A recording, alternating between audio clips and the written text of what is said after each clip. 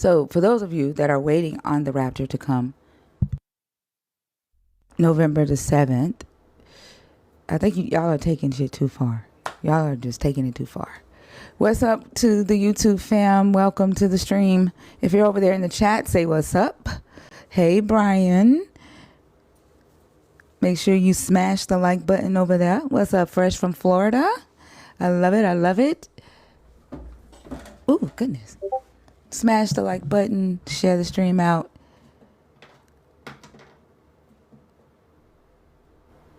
Majestia.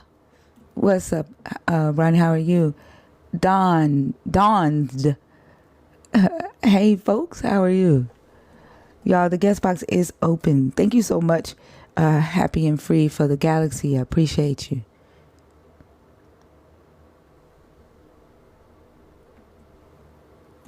Yeah, I don't know why they keep doing that. I mean, they're just going to keep changing the date. But the fact that he messaged me in my DM and told me that I need to spend my time preparing, which, like, I think the believers, I don't know. I don't want to put that on all believers. But then I had another one, which I don't know his name. Sometimes I catch the flack that the mods will mute somebody in the chat. And so I get cussed the fuck out in my DM all the time. And some guy named Dr. Joseph or something. Is his name Dr. Joseph? I can't remember his name. Is this the same? But he messaged me and he was like, yeah, you mute me because I'm speaking facts. I said, I have no idea who you are. And then he messaged back and said something, called me bitches. And TikTok banned his account. And like, as soon as he typed it, his account got banned. Hey, Gregory. But yeah, I get called bitches and shit for them getting muted in the chat. What's up, Nelly now? Hey, how's it going? It's going good. I'm talking about how believers be in my DM. One of them sent me a hellified long ass message. I'm talking about going on for days. You can tell they sat there for about 30 fucking minutes and wrote that DM. Damn. I'm talking about the fucking thing scrolls like roller skates. like you just keep on rolling. They had bullet points. That's crazy. Subtitles. Like, and then this is what I don't understand, right? Like, if you all would come up here and act like you got some sense, I'm going to have a civil conversation with you. As long as you don't crash out on me, as long as you don't disrespect me, and as long as you don't talk over me or any other host on the stage. There is no need for you to spend 30 minutes typing out a sermon. I'm not going to let you preach. This is a discussion. This is not church. Although tonight, y'all, I did subject us to testimony service. Because I do feel like some other person was like, you need to be more open to your Christian audience. She said, Jesus wants to have a relationship with you. Jesus, she said, well, I do appreciate your passion and your knowledge. Jesus wants to have a relationship with you. And you need to be more open to your Christian audience. Like, this is just, like, she had the bob haircut, like the Karen Bob haircut. And, like, that's just the voice that I imagine. Oh, wow. So I messaged back and I said, leave me alone. TikTok protected her from that. I don't know why they didn't let that message go through. TikTok protected her. So I deleted it. And then I thought to myself, I was like, you know what? I'm not going to, be a bitch. So I messaged back and I said, respectfully, I don't ask permission to show passion or to be knowledgeable. And I said, you're more than welcome to come on stage and share, what you want to tell me about Jesus, as long as you do it in a respectful way. And I said, but also, if Jesus is longing to have a relationship with me, then Jesus knows what my standards are, and he knows I'm not going to drop them for him. And so tell Jesus to come with evidence, facts, or logic, and I said, when he does come with that, I still don't want a relationship with his ass. Like I don't like I'm not seeking a relationship with Jesus. I'm just seeking to understand you, right? And its belief system and how it affects my life and how it affects society. Right. And I don't know if you could convince me of your Jesus' power, maybe. But not that I want to fall to my knees and worship him. I don't like the characteristics of this God. I don't like the what it does to the people who believe in it. So conversion therapy and TikTok DM is wild. Like, especially when I'm live, 11 fucking hours a night for 4 nights a week. Like that's you in my DM typing sermons. It's ridiculous. And I know y'all want to talk So to in other me, words, but y'all are scared, huh? no, I said, so in other words, this is testimony night. Because I figured they need that, right? Like most of them only go by their testimony, right? They only go by their experiences, but they have to know, right, who they're talking to, and with my mind, your mind, Fee's mind, like we deal with facts, logic, and evidence. So if you come to us with a testimony, we're going to ask questions, right? We're not just going to go, oh, holy God, Jesus. Like we're not. That's not. This isn't church, right? And so we're not going to do that. So be ready for that. Don't get offended because we don't just accept what you say. It is asking questions isn't an automatic rejection. Damn, that's a bar. Hmm. Asking questions isn't an automatic rejection.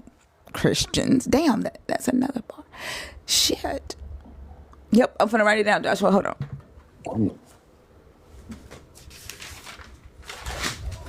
Yeah.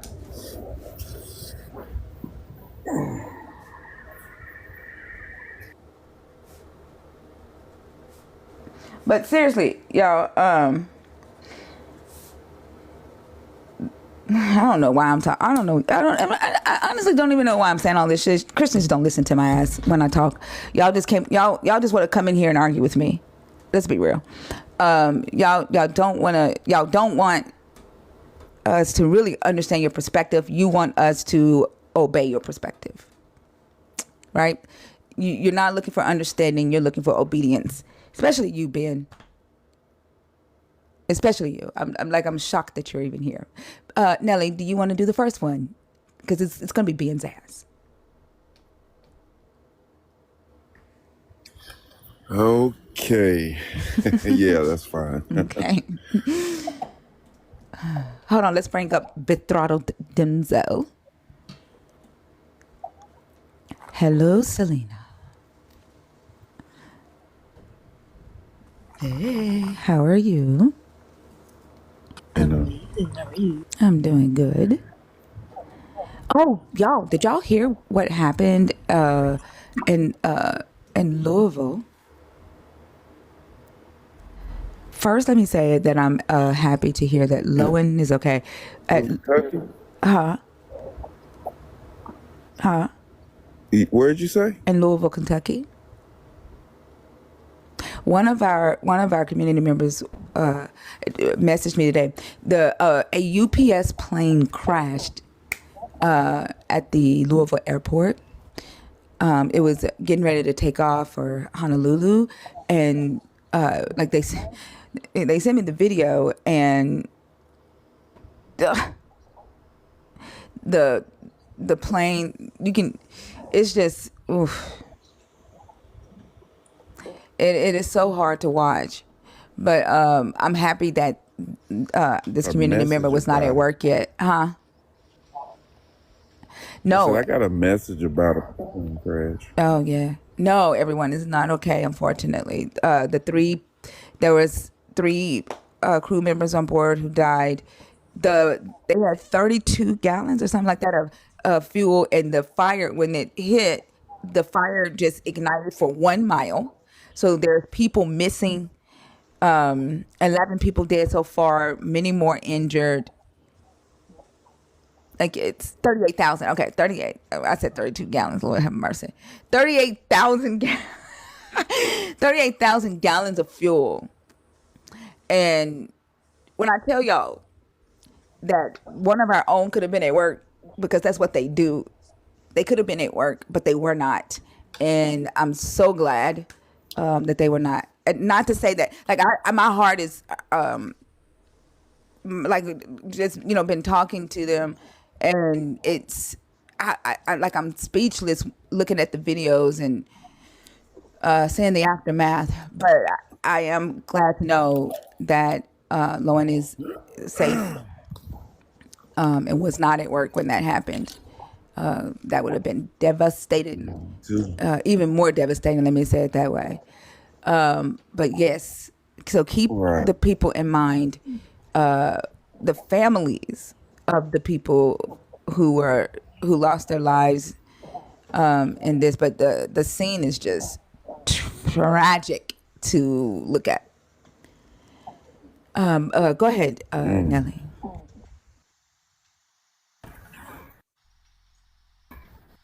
Oh no! I didn't say anything else. I No, mean, Ben is at the bottom. you gave me more information about the flight. You don't see Ben at the bottom. Ben, how I the think I hell? got a delay. Hold How's on, it going? Ben. How did you get in that spot? Can you hop down and hop back up? That's my spot. I don't know. I just tap wherever on the screen. Yeah, my backup account was there. I didn't even notice that the backup account had fallen off of the stage. Can you hop down and hop back up so I can put my backup account back up? Sure, Thank you. I'll do it. Thank you.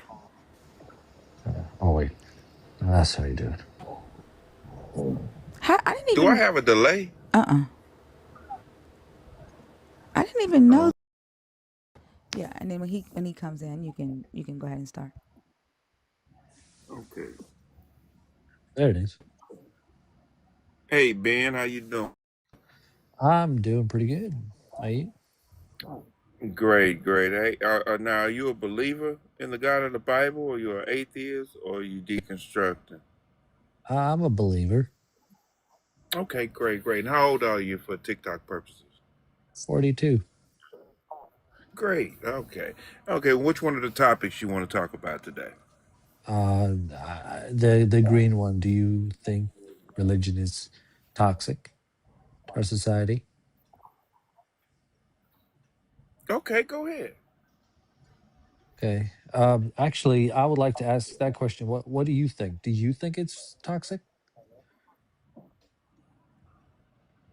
Oh, I don't think it's toxic. I know it's toxic. It's not about a matter of me thinking it's toxic. Okay.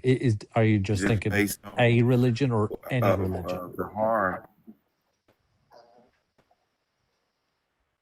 Do I? to do with your Nelly, question. Nelly, you're going in and out now. Yeah, I couldn't make out what he's saying. On in and out. Yeah, you're back now. Yeah, I'm thinking that I'm having some type of um, problem here with my Wi-Fi where I'm at. Oh, Oh, We can give it a shot though. If it starts blinking, is it still doing it? but if oh, you go out, I'll step in. Go ahead. Okay, go ahead, Ben. yeah. So I didn't catch your answer. Are you saying all religions or just specific ones that are toxic? To me, all of them are Okay. Well, toxic, but the Christianity, but the Christianity is mainly to me more toxic okay. because it was first. Yeah, what's toxic about it? Like I'm trying to figure out what you mean toxic and what's toxic. Well, look at all the harm it's caused. Look at all the harm. Look at all the death toll behind this um, Yahweh, this God of the Bible. I mean, just look at just that alone. Look at how Christians treat other people that don't believe in their God. Look at how they treat the LGBTQIA. Look how they treat them because they don't believe in a God, or is because they don't think God loves that person. Their God doesn't love that person because of what they do or how they live their life. Yeah, so it's very toxic when I say that. Why do you think it's not? Well, um, for one, a lot of evil towards man, man does evil towards man.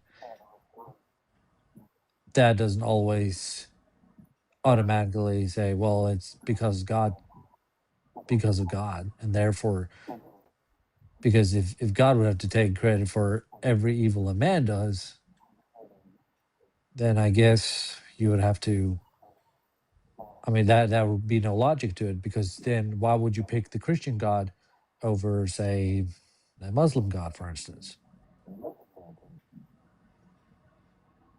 How do you know it's not the Muslim Okay, I'm God not quite causing understanding you, but when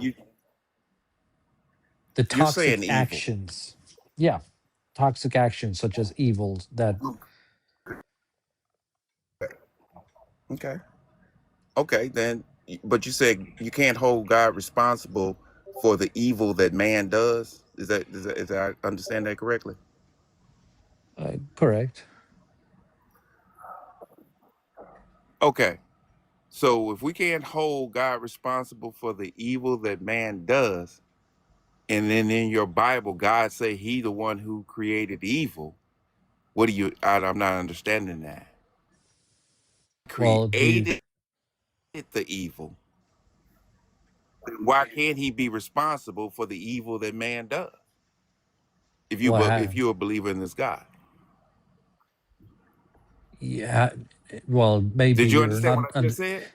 yeah, and to me, I already know you do not understand what that phrase "he created evil" meant in the first place. Okay, what does it mean to you? Because definitely No, it's going to mean different things to different Christians. So, what does it mean to you? the translation, what it translates correctly is he brings calamity It's like, are you saying calamity to is That's the just good? another enemies. translation of it. Well, that's what it means, No, calamity. that's what the That, but accurate. that's So what it what? means in Hebrew. But are you Yeah. saying calamity is good, Ben? Is calamity good? Well, what is good?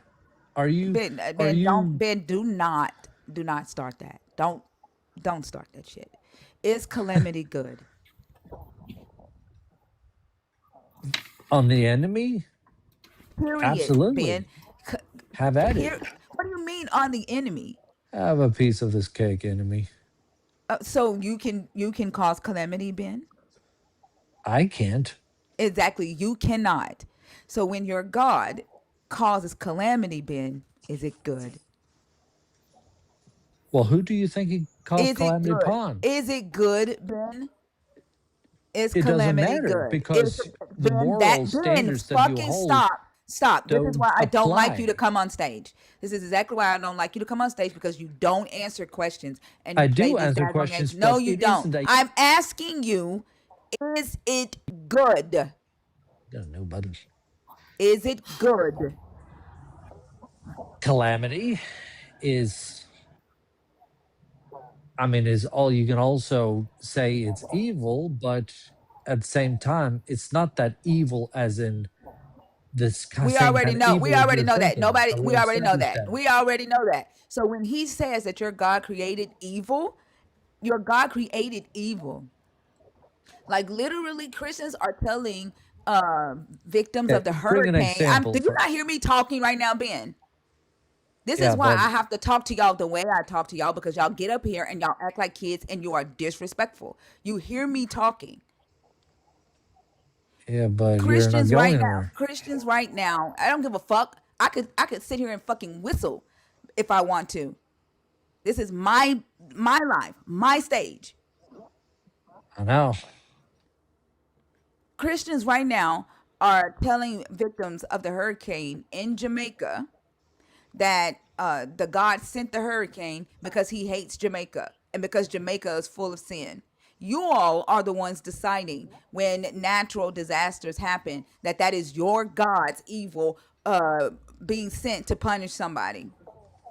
So yes, your God created evil. And yes, calamity is evil. Now you go in a completely different direction. No, the fuck I'm not. Yeah, you are. Ellie, go ahead. Stand talking to this dude. So you can't just jump from one topic to another, or put oranges with That's the apples. same topic. What do you mean? Hold on. That's not comparing apples to oranges or whatever you just said. That's not that. That's the Yes, same it is. topic. So you said that God cannot be responsible for the evil that man does, but yet your God is the one who created the evil. So Natural that's disaster and bad weather, destruction of the earth has already been, that was already earthquakes and such. That's just fulfilling prophecy. You're not. that's not what we were talking about. That was an example of what Christians are saying. What me and you are talking about is the evil that man does on the earth. And you said that your God cannot be held responsible for the evil that man does on the earth, but yet your God is the one who created it. That's like you're saying, well, I'll create corona and you're not responsible for the harm that corona causes. Okay, so there's two different things. The evil a man does, that leads to sin, that is something that God cannot do and won't do and what never has done. What do you mean? What I mean is that when God caused calamity over Egypt, was that God sinning? Was he sinning against himself? What do you You all forgive him. So yeah. No, he did not. You're just trying to make a loophole when there's none. That first off, motherfucker, you can't tell me how I see a thing. And again, your God sins a lot in the Old Testament that you all forgive through the blood of your Jesus. So yes. And then if you want to talk about this hurricane or Jamaica stuff going on, Ben, I know what you're trying to I do. I no. know what yes you are. I know what you're trying to do. Don't Well, what am fucking I do trying it. to do right now? Tell me. You're getting ready to say some fuck shit about No, I'm not. yes you are. Yes No, you I'm are. not. Yes you are. Stick to the fucking topic, and I swear, Ben, This is the topic. if you do what you normally do, I'm just gonna fucking block you because you are irritating.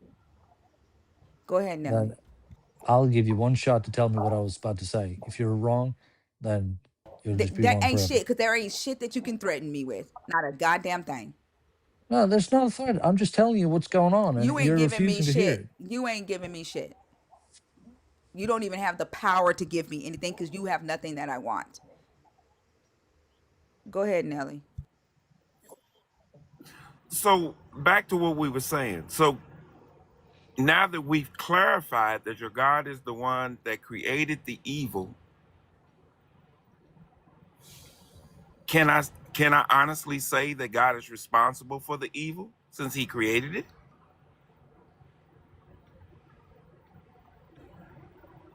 When you say evil, I assume you're talking about calamity. So I'll say yes, calamity. Calamity that, you know, you see throughout the Okay, Bible. then so that means you need to retract your statement about God can be responsible for the evil that man does on this earth. No, because if you're talking about the evil as in the decision that man rebelled against God, decide sinning in the garden, then no, God did not create that evil. He gave What do them you mean he did not choice create it? to choose. He Okay, treated so what man you're with free saying is, will. hold on, slow down, Ben. So what you're saying is that evil did not exist until the fall of man. Is that what you're saying? Correct? Sin didn't exist until the fall. Okay, so what about the war in heaven when they rebelled What war in against God heaven? in heaven? What do you mean? What war? You know about the war. Your Bible Okay. teaches you about the war. Now tell me about this. Oh, you don't know. Um, I hear people talk about it, but they Okay, never then, pull out well, that means that. scriptures. So you haven't read it in the Bible that there was a war in heaven and the angels, half of the angels rebelled against God, that blase blase, and Satan and his army. You didn't read nothing about that. You never heard that story. Yeah, I know there was a rebellion. I know there was. Okay, so then evil had to exist before the fall of man. Now,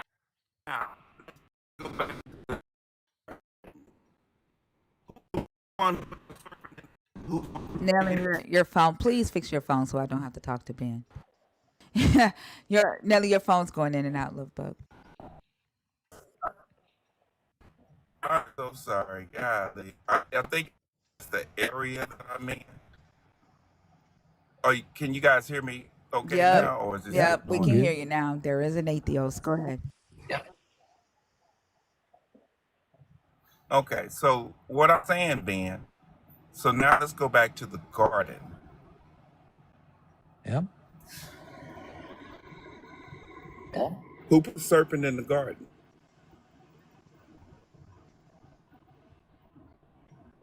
Yeah, Serpent Garden. Yeah, I'm with.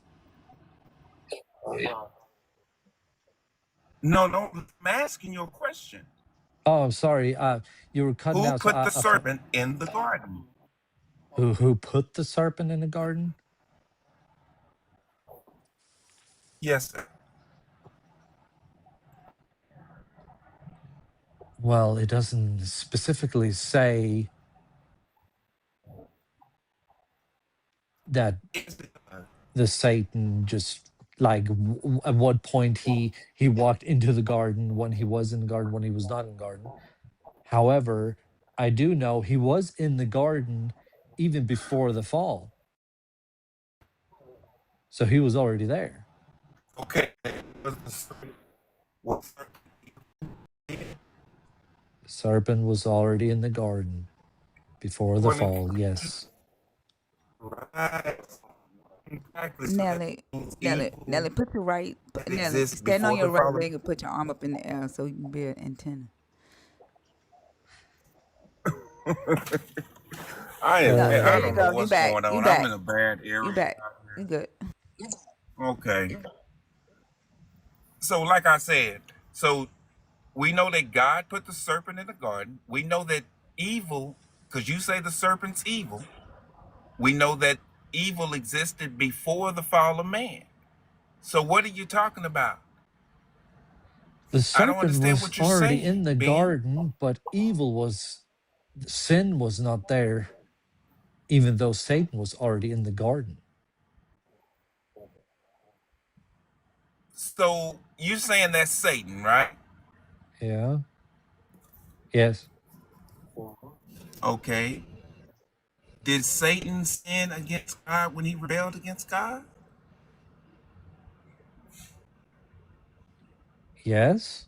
But where do you think he was? In the Okay, garden so that so or in okay, heaven? hold on, Ben.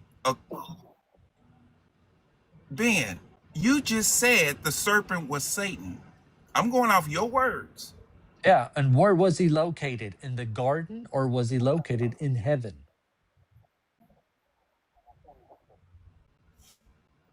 Well, according to you, he was in heaven, and to your belief, he's in the garden. You're cutting in and out. I'm sorry. Ben, was there a time on Earth I'm that sorry. I'm Satan? cutting out. It's okay, Nelly. You can go ahead and get it fixed. Was there a time on Earth where Satan existed on Earth and sin did not? Is that what you're saying?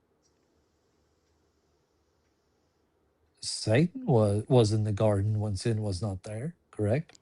So my question to you, Ben, is: are you saying that there was a point in time when Satan existed on the earth and sin did not? Was the garden not on the earth? So then there was a point in time on the earth where Satan was not sinful. Yes, So the Bible Satan was says still so. so Have you Satan not was read it? still so Satan was still a perfect angel in your God's eyes in the garden. Yes. And that perfect angel in your God's eyes had malice in his heart to get your God's perfect humans to disobey your God.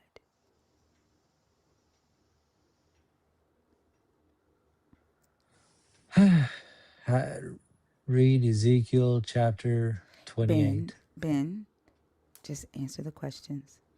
What was that question?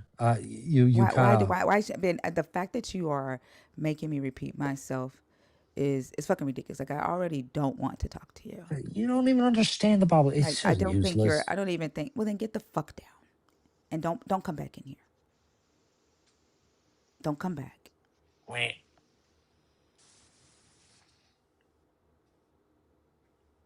Do your thing, man. Goodbye, Ben. I'm waiting. Yeah, you know how to let yourself down.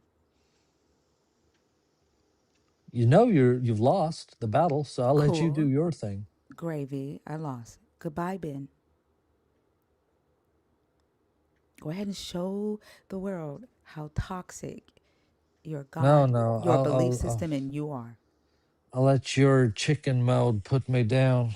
Yeah, because you're toxic. No, it's not You're gonna toxic. stay I'm where you're not speaking the wanted. truth. You don't You're even gonna know the say scriptures. you're You're gonna just stay going where off you're of not. whatever Shut the you're fuck up. thinking. Shut the fuck up. I'm talking. You're gonna stay where you're not Oh, they got wanted. a new You're button gonna as well. stay where you're not wanted because you're toxic. You and your Still God. gonna mute. You and your God are toxic. Y'all No, invade people's you say space. You invade it doesn't people's make it space. toxic. Yeah. Goodbye, Ben. Do it. I want you to do it because Because you're that toxic. no, no, no, because something that is toxic would be something that, say, for instance, something that goes, I guess, infiltrates and ruins. But what do Christians do? They pray for people, they love people, they lift them up, and they want the No, best for them. nobody wants you here, Ben. No one wants you here. Oh, I don't want you you here. you The come on. nerds don't want you here. Nelly doesn't want you here. Ah, but it makes Go, you look bad leave, if you kick me because leave, now Ben. you look like a Right. chicken. You know, you're like a rapist. When a woman says no, you say yes and you Well, stay. kick me You out don't something. I respect don't boundaries. care. I shouldn't have to kick you out, Ben. I've asked you to leave and you won't do it. You know how to disconnect yourself, but you won't because you don't Um, respect boundaries. And the only reason why I'm because allowing I this to don't. go on is because the topic is let's talk about religious consent and boundaries. And you are the perfect example for how Christians do not respect the boundaries of other people. Respectfully let me talk. And we don't owe you that. If you're going to stay here and be a jerk, Is that how she's it just is? going to keep on muting your ass, Ben. But they You're toxic. the new button now down. Tap it faster than you can say toxic. But seriously, thinker, can you?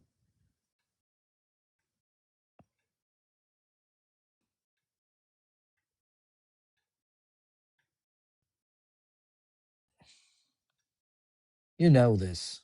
You know better.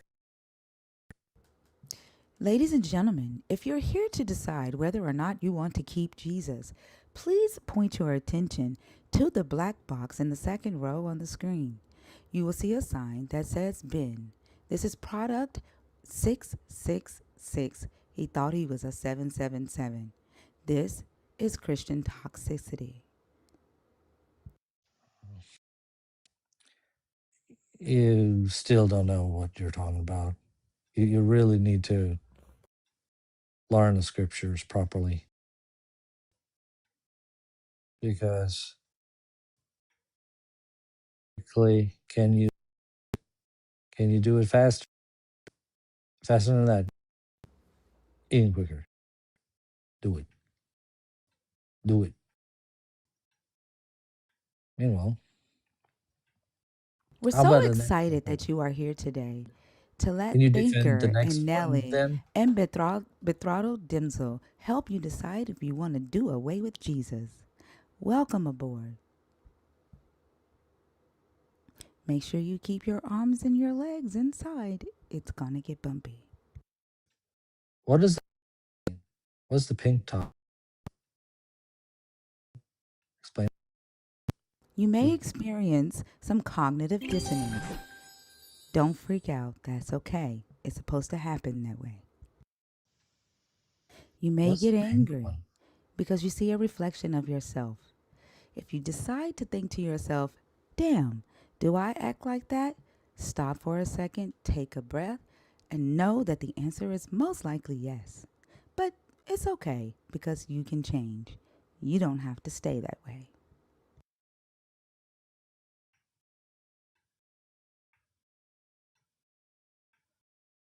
I still wonder what the pink one is. Consent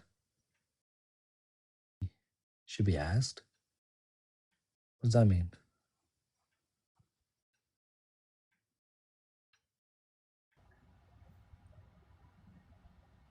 Is that better, guys? Yeah, you Hey, sound hey, wonderful. Nelly, how Hmm? are you? I'm great. I'm Well, great. we actually don't have anybody on stage right now. There is an exhibit going on where people who are trying to decide if they want to leave Jesus are watching the exhibit. So bear with us while we get a guest on stage, okay? Okay, great. Thank you.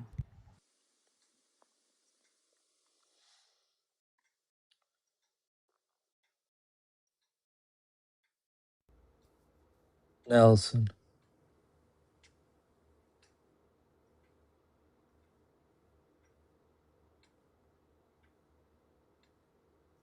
are you familiar with Ezekiel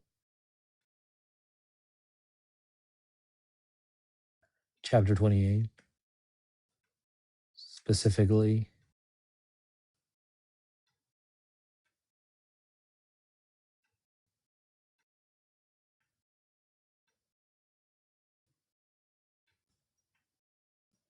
If you are a Christian along for the ride and you're wondering to yourself, well, what the hell is a boundary? My pastors never talked about that. Well, we're here to help you. A boundary is a line that you shouldn't cross. It's a line that marks the limits of an area or space or a place or a topic that you should not cross. If you want to talk about Jesus and an atheist has set a boundary, don't cross it. Do what your Jesus said and uh, shake the dust off your feet and keep on walking. That's what do you think called that a means? boundary. Let's talk about that Right scripture. now in front of you, there is an exhibit playing. And again, that exhibit is showing you how Christians cross boundaries. Why are you shaking?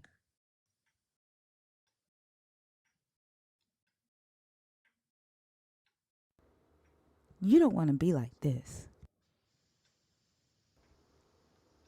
This is why you should join atheists. Atheists understand the importance of boundaries.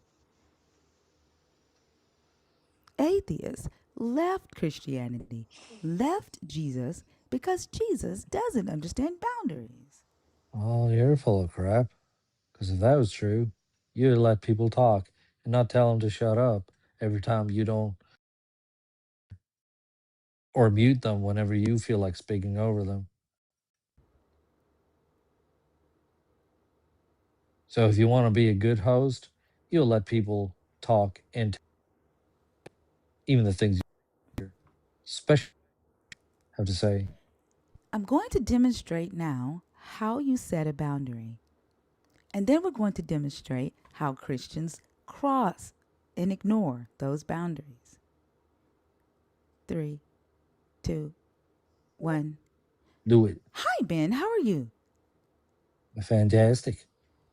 I actually don't want you on my stage today, Ben. I don't like your personality. You interrupt the conversations that we're trying to have in here. So I'm going to politely ask that you remove yourself by hitting the X in the top of the screen and quietly leaving.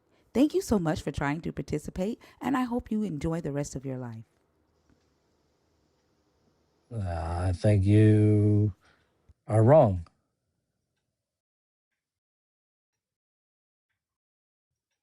because what you said about me was incorrect. You know me just as well you know the Bible. You know nothing about me, so there you go. Your claims are false. So if you really don't like what you hear, you know what to do.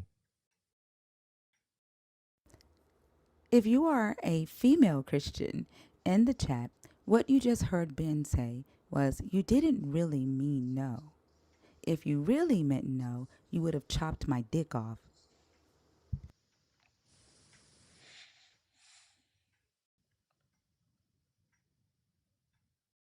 Not making sense, but still not accurate.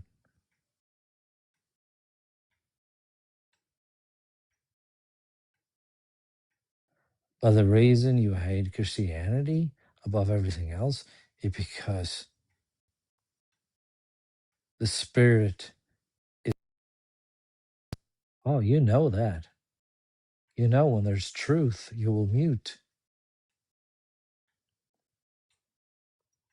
Because spirit battles flesh. And when you let the flesh, that's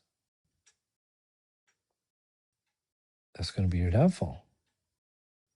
Ladies and gentlemen, this is the end of the exhibition. If you are a believer, put a 1 in the chat if you want to be like Ben and cross the boundaries of non believers with toxicity. If you are an atheist, put a 2 in the chat if you want me to kick the shit out of Ben's nuts. I've told you, have at it.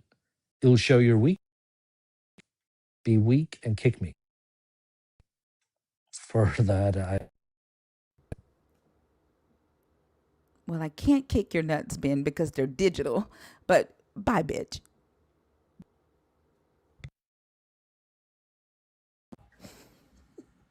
That is. Can y'all block him? I cannot stand that motherfucker. Can somebody block him for me, please?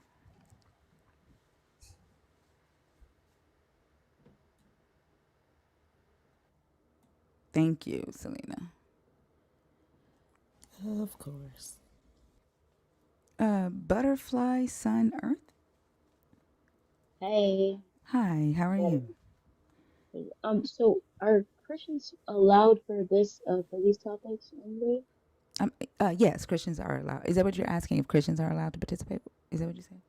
Like, is it a Christian only? No, no, no, no. It's not Christian only. It's believers, people who are deconstructing or atheists. Okay, well, I'm deconstructing still, and I'm an atheist, so. Okay. Which topic did you want to discuss? The green, do you think religion is toxic to our society? I would say yes. I mean, since I don't know too much about like other religions, but I do like I recently left Christianity. Um, I would say the things that Jesus teach, like a lot of Christians are going to say, like, of course you're going to see stuff when he's talking about love, but it's like the way the the God of the Bible is and the things that it says, it like promotes certain behaviors and how can I say, like it causes this the book causes people to act a certain way as and especially Jesus. Like for example, you have where it says how you know loving God is like the first thing. And today, like I heard, well, not heard, but I saw how a girl was saying. something about like being 5 years old and just like imagine your parents, like your parents saying, I love God more than you to like a little child, like stuff like that. Yeah. Um, yeah. Yeah, it definitely can, fuck with a child's mind. I will honestly say I was talking this morning about like me and my mom's relationship. And like we love each other, but she will let us know in a minute that she loves God more than us, and we like she has shown it with me multiple times, and it does mess up your relationship with the people in your life who will make a decision to say and do certain things to defend this God or to do whatever they think that God has created them to do. A lot of a lot of families that are have like a religious foundation have toxicity that they are hiding from the public because they like public facing.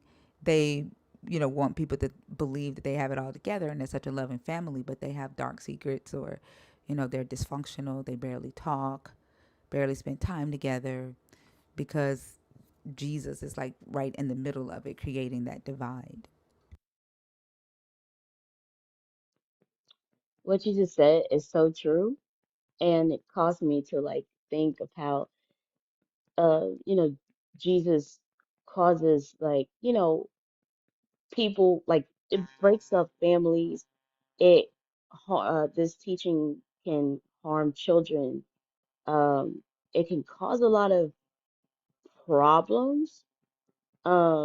It's so many things. I also think that Jesus as well, like, hopefully I'm using this word right, but I think that he, in a way, promotes anti-intellectualism. Yes. And there's like this scripture where he's like, and I'm not too sure on much of what it means. Like I'm still deconstructing and reading and stuff. But he thanks God, and then he says something about the wise, and it's like education for Christians is like education is good until it goes against what Jesus says or what God teaches. And I feel like that's a big problem because when you think like that, it can hold so many people back.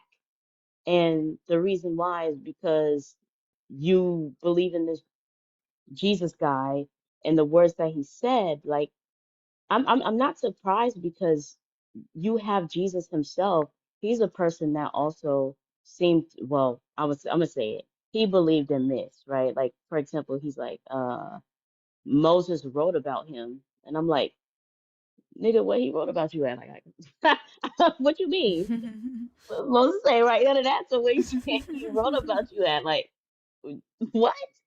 So this Jesus figure causes people to hold so many people back, break up families, and etc. Yeah, that's what I could just think of. That's why I say it's toxic. It harms people and it doesn't allow people to fully grow. It also gives them this ego to be unintelligent and confident, right? And what's interesting is last week I read from Against Celsus, which is a book from early church father named Origen, who was responding to an anti-Christian philosopher in 248 AD. And Celsus did not like Christians, amongst others like Tacitus and Suetonius and all them. But Celsius did not like Christians. He felt that they were the problem with what in their society at that time because they were doing some fuck shit, some weird shit. He thought that they were evil and stupid. And he wrote and he said Jesus intentionally built a following of, he said Jesus couldn't convince more than 10 people of his divinity, and they were all unintelligent people. And he said Jesus taught them his worst habits, which was robbing and begging. And after Jesus was executed, his followers went out and grew Jesus's following, and the criteria for it was to be that you could not be educated, you couldn't be someone who had been well instructed, you had to be like someone that they considered stupid, and like he says, come with all confidence. Like if you are stupid and uneducated, come with all confidence. And so like when they come on stage, like what we just saw with Ben, and I'm not saying all believers are ignorant or unlearned or anything. What I'm saying is there is this comfortability with being unknowledgeable, with having a lack of knowledge, using incorrect words and reinterpreting words, saying that logic isn't necessary, and they have this ego with it, and it's condescending, dangerous. Like they don't give a damn. They know they're ignorant, and that's what they love about themselves is that they're ignorant, and they just deny factual information. To me, that's the danger. That's where violence lives, harm lives, in people who are confidently ignorant. I would agree, and I don't blame that guy for saying that, by the way, the person you brought up. Um, that's No, interesting. Celsus wasn't saying that he knew he was alive. That's not what he was saying.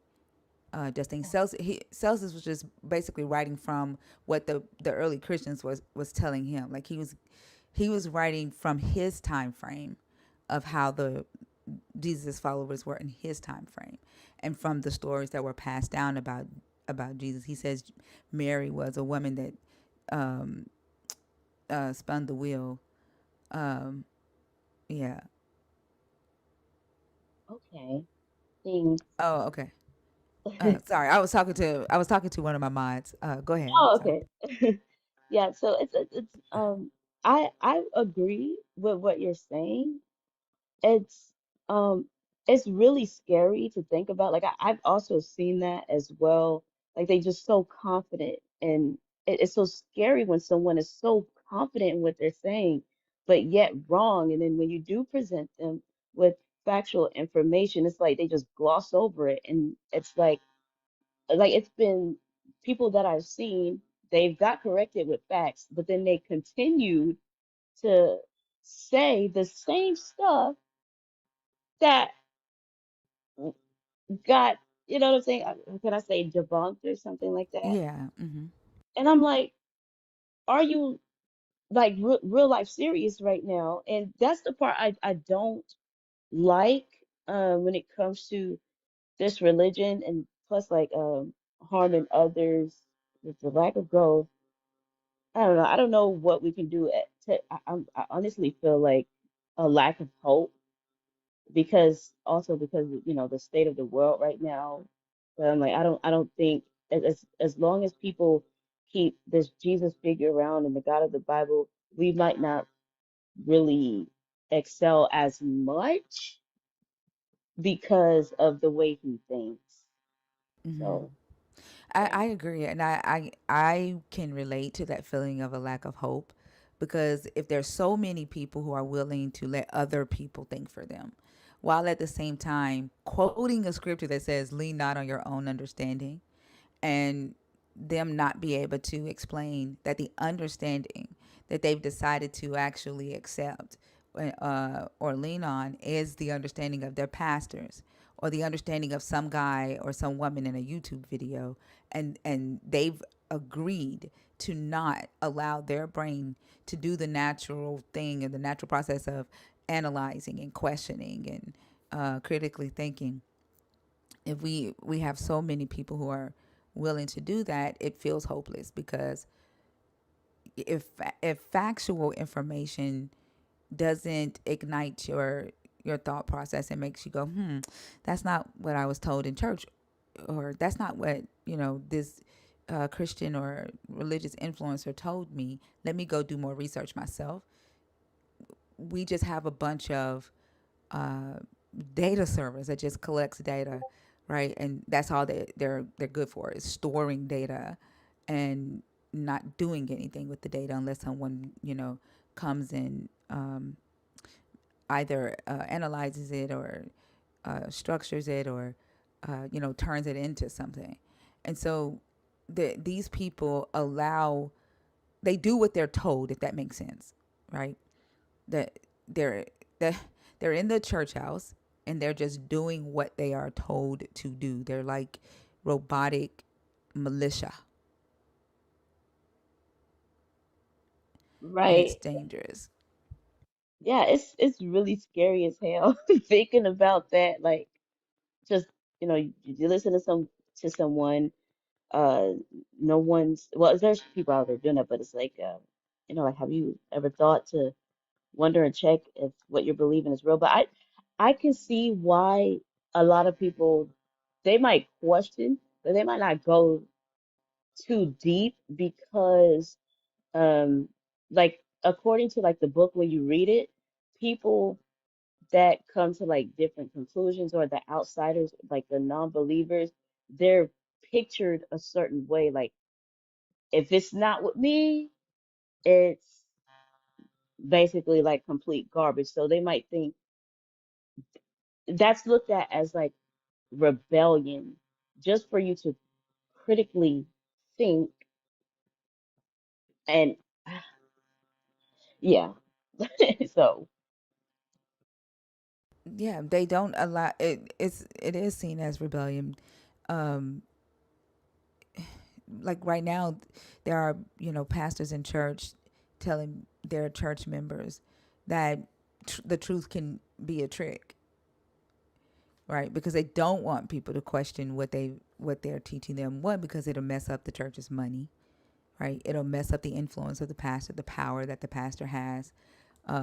It'll start, causing a rebellion, more people to rebel against what the pastor is saying, and it won't be as easy for them to basically colonize the mind of the people. So when a couple of weeks ago, I had a topic of asking why the God of the Bible would not want his creation to gain the knowledge of good and evil, right? Like, why wouldn't this God want them to have a moral conscience, for them to know when their actions are good or bad, or the information that they're getting is good or bad, or the commands they're getting are good or bad? Like, if a God plans on burning up people based on if they're good or bad, you would think that God would want his creation to be able to decipher whether, if I rape a woman, is that good or bad. But this God said, don't gain that that ability, right? And I asked that question, why would your God not want you to gain that ability and then punish you for getting it? And it reminded me of like the antebellum South, how the slave masters didn't want their enslaved people gaining knowledge, because they didn't want them to rebel or question them when they're telling them to do something. They wanted them to see them as masters, as lords, as God, damn near. And whatever the slave master said was good, and you do it and you don't question it. And that's the same thing that the God wanted for Adam and Eve in the story. That's the same mindset that a believer is supposed to be working towards. That's what gets them eternal life, if they're willing to give their will, right? Their what they're calling free will is their moral conscience. If they're willing to give their free will over to the God, like when they say, not my will but your will be done, right? Not my moral conscience but your moral conscience, then that's the ultimate position for the human to be in for the God, because then the God can say, go into that land, take it over, and get all the wealth and bring it to me, and they go do it with no question, right? Everything God does is just. If he's telling me to do it, there's got to be a good reason for it. I'm just going to do it, because who am I to question the command that I'm getting? I'm just the clay. He's the potter. And then, so when I ask, well, did that command come from the God? Like, you saw it come from the God? You know for a fact it came from the God, or did it come from the mouth of another human claiming a God said? And then they'll say, but God spoke to that human. Well, how do you know? Well, I can't question God. I don't know. His ways are not my ways. His thoughts are not my thoughts. We'll never be able to, understand the mind of God. He chose to speak through human. He chose to speak through that human. So I can't question that. And then you get a bunch of people who just do without questioning, and that's what religion likes.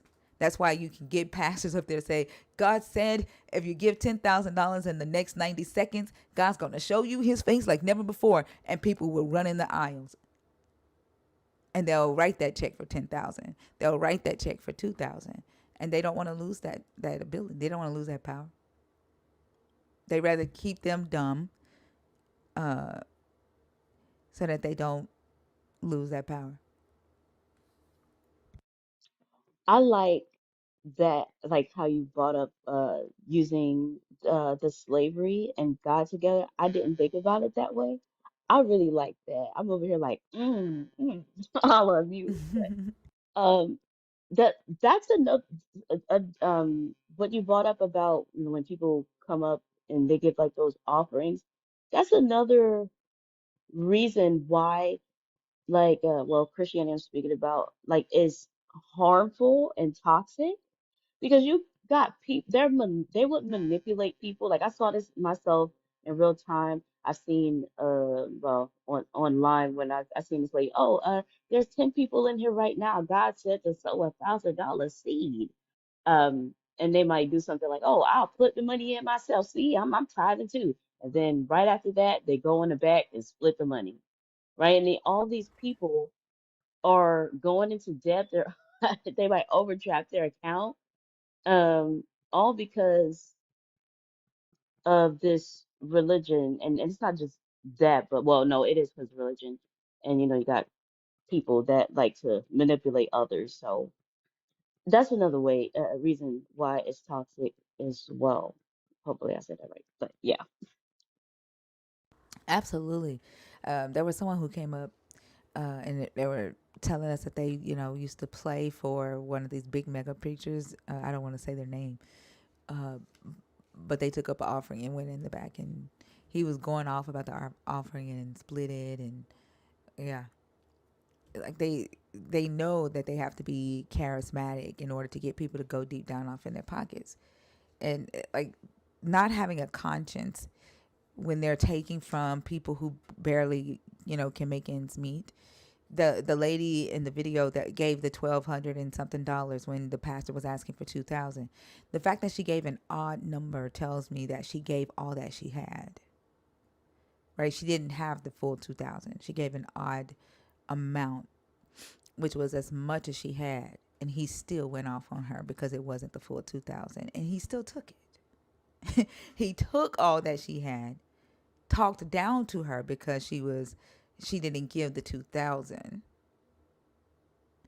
with. And but here you have people who will read this Bible or claim that they read this Bible, where in the Bible didn't Jesus say that the lady that gave all she had gave more than the ones who had a lot and gave what they had? Like, but the pastors are doing the opposite. But when you are unlearned in your own belief system and the pastor is your understanding, then you accept stuff like that and you allow yourself to be subjugated and treated that way. right. And it's really messed up. But I mean, I really wish I could do something about it. But I don't know. I feel like when I think about it, it makes me upset because I gotta live with this and find a way how to deal with this with the, you know, having toxic religions and, you know, like, and people that think like this. So, I don't know.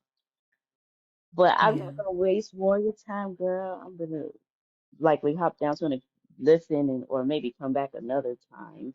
Okay. Thank you so much for coming up. I enjoyed the conversation. And I hope you have a great rest of the night. Okay. No problem, you too. All right. Bye. Bye bye.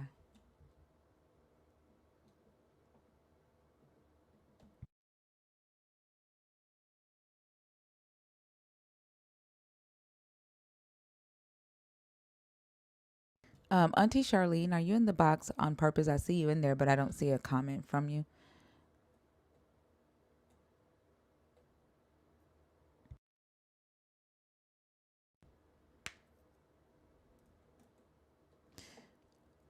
TikTok mommy.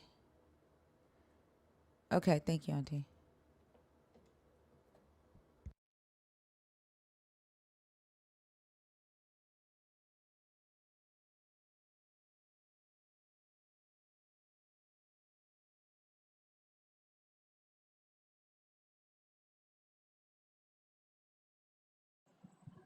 Dedrick?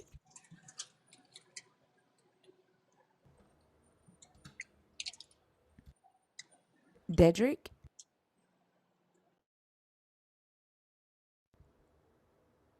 Dedrick, you went on mute. Are you up on accident?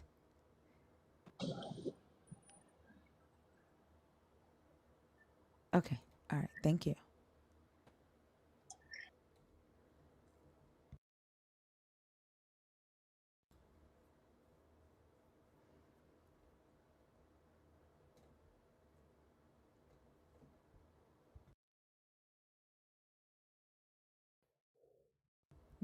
Diver?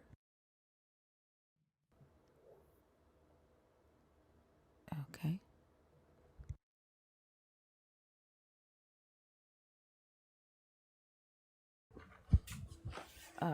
Bulbasaur? Bulb?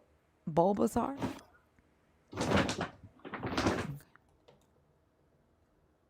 TikTok needs to fucking fix. It shouldn't be this easy to accidentally request to come on stage. Like, at all.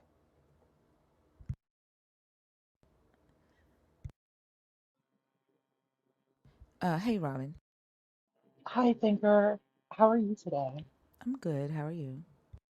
I'm doing well. I came up to address your topic.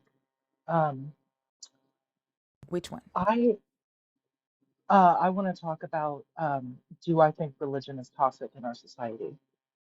Okay, go ahead. I think religion is very toxic in our society. Um, I think that most, but not necessarily all, of the prejudices that our society has are based in Abrahamic religion. Um, Something that I don't think, or I don't hear talked about a lot is how children from a very early age are instilled with both the fear of hellfire and their parents will intentionally ingrain their children with prejudices, hoping that they will grow up and become bigots like them. And the fear and threat of hellfire is often used to reinforce this. Um, I'm just speaking from my own personal experience.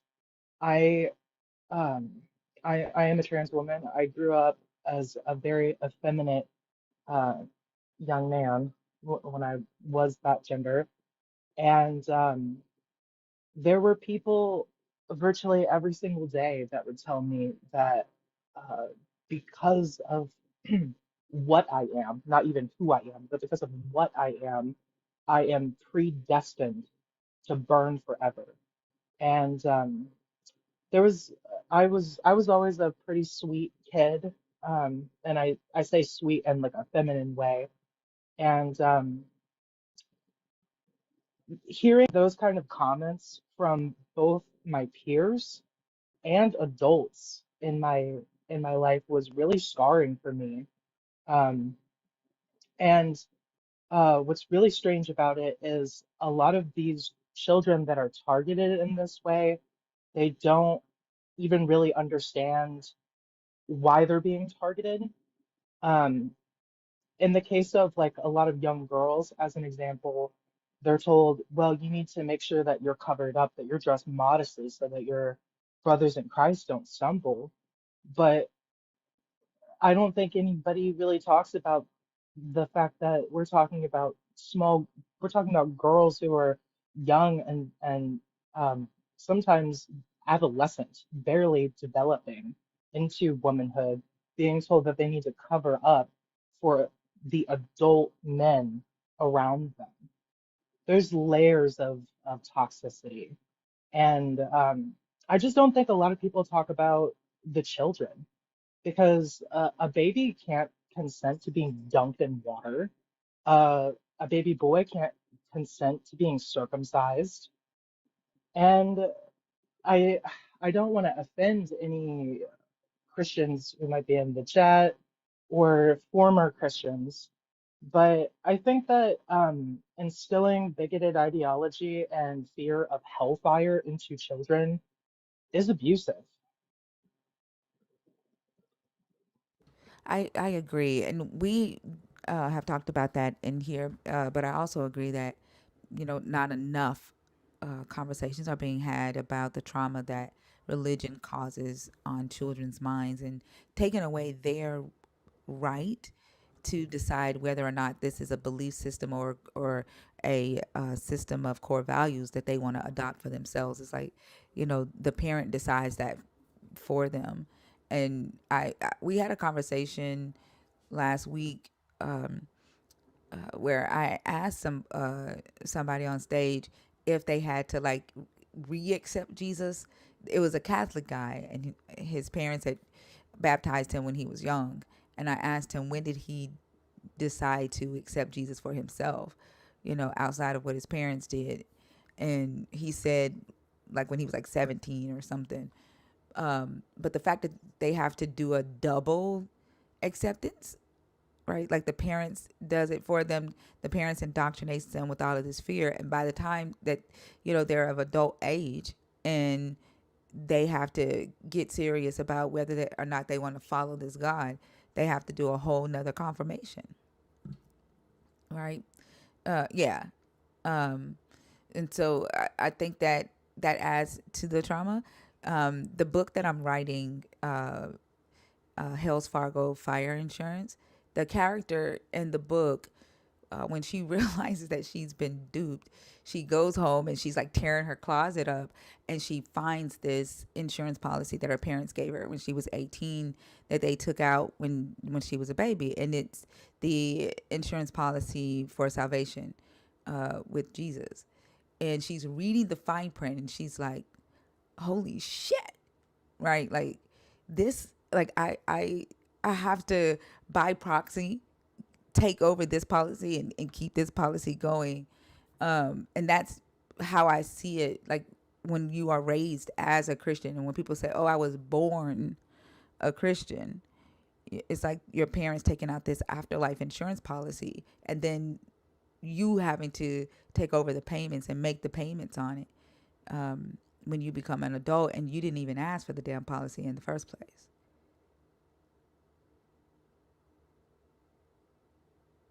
I love the concept of that. That really resonates with me.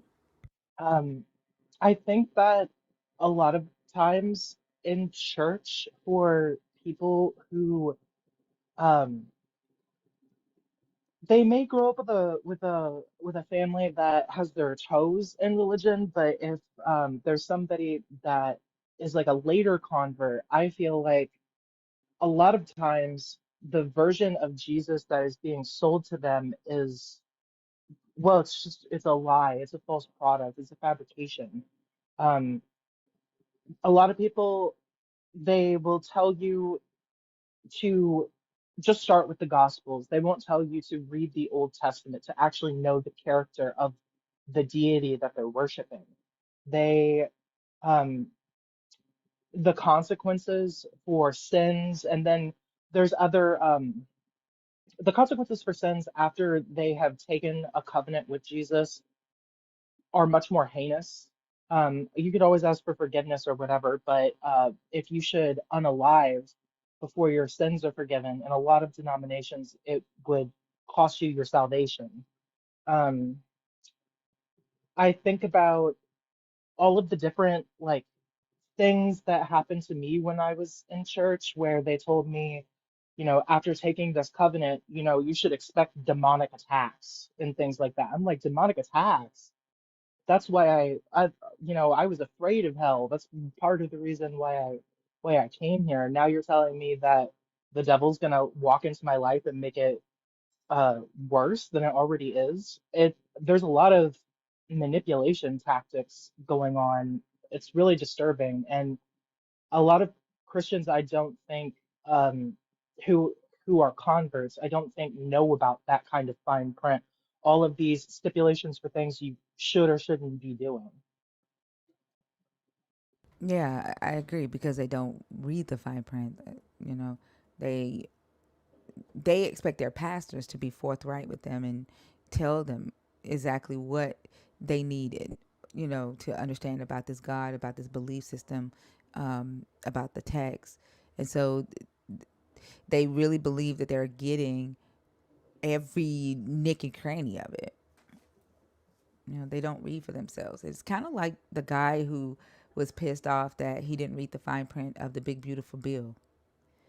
You know, he was advocating for it, and then when he, after they passed it, and the bill affected him, he went back and read the fine print, and he was like, "We trust what you say. You know, we don't read." That's, to me, that's believers. That's how believers are as well. I totally agree. That's one of the consequences of going on faith and not actually doing your due diligence, doing your homework about something. I think believing things blindly is very harmful and destructive. Um, it's not conducive to a healthy life. Um, but yeah, I think I said everything I needed to say. Thank you so much for having me up, Thinker. You're welcome. Thank you for coming up. Have a good night. You too. Good night. Good night. All right, y'all, keep tapping the screen up if you are a believer in the God of the Bible, if you are deconstructing, if you are an atheist. The guest box is open. What's up, Gaslight?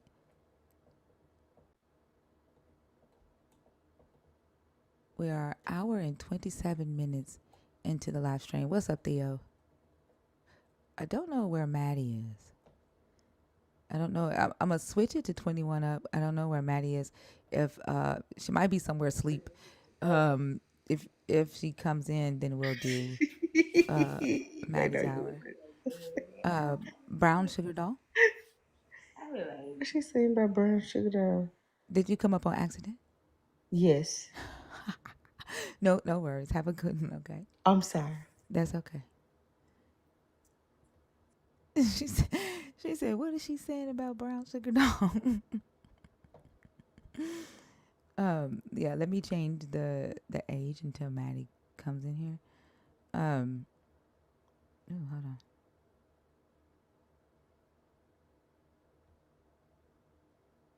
Oh, yeah. Also, don't be afraid to come up. Sometimes I think believers like Ben will come up and do what they did on purpose to so that other believers won't come in. Where in the hell is my 21 plus? What the fuck? I know I added this motherfucker. Is it on? Is it up here? Damn, I gotta find it. I don't even know how to go into director mode. I don't know. It's like, so y'all don't have to see me playing with this damn screen. But I'll leave it 18 plus. Wait, is this one then? Wait, hold on. Nope. I don't know where it is. But oh well. Okay. Um, yeah.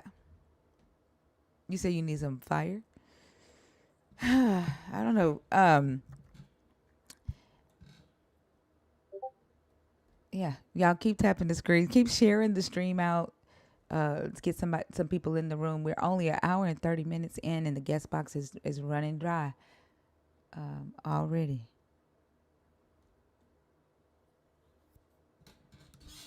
I'll go ahead and play a song. Give some people some fire. Give people some courage, some liquid courage. Well, some digital courage, not liquid courage. Let me see.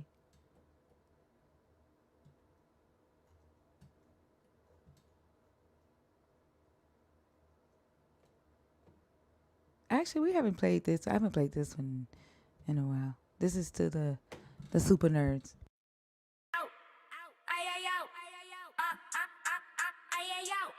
Are you relaxing and chillaxing with an open book? Don't do that on TikTok, that's not a good look. Grab your collard green and cornbread, sky candy and Kamari. Did you mean calamari? Nah, I said Kamari. I'm no fancy Nancy, I'm woke like Adrian Reddick. Fuck the fall like Jamal, free like Keddy Woody Beddit. Writing my own scripts like a Beth Bridal Dimzel. Sweetie pie, why they lie? K-Free will. That's so dumb, we're having fun, where they go? They run, pause, they run.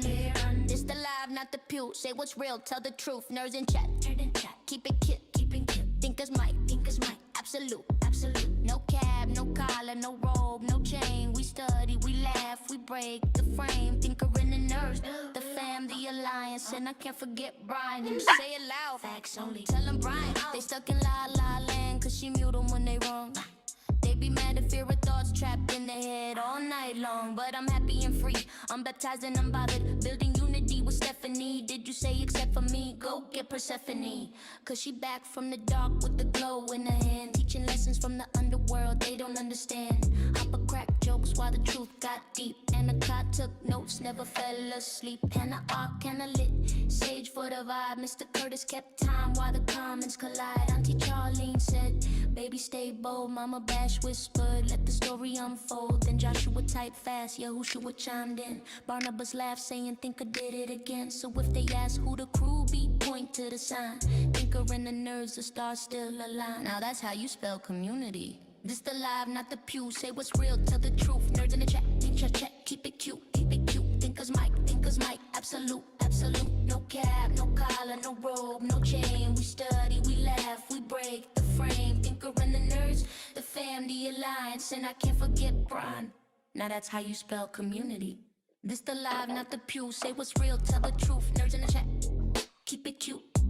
Thinkers mic, absolute.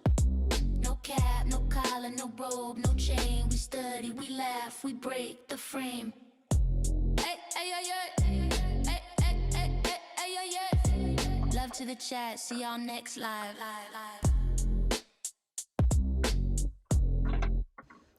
Noah's Lion, hi, how are you? Hi. Good. How about you? I'm doing good. What topic did you come up to talk about? I like the one about religion being toxic for society. And I'm 39. Okay. And I am a deconstructing atheist. So I mean, as long as I can compare that to so like toxic for society and for myself. As you were talking about the topic, I was thinking about like my personal, like recovering from religion and thinking about it. Um, I think a lot of my regrets, like growing up, all of the like major events that like I have regrets about, they're all tied to religion. Like they're all tied to what I was indoctrinated to believe. And like if I'd have listened to myself, it's like my intuition and my inner, like I would have never made those decisions. Um, one of the really silly ones I was thinking about was so the church I went to, we'd have like before communion, we would do council service, and you had to like before you took communion with everyone else, you had to make sure you were worthy. So like the week before, they would have council meeting, and they would ask us all these questions, and we'd have to say yes, I believe, blah blah blah. I promise to uphold the rules of the church and all that stuff. Well, there was one girl who had requested membership, and she was in the youth group, and they asked us as part of the council meeting service if we supported their decision to accept her into the church. Well, and I feel so ashamed because this is so ridiculous. But I knew she had been listening to country music and wasn't allowed. And so like I don't know, like on the sidelines. I think they might have done council meeting in our houses that time. Because normally it would have been with a group of people, and I don't think it was with a group of people. And I was like,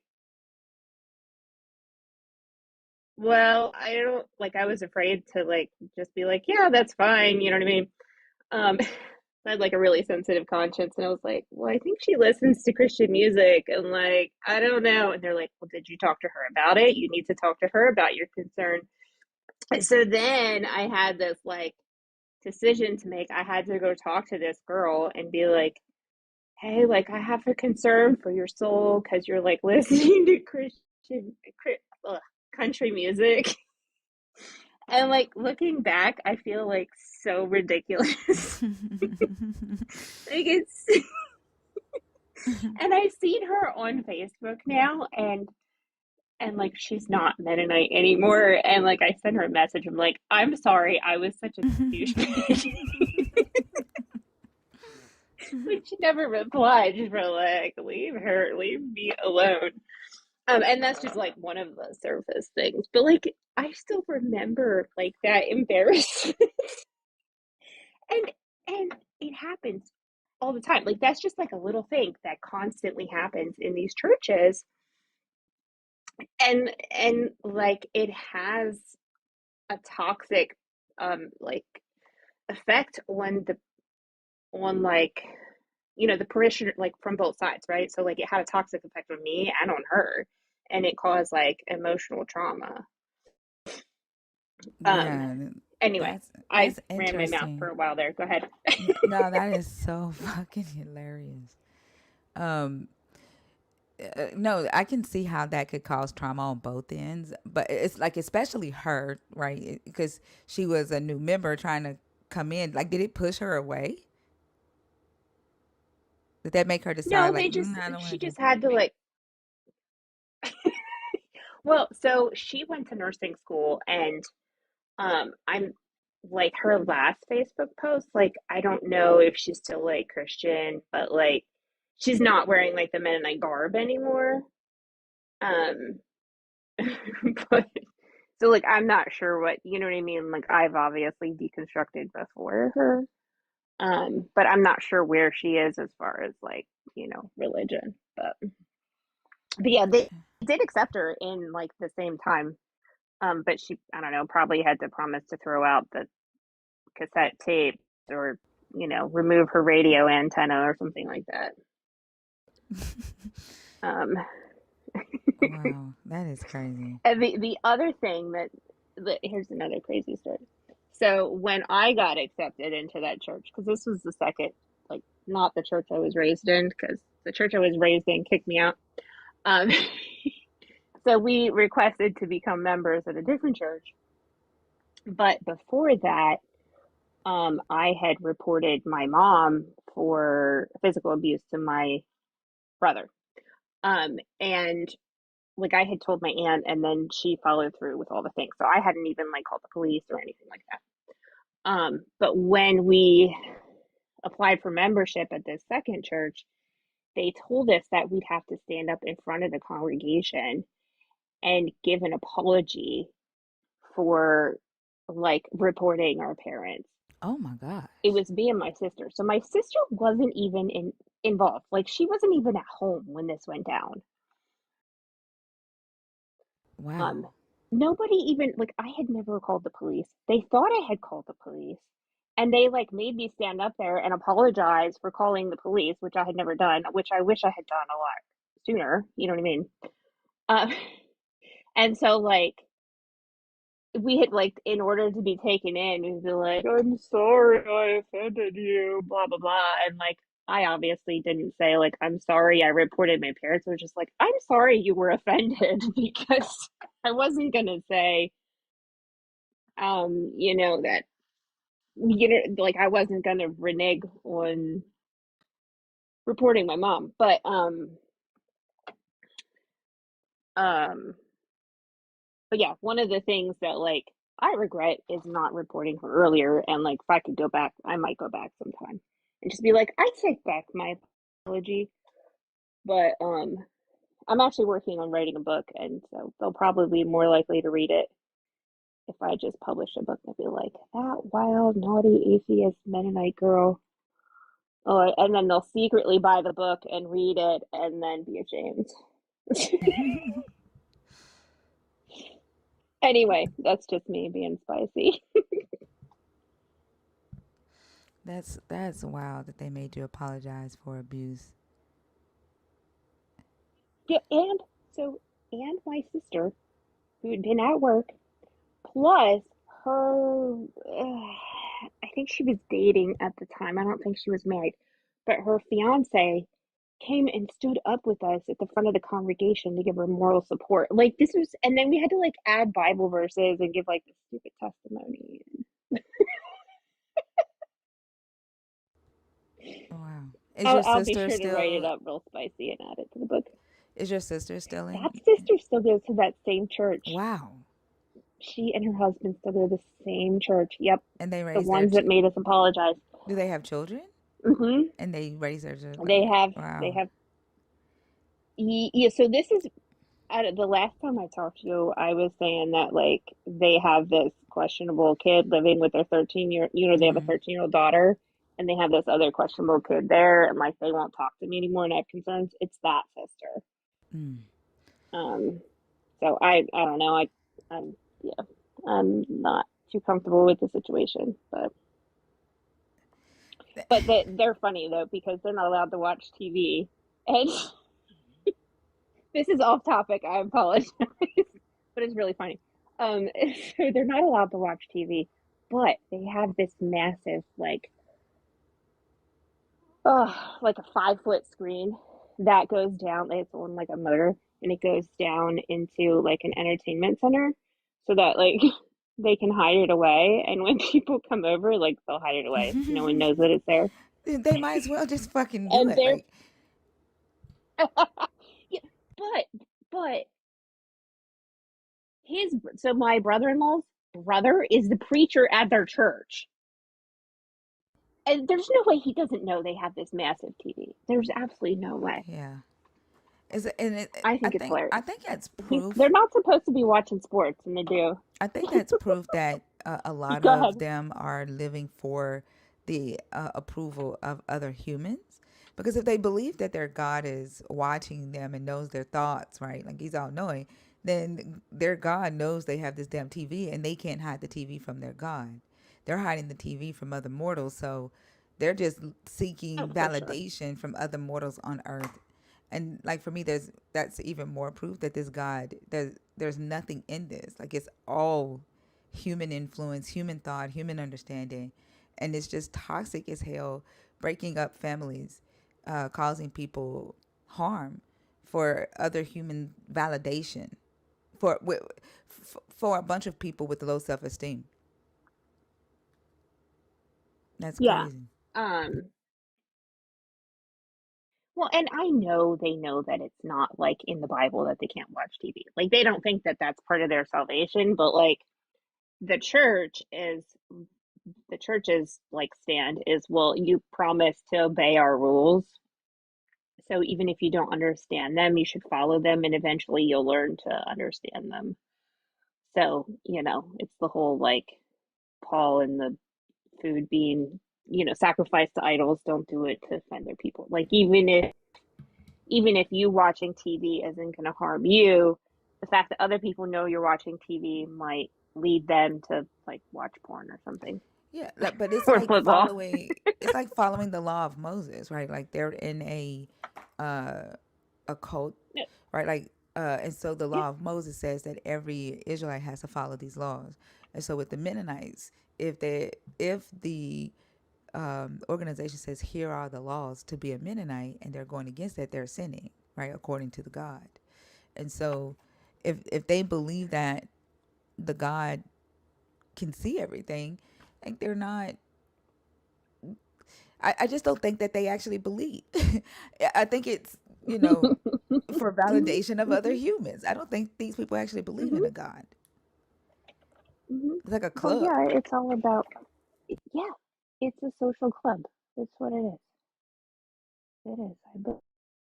I agree. Yeah. I had another Uh, thought, but escaped, so it's fine. Well, okay. Well, I definitely Anyway, thank you I for thought coming maybe up. I could. I thought maybe I could spark some interest. Irritate somebody else and be like, That's not how we are. That's how some of them are. I A lot of promise you. them. It's very letter of the law. Very, very like legalistic letter of the law. We used to listen to um we weren't allowed to listen to stringed instruments, so we would get these um CDs or tapes, cassette tapes from it was called Keith Lancaster, and it was like a cappella before pentatonics essentially. And so we would listen to that because it would have a beat and it would at least be, something. But it was technically legal because, they were just beating on some chairs and beatboxing, but it was still legal. So, and then instead of having like, a rug ring, we had a music ring where we'd pass the CDs around. So if we got caught with illegal music, we'd be like, it's not mine, it's somebody else's. Yeah. Anyway, I'm done telling stories for tonight. Well, You thank you have a so good much for night. coming up. Have a good night as well. Good night, thank you. They create a lot of depravity with these organizational rules, depraving people of just basic life, you know, pleasures. It's not like they're trying to like kill somebody with the music, and recommending that people not listen to music that talks about selling drugs or, you know, murdering somebody. I think that's a good thing to do, right? Um, while reading a book about killing people is crazy, but like depraving people of music that talks about, you know, what about us? Like Dancing in the Rainbow, that's crazy as fuck. So, just because it has a genre label as country or pop, like that is wild. Ivy, are you in the box on purpose or on accident? Y'all keep tapping the screen, keep sharing the live out. Uh, See if we can get some conversations going in here. Della Stewart, did you come up on accident or on purpose?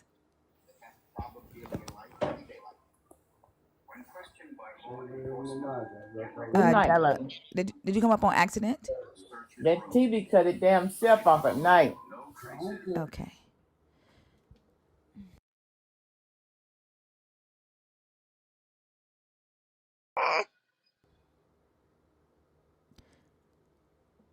Uh, Ivy, are you in the box on purpose or on accident?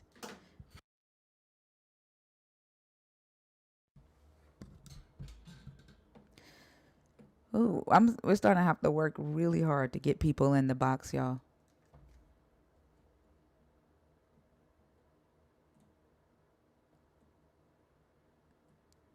I might do a reset at 1 a.m. See if we can reset the stream. Yeah, like we can't be going to sleep. Everybody can't go to sleep. I know some people come in here and go to sleep, but everybody can't do that. Or we won't have a stream. 'Cause I feel like I'm having to work really hard versus putting the live up and just getting people. I'm having to work really hard to get people to come up. But that's what I think. Y'all are waiting on believers, and that's gonna mess up the stream. Like if you're here to hear me talk to believers, that's not what this stream is for. That's gonna mess up the stream.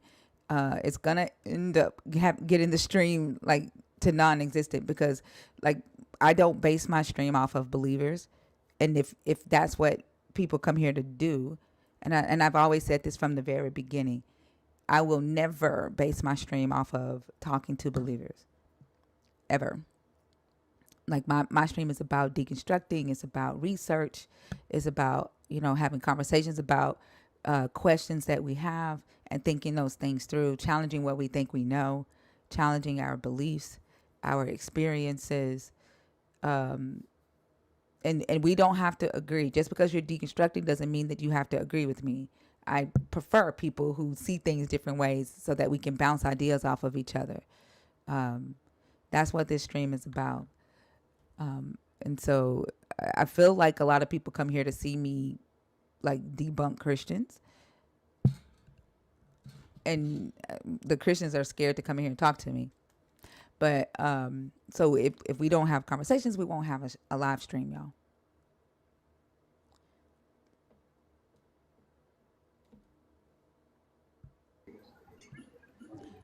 Anna Tad. Anna.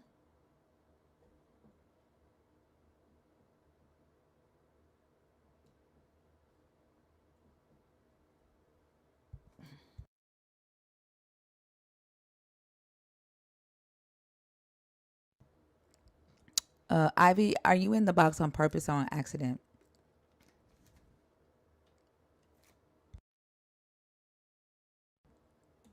I wonder what happened to Maddie. I hope she's okay.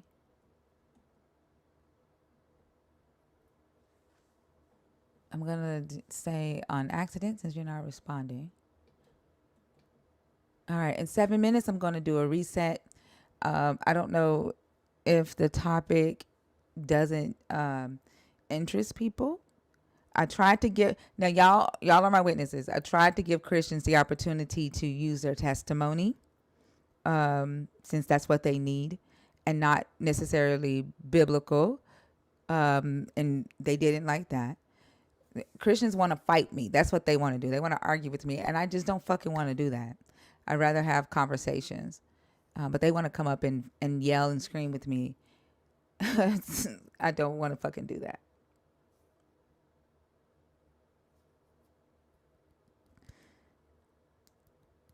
And then they want to sit behind fake accounts and fucking type scriptures in the chat. There is no God. There is no God. You can call me a fool all you want. I don't give a damn. There is no God. And you can't prove that there is one. Not by my standards, you can't. I don't give a damn about you saying look at the trees. I don't care about that.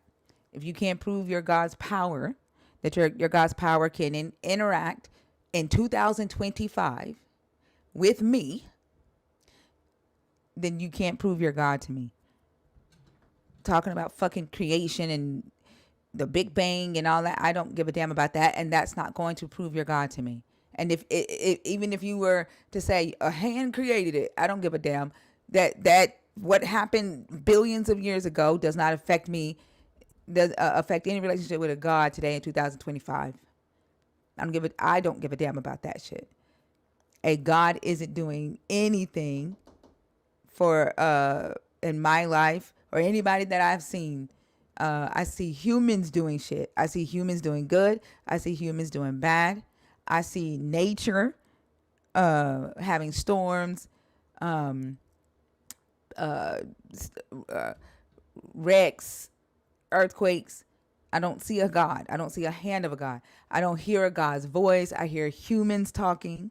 I see humans writing stuff, right? I don't see anything supernatural. Now, if you have a testimony and you think that it is supernatural, whether you are deconstructing or a believer, I know some believers have experiences and they move from being a Christian to moving to spiritual. This is the very rare times that I am open to hearing your testimonies, but I am still going to question what you say to me. I'm not just gonna accept it as truth for myself. Me questioning you is not me saying that you didn't experience what you experienced, and that's what y'all need to understand, right? So I am I'm taking your feedback and I'm giving you the opportunity and speaking Christian lingo, right? About like how y'all like to talk. Y'all like to talk testimony. Y'all like to talk experiences. That doesn't mean I'm gonna stop being me, right? It doesn't mean I'm gonna change my standard of evidence. It doesn't mean I'm gonna throw away facts. I'm just gonna let you tell your testimony, and I'm still going to be me. That's all that's changing. Joshua, are you in the box on purpose or on accident?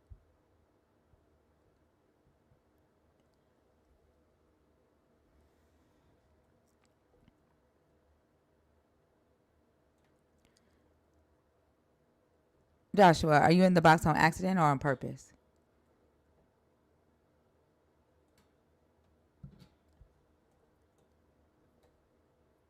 Can y'all hear me?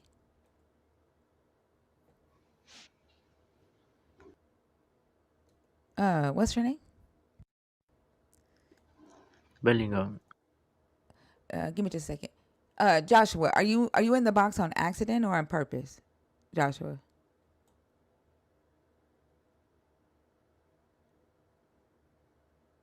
What? Which one, Joshua? Accident or on purpose? On purpose. Okay. Um, you said Bellingham.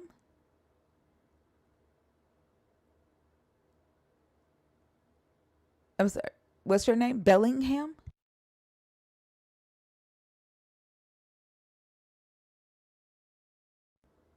Are you there? No speak English. Okay. Why the fuck would you come up if you don't speak English? But the way he said that, I don't even think he was telling the truth.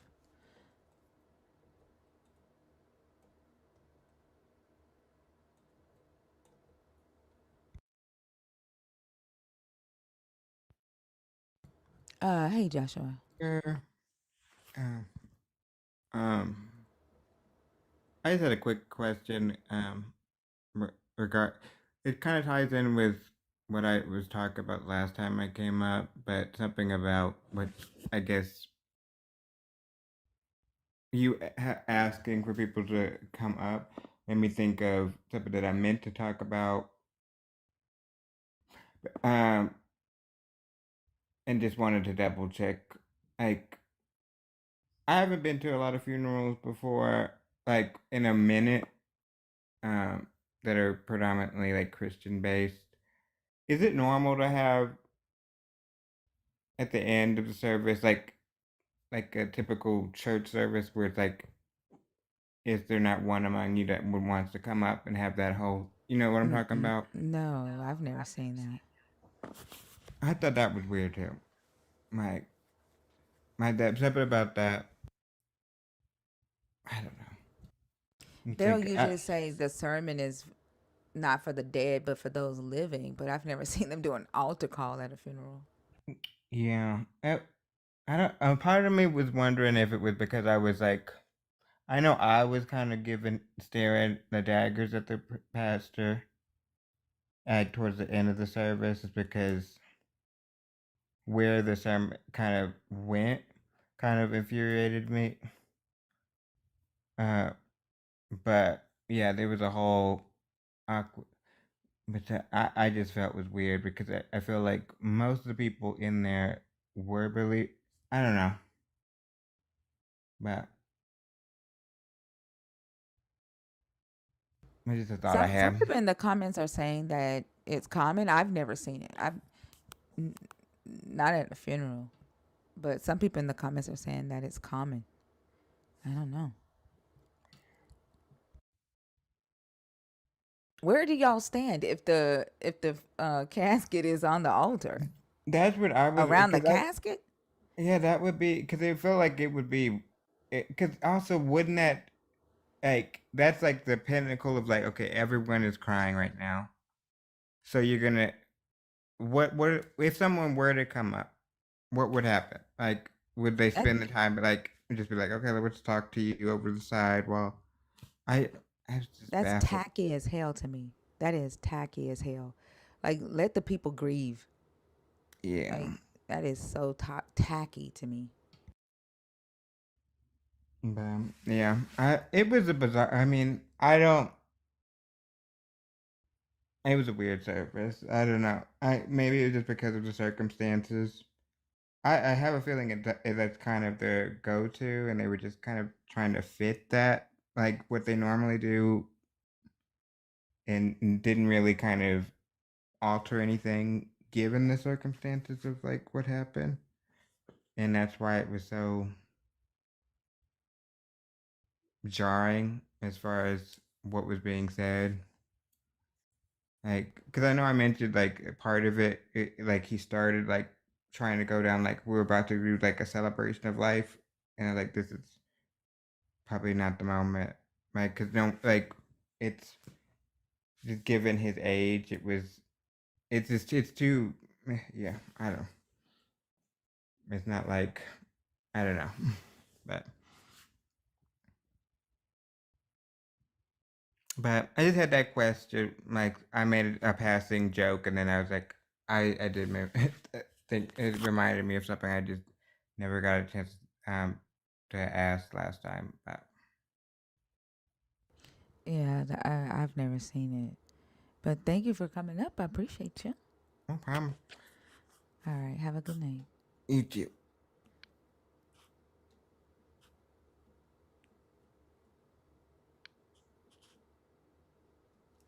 That is weird. Like, what happened to there is a reason for everything under the sun? Like, what happened to that?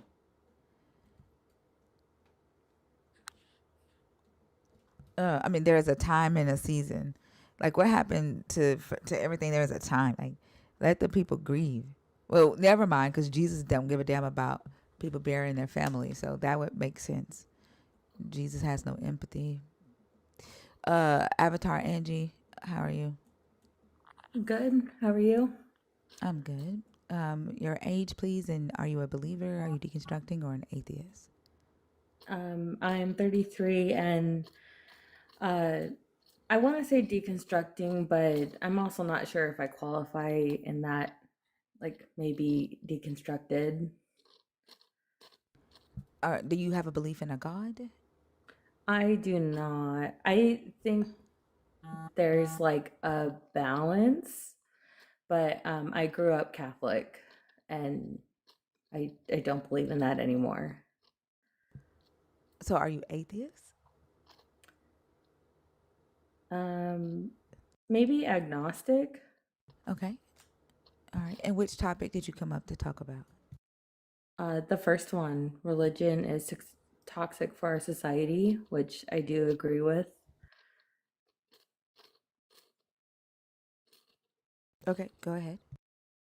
Oh, yeah, I talk about this a lot with like people in my life. And I think the biggest reason religion is toxic is because it really hampers down on progression, and it makes me so frustrated. Like our society could be so much better if religion didn't like stop scientific progression and people just like getting together easier. I agree that I think religion it definitely contributes to the block of progression of society and innovation.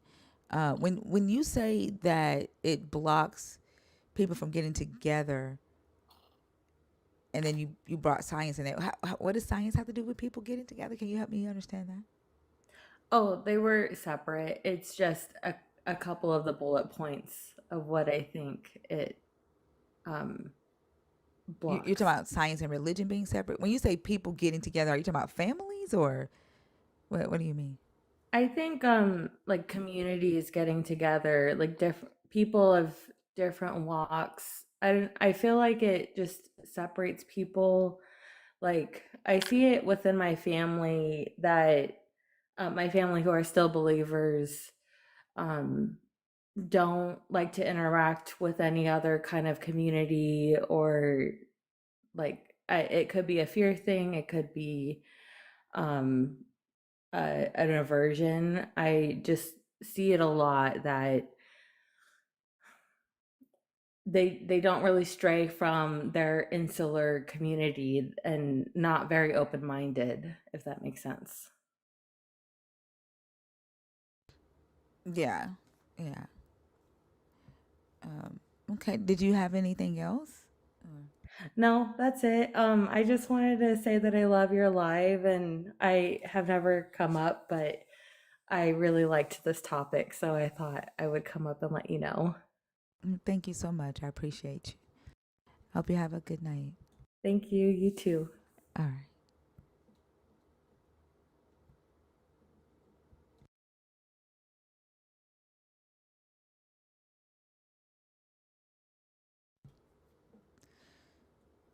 Auntie Charlene, are you in the box on purpose? Did it throw you in there on accident again? Mike Wimmer? Yes, hi, how are you? I'm good. How are you? I'm doing pretty good. Had an interesting day discussing stuff online on Oh, TikTok, okay. and All then I right. took a break for a while. Okay. How about you? I'm doing good. Thank you. Can I get your age and let me know if you are a believer in the God of the Bible, if you're deconstructing or an atheist? I am 42. I think I'm deconstructing because Okay. of all the things that you've been talking about, and I have a lot to say, so I'll try to. I'm just kind of confused right now, I guess. Okay. Well, the only topics that you can talk about would be the ones on the Okay. post. Did you come up to talk about one of those, or Yeah, all of them, but well, you can pick one of the topics. okay. Um, Let let, me let let me me but let me ask right quick. When you say that you think you're deconstructing, do you currently have a belief in a God? Yes, but I don't go to church. Um, I've had times in my life that I did, but the issues we're talking about have driven me away Driven you away from what? The God from or the church? the church primarily. Um, The the you said the issues that who's talking about? that you guys were talking about. That's why I It stopped by. it drove you away from the church. Yeah, I saw so much hypocrisy in the Oh, lead, okay. and Oh, I was just freaked out. I was like, how could you be this? Because people said that when I was like in college, like I don't want to go there because they're just judging others, and I thought that was immature. But then I saw it, if you know what I mean. I'm sorry. I could not understand what you were saying because of the racist comment that said that they were gonna rape my little booty nigger. Oh my gosh, they said that in the Hmm. comments. Hmm. That's terrible. I'm sorry. Yeah. So I didn't hear anything you said. I was trying to hope one of the mods got the screenshot before they muted it. Yeah, that's crazy. What's the matter with people? Um. So yeah, it comes down to hypocrisy from the leadership for me. Like Okay, I think which topic are you talking? Are you wanting to discuss? to- the toxicity piece. Okay. Toxic religion, toxic in society. I, I'm conflicted because I see the goodness of the education and stuff and the community bonding of people, but simultaneously, when things go down, like when there's a big church conflict or something, it seems like the leadership is always wrong. They just don't get it or something, and it comes out that they have their own issues. I know I'm over generalizing, but that's kind of what it is for me. It's like, how could you be so ridiculous? You're so out of touch with what really happened, and you don't even have a frame of reference to solve a conflict, a simple conflict. Like that's what I'm frustrated about. So I'm deconstructing in that sense. I'm like, wait a minute, let's take a big long look at all of this for me, and then I've been studying the influences of psychology from 100 years ago. Some of the deeper thinkers, spiritual psychologists, but um, even American psychologists who were looking at psychology from a Christian. It looks like a Christian sense.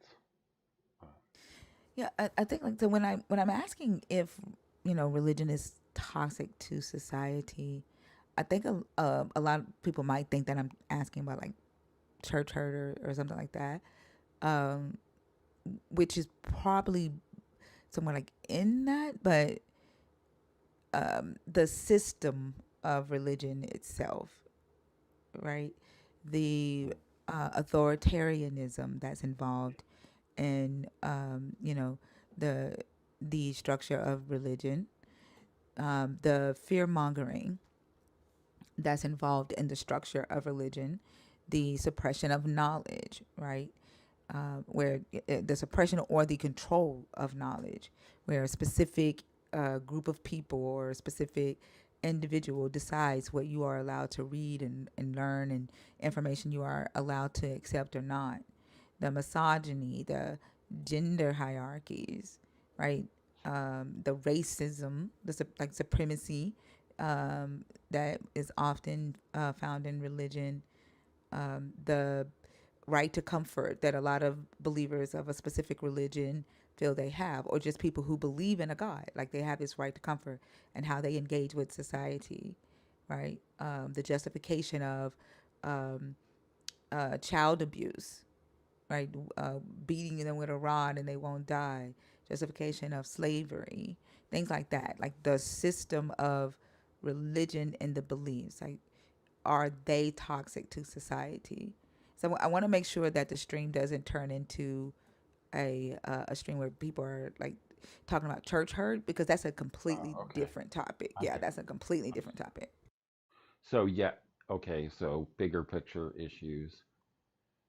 I have two homes, New York City, and I'm right now at my other one in the Midwest in Ohio. So when I was in the city recently, the figure for reparations that intelligent people are discussing, reparations specifically to African Americans who were brought here under slavery. You can't. There isn't enough money to make up for that. Let me say that first. But the figure they're floating is 900 billion in the first round. That's a lot of money, but it's not I'm sorry, one enough. second. Does this have to do with religion being toxic or? Yes, it was religious people that brought slaves here, and you mentioned comfort. No, no, right to comfort. I don't know. I'm sorry. Explain what that is, and then I'll be Uh, quiet because I'm yeah, I'm not right to I'm not I'm not getting it. I guess. okay.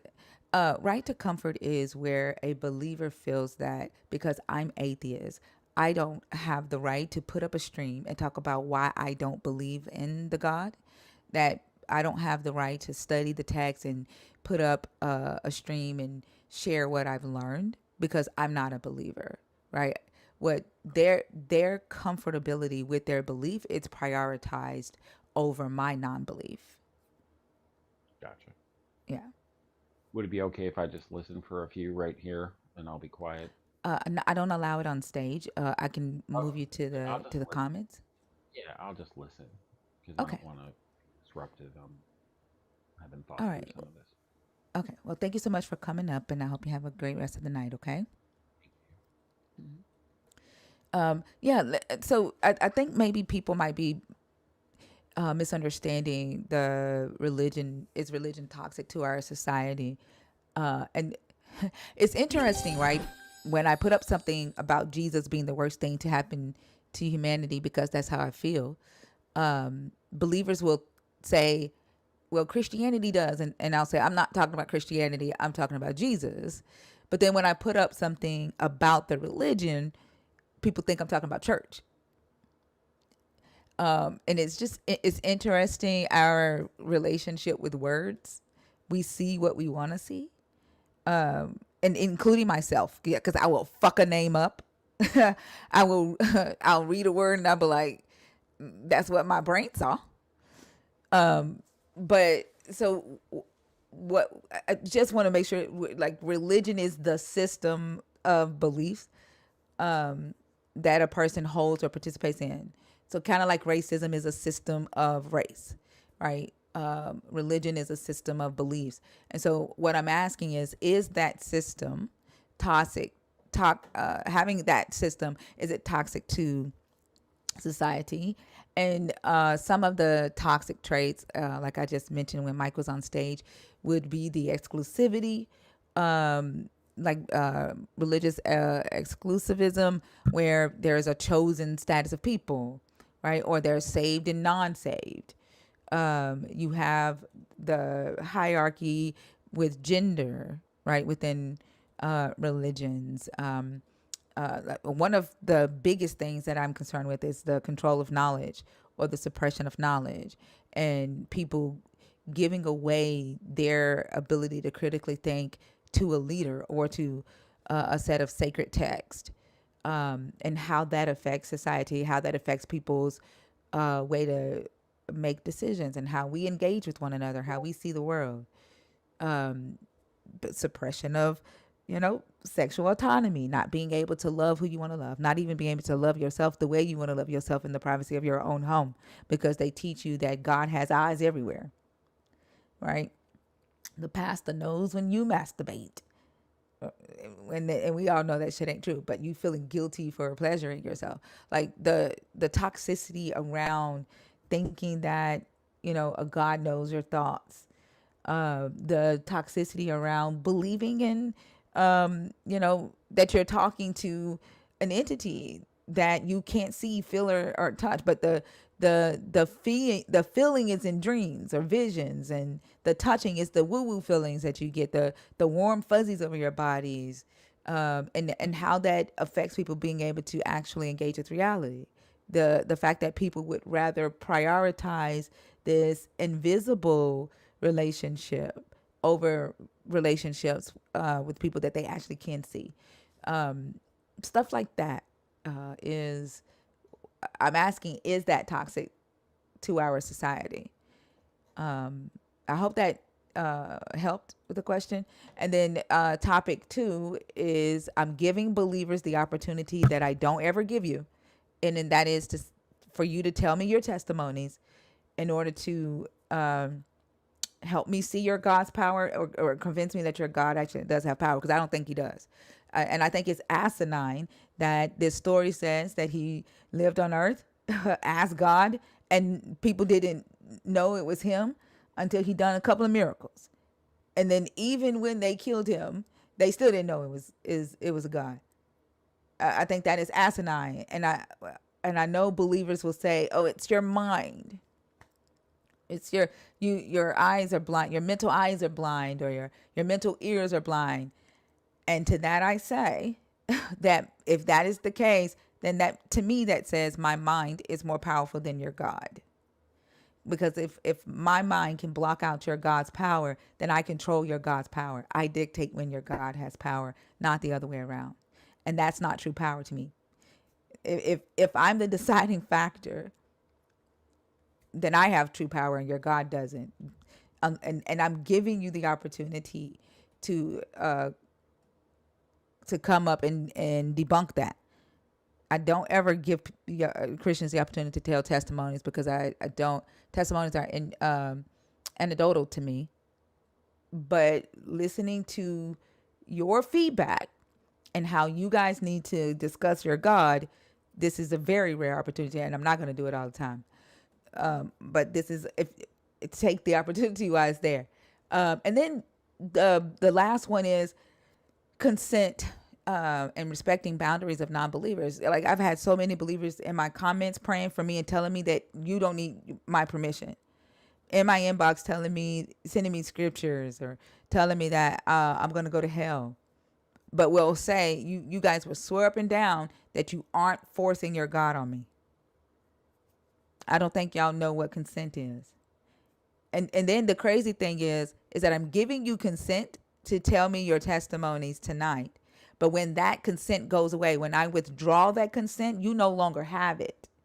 And it be the times that when I don't give you consent that you want to give me testimony, and then you get mad and say that I don't want to listen to believers, but when I give you consent you don't participate in it. And again, I don't know if that's because we as humans have in America, I can't speak for any other nation. In America, we have this weird relationship with words. Words don't mean things. They they mean something different when we want something different, I guess. I don't know. But those are the three topics. Hopefully we can get some good conversations going.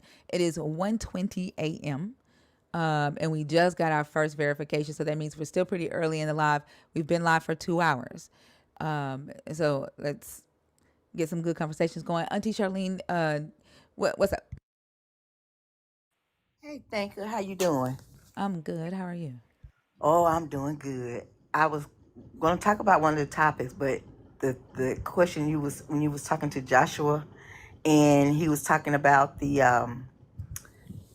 having the altar call at the funerals. I've been to so many funerals that have had altar calls. It's a normal thing. I thought even in Kojic they did it. I'm surprised you've never seen that. No, we never did that in our Kojic. Well, if you have two types of funerals. If it's the funeral of a saint, so that's going on, then you're having a praise type service. It's not a somber type thing because that person is gone on. So you be shouting and all that kind of stuff at the funeral, right? But if it's the funeral of someone who may not have been a saint, I have seen ministers get up and they'll tell you, they'll say something to the effect of, this person has gone on and there's really nothing that I can say or do for him, but for you all who are here, if you feel like you're not where you should be, before you leave here, you need to come up here and get prayer. I've seen that. Yeah, I've never seen that in I know. Kojic ever. It's, I know it's they'll shout at funerals, but I've never seen an altar call at any funeral, any Kojic funeral that I've been to. yeah, it's just I guess yeah, it had. But anyway, I was going to talk about consent should be asked before evangelizing. That's a big thing with me. Even when I was in the church, I had to me it's like when you're pregnant and someone walks up to you and just lay their hand on your stomach, you know evasive that is feeling to you. I don't know about. Well, I couldn't stand it, and I didn't let nobody do that. I feel the same way about evangelizing. I wouldn't let anybody pray for me. I don't want you just walking up to me and start, doing that because, like you say, it's a boundary. I don't know what you're finna say to me, and I don't want you praying for me or call yourself, want to lay hands on me. I never did that. I didn't do it when I was in the church, and I definitely don't do it now. Because it's just, to me, that's so evasive of my space. Yeah, it's also like for me, for a random person to think that they have the authority to say words over your life and they believe these words are going to change something in your life. Like Right. the fact that you think that you can change my will without my permission and you don't think that is so-called witchcraft. You don't think that's you trying to put a spell on me? I didn't give you permission to change my will. And then if you say that your God gave you free will, and your God won't violate yours, why the fuck are you violating mine? Exactly. Like, who are you to violate my free will? If your God will allow a young girl to get raped to protect your free will so you can freely choose him, why the fuck are you violating my free will? Make that shit make sense. And it doesn't make sense. And I don't know if people, if they're really so caught up that they just don't be thinking clearly, or they're so I don't know why you think it's all right just to walk up to somebody and and not even say, well, I can respect you if you walk up to me and say, can I pray for you? Then I can say no, and you say okay. But just walk up to me and go to have a I don't Or like it. even just coming into the chat. God forgive them, Lord forgive them, for they know not what they do. Like Yeah, you repeating this Jesus's words that he said on the cross as your God, because he could in the story because he's your God. You ain't nobody's fucking God. And then it's like you, you thinking that you can pray for somebody else's sins is you making the declaration that you don't have sins to pray for yourself. Like Exactly. if you are praying for another person sins to be forgiven, that means all of yours have been forgiven and you are fucking perfect. You are making the declaration that you are perfect, and you no longer get to use the "we are all sinners saved by grace" because you out here praying for motherfuckers. Or you could be in church, like I have been in a service, and they may be having an altar call, or the spirit, as they say, may be high, and I could be at my seat, but I'm in my own world. You know what I'm saying? I'm doing whatever I think I'm doing. I may be crying, but I didn't go up to the front. I stayed in my seat, right? I have had women just, take it upon themselves to come to me and pull me out of the seat and try to take me up to the front because they see that I'm crying or whatever. They don't know what I'm crying about. They don't know what, I could have just stumped my toe for all they know. But the point that they will come to me and want to direct me from between the pews and take me up to the front as though they got some order from God to just bring her up. She need prayer, and then you're gonna proceed to pray for me. And when you praying for me, you call yourself speaking it, but you telling the whole church what you think is my problem. I don't know if that's ever happened to you. Like they'll bring you up there and then they start praying for you and be like, Lord, save a husband, a Lord, that kind of stuff. They don't know what you're going through, but they so deep and they so they just so holy. God speaks to them so much that now they can speak it out in the church for everybody to hear. People don't know if it's true what they're saying or if it's not, but that's not even the point. I don't know if you've ever even been in that situation. I have, where I've had that done to me. Yeah, like I was invited to a church Hmm. by this lady that I had met. Like I didn't know the lady that much. Um she invited me to her church. So I was like, yeah, I'll come. Hmm. And my niece came with me, and she was an adult and she's gay, and they pointed her out because like she's eccentric, right? Earrings in her face, tattoos on her face, like she's eccentric. Right. They pointed her out towards the end of the service and told her to come to the altar. So her mother's a missionary. That's her mother is the cousin that I told you my mother and father took in. It's my cousin, big sister. Like she's my big sister, but she's really my cousin. Hmm. And so they she knows all about all the cost stuff. So she goes up there and she's a believer. My niece is a believer.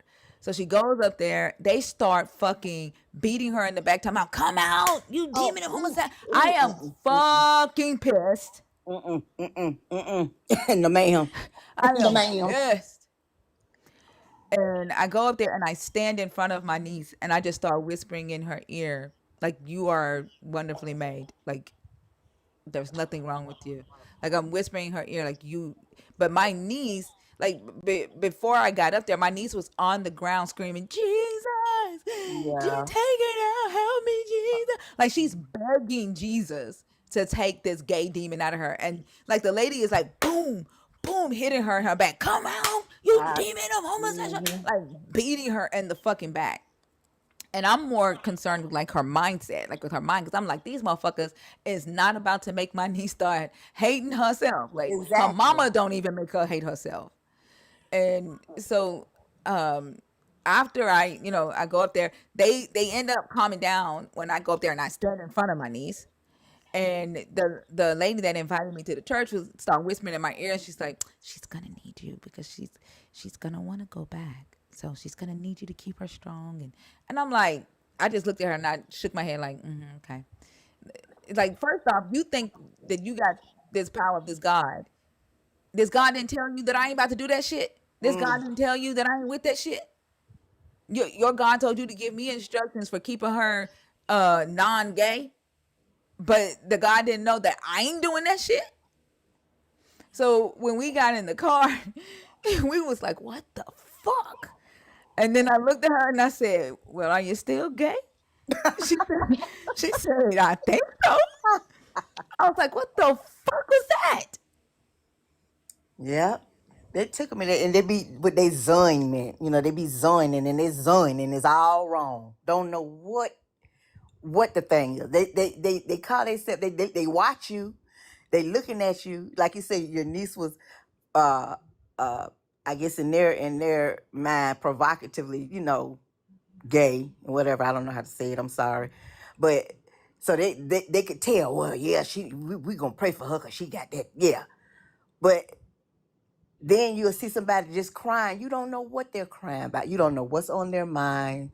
Just and if they stay where they were, let them stay back there. Why would you take it upon yourself to come usher somebody up to the front because you think you feel like God done spoke to you about something and you be up there all wrong.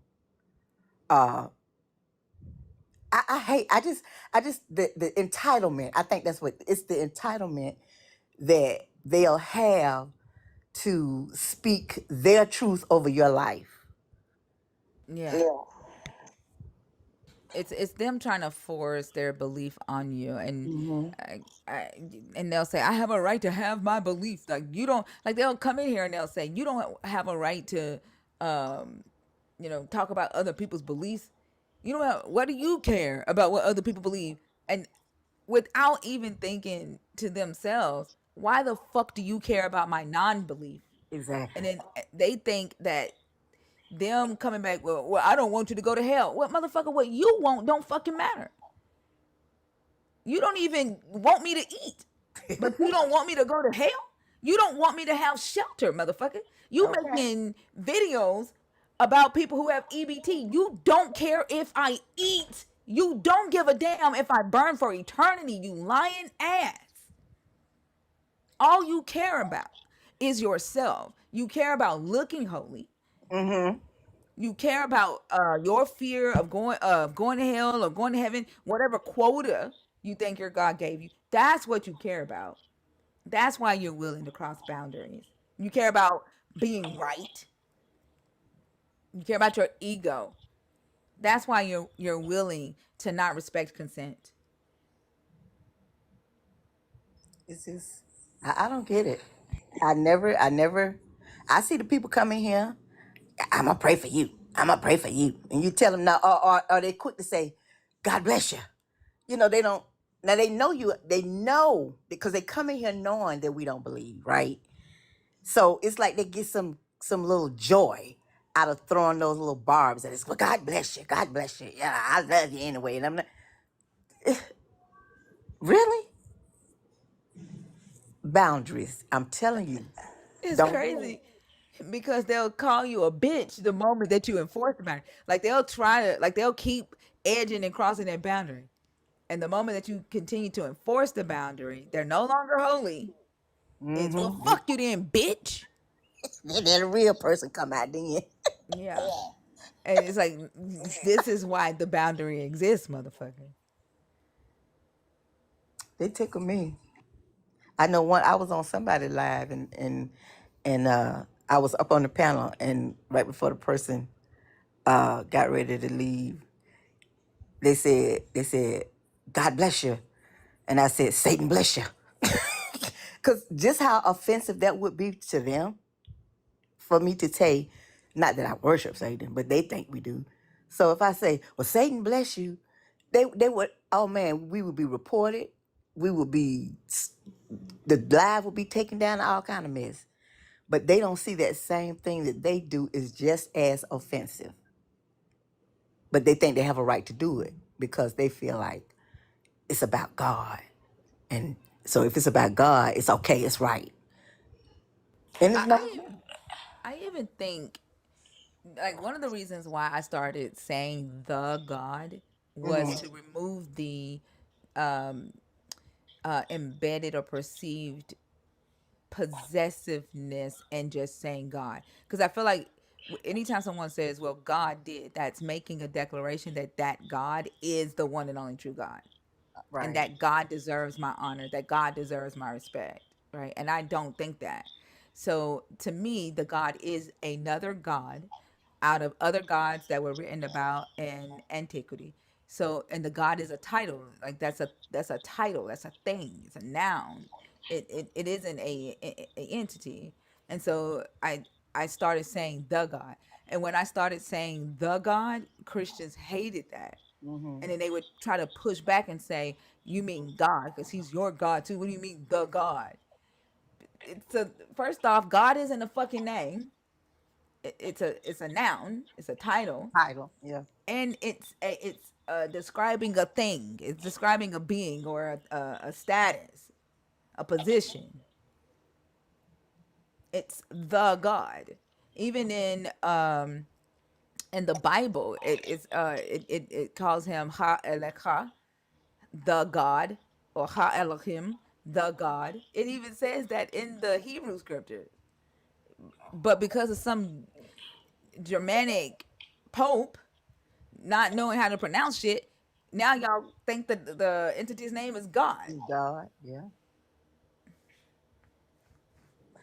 Because that's just like when I first, you know, I was in the church, but when I first got became aware of Jehovah Witness, right?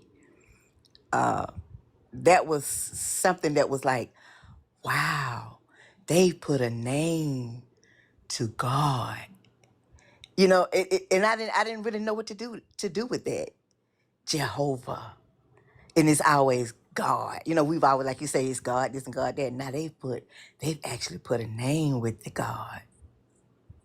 Whoa. If I was high, I probably would have been going like, whoa, dude.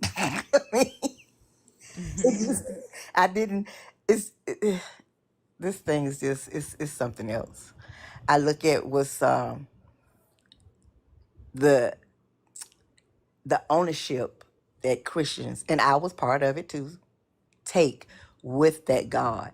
The God belongs to me. I can do it. I will him and deal him as I please. If you get on my nerve, I use him to curse you. If I like you, I use him to bless you. You know, uh, if he's my religion, my thoughts are the only right thoughts. Any other religion, just like everybody else, I thought that's pagan. That's not real. You know, that's because God said he is the God. So he's the only right person, deity. And I have to, I look at it and I feel shame because I got caught up in that same thinking, that mind thought that I had the right one, the only one, and I could use them against you however I chose. And I would will him. I would. I would. I didn't, and didn't think anything about it. Thought I had a right to do that. Yep, that's what they do. Cause that's what they do when they come up on here. If you make them mad, you watch them. They gonna curse you. And I ain't talking about just like bitch and that kind of. I'm talking they trying to put you in hell. They trying to do all this kind of stuff like they actually have power to do either of those. But they feel like they have a right to do it, I guess. And I guess I did too. I look back, sometimes when I think about that stuff, thinking, Hold on. The ignorance in this statement. The main U.S. religion is science, which is forced to the peasants in school. Elites are Satanists. huh? You might as well say, Jesus wants people to be dumb. You might as well just type that, and you would save on the amount of energy you had to use with your keyboard, since your soul and your spirit are your fucking phone, according to a Christian the other day.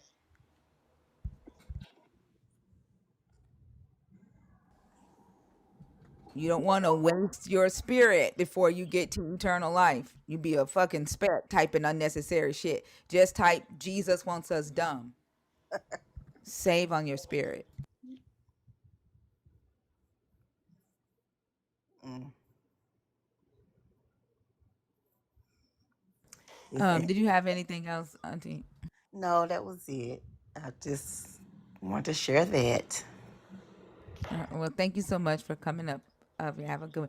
Angie, you are using science right now to type dumb shit. Technology is science.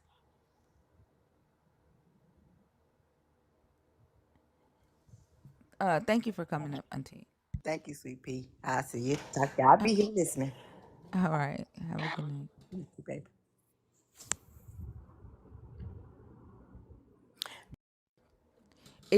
I got you. It be this is what I was talking about earlier when I was saying that when I was talking to the second person that came up and she was talking about that lack of hope. This is that lack of hope because you have people like Angie who is like very confidently ignorant,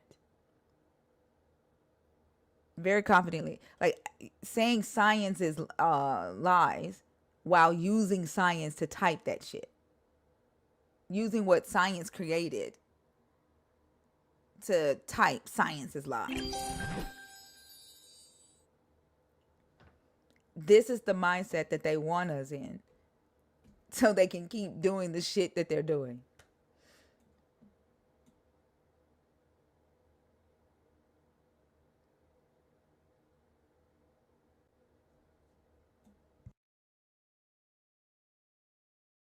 Technology is science. What do you think Oh my fucking gosh, y'all. What the fuck do you think computer science is? What do you think coding is? What do you think that is? When people go and get a computer science degree, what do you think that is?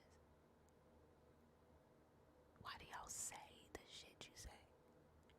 Mm?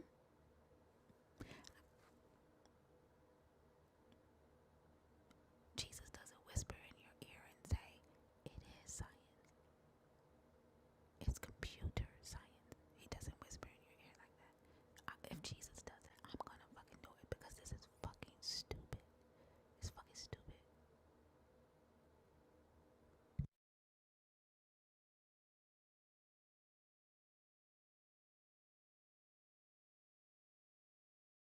Oh my god. Noah's Lions. I see you in the box again. I'm gonna take you out because I only let people come up once per stream. Uh, be up. Is this See God? Yes, ma'am. Hi. How are you? Awesome, awesome. How are you? I'm doing good. Good, Which good. topic did you come up to discuss? I heard this is a possible once in a lifetime opportunity, so I'm gonna shoot at the testimony this time. Okay, go ahead. But I got a few, and I was trying to think like, okay, which one would I use? So, hmm, I was driving, in some rain, and me and my wife were traveling to another city, and I believe myself to be a good driver. Um, so I'm taking more risks than I should while in the rain.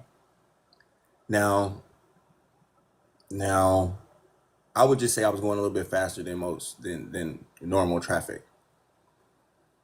Not excessively speeding, but anyway. Um, so I learned the lesson not to try to change lanes, you know, while accelerating, those type of things. But the car kind of spun out, and of course, I had to use my lifeline, and I had to call on Jesus because I had no control of the vehicle. But then the vehicle ended up um, securely in the lane after all the water had went down, like we had came down off a water park slide or something like that. After everything cleared up, we were still going straight in the lane. So we had like turned around. My wife was scared. But I'm just saying, it's like that was a moment where I didn't necessarily have control. So some might say it's a miracle. Some might say it's God. I don't want to, coincidence is kind of crazy, but that's one thing. Why do you say coincidence is kind of crazy? Do you think no one has ever lost control while driving and ended up straight, unharmed? I'm not doubting it. I just don't hear it very much. Most of the Have you time, ever looked have you ever looked at my page? no, Like, have you ever watched the videos on my page? no. I'll take a look at those. There is a video on my page immediately after I lost control of the truck that I was driving on the interstate. And the truck just, for some reason, skipped, the wheel skipped, and I'm spinning in circles on the interstate, turned the opposite way where cars are coming, and somehow the cars are missing me. There's a truck coming right dead at me, and I grabbed the steering wheel because I'm like, I'm dead. I'm about to like get the fuck up out of here. I grabbed the steering wheel and I braced myself for the impact because I know this is the end of my life. Somehow the truck ends up backwards on the next to the guardrail, and I'm untouched. I don't know how the fuck the truck ends up. Somehow the motherfucker went backwards, and I end up turned the opposite way on the next to the guardrail. Now I didn't call him Jesus. My ass was about to die. It was the end. But there was something though, right? No, no. Nothing. I didn't see anything. No, I no, no, saw no, no. absolutely nothing. No, not I that you saw saw something, but you don't I feel like. didn't feel anything. Right. Physics, inertia. Uh like I didn't there was no God, there was no angel. So what's the probability of said But hold on, outcome? hold on. You first said though it can't be coincidence because you don't hear of this happening to people often. When I posted my video, several people posted videos of this same type of thing happening to them. It happens to people all the time. It's not an anomaly. The anomaly is you hearing about it.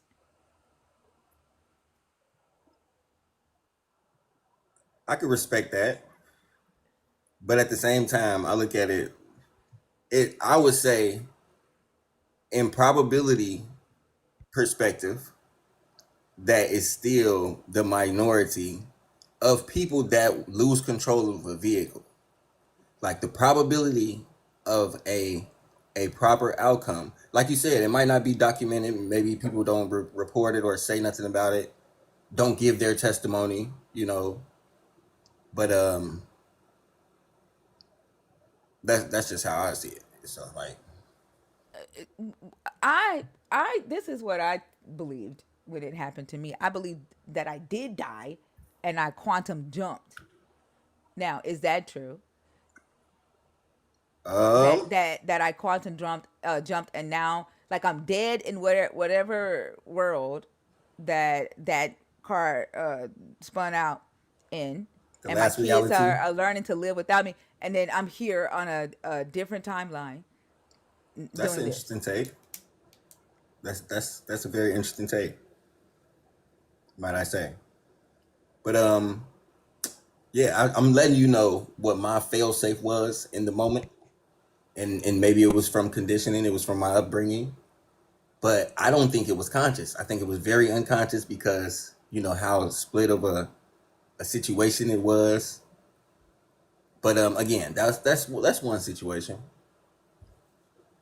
Well, I mean, you that doesn't it doesn't prove your God's power, right? It proves that your car spun out and you regained control, or it ended due to, you know, energy and speed and all the things, inertia and all that. You ended up in a place where you were unharmed, right? Like that's all that proves, right? Same with me, right? Like I'm It's almost like it seems like luck, almost like hitting the lottery. It don't seem like a high probability. I get like we discussed that it does happen, and you said it's not an anomaly, but to like numbers, it seemed like that would be like three. I would stress 10% that could actually happen. I mean, just the probability. What do you But mean? so You I would what really now? never mind. I was just stressing on the probability of that being either just random or other effects at play. That Basically, people spin out of control and end up unhurt, or the yeah. like That that many. happens all the time. Be up. I get it. Okay. That's why I say I can't. I respect it. I can't argue against that. But I looked at it as grateful. I was very grateful that I know that could have ended different ways. My wife was with me. I was grateful for whatever it was, and I wasn't saying it was randomness. I was saying it was God. So I mean, it's Right, it's like it's the just Christian insertion for right. things unknown, of course. Right, which is like the reason I asked, I'm allowing you guys to share your testimonies is because of the thought that I had the other day. Like, is your God's power really real, or is it in your mind? Because as you're saying right now, you're the one, like when this happened, you automatically said, because I said Jesus' name, I'm safe, right? Discounting any other times that people have spun out of control, not called on your Jesus, and ended up safe. And they're crediting it to something else. And as I said, like, and when it happened to me, I credited to, I did die that day on the interstate. I just quantum jumped, right? And so it's in the mind of the person. Understandable. Can I give one more testimony, possibly? Yeah. So, so this one would be regarding the influence of uh, God in my family to hold my parents' marriage and mine together thus far. And I want to say that's a testimony. Wait, say it again. To hold your family together? Yes. Out of all the families that Jesus is destroying, it's a testimony that Jesus is holding yours together? I mean, okay, so can your testimony, so I guess our testimony will have to be different from anybody's testimony on the world for this to be a credible No, testimony. I'm not. I didn't compare anybody's testimony about their families to you. I said, out of all the families that Jesus is destroying, Right, that's a Jesus says that he comes to turn mother against daughter, father against son, husband against wife. Right? He says he comes to create that divide, but it, he's keeping yours together. Like, and you're calling that a miracle. Why? Like, no, I'm saying that's why is God. it right? You're calling that a miracle. You're saying that that's your God's power. Yeah. But for like, why not? It's you keeping your family together, or your wife and your children, because y'all are the ones that's doing the things to keep your family together. God isn't coming down and doing anything. See, but I look at it like God gave the standard to keep. So it's like we are to leave mother and father and cleave to our spouse, supposedly. God didn't give that standard. Okay, and that's why I said supposedly. And then it's to where um, now that's the person that you're in relationship with. That's the person you're in communication with. And I lost where I was going with that. You're you're trying to say that your what you believe your God commanded regarding marriage and family in this book is what is keeping your family together. Right, it's giving us a boundary, and I was saying like there's no more boundaries after you leave your parents. That's why I was trying to go with that. Except there was, because he allowed them to have more than one wife.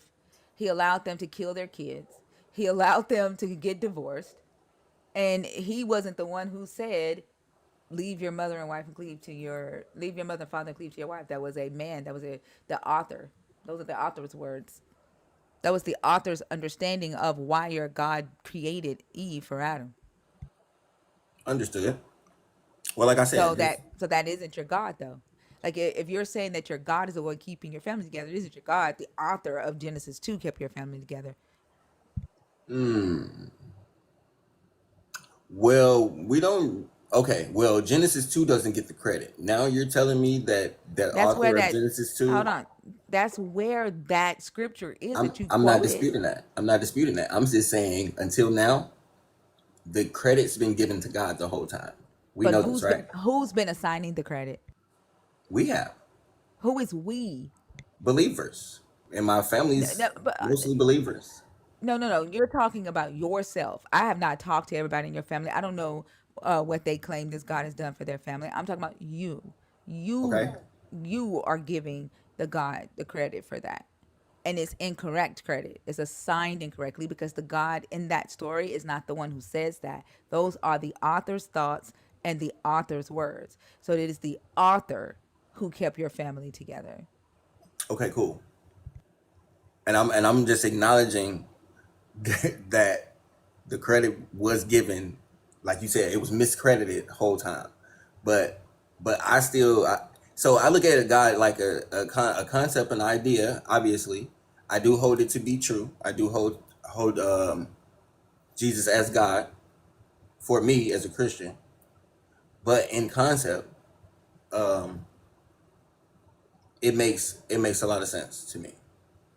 Right, but be up. You do realize that you just gave me another example of where you are the one deciding what your God does.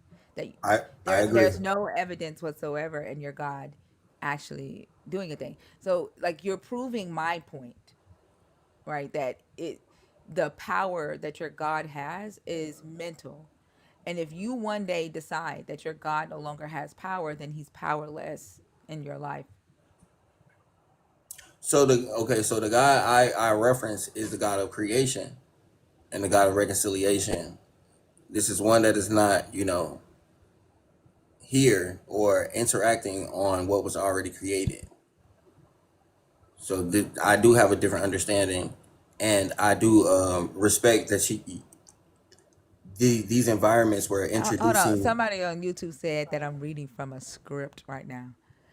Interesting. I must be speaking facts like a motherfucker. If you think I'm reading from a script, that is a fucking compliment.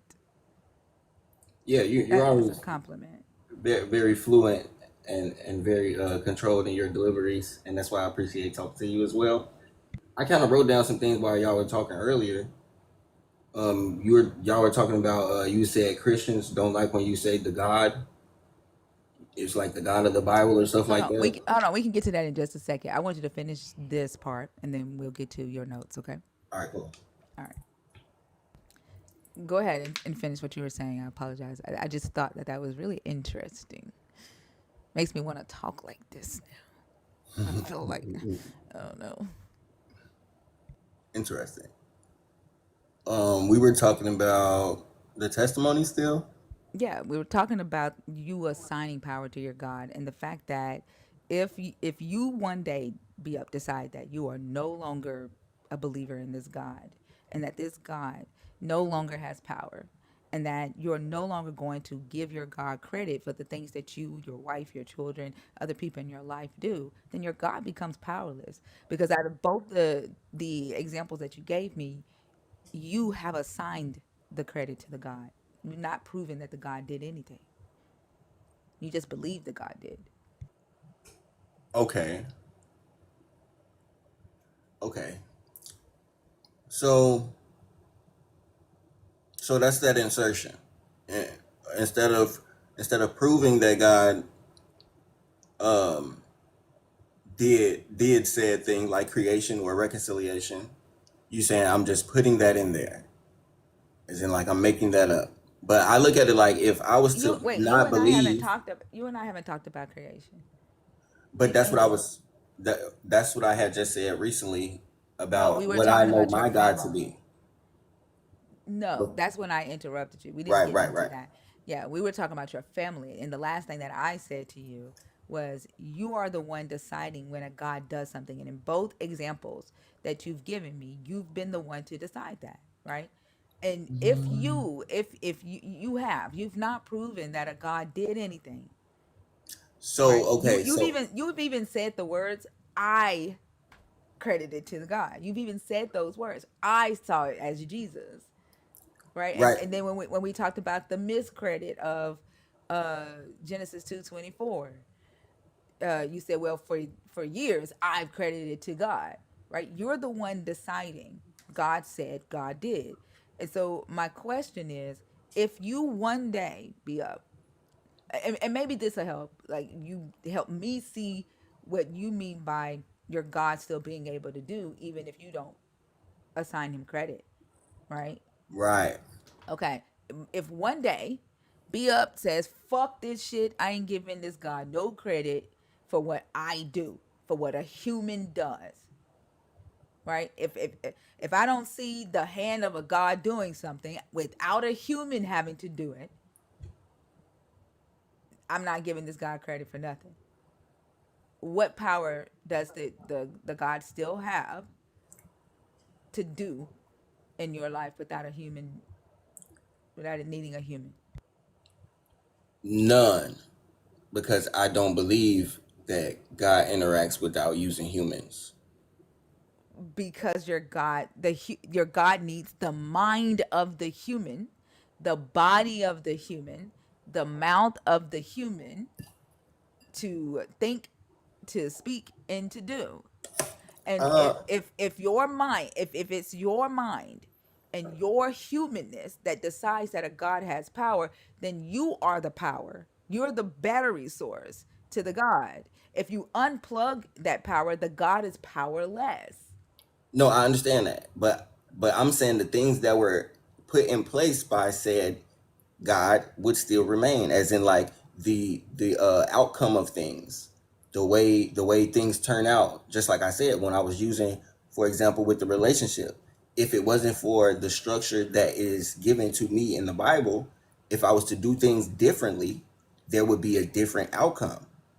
But But you are because still, saying, you are the one still assigning that a God is the one who decided that outcome, and you can't prove that. no, So right, no, you're no, still, no, hold on, but you're still giving the God power when you say the outcome is still going to be the same as what the God established it to be. You are yes. still the power source of that God, because you are still assigning that outcome to that God and saying that the God decided that outcome. You haven't unplugged.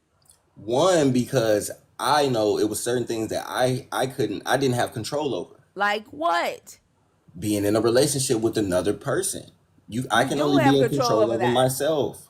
No, you have control over whether you're in a relationship with another person. No, What no, the no, no, fuck? no, no, no, no, no. I'm not saying you don't have a choice to be in a relationship. I'm saying in a relationship with someone, what is out of your control is the other person. You can only control yourself. What does that have to do with a God? What are you talking about? Okay, so my correlation is that God is what deals with the things you cannot control. Is your So God controlling your wife? yes, in my opinion. Is your God controlling you for your wife? Yes, both. So you've not unplugged. You I are one, you can't prove any of that, and you are the one assigning that credit to the guy. And then you're doing it for your wife, right? Your wife isn't here. Your wife isn't saying God is controlling me. You are telling us, right, that a God is controlling your wife. So when you lay down and you have sex with your wife, your God is the one with his hand in her back and y'all are pumping because she can't control no, herself. That's what you're saying. You're that's saying not. she That's can't. not. That's You're what you deflating my said. position. You said your God You're conflating controls your something. wife. You Be Up. You said your God controls your wife. Those Your things. God controls you. Oh, right. Look. So again, I'm looking at control as more like boundaries, structure, giving, Wait, guidance. hold on. So he's not controlling your body. Your God is No. giving you boundaries. Yes. Yes. That's more Oh, of what I so mean. okay. So we're back to Genesis 2:24. Let's read that because I don't know exactly That's the off cleave to mind what your that says. wife. That's the man shall leave his Oh, mother and okay, father and okay, cleave to your wife. okay, So cool, cool. we're back to you saying that a God said a thing, right? And that remember that the hypothetical is that you unplugged from the God. So you have to allow your mind to engage with this hypothetical as you unplugged from the God. Oh, Every you're asking. answer, I didn't know you were asking me to yeah. do that. Yeah, that's why I said imagine, right, that you have said, I no longer believe in the God. I'm no longer giving this God credit for things that Right. I as a human do. Anything that a human does, I'm not giving the God credit. If I don't see the hand of a God, then I'm not giving a God credit. And when I ask you what can the God do, you said nothing because I don't believe the human can do the God does anything without the humans. Because you answered the hypothetical. And then you said something about but the God still can do, and I said like what? And you said the Mm, outcomes, the outcomes yeah. are still set, right? Right. Right. that Right. that Right. means Right. you have not unplugged. So what I'm saying is when you say that there are things that the God can still Oh, do, even though you have unplugged your source of power and you giving it credit, what can the God do without your power? okay. Okay. And according to your analogy, it would be nothing. But what I'm saying is that the power is not in.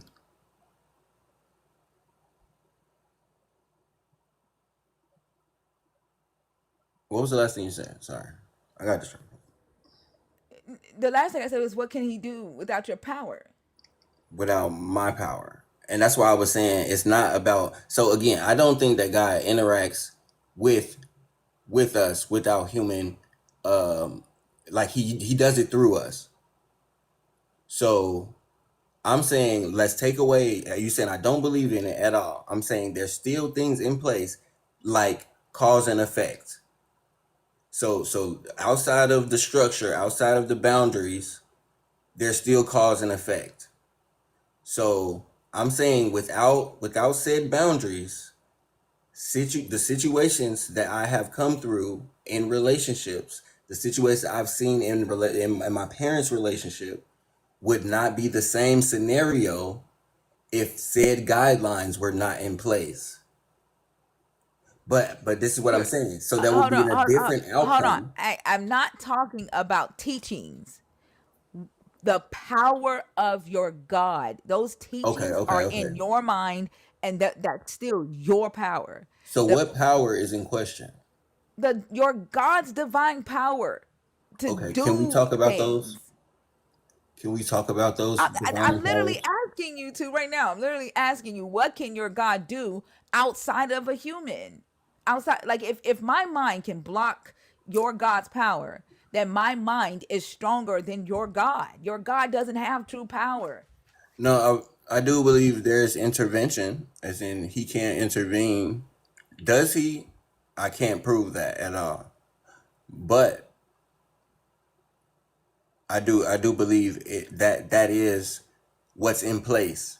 Like that's like I call it, those things you can't control. Those things you can't control are under some type of order, like the environment, like the things that are around us, the things the environment, the atmosphere. Those things are put in place on purpose. I hear you talking about nature. Are you are you still plugged in and assigning nature to your God? No, I'm Okay, just why are I'm we just talking about observing nature? nature. Why are we talking about nature when I'm talking about your God? Okay, do you want me to unplug or no? Yeah. What does nature have to do with this conversation? Because look, if you want me to unplug, how do you want me to talk about my God? So is your God nature?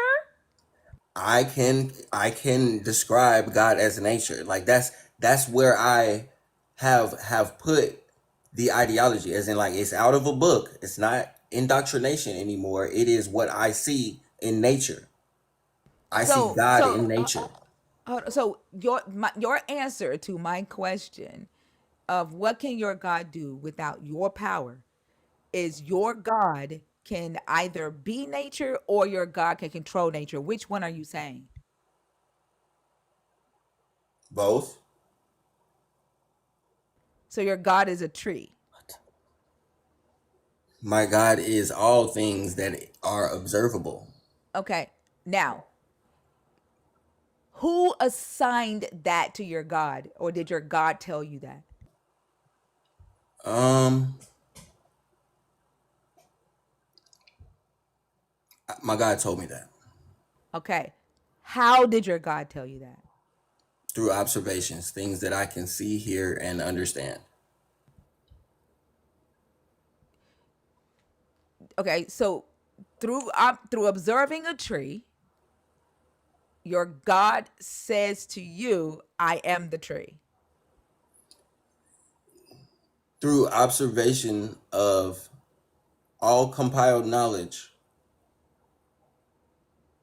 it says that God is everything that So we can observe. knowledge, that things that you have read, conversations that you have had. All Uh experiences. I'm sorry, say that again. Yes, all experiences. They're not experiences. Like an experience would be you talking to the God and the God using his own mouth and lips to tell you that he is the tree. But you are still using your own mental power to say, I look at a tree and I see God, therefore God. You have not unplugged. You are still the God's power source here because you're using your knowledge that you have acquired, right? That someone says, this is what God said, right? This is what God is. You've adopted that knowledge. You've adopted it as core values, core principles for yourself, right? You've accepted it as factual information. You use your brain, your thoughts, and you decide that tree is God. Your God didn't speak and say, I am the tree. That's not outside of your power. Well, technically, the Bible did say, "I'm the tree of life." I am, but I get what you're saying He because didn't we're say, not. there's nowhere in this book where your God said, I am a sycamore tree or I No, am the cypress trees. You are saying that your God is every tree be up, I'm saying He is all that you can be observed. I'm saying He is which the is reason. every tree. Like there's no need for you to repeat that. You are saying that your God is every single tree. So there was no need for you to say, well, he did say he was the tree of life. We're not talking about the tree of life. You made a statement that your God is everything.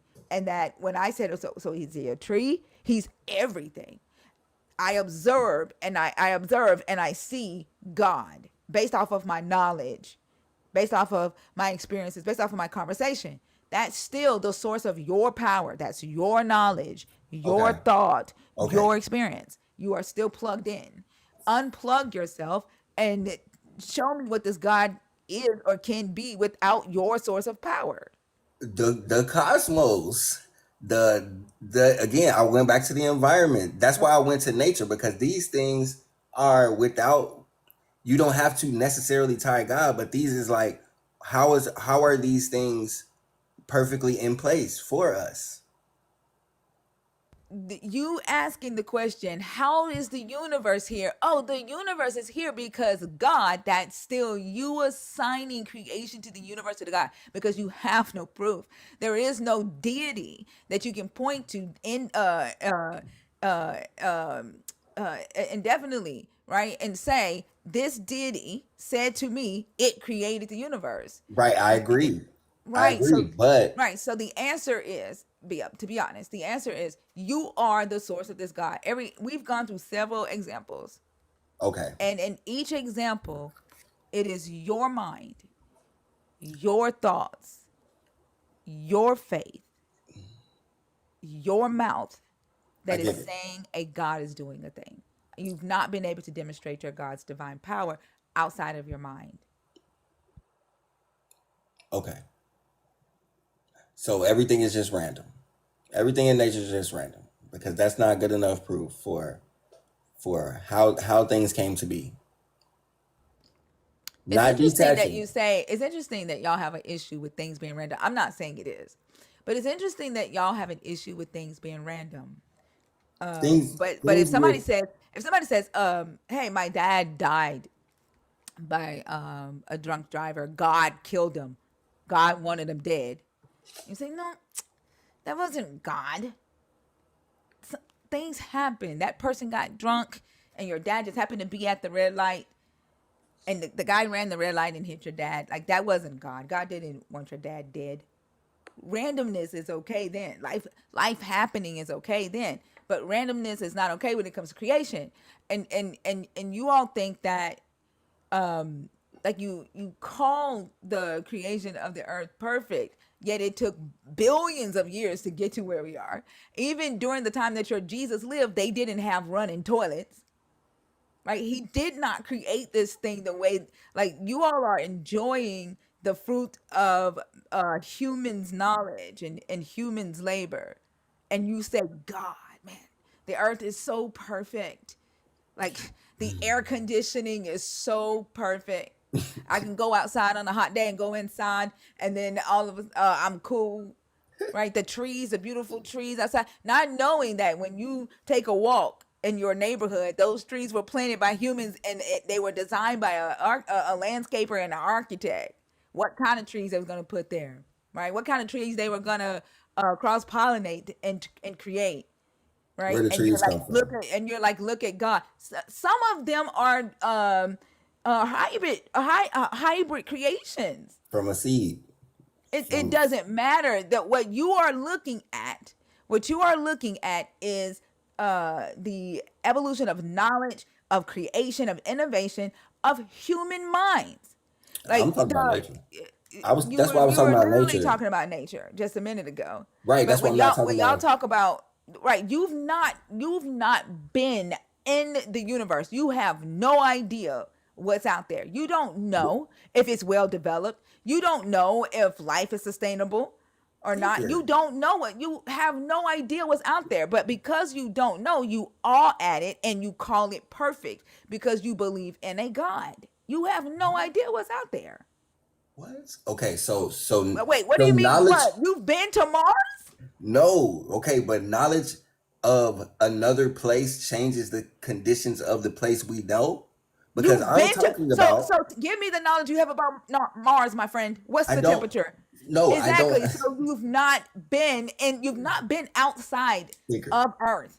I get that. No, I don't believe no one has actually, to be honest. But Right. but So what you have I'm no idea if it's perfect. okay. So that's why I'm only speaking about this reality, what we can observe in No, this you said the reality. universe. You said the universe. No, I said nature. I You don't said even the use the universe. friend. You did say the universe. What? You I don't use did. that language that much.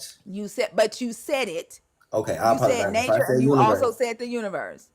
That was a I misspoke if I said universe because I meant nature because I thought I was talking about nature,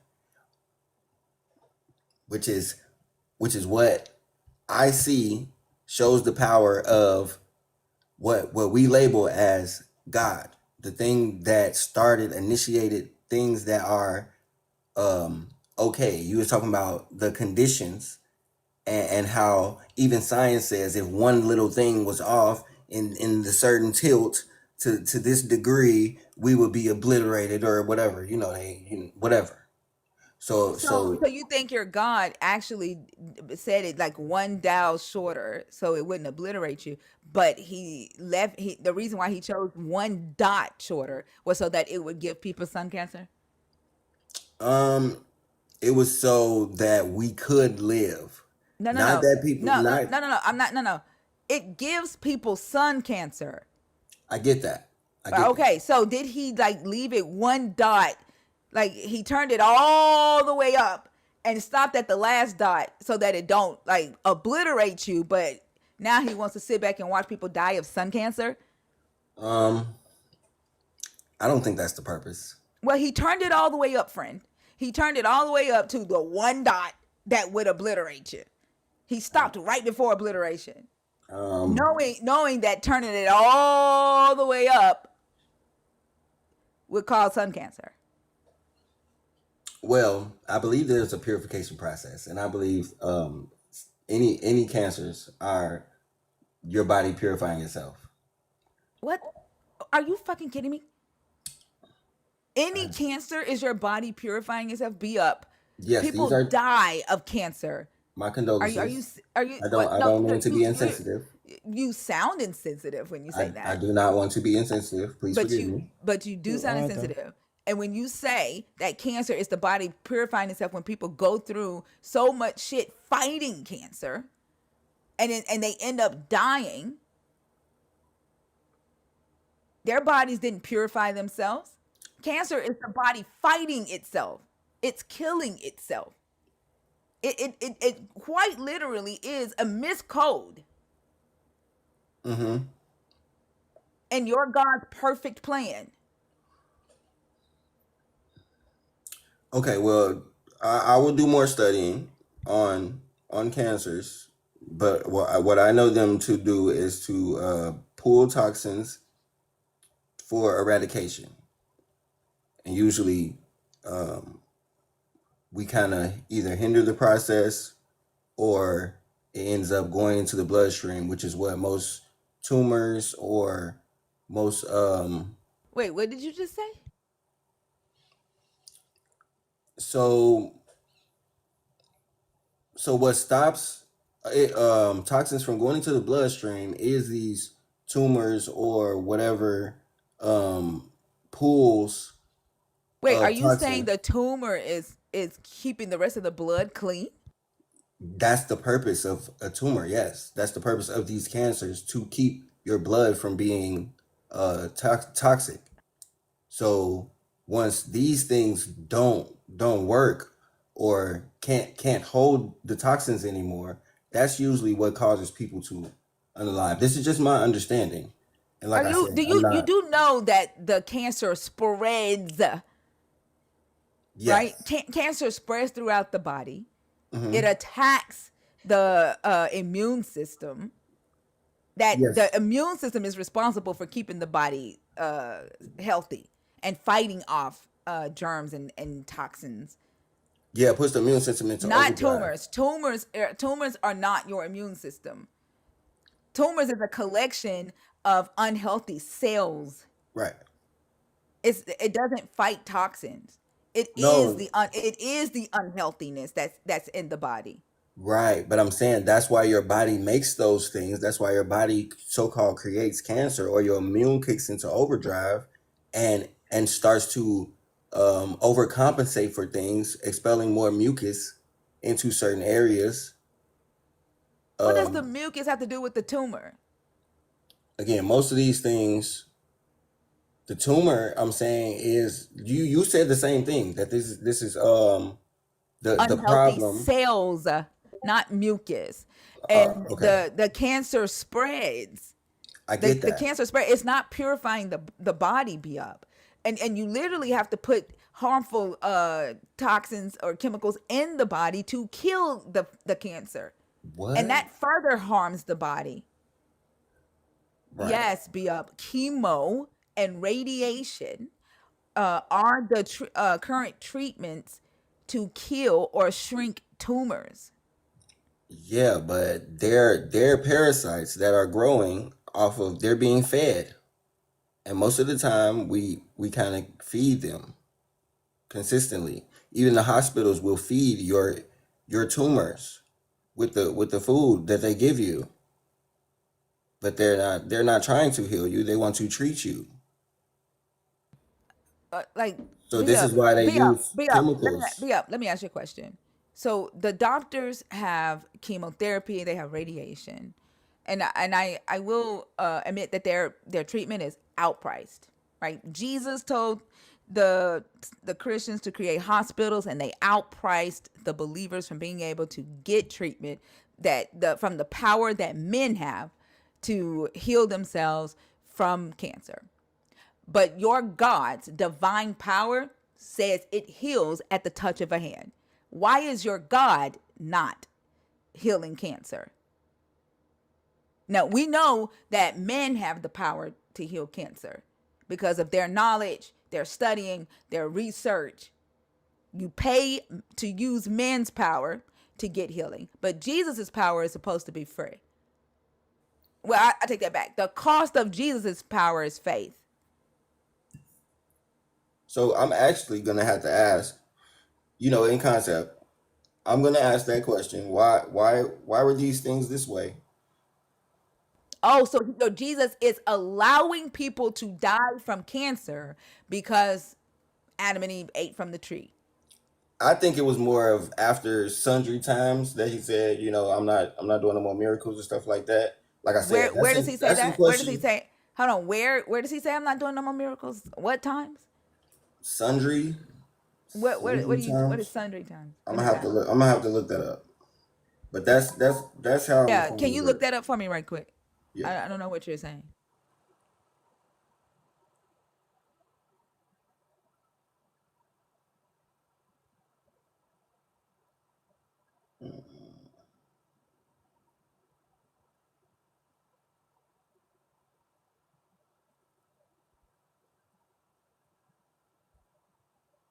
All of y'all are gonna have eternal life in your sinful state.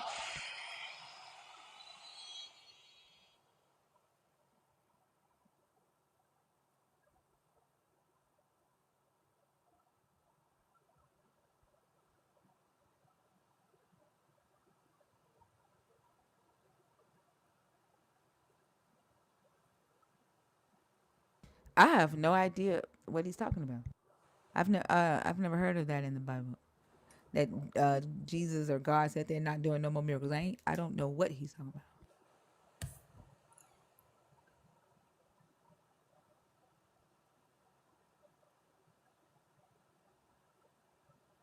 And it's interesting. A believer just said in the comments, "What if God allowed us to have eternal life in our sinful state, but the God is killing innocent people with cancer while allowing the murderers, the grapers, the oppressors, the genociders, the sex traffickers to stay alive?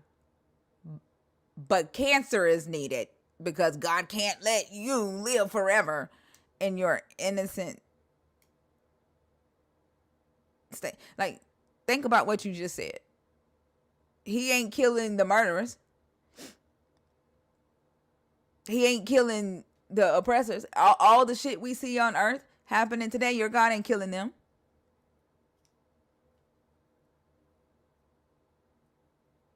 Where are they tormented?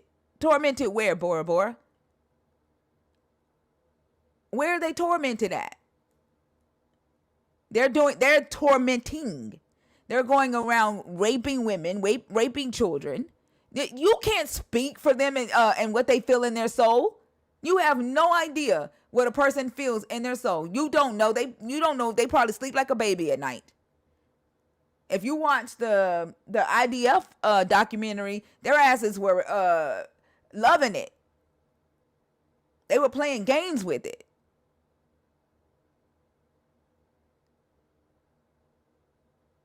Yeah, mindsets like yours, like this is what I mean when I say violence lives in ignorance. Y'all will advocate and justify your God allowing innocent people to die, and then just don't give a fuck about those that are causing harm. Your God, there's no expectation for your God to do anything for them. Their punishment is fairy tale. This is literally the Abimelech, Abraham and Abimelech. The innocent is threatened with death when the liar gets protection. That's the mind of the believer. You're going to have to wait, Lawan. I only allow one person on stage at a time. Be up, have you found it yet? I don't think that you're going to be able to find where Yeah. you. So the only thing I was able to find was when it was saying in sundry times, that was Hebrews 1, that he spake to the prophets. So what I was thinking was there. Maybe I do have to do some more research to find if it is there. Um, There's nowhere in this book where your God says, "I am no longer doing miracles." It doesn't say that. Hold on. It's something. It's something. He Unless tells I'm just he lied tells to the blatantly. Israelite. There's a scripture where he tells the Israelite he's taking his power from them, and then 3 verses down he gives it right back.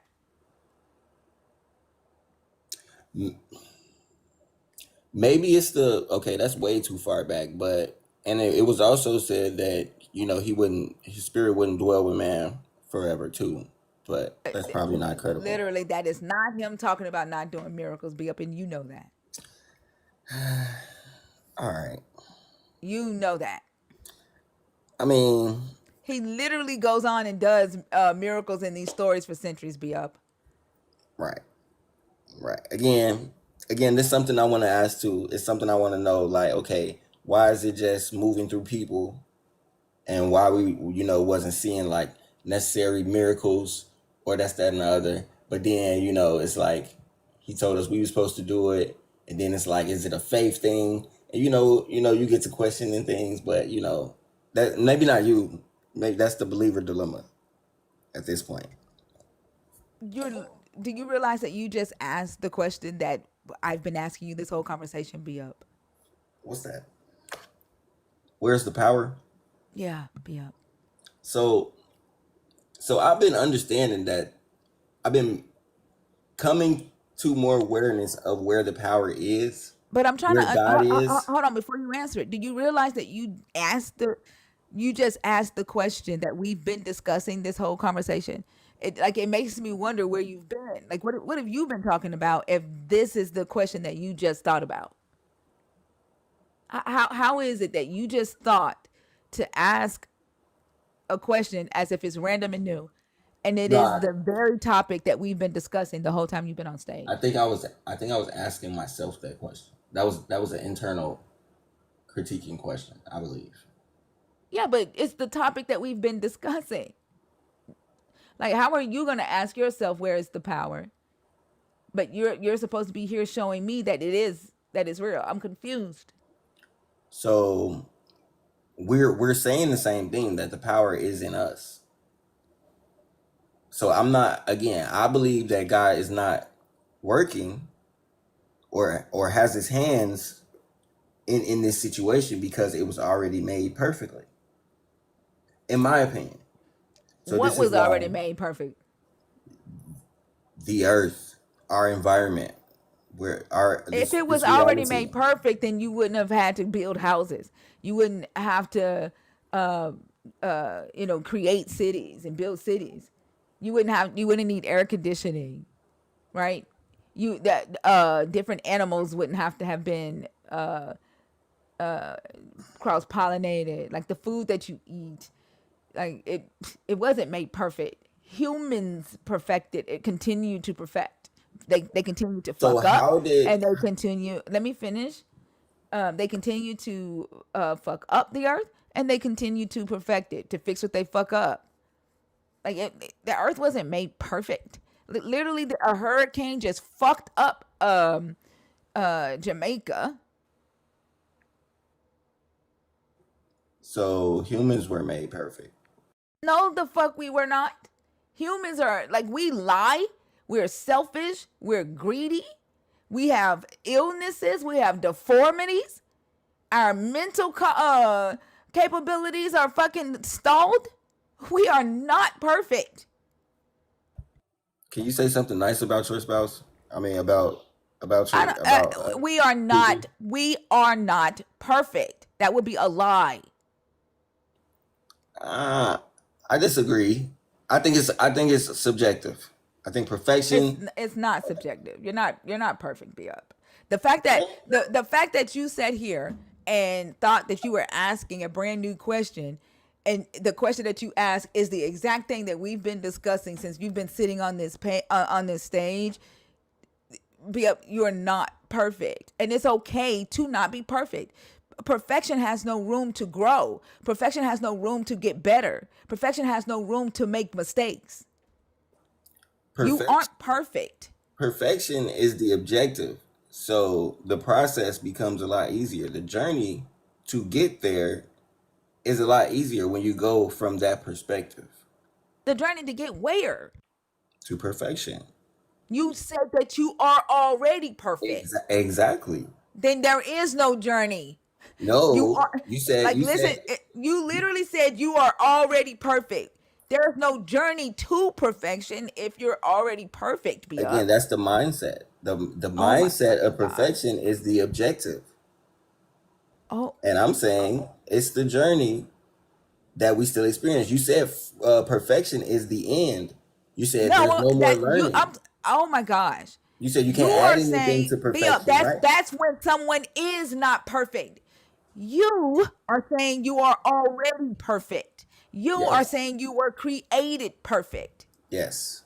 If you were created perfect, then there is no room for imperfection. There is no room for improvement. If you are already perfect, there is no journey to perfection. You're already there.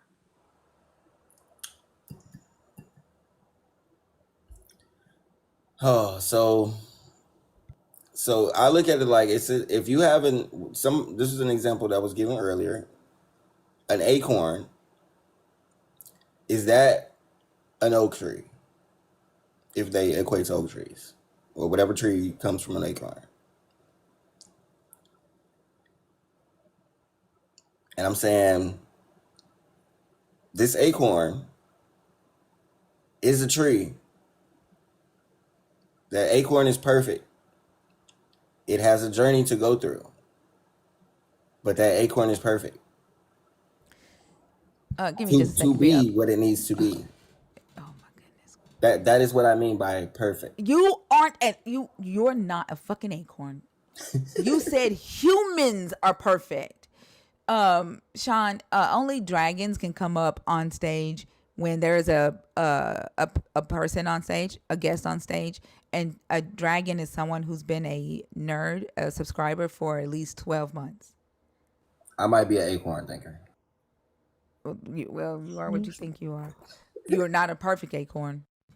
You're What? flawed. You're flawed. Like think about what you're saying right now. You don't Wait, even wait, wait. understand that when you say you don't even understand that when you say that you were already made perfect and then you try to assert that there is a journey that you have to go to get to perfection, that makes no sense and you don't recognize that that is illogical. Okay, so look. So in my worldview, there is no journey to perfection. But you were speaking about the Do, journey. You were saying do you sin? Do you sin be up? no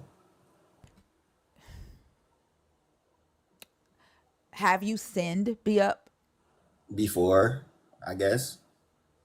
Were you made perfect be up? Yes. But perfection made a mistake. Perfection messed Yeah. up. Yeah. Yeah, that's a Were part. were you That's why I say subjective. were you still perfect when you messed up? Yes. In your God's eyes, you were still perfect. Yes. So then everybody that is a sinner is perfect in your God's eyes. Yes. So therefore, sinners go to heaven. Yes. Purifying fire. We may experience hell momentarily. That is all. It is a purifying fire. All of his creation is perfect. And he made them that way, which is why we all will be reconciled. Which is why I know my God to Hold on, be. be up. Cancer is perfect. I don't want to offend anyone with No, my no, beliefs. and your mindset is cancer perfect. Yes. And your mindset is essaying a child perfect. No. No, no, because you said No. sin was perfect. No, no, no. You said sinners go to heaven. You said sin is perfect. Ma'am. You are no. You are trying to say that everything is perfect. No, I did not say that. You asked me you asked me when Be up. Is sinning when a person sins, are they still perfect in your God's eyes? Yes or no? yes, that does not Okay, saying so that when sin a is person perfect. essays a child, are they still perfect in your God's eyes? Yes or no? That person is still perfect. Both So parties. so as I said, when a person essays a child that is perfect in your God's eyes, No. The is action is sin not the perfect? person. Is sin perfect in your God's eyes? Yes or no? No. The You just people. said it was. Ma'am, you're saying when a person sins that they are now imperfect. I'm If saying they are sin perfect. isn't perfect and the person sins, then the person is either imperfect, or if the person is still perfect when they sin, then sin is perfect and the person is perfect. Imperfection and perfection together does not make perfection. It either makes the imperfection is the perfection, or the perfection is the imperfection. So again, I separate people's actions as well as God does. In my understanding. You are calling a person who does a sin perfect. If a person essays a child, they are perfect. They're doing a The bad thing, they're doing an evil thing, and that's perfect to your God. No, they're doing That's the what you evil thing. said. No, that's You, not what I is said. the person perfect? All Who people are essays it? perfect. When they essay a child, are they still perfect? Not in action, not in current action, Is the person still perfect as they are essaying a child? as they are. No, So when is the essaying a child is sin. of course. So when a person sins, they are not perfect. Okay, so in that moment, they are not perfect. I So agree. so when a person sins, they are not perfect. So perfection can your state of perfection from your God in the beginning when you sin, you can lose your perfection. Momentarily. So then you were never perfect. Okay. With perfection, there is no room for improvement. Um. Again, this is why I went back to a seed being perfect, and we are like seeds. We can produce You are not like a seed. I You're can not. reproduce You're not and like a seed. recreate. You're not like a seed. In Genesis 1 in the Hebrew, as the God in that story is creating, he gives a like a stamp of approval as he goes throughout. And in Hebrew, that stamp of approval is ketov. When he gets to the human beings, the humans do not get the ketov stamp of approval because humans are not like the sun. The sun needs no more improvement. When the sun does what the sun does.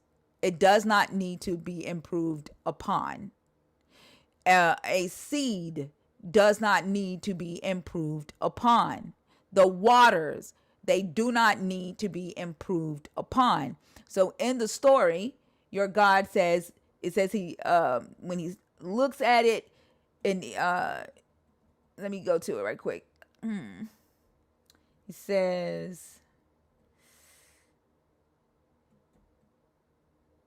and God called the dry land earth, and called the gathering of water seas, and saw that it was good. This phrase right here, where are you? Why don't you turn? Oh, I'm hitting the wrong thing. Shit. This phrase right here, kitov, means it was good.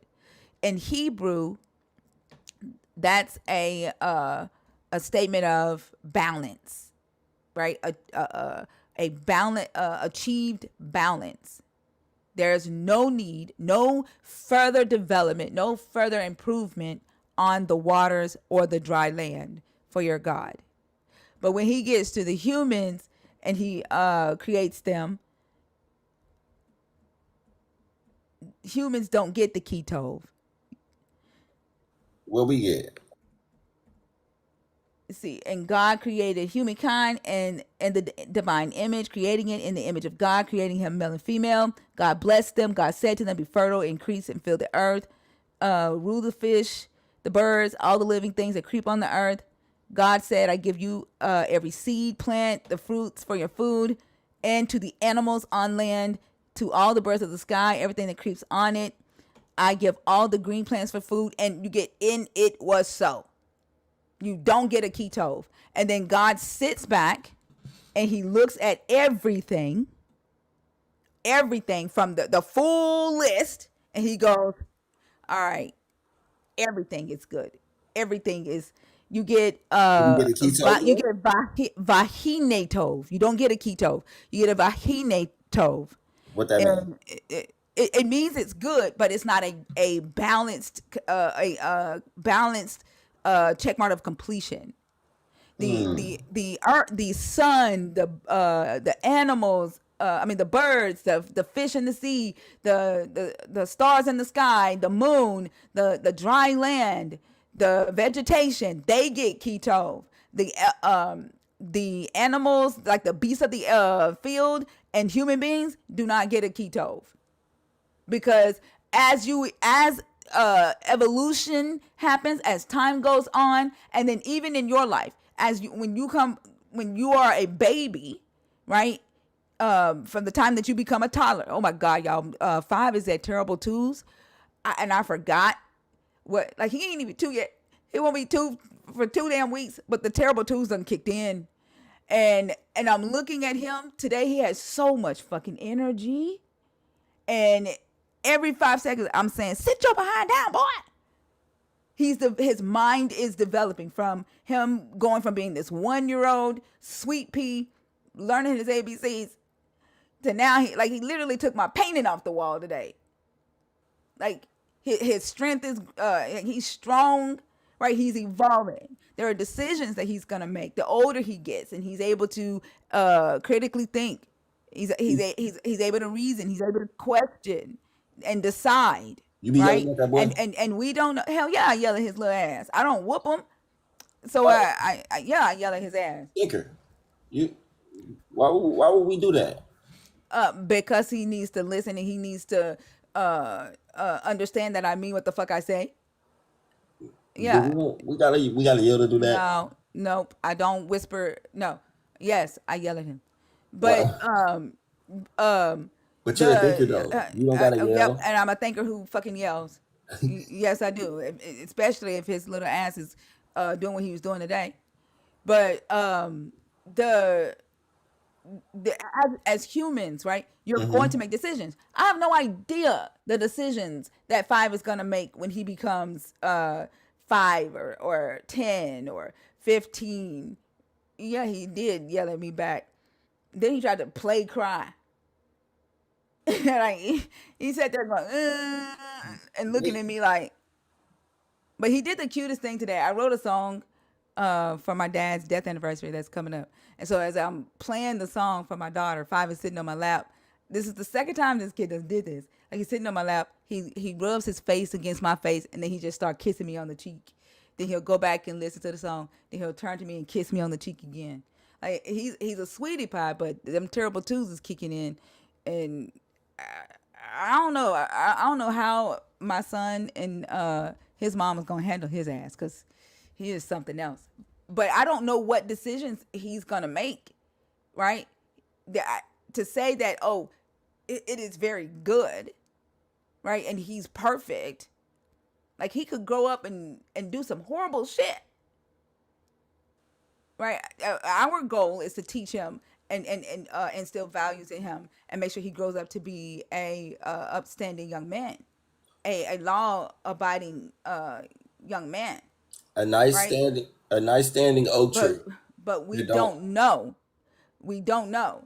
So we can't give this stamp of like, yep, we definitely know. Your God didn't do that in this story for humans. Humans don't have that stamp of no longer needing improvement.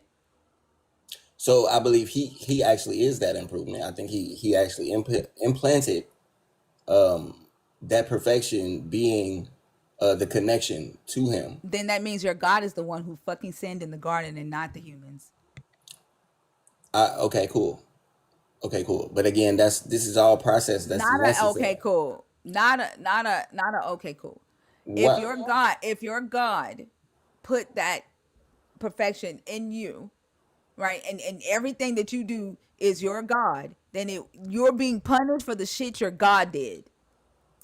So he gave us all choices. We know this. No, he didn't. Not if he put his perfection in you.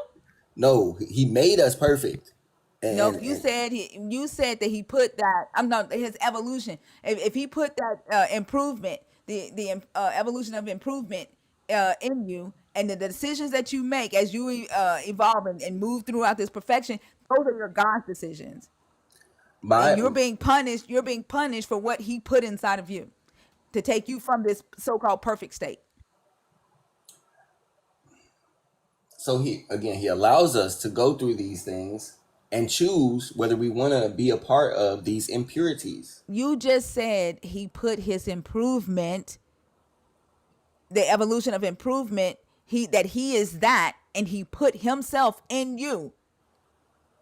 He's making the decisions, not you. If Nah, if see, he is the evolution of improvement of you, nah. then yes, he can't be both. Be up. It cannot Wait, be both. wait. I think you're kind of mixing my viewpoint up a little bit, because I'm not saying that my understanding of perfection is the ability to reproduce, repopulate, to recreate life again. Every human can't do that. Be up. Okay, I understand that. So then every human is not created perfect by your standards. They can, again, create more of themselves through other means of connection. It doesn't have to be sexual You said or reproduce. reproduce. How are Right, they right. reproducing more? How I'm are they talking about reproducing You said like and you growth. said procreate. So how are they reproducing and procreating if they don't No, have the reproductive organs to do so? so I didn't really say procreate. I did say reproduce, because I do mean a like growth. Whatever you're adding growth to, or whatever you're imparting to the next generation, that's kind of what I mean. So Be again, up. this is the capability of all, or Be up. most human beings. Yeah. Hold on. Be up. Like I Yes, feel ma'am. like you're playing with the words, and I don't know why you're doing that. Like I have no idea why you're playing with the words right now. Okay. So I gave reproduction, and we were going to just sexual organs, or the actual ability to reproduce, when I'm speaking of more than just the reproductive process. I'm speaking of growth in connection, and like I said, imparting wisdom, or training another, or teaching or guiding another. That's the Every means of human perfection. can't This is do how. that. Be up. Say that again. A little bit, because I'm not saying that. My understanding of perfection is the ability to reproduce, repopulate, to recreate life again. Every human. I feel like you're playing with words, and I Did I have did no I say idea. it? No, like be up. You said repopulate. But I didn't say procreate. You said I did not. repopulate. Be up. Stop. You're playing with words. You said repopulate and create life again. You know what the fuck you were talking about, and then now you're trying to play with words and say that your with your idea of reproduction and repopulating the earth is leaving ideas behind when you die. I It don't was know just why it you're was doing that. You're being no. dishonest right now. I wouldn't say it's dishonesty. I was expanding on the point. I was No, adding. you were pivoting the point because you did not you're trying to say that because you have sperm and No, because that's you can not what I was shoot your saying. sperm because you have sperm and because you can shoot your sperm and create another you, that's perfection. No, And then that's no level. when I said that every human doesn't have the ability to do that, now you got to shift, right? Because now humans are no longer perfect because all humans don't have the ability to shoot sperm and make another them. Now So you're trying to say that what you meant was creating ideas. Like you're being dishonest. I'm really not. You are because you said repopulate the Right. earth.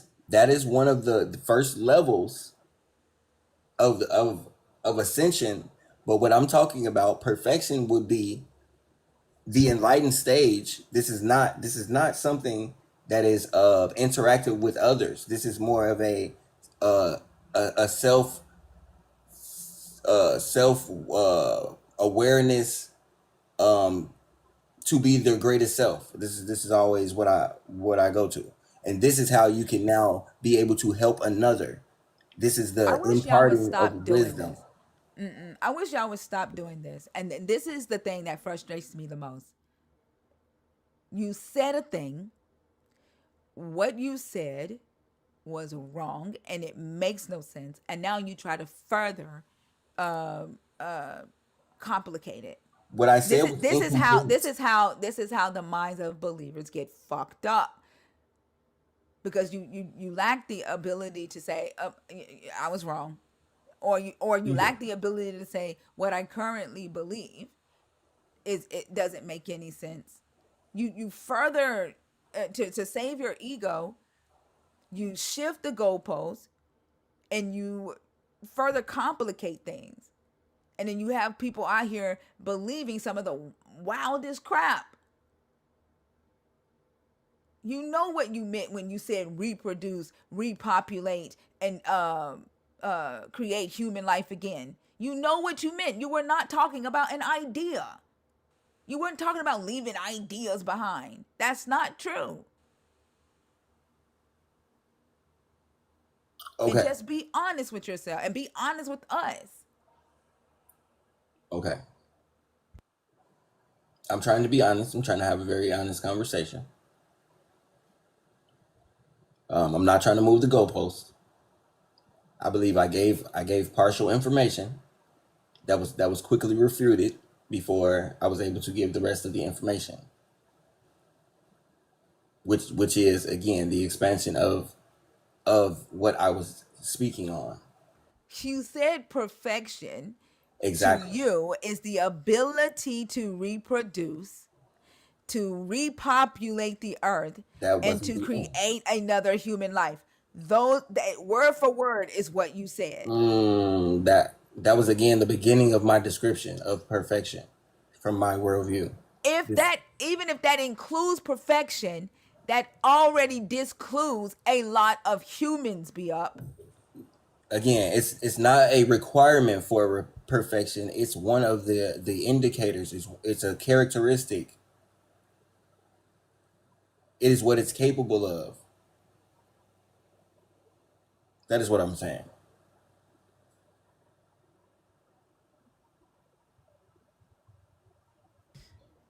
I said that y'all just be saying anything. And then we went back and saying that I didn't, I didn't say, I didn't I didn't stick on, just reproduction. You literally named three different ways of reproduction. You said reproduction, repopulate the earth, and create another human life.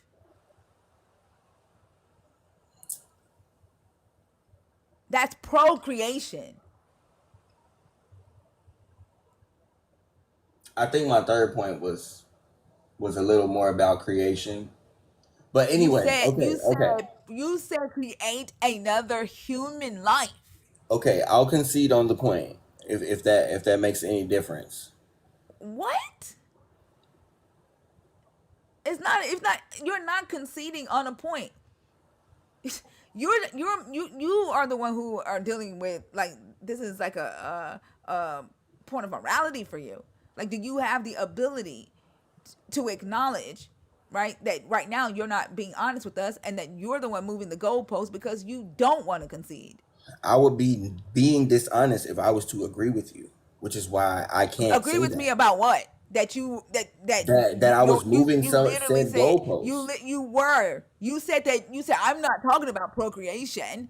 I'm talking about leaving I, ideas s- behind. I That's said I what you wasn't said. sim. I said I wasn't only talking about it. I kept saying that was an incomplete. I was not done speaking about perfection.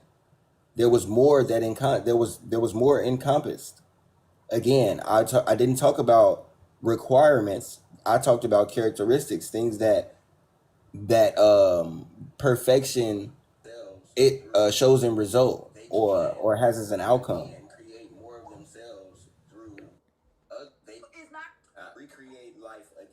Every human can't do that, be up.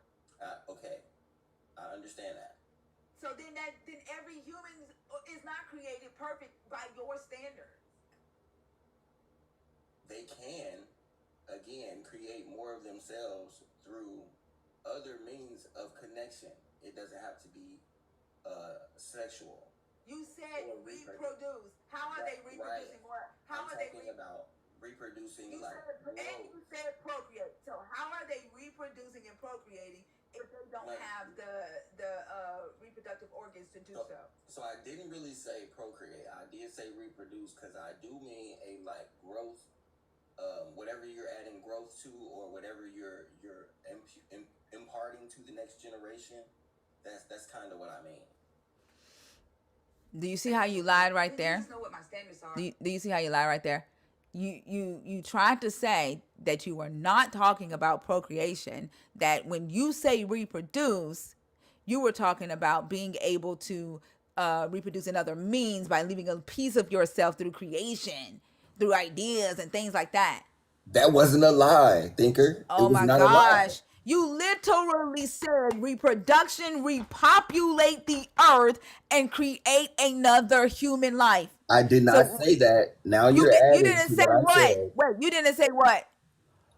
Create another human being and add to human life. I didn't say those things. That's You not didn't say reproduce, repopulate, and create another human life. No, I said reproduce, and then I said two other things. But What were those the two other things you said? What were the two other things you said, Bia? run the tape back. No, you tell me before I run the tape back. What were the two other things you said? I don't know, but I know I Okay. didn't say what you Okay. said. All right. I literally just played it a few seconds ago. It was Literally something just about played it a few seconds ago. It was something about create in the second part, and then I said something else, and then you were asking me questions. So I know I said three different things, components, in the first part. So we can play those back. But again, then I went back and said that I confirmed that I only said reproduce and not procreate. Oh my God. Thank you. Like the fact when I say that you are talking about procreation, you named three things that are procreation. Can we run the tape back? Thank you, please. Yep, I sure am. Yep. Thank you. If that, even if Thank that, oh my God, to repopulate. What I was speaking of. This is what gets me frustrated with y'all. I don't mean to do that. I apologize. Yep, sure. You shift the goal. This is how the minds of you said a thing. Is what I that is interactive with others. This is right. That is say that what you meant was the point because you did not with the words and. Let me get to the part first, guys. Another that Every human. I think you kind of mixing my view. Is the evolution of improvement of you.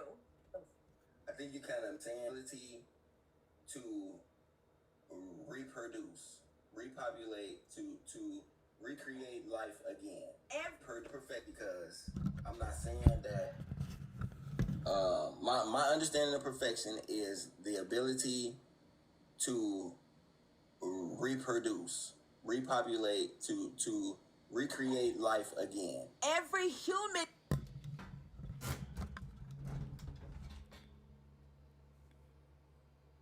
Yep. Yeah, I said repopulate and recreate life again. You said repopulate, reproduce, and recreate life. Right. I did say those things. That's what I said you said. No, that is not what you said I said. But what anyway, did I say? What did I say? No, wow. What did I say? What did I say you said?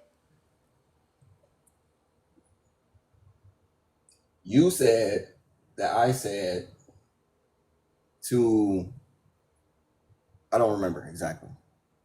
But I don't think it was those things. I don't think it was those like, three that we just heard. Oh my fucking gosh.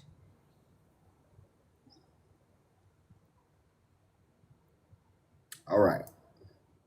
So recreate. This is ridiculous. Reproduce. This is ridiculous. Reproduce, repopulate, and recreate life was my statement. It's procreation, Biop. It is procreation, and you are trying to say that that's not what you were talking about. That's not what I said. I didn't say that's not what I was talking about. Oh, I just fucking played it, Biop. I just played you saying that's not what you were talking about. Wow. Like, this is ridiculous. This is ridiculous. And I shouldn't have to keep going back and forth replaying stuff. Like, if y'all had the ability to be honest with yourselves, like when you get to a point and you realize that what you're saying doesn't make sense, instead of furthering lying, then conversations wouldn't go this way. So you're saying You literally said that your idea of perfection is to reproduce, the ability to reproduce, to repopulate, and to create human life again, or to create life again. You literally said those three things. That is procreation. And then when I said every human doesn't have the ability to do that, you said when I say reproduce, I'm talking about them being able to connect in another way. right. Expanding my point, which is what I kept saying. Like you're saying that I was Except saying you were not talking about that. You were not talking about that. You named three things that mean procreation, that are procreation. okay, and then I explained them, thinker. I explained what I meant, Oh my God. gave descriptions to perfection. That's simply what it was. You literally said you were not talking about procreation.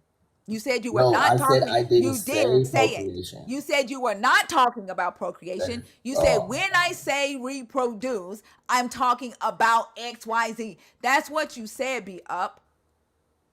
right. I wasn't only talking about that. Didn't say only. You said you wasn't talking about procreation. Oh wow. Okay. Be up, I just fucking played it. Right. And if you were listening to the playback, you would see what actually was said.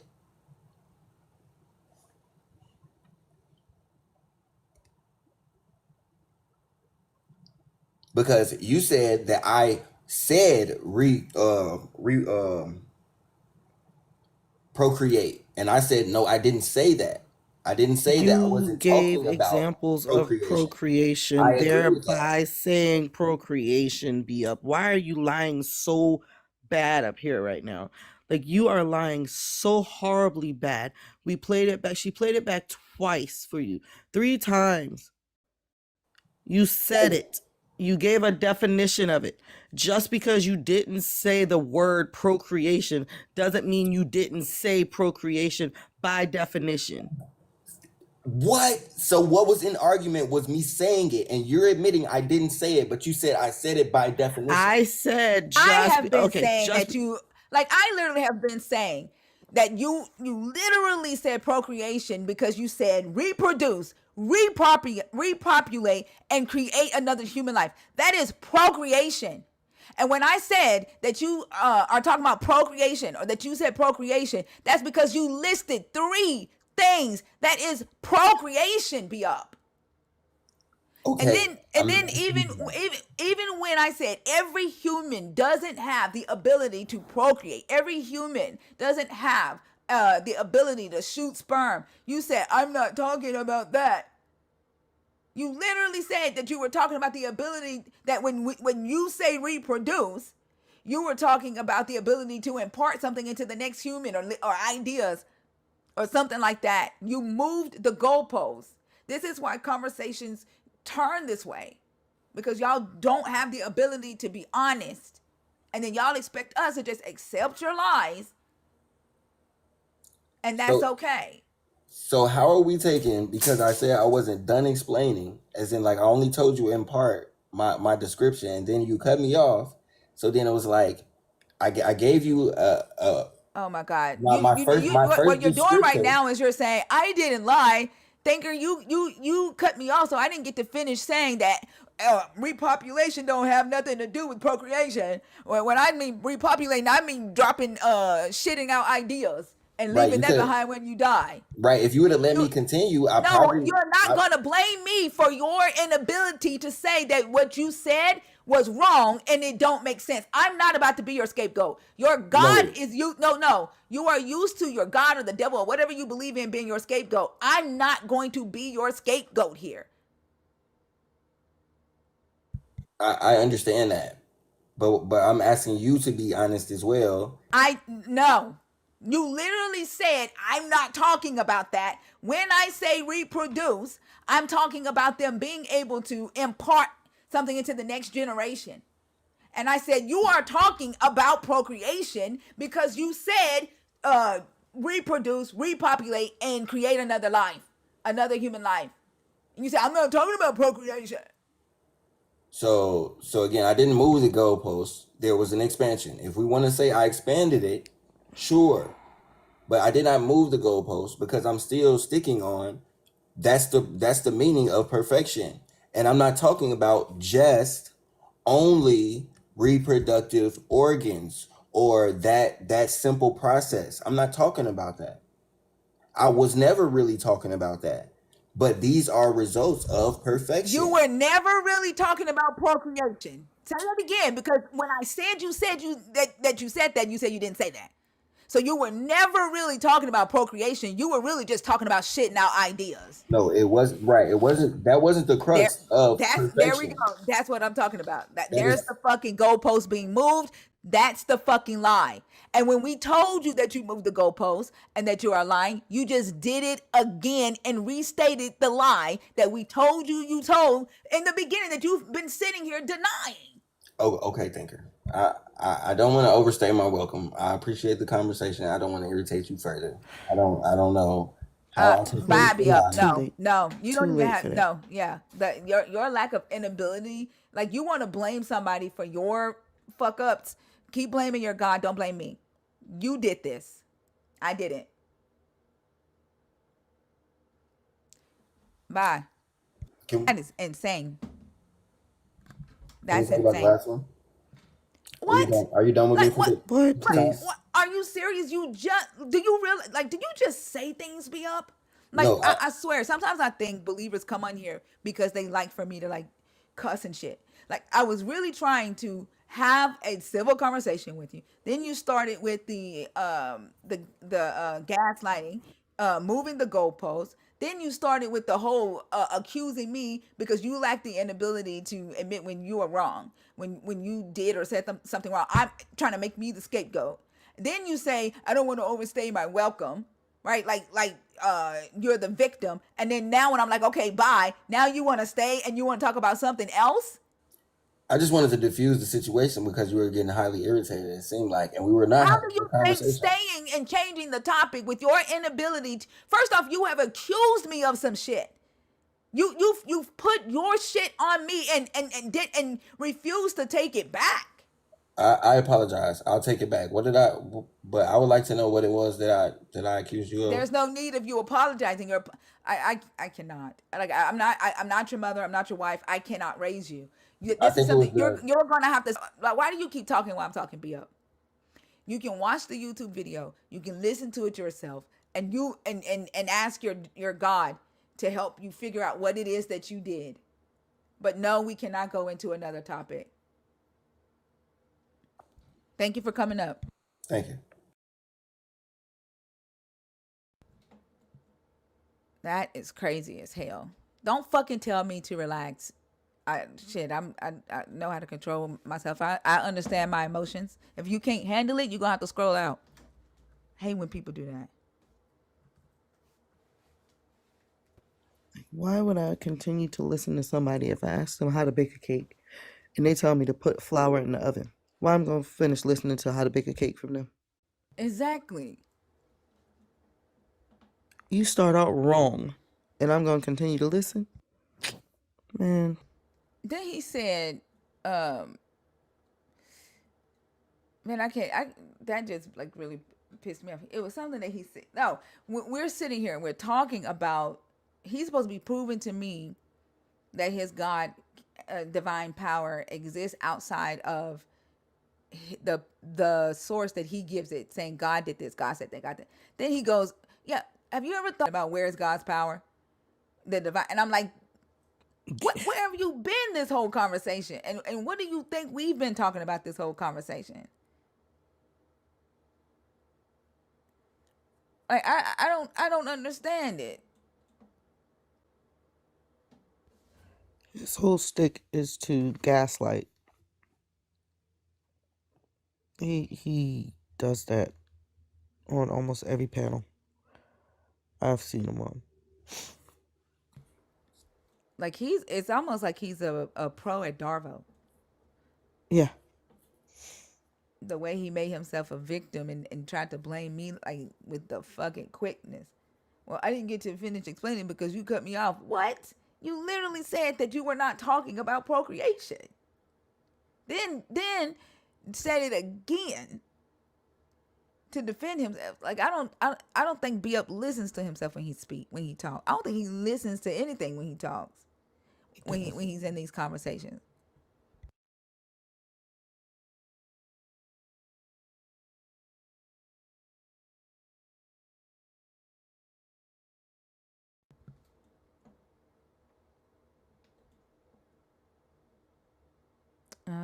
Is this person connecting or no?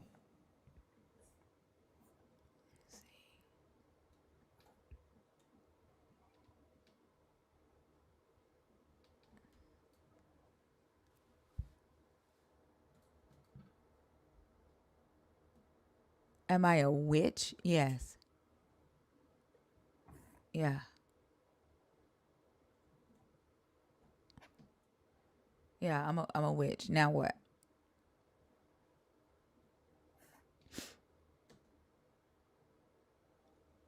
Power Pig?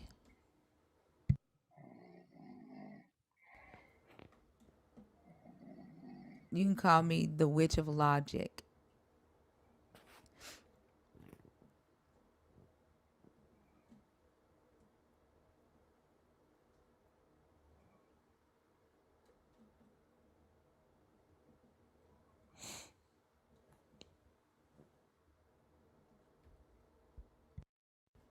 I know. And y'all scared than a motherfucker of this witch. Like, I actually have a song. Yeah. I actually have a song that talks about me being a witch.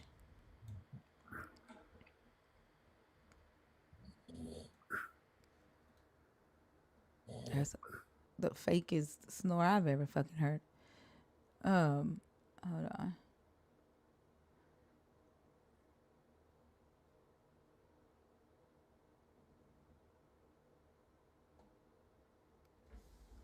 They say you're stupid, you're delirious. Cause you don't believe in Jesus. You're a demon in the demon, you're gonna burn in hell. But you said that last week and I'm screaming like, oh well. Fuck you, fuck you, fuck you. And your Bible too. He's a good man, Savannah, that's what all of you say. Like yeah, he lied, a lot of people died. It's the only way they know how to defend themselves. You only see the bad, you never see the good. Go repent, don't dissent. I really think you should. I wish the fuck I would. They say you're stupid, you're delirious. Cause you don't believe in Jesus. You're a demon in the diamond, you're gonna burn in hell. But you said that last week and I'm screaming like, oh well. Fuck you, fuck you. The witch part is coming up. Fuck you. Thinkers a witch with a B, true Jezebel snitch. Deconstructing the Bible with her demonic sales pitch. The devil knows the scriptures, that's what the Bible say. Teaching lies like the scribes, carrying lost souls away. You're going to hell, I can tell. You think it's swell, you're under us. Wait, did you just say, oh well? They say you're stupid, you're delirious. Cause you don't believe in Jesus. You're a demon, a demon, you're gonna burn in hell. But you said that last week and I'm screaming like, oh well. Fuck you, fuck you, fuck you. And your Bible too. Fuck you, fuck you, fuck you. Watch your language, bitch, that's what you do. Fuck you. Be up, being in my request box right now is wild. Oh, good.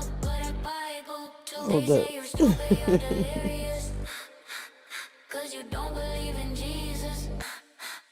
You're a demon, a demon, you're gonna burn in hell. But you said that last week and I'm screaming like, oh well. Fuck you, fuck you, fuck you. And your Bible too, oh well.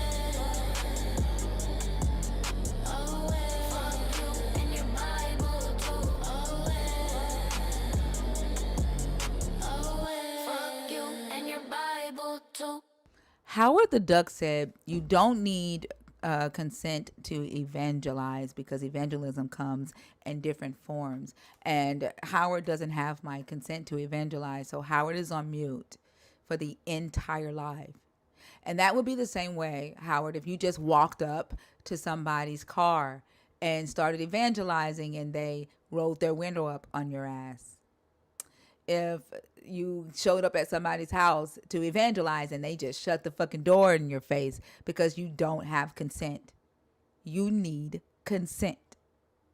And you don't have my consent. So I muted you. And the only reason I muted you is because you don't think you need my consent. Right. Or drive away on your foot. That'd be your fault.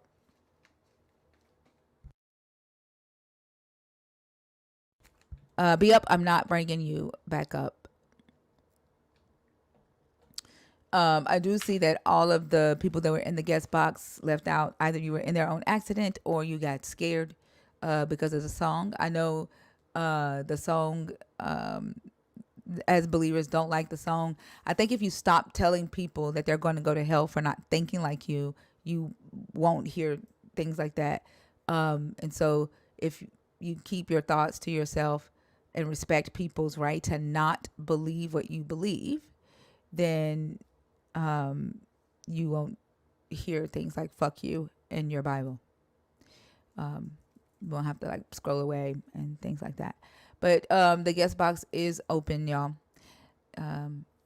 The If you are a believer in the God of the Bible, if you are deconstructing, or if you are an atheist. Deconstruction is maybe you believe in the God and you're wanting to challenge what you believe or what you think you know, or you've decided that you no longer believe in the God and you need to clean out a lot of those beliefs that you currently hold and analyze them, question them, either do away with them or put them back together in a more healthier way.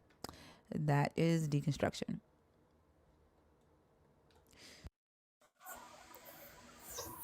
Hello. Disappointment, perfection cannot be disappointed be up. So maybe deal with your imperfection first so you can get back to your perfect state. Hey Sean, how are you? Good. How are you? I'm good. You want to hear the song that you helped motivate me to write for my dad? What? Absolutely. Hold on. So my dad, I told you my dad's death anniversary is coming up next week actually. And I was waiting for the perfect words to come, and they came last night. Mhm. Well, not last night, after the live. I didn't go to bed till 6:30 when I got off live today. Surprisingly, I have a lot of energy. I'm excited to listen. Let me get it pulled up here. And my dad passed in September on the 18th. This year? Was it this year? In 2018. Oh, 2018. Okay. Yeah. Okay. Here you go.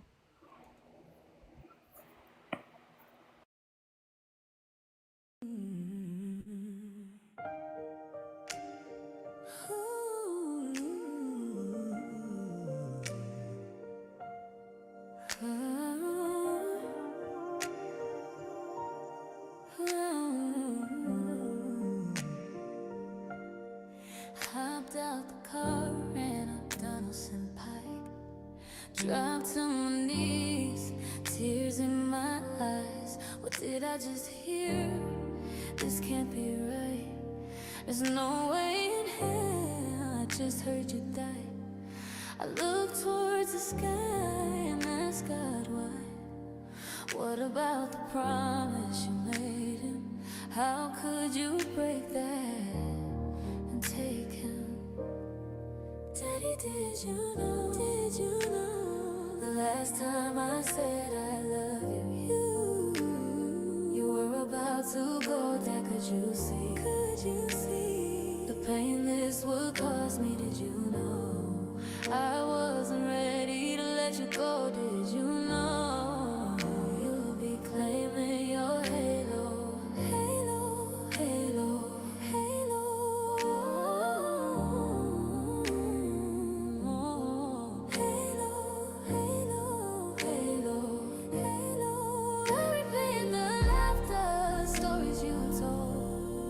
Lessons still guide me as I grow old. I kept your neck still just to hear your voice.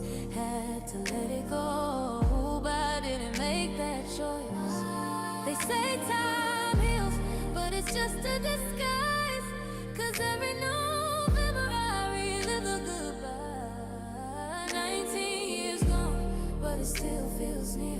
You're the echo in my mind, the voice I still hear. Daddy, did you know the last time I said I love you, you were about to go? Dad, could you see the pain this would cause me? Did you know I wasn't ready to let you go? Did you know you'll be claiming your halo, halo, halo.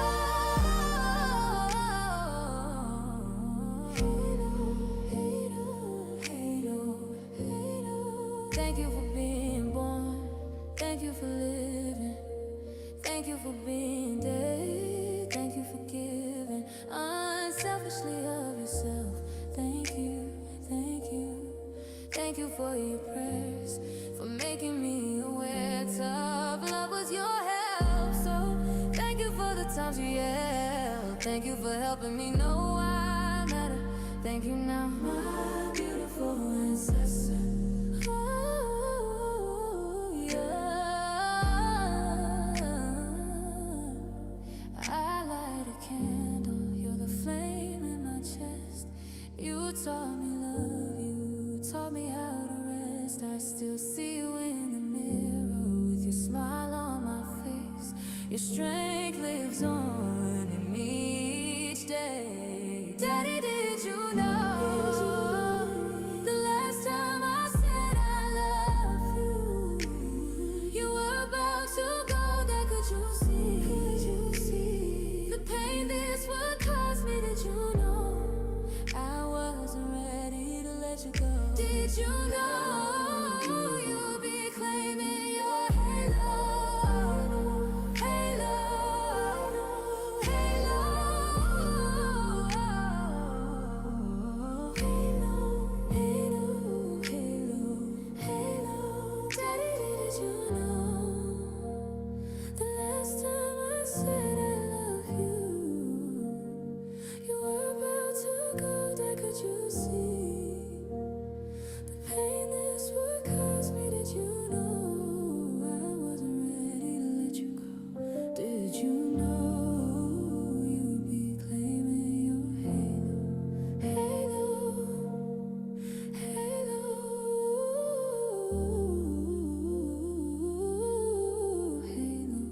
halo, halo, halo, halo?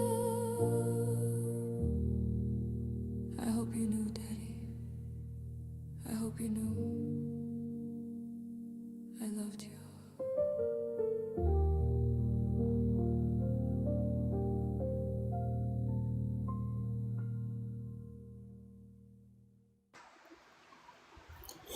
Thinker.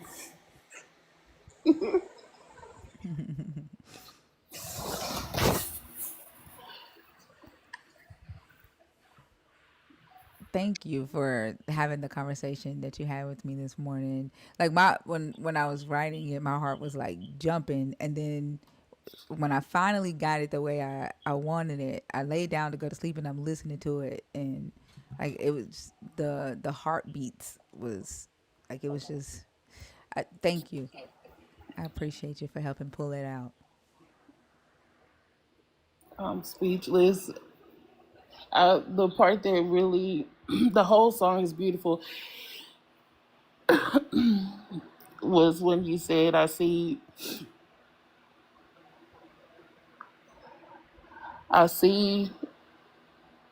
you every time I see my smile. And that's,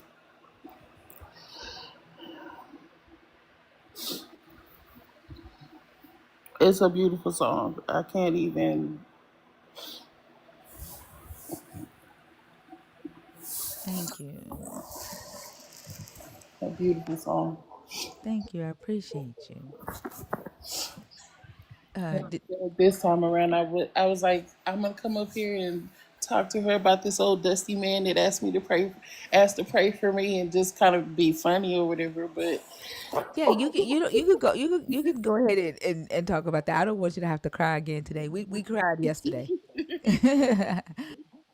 um, but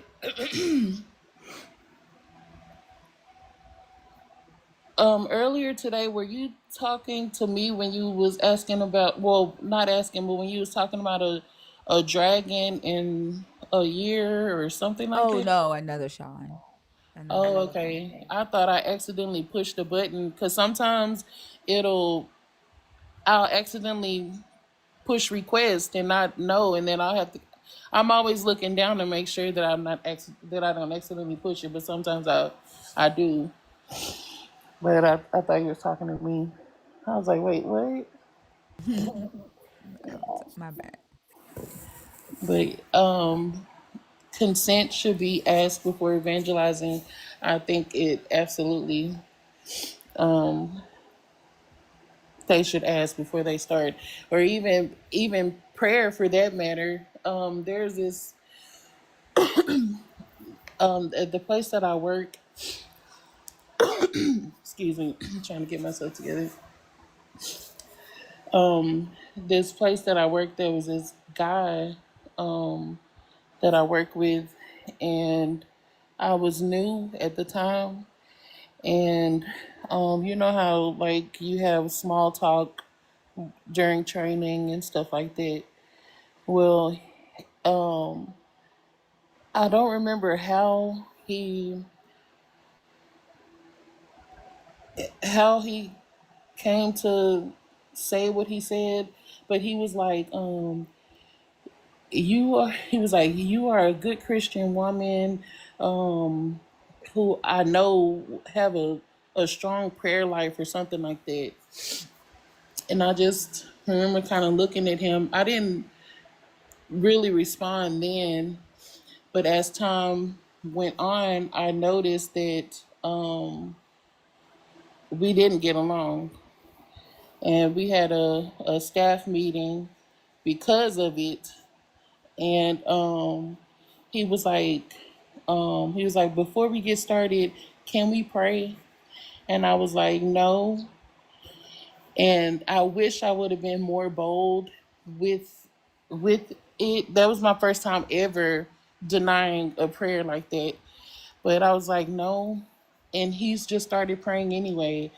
And the other two ladies that was there, they didn't stop him or anything. And it was my boss and the assistant manager, and they didn't stop him or anything. So I froze, but he still prayed, and it pissed me off really bad, and it made me not like him even more. But it was just I felt I don't know I felt along with anger. It was just I was just like, really, dude, like just you're not gonna respect my boundaries, and by this being a workplace, like I don't even want that. I wouldn't even if I was a Christian, I wouldn't bring that to the workplace. But I think in America, um, we have normalized prayer and Christianity and all of that to where they can do disrespectful stuff like that. Yeah.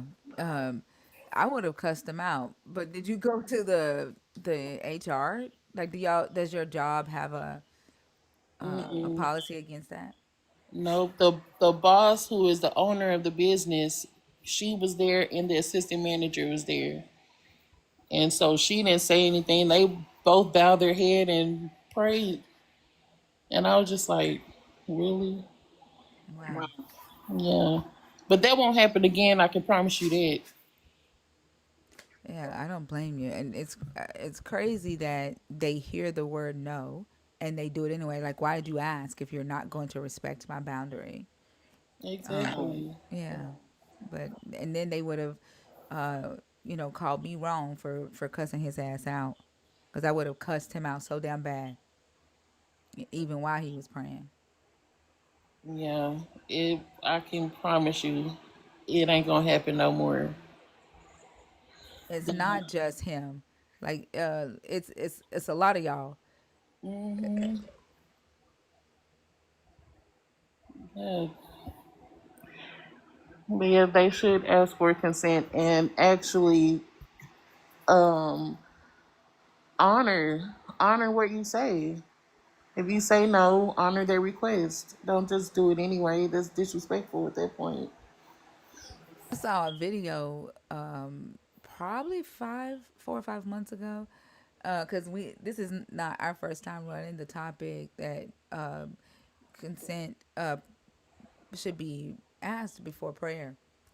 And about 5 or 6 months ago, a black lady who was a Christian made a video, and she said, "Since when do you need consent for prayer?" She said, "Since when is prayer a bad thing?" And like she was mad about that. And it's like, the do you believe that your prayer works? Like if you believe your prayer works, then you just randomly, that's like if I was a witch, right? And I had magical powers, like real power. And I just said, I don't like the fact that your hair is blonde, and I say, make such and such hair green. Like I'm putting my will on you. Whatever God I serve, I'm telling that God that I don't like how you present yourself in the world, and I want it to change. So I'm going to ask my God to make your hair green. That's what you're doing with your prayers. Yep. And a lot of people don't like you, so their prayers is not really prayers. It's like PREY and not PRAY. These people aren't really praying for you for real. Right. Like they come in here and be hoping that harmful shit happened to my ass. Why in the hell would I give, if I did believe that your prayers had power, why would I give you the power to pray harmful shit on me? Yeah. I remember, well, not, I think it was a couple days ago where I heard you say that your mom was saying prayer for no peace, praying for no peace. I cannot tell you how many times I've heard, people praying for people that wasn't saved. Even, people in my family have been praying and stuff for other family members and other people that God would, show himself to them, and until then they will get no peace and stuff like that. That's no, I do not want people praying for me. That's ridiculous. And then they don't like, they just be saying stuff too, right? They don't know what have no peace mean. Like if your power worked, like you could literally be praying that somebody's child die, and that person loses their mind until they bow down to your Jesus. Like y'all be praying, y'all be saying some harmful shit, and then expect for healing to come out of that. Exactly.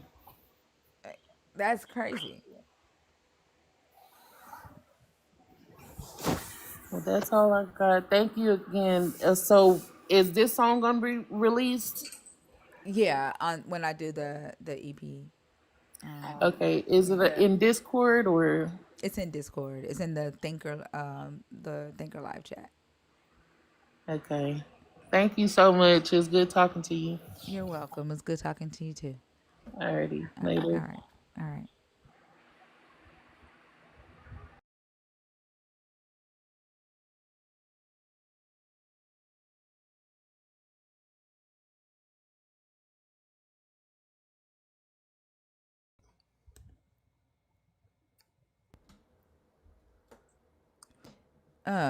Trumpy, are you a believer, deconstructing, or an atheist? And how old are you? I'm an atheist and I'm 20. You gotta be. Oh shit! I forgot I didn't change it because Maddie's not here. Go ahead. Which topic do you want to do? Let me see. Yeah. Consent should be. What does evangelizing mean? Praying for, preaching to, witnessing to. Oh. Oh, religious consent. Okay, okay, I see. So like you said consent should be, so like before I preach to somebody, I should ask if that's okay. Yeah. pray for them. Like, do you think we're believers? Like you guys in here? Yeah. I'm not sure. I've been here for 2 minutes. I think so. I think I'm more on the fence. Like I'm more over Uh, onto the religious side than I'm sorry. I thought you said you were an atheist. I am, but I want to say fully. I'm like I'm seeing stuff recently. What does that mean? Like I don't know. Hold, I'm hold on, like hold on. Don't type in caps in my comments, please. Caps are for mods and people who have a vision impairment. A mod will mute you, and then I'll get a message saying that I muted you because you were talking facts, and I don't even read your comments when you type in all caps. So please don't type in all caps. You have to, if you have an impairment, you have to send that to a mod, right? And they have to put you on the list. Don't type in all caps without getting approval first. And then we know sometimes people do not be honest about it. So like, please don't. This is for people who have a vision impairment. Okay, sorry. Go ahead. So you're not an atheist. You're deconstructing then, or reconstructing? I'm not sure how to like put it. I feel like I'm like more leaning toward religion because stuff I've experienced recently. Okay, which one of these topics do you want to talk about? Uh, let's do the bottom one. Go ahead. Like, do I start? Yeah. Like, oh, I state my opinion. I'd probably say it's okay to just say what you want. To you. I think in general. No, you don't get to give people open consent from But you me. just asked me my opinion. And I just disagreed with your opinion. Do you Yeah, know how that disagree. works? Yeah, not Right. like And I said no. You yeah, don't get to give people open consent for me. yeah, but I disagree. And you still you can disagree all you want. You won't be able to do it. Yeah, but I will. I'll tell people. You won't. You want me to show you how you won't? Because you don't have consent to talk now. Do you see how that works? You don't get to give people open consent to say what they want to say to me. I set the boundary. I enforce the boundary.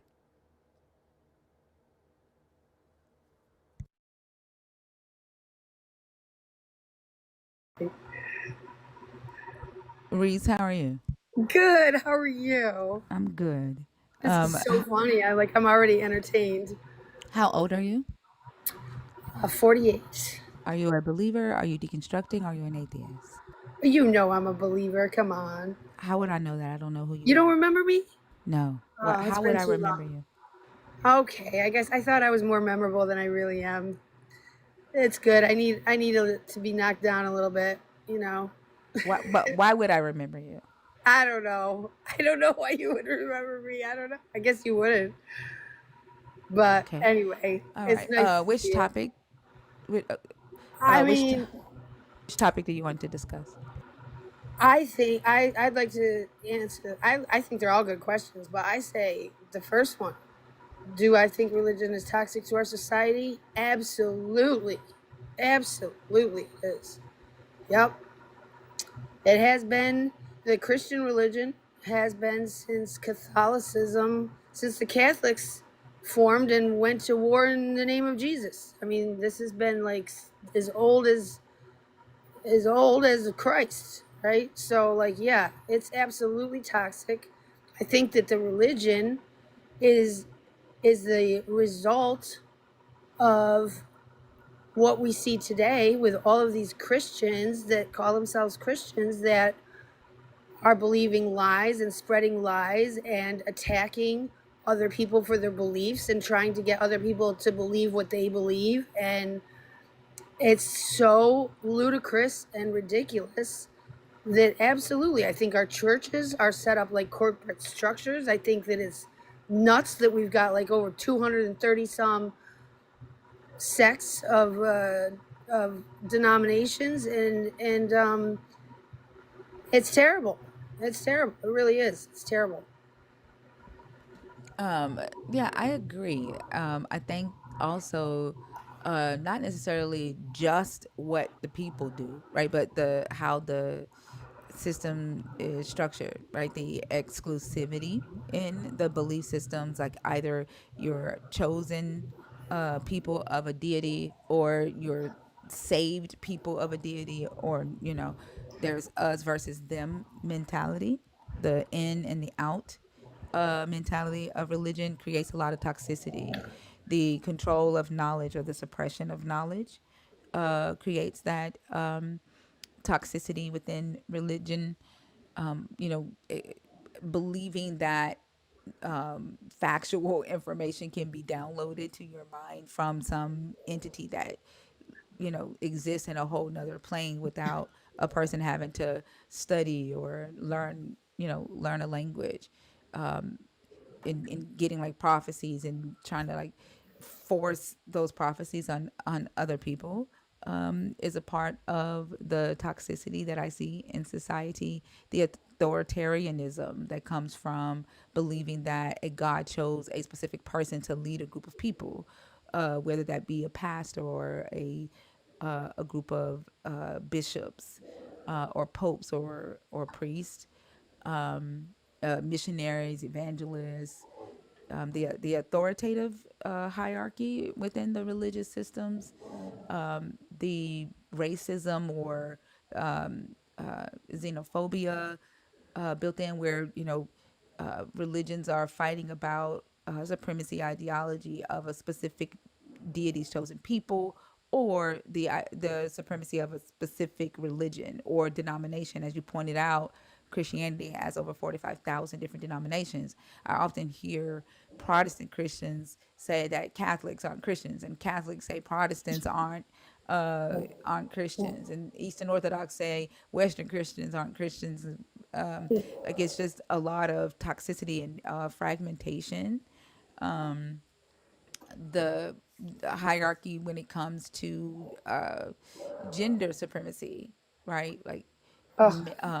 how men are focused on being the dominant one, and women submitting to them, and children have no rights. You know, like, I think the system itself of primarily the Abrahamic religions is my focus.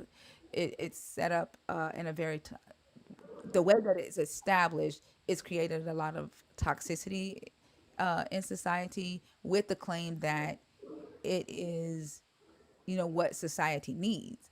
And while I can say that religion has served its purpose throughout history with creating some form of order, I don't necessarily. I I, I think it got too out of control, with everybody wanting to be seen as some power source or some influential figure within the religious system. Everybody seeing the that is a lucrative, creates a lot of lucrative opportunities. So people wanting a piece of the pie, right? I think that it no longer serves our generation of people. Like, as we evolved, and as we evolve in our knowledge and our innovation, like our ability to create, we've built communities. We know what it's like to live in tight spaces with other people. Most of us are well trained to not like just walk up to somebody and kill them, or just take their shit. The most of us, right, aren't out here doing that. So I don't necessarily see that religion has a dire need. I think it's more now a want than a need for society, and it's hurting society now. I couldn't agree more. And when you talk about the hierarchy, the churches are set up like corporate structures, and we go in there and we have to work our way up the ladder to be able to speak, at the altar, or be able to become a deacon, you have to earn the, it's, and the way, and what religion has done, and the way the churches have been set up, it's all been a distortion of the Bible, and used and manipulated to people's own advantage to gain that power, or whatever. And the result is, after all of these generations and all of the corruption that has just flowed from it, is everybody's experiences with religion have made them feel bad and not good enough. And it's just been a complete perversion of what the truth is, of what people like me, if I see the supernatural and beyond, it's not about trying to get other people to believe what we be, or prove that I'm right. The Bible is not meant to be to prove a point and to prove that you're right.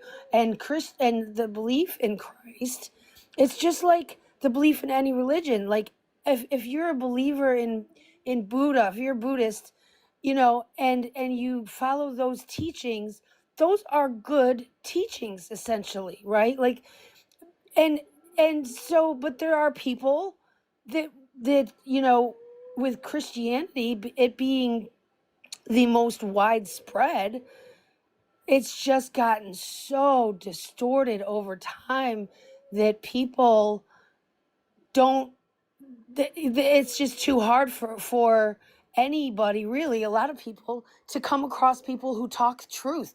And when you do talk truth, you get attacked. If I talk about my beliefs, or or my own experience, I'm called a liar. I'm told I have demons in me.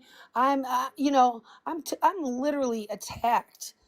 And that is not what Christians are. So the majority of people are believing lies and spreading lies and they don't want to change their own beliefs. Nobody wants to think that they're believing something wrong, and they all just go on their experiences. And there are very few people out there that really just understand the truth. And the truth is, nobody, no Christian should be forcing their beliefs onto somebody else, or shouldn't have um the skill to perceive when they're doing something that is not right, that is upsetting somebody else. And that's what they do, and they know they're upsetting somebody else when they just go, I'm going to pray for you. I'm going to pray for you. That's a perversion of prayer. That's not what it's meant to be like. And when somebody says, oh, you don't know your Bible, then you just got a watered down version of the Bible. Come back to me when you can recite, line and verse and all this. And, oh no, we don't want to talk about the context. Just read this one line, or whatever they do to try to prove their point. And Christ never tried to prove his point. The whole idea is to try to learn how to love, which is not the easiest thing to do, and to help people that need help. That's all. And if what you do happens to inspire somebody else, and you end up forming a relationship with that person and talking about good things, or you share what God is or isn't doing in your life, great. But that's it. We're not called to push our religion on anybody. But where are you getting this from? This is part of the toxicity that I'm talking about, Reese, because none of what you said is actually biblical. And you say that the people are twisting the Bible. And that's not true, because in this book, the God definitely tells his disciples to go out and make disciples of all men, right? The God always, Jesus always tries to prove his point in this text. A lot of the healings that he does is to prove that he is from God, right? And when people don't have faith, like he does a parable or a lesson, like it's all about him proving his point. And when you talk about, do me a favor and don't do that while I'm talking, because it throws me off. Okay. Sure. And if you have to do that, like put yourself on mute. I know some people need to do that. I got you. Okay, I'm listening. Yeah. The goodness. You said, like with you saying that people cherry pick, right, and they pull out one verse out of the text, and they tell you that this is what God is and this is what, this is all it is. I would have to say, those of you that believe in this like peaceful Jesus that only wants to help people, are the ones cherry picking it and aren't taking the full context or the historical context, in the Bible, because Jesus was about the mission of the Israelites, which was to restore the kingdom of Israel. Right? He was Israelite focused. He was Torah focused. He told the Israelites to care for the least among them. Right?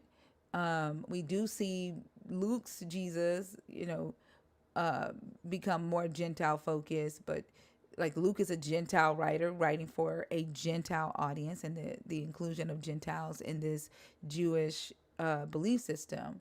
But when we read it through the eyes of Matthew and Mark and John, John is kind of different. John is focused on proving or showing that Jesus is God or from God or the Son of God, but Matthew and Mark, he's very Jewish and he's very Jewish focused, right? You don't get this, peaceful Jesus. He's apocalyptic. He talks about stabbing people who don't believe in him when he comes back, and his followers are going to do it, right? He isn't this social justice Jesus that a lot of believers like yourself claim is in this book.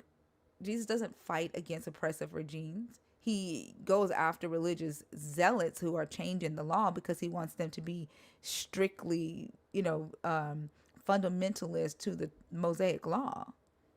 I like that. It's interesting that you say that, and I think that's where the toxicity comes in, because when we see things happening in society like what we're seeing today, I was talking about the deportations and the way immigrants are being treated right now in America. And if I bring up that the Bible backs up what they're doing and how they're treating people, when Nehemiah and Ezra put in the laws in place where they couldn't intermarry, and they were deporting foreigners out of their land because they wanted to get back to keep the Holy See pure. Believers reject that. They tell me that I'm wrong, right? Because they've been sold this social justice Jesus.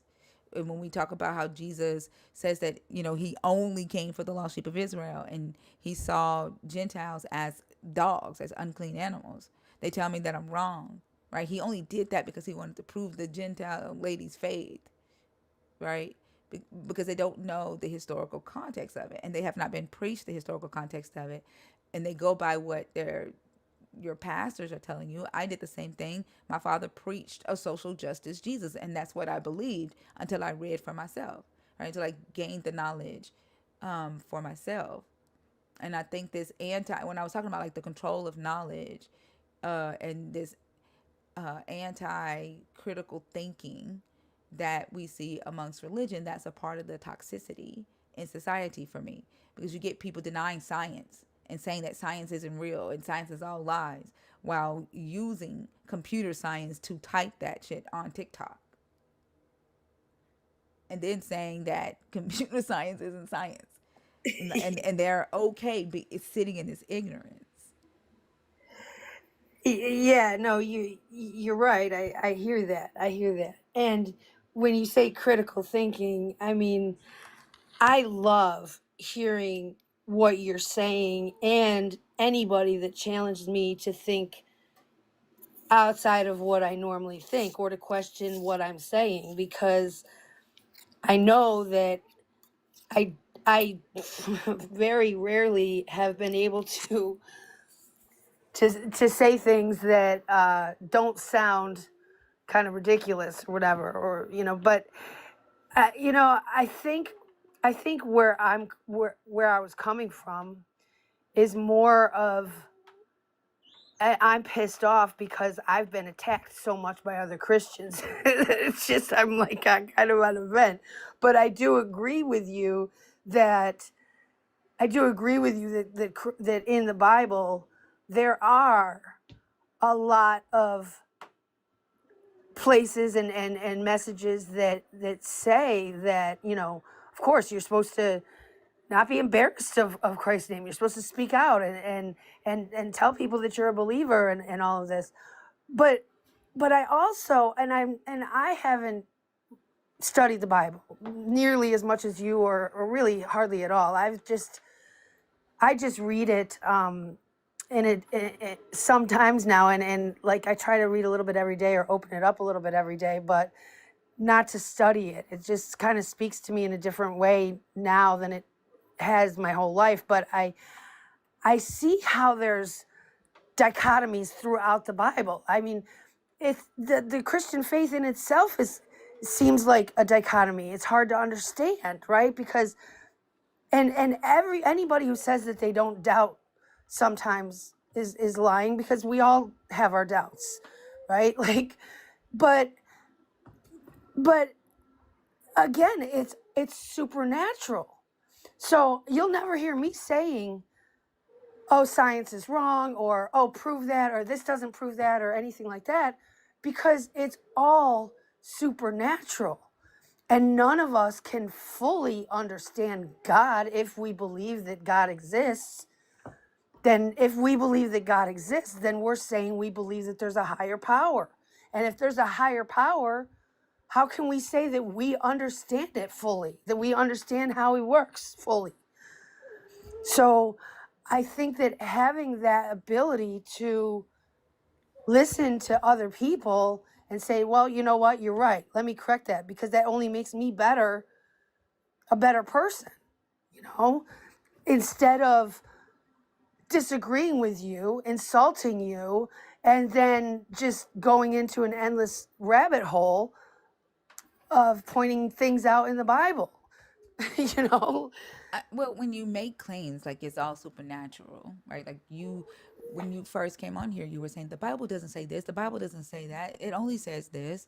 And then you say, I don't really study the Bible, it's all supernatural the way I engage with it. You're making a claim that some supernatural thing or in some supernatural way, you are getting these downloads of what the Bible says.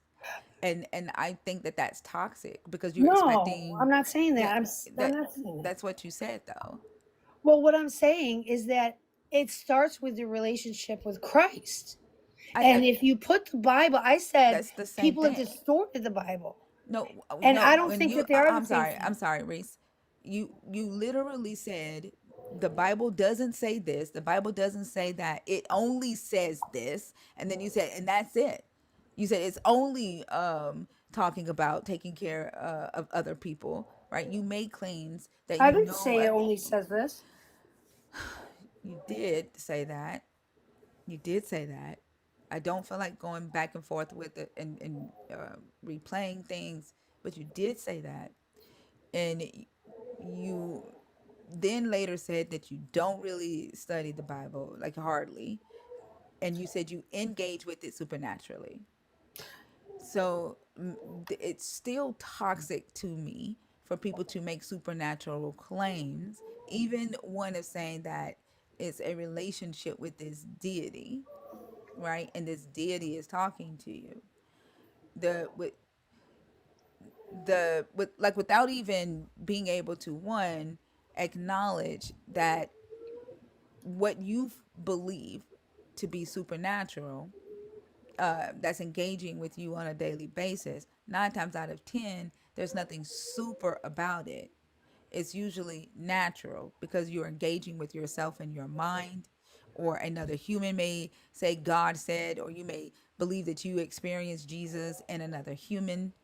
You may call nature your God, but supernatural is something outside of the natural. And I don't, whenever I talk to someone who claims these supernatural experiences or these supernatural abilities, very rarely are, not very rarely, never are they ever able to show me anything outside of natural. Or let's call it seen and unseen. I Do you know what believe that there are supernatural. I things know that it. are unseen in I this know. world? I know what supernatural means. You don't. If it's unseen, then you aren't able to prove that you are engaging with anything outside of the natural. That's a belief that you hold. Right. I agree. Right, and that's what I'm saying is toxic. Yeah, Because but isn't that what we're when talking it's about? that's why I responded to you. It's a part of the toxicity. Yeah, but then if I go by what you're saying, then nobody should be talking about God at all, Okay. right? Because nobody should talk about anything unseen, and I'm not talking religion. about things unseen. I'm talking about things that are seen. I'm talking about religious systems. I'm talking about belief systems that exist in the world that affect my life on a daily basis. I'm not talking Yeah. about something unseen. This is why Okay. I don't have the conversation about whether your God exists or not. I got you. I talk about how the belief system, how believers who hold the belief and what they believe and how that affects me and the world around me. Yeah, and I agree. It's affecting me in a bad way too, and I think that it's because people are believing lies and people are believing truth and people are believing the wrong thing and some people believe the right thing. So But there how are do you some know they're people. believing lies if you don't study the book? Well, do you really want me to answer that? Yes, and and again, you're remember that I said that you stated that you engage with it supernaturally, and then you said you didn't say that. So how do you know that they are believing lies if you don't study the book? When I said I don't study the book, it's because I don't. I think of studying as like memorizing and studying the words.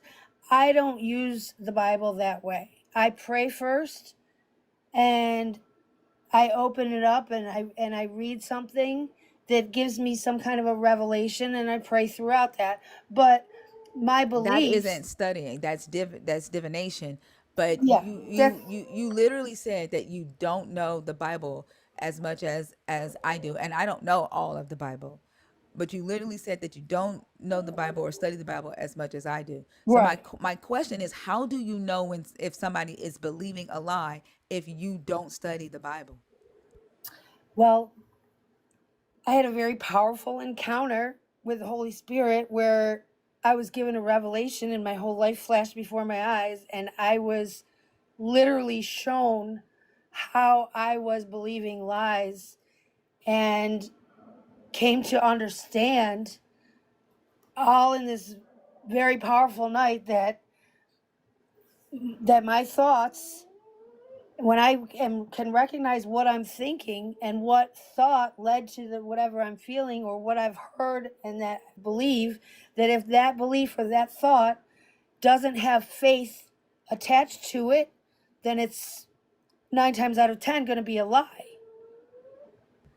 And so this is a part of the toxicity, right? Because of You asked the me a experience. This, question though. Rivers, will you stop? Will you freaking stop? The topic is the toxicity. That's what I'm discussing. Stop getting offended when I talk about the toxicity. This is a part of the toxicity. Just because you believe you had an experience or you had an experience and whatever experience you had, the entity that you engaged with told you that you were believing a lie doesn't mean that automatically because Reese was believing a lie, everybody else was. You are putting your experience on other people.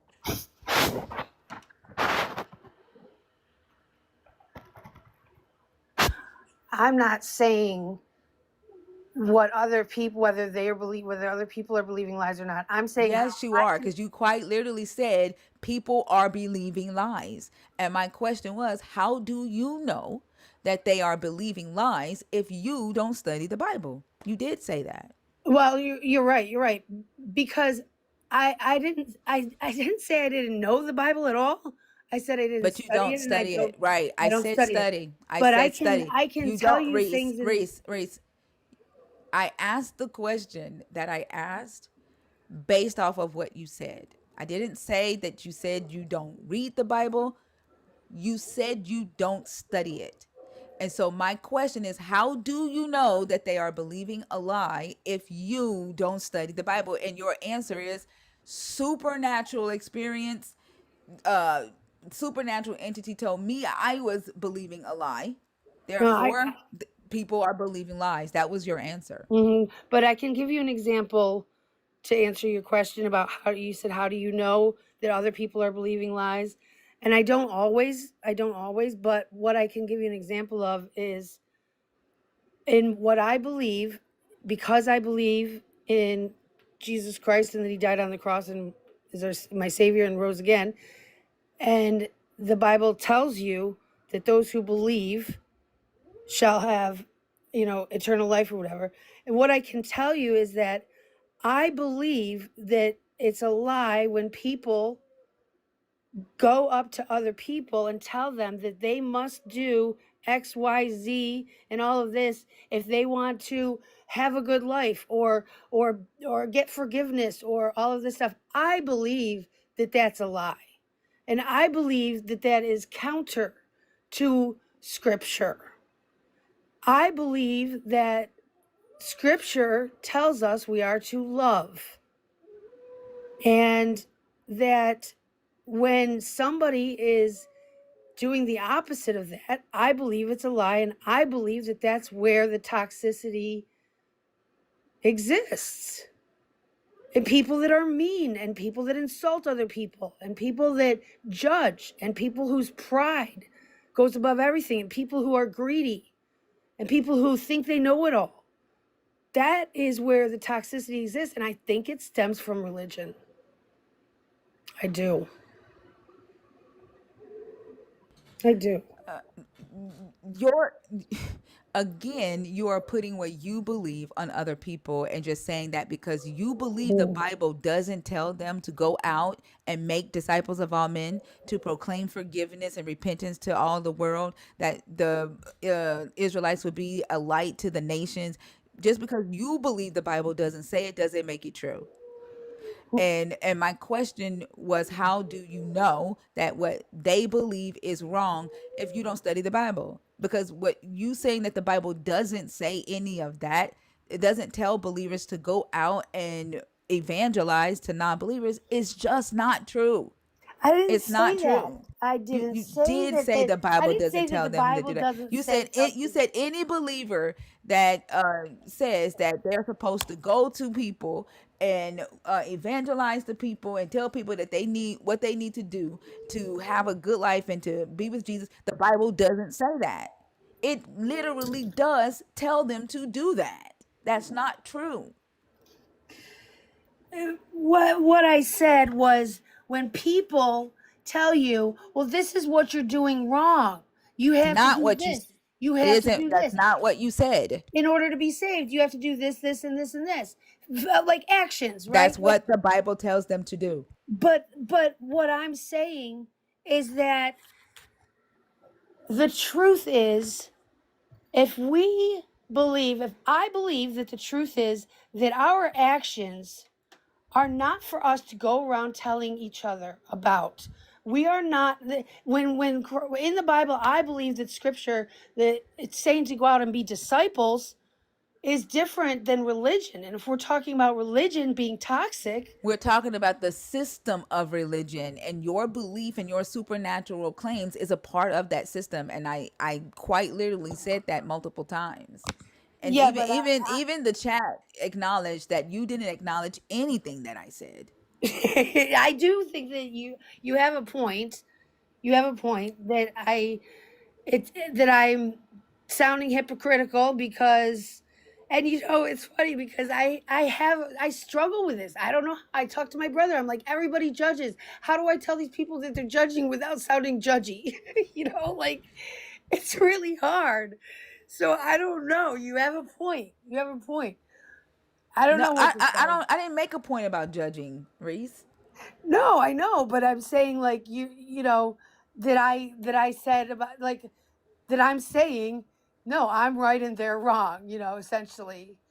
And No, it's true. you're saying that you're getting information. You are denying what's in the text, right? I already talked about the control of information or the flow of information, right? Or the rejection of knowledge, right? You're not reading the text, yet you're saying the Bible doesn't say a thing.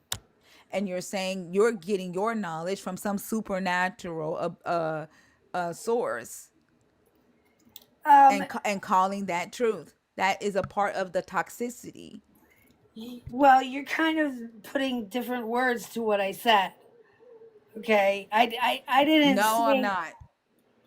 Look, if I say something like the this is what we need to do, I'm not saying I didn't say the anything opposite. about you saying this is what you need to do. I said you said the Bible doesn't say a thing. Like I don't know if No, I I said speak a what the different Bible says. I don't know. Do I speak a different language or something? Like No, it's like plain English. yeah, like this is crazy. Like how many times believers come up here and you act like you hear something different come out of my mouth. Like I'm speaking English. I literally simply said, you said the Bible doesn't say a thing. And then you said that you get your information from a supernatural source. That's what I said. And that's exactly what you said. I said that the Bible says in John that those who shall believe, right? I said what the Bible says, not that it doesn't say a thing. I said what it says. Hold on, y'all, because this I hate having to do playbacks, but unfortunately, believers don't have the ability to either remember what they said and be present in the conversation, or they just lie a lot. All right. Well, look, Give I'm me not just a second. lying. I believe you. You don't have to go back. If I said that, I don't understand how I'm getting confused here. Like all of a sudden now I'm getting attacked, and I was just trying to answer the question. Like I'm Attacked, not girl. Please don't lying. do that. Don't do that. Don't do that Well, because you're people not are being calling me a attacked. liar. Don't do that because you're not being attacked. I consider being called a liar an attack. If you lying, how is it an attack? I'm not lying. You are. See, it is an attack. I'm not lying. Lying means you're trying Well, to. stop lying. Stop lying, and you won't have to feel attacked. I'm not lying.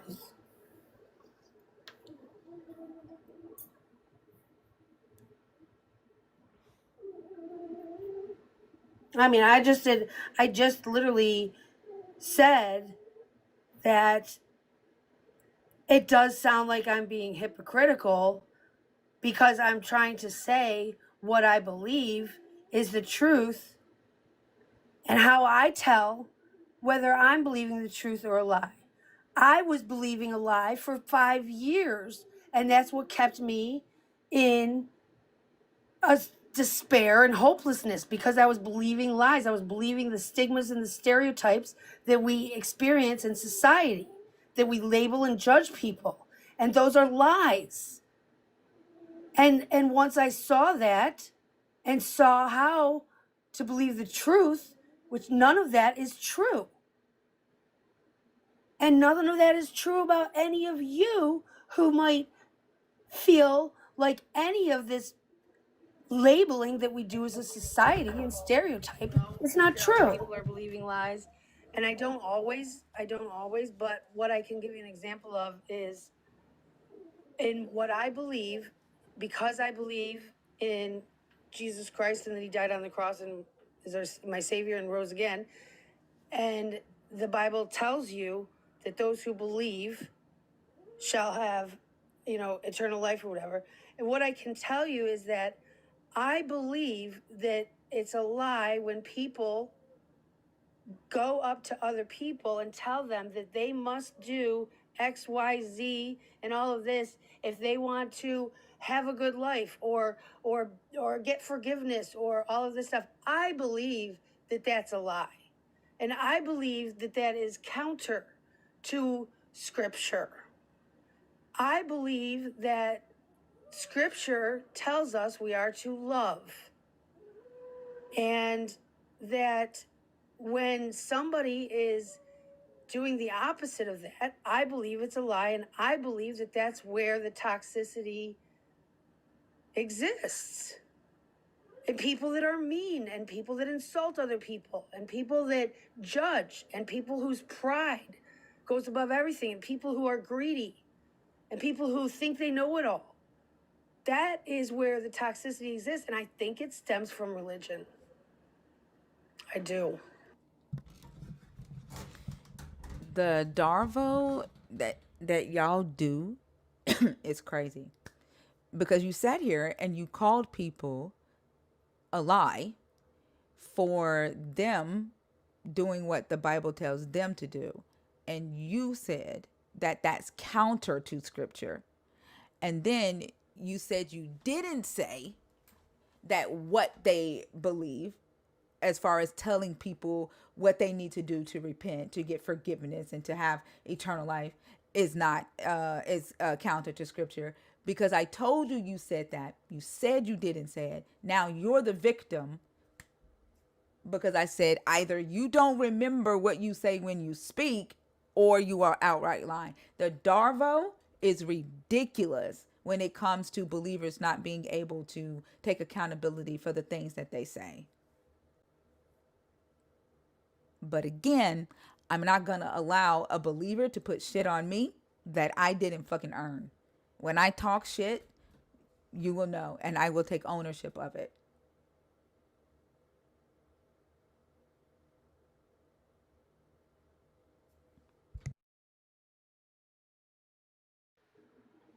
Yeah, well, I was what I was trying to say was about good and bad, you know, good and bad. And when I was talking about the supernatural, I think that religion includes doctrine and it You includes just gonna a lot of ignore, men. you just gonna go, you're just gonna go right over that, No, aren't you? let No, me just no, you're continue what just I'm gonna saying.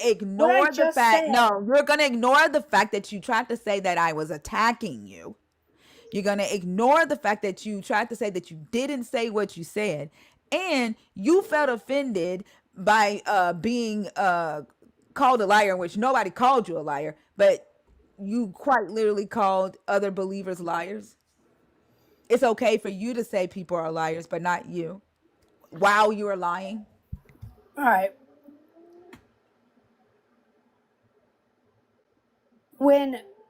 When doctrines are included and Are you when not going to address what you did and what you said? I did not lie, okay? I didn't lie. Everything that I just Did you said that say you you just played didn't back, say it? Did you say everything you that you didn't just say played it? back, everything you just played back was true. Did you say I you said what didn't I say it though? No, I said what I believe. No, did you say you did not say that what these people believe was not in scripture? I said that when people tell you you need to No. do this Did and you you need to say do you this, that it's didn't counter say to it? scripture. You My said exact you words. stop. You said you didn't say it. Yeah, I said I didn't say that it's And you not in did, scripture. you said it's counter to Right. scripture. That's right. And What? it is. And no, it's not, because it's in scripture. It's what I'm talking about is counter to scripture. No, it's not. Yes, You because said, what I'm you talking. literally said that people are lying. You Yep, said, I believe they are lying and when they are. they say that the Bible tells them to go up to people and tell people what they need to do to get forgiveness, to have eternal life, to have a relationship with Jesus. And the Bible literally tells them what to do, to go up to people to tell them how to repent, how to get forgiveness, and that they need to. You said it's counter to scripture. And it's not counter to It is scripture. counter to It scripture is not counter to because you scripture. won't find anywhere in the Bible that says that you will not have eternal life unless you do this.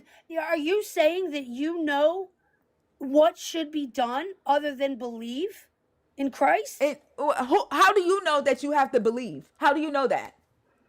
Because that is the one thing that is the whole Are thing. you telling people? Do you mean to tell me, Reese, that you are telling people what they have to do to get No, you eternal can't life? call yourself a Christian if you don't believe. Reese, who who gave you the right to tell people how what they need to do to call themselves a Christian, Reese? Because the word Christ is the whole idea of a Christian. Can I call myself an astronaut if I don't go to Reese, space? but the Bible, what you're doing right now, Reese, is contrary to the Bible.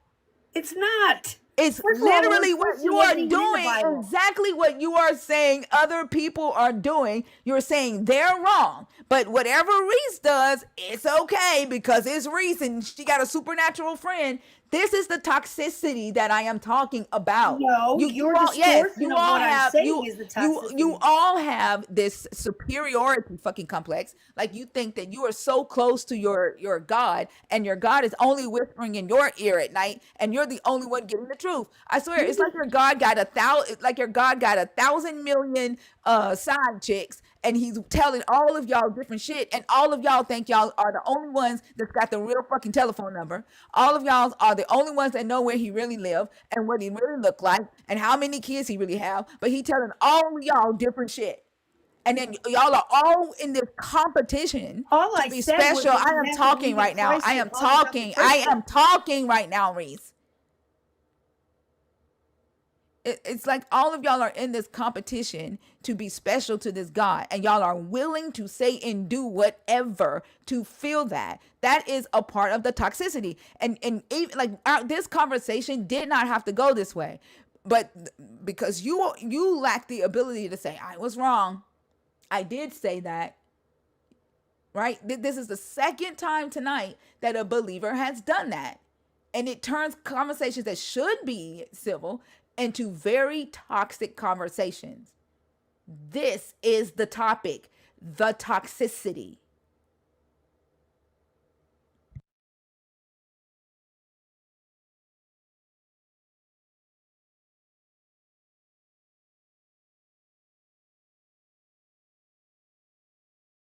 Of course, of course you all have different conversations because you're different people. That change the fact that those conversations end up very toxic? Like what the fuck did you say that for? No two people are going to have the same beliefs, of I'm course. not talking to you. I'm not talking to you, Reese. I wasn't talking to you when I said that. All right, well, you distorted what I said, so, who's Darwin? What did I distort? I was just saying a basic principle that would not be difficult for everybody to agree on. What did I And distort? that that I said that Christians, all you have to do is believe in Christ, and you went off on a total What rant did I about distort? that I was saying anything other than what I was saying. What You did were I saying say? that I You was said that. you were What did I saying say all that you kinds of didn't stuff that say? I was doing, Then and all I name was it. trying to say What was did I one say that simple. Reese, you are accusing me of something. What did I say that you did not say?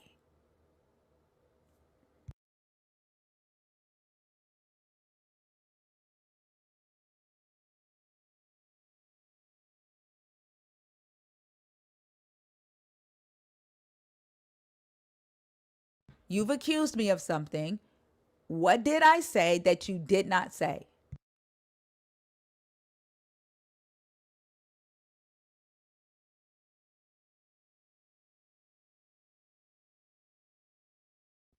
Now you don't know how to come off mute.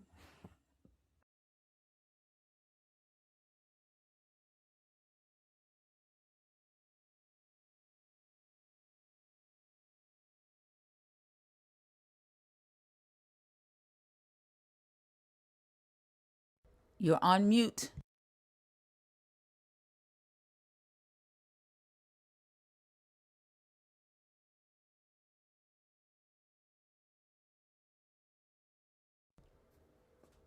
You're not going to come off mute and tell me what I said, Reese? I thought you guys muted me. Reese, we've been telling you for the last 60 seconds that you are on mute. What did I say that you did not say? You said, see, this is what Christians do. They What go did and they I try to, say? What did I say that you, Reese, did not say? you characterized What did what I you say? What? mischaracterized No, no, what no, I was no, saying. Reese, stop. You You saying said you I think we're distorted. referring to You me? said I distorted what you said. You said I said things that you did not say. What did I say that you, Reese, did not say? Because now you have accused me of something. Well, because what you were saying was when you cut me off when I was trying to say something simple and went on about, see, this is what Christians do. So you were talking about So, Reese, me. I didn't. Let's correct what you said then because you've lied on me. And now we need to correct that. So what you don't really mean is that I did not say things that you did not say. You don't agree with what I said. That's what you really mean to say. I don't agree with how you characterized what I I was trying to cool, say. cool. You don't agree with what I said, right? I did not put words in your mouth. You lied on me. You accused me of something that I did not do. You know, it sounds like this is a game of semantics. It's not a game of semantics. It's you lack accountability and you want to preach about a Jesus that tells you to love people. But when you lie on people and you accuse people of things, love says, "Hey, I made a mistake. I should not have lied on you. I should not have said that you put words in my mouth. What I should have said was, I don't agree with the way you characterized me. And I'm That's what I sorry. just did I'm say. sorry And for lying. I'm sorry for lying on you, thinker. But you don't have the I'm account. sorry for You I'm don't. No, sorry. no. It's too I'm sorry late. for You. accusing It's you too of late. lying. It's too late. You don't have the ability to do that. Y'all want to play these games and you want to look like you actually love people and not actually do it. And then you want us to pretend with you. I'm not willing to do that. The conversation could have stayed civil had you stayed civil, had you not started the Darvo, had you not lied and said that I was attacking you, had you not lied and said you didn't say what you said, had you not lied on me and said that I was putting words in your mouth, and then you Darvoed again, and then you didn't want to apologize. Those are toxic traits.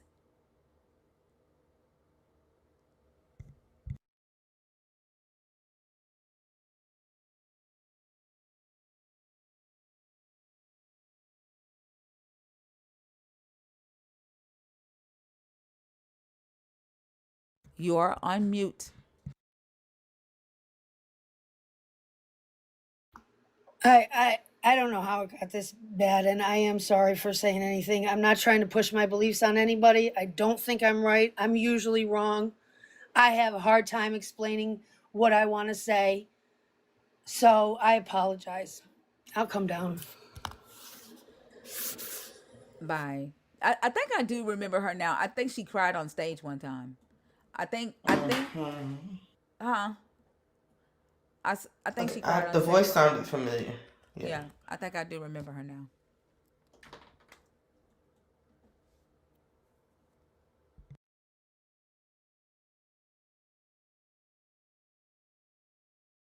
Exactly. That's all she had to say was that she misspoke and moved on.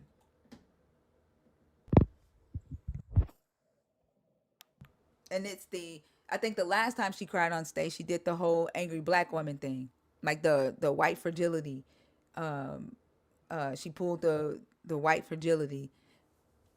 If that's the person that cried on stage, and what she just did right now with the Darvo and making herself the victim when she was the one that was actually doing the lying, actually doing the accusing, and all of a sudden now she's a victim.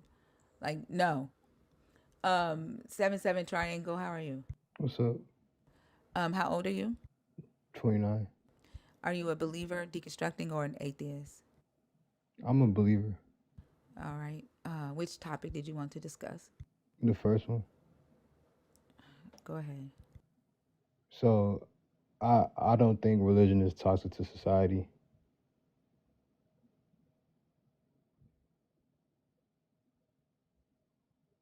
So I came up here. I wanted to know why do you disagree, or It's interesting. It's why do you think interesting. religion why do you think religious? I'm sorry, I'm talking. My fault. It is very interesting. One, I've seen you in the comments for quite some time. If you were actually paying attention, you would know why I think that. But it's also interesting that you want to know why I think it when you haven't told me why you think it's not. You think that you, like, I don't know, said something, intelligent, something worth having a conversation about when you just came up here and said, "Nuh-uh." No, not yet. I'm just saying no, but I just want to see first, like, why do you think? You know, you I were have in no the comments. reason. You already know.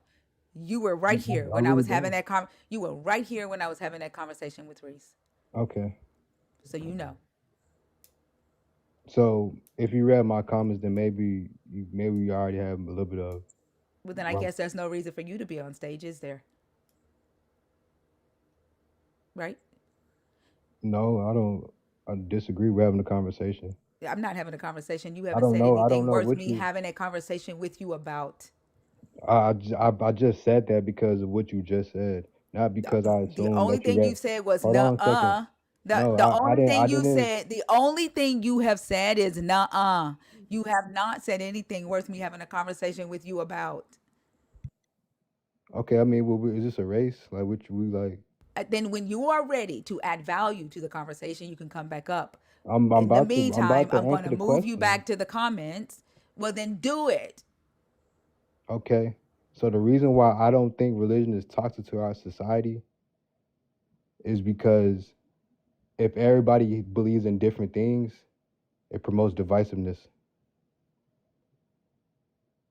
So I want to know, what is your solution?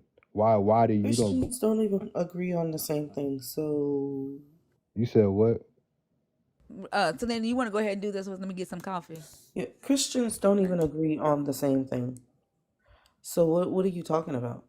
And also, the Bible that you read from says that he came to divide. What do you mean? What do you mean? What's the scripture? Do you read the Bible? I just started to. So you're up here to defend something that you don't even know? I'm not here to defend the Bible. So where did you get your religion? Would I get my religion? Mm-hmm. Well, I don't know what that question means. Would I get my religion? I mean, there's a lot of factors. Maybe just my experience. Your opinion? My experience.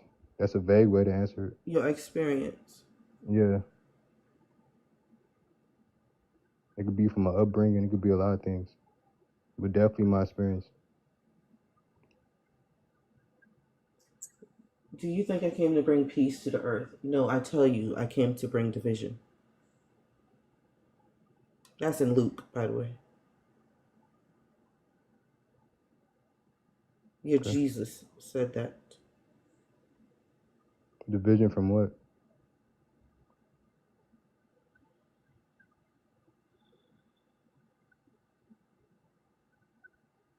From what?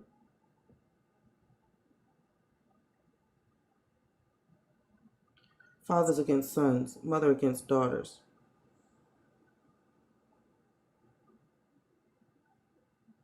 There are So, 45,000 different denominations, meaning that there are 45,000 different sects that don't agree with each other.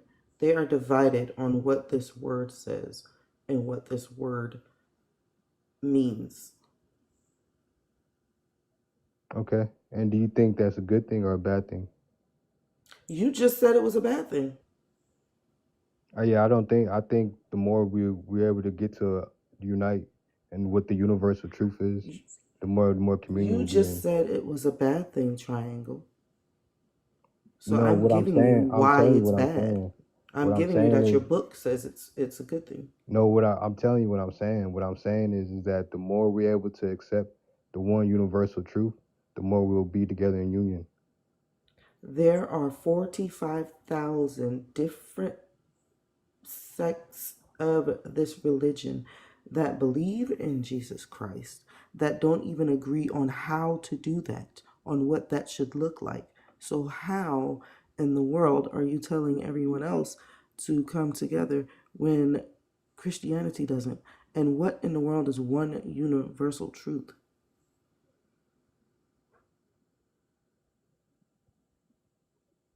You don't, so you don't believe there's universal truth?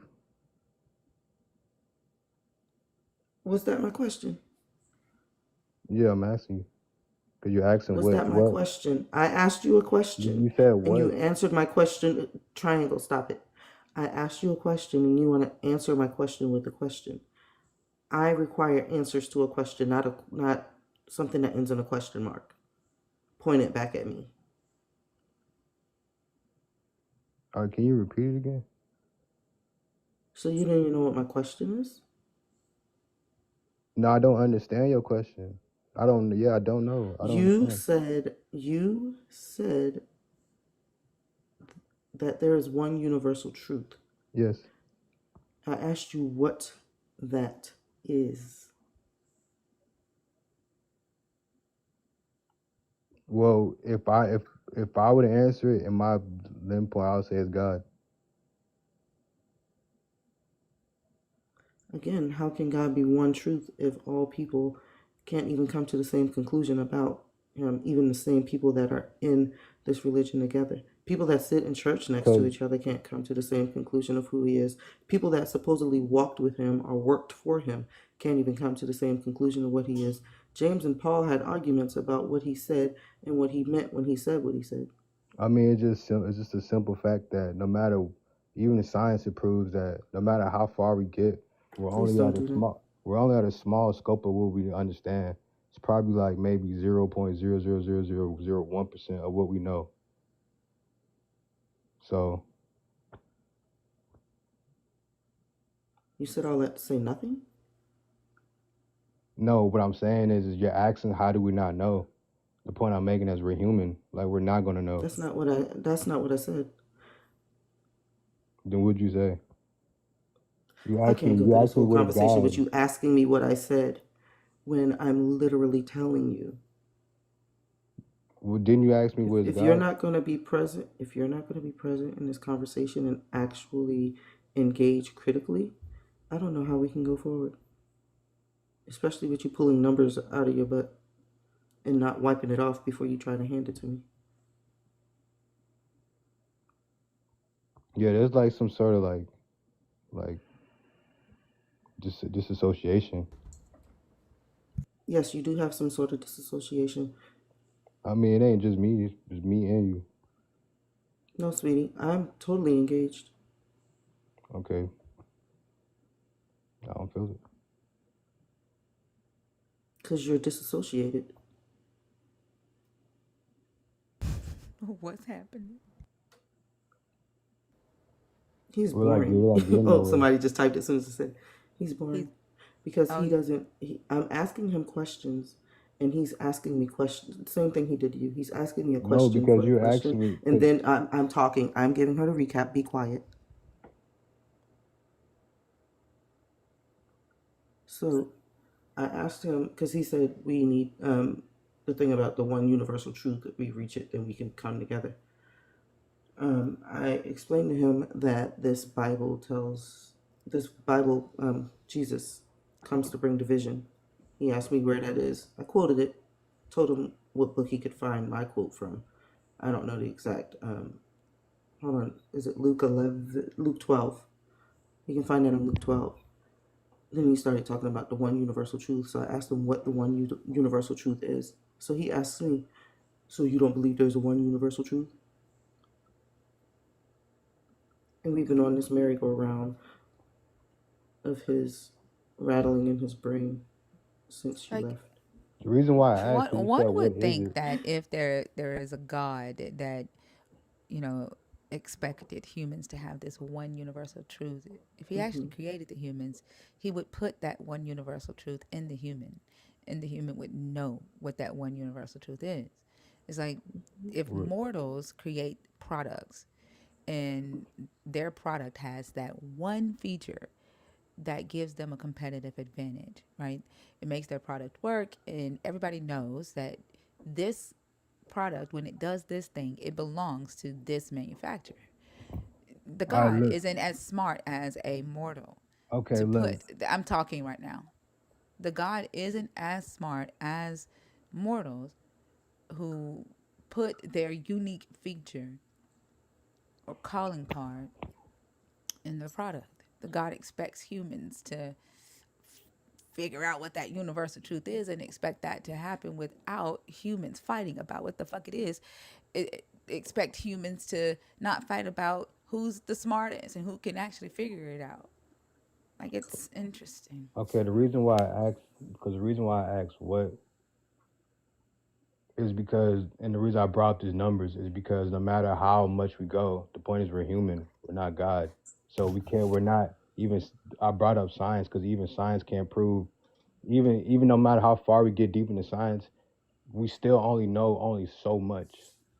So that's the relevance that why I brought it up.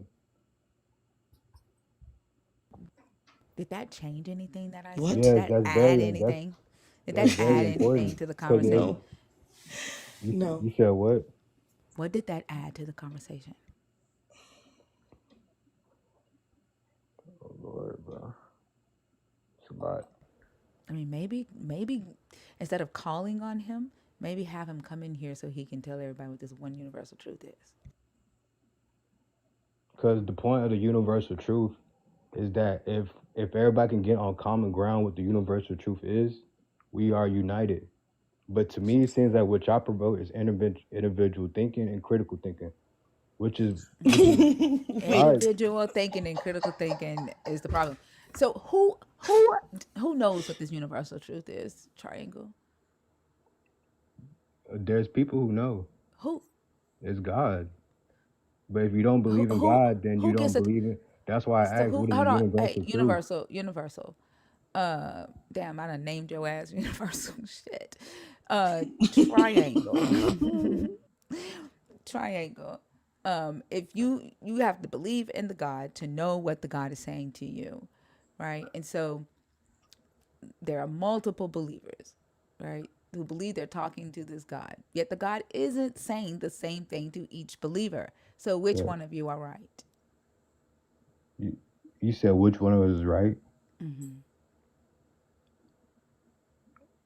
I mean, I don't get. This is where critical thinking comes in. So I'm gonna ask the No, because question again. my point was that we're You human. right? We only go so I'm we going. only go Yeah. so far. Hey, this is where critical thinking comes in. I'm going to ask the question again. Okay. If you have to believe in the God to hear the God talking to you, and there are multiple people who believe that they are talking to the God, and the God is saying different things to Okay, each believer, which believer is telling the truth? I don't know. Right. Now, do you Right? see the What? What's problem wrong with with your what's wrong? universal truth? Now, do you see the problem with your universal What's the truth problem? concept? What's the problem? Use a little bit of critical thinking. If Okay, you don't know, I'll use it. if you don't know who's telling this the truth of one universal truth, how is everybody else supposed Okay, to know? my fault. You said universal truth, not individual truth. That's the If difference. your The God, universal truth is the how universal do truth. you get the universal truth? You said talk to your God, and in order to No, talk to the God, you have to believe in him. That's what you said. Do you want to change that? the universal truth is the universal truth. What is it? The universal truth Which is what? is not a personal individual truth. Oh, so there is no universal truth. It's just called universal No, truth. I just said it is. It's the universal It's truth. just it's just called No, universal that's truth. no. What I'm saying is not that. So the example you just gave me was that, and that's not what that is. So universal truth is universal truth. Yes. And it's universal truth, so we universal truthing. You universal truth me. No, the universal truth is the connection to everything. Oh, so now it has a definition. So universal truth is the connection to everything. That's universal truth. I mean, the creator, God, whatever you want to call it. Okay. But even Who if you want to, decided this? Who decided that this was right? it's not even a decision. It just is what it is. How is it That's the it whole is what it point. is? How? That's what makes it universal. But you're saying that everybody don't know this. Okay. If everybody don't know it, it isn't universal. Because I So could is tell there? you now that if I was actually connected to you, I would know. You would not have to convince me that I was connected to you. You said I have to convince you that I'm connected to you. I don't understand the I'm question. going to say it again. Okay? If this universal truth that we Yeah. are connected. It's one universal connection. Okay. If you and I were actually connected, I would know it. You would not have to try to convince me of Yeah. it, and I would not have to have a belief in a God to know that I was connected to you. Like consciousness. That's not proven. You and I definitely don't have the same mind. For sure.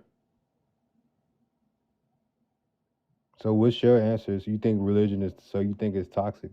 So you promote individual thinking, correct? Where has collective thinking gotten us? I mean, specifically collective thinking and what you're referring to as universal truth, which you can't define. You How's said that? where the collective has got us being collective. It's in the name itself. No, that's not what I said.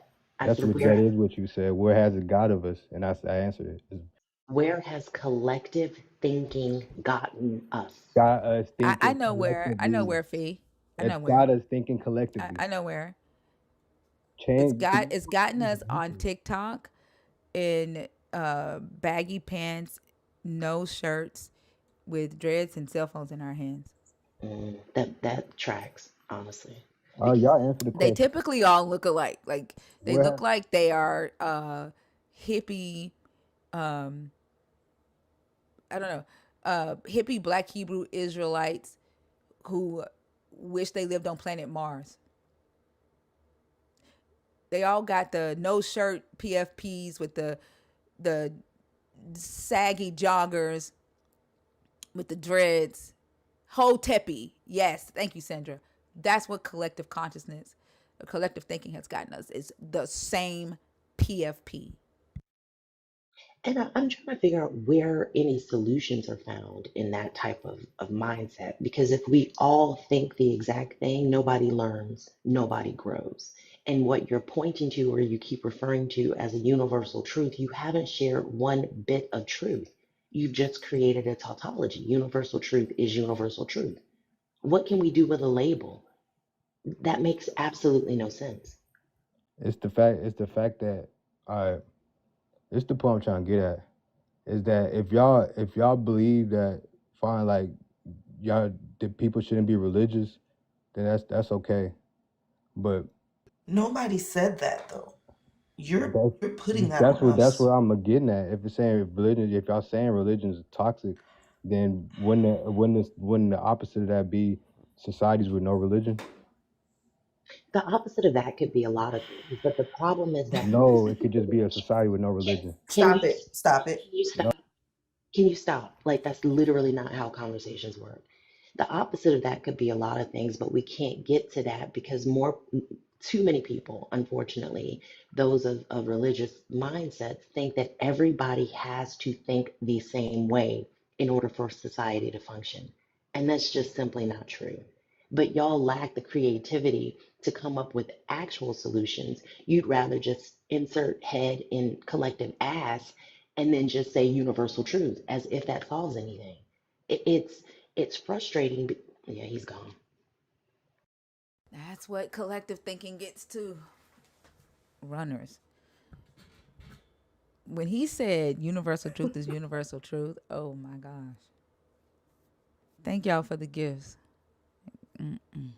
Appreciate y'all. It's been one hell of a night. I'm gonna get We Maddie's haven't had ass any because many thinkers. no, I'm joking. Like where right. Like where the hell is Maddie at? Maddie gonna be like, I fell asleep. I hope she's okay though. Um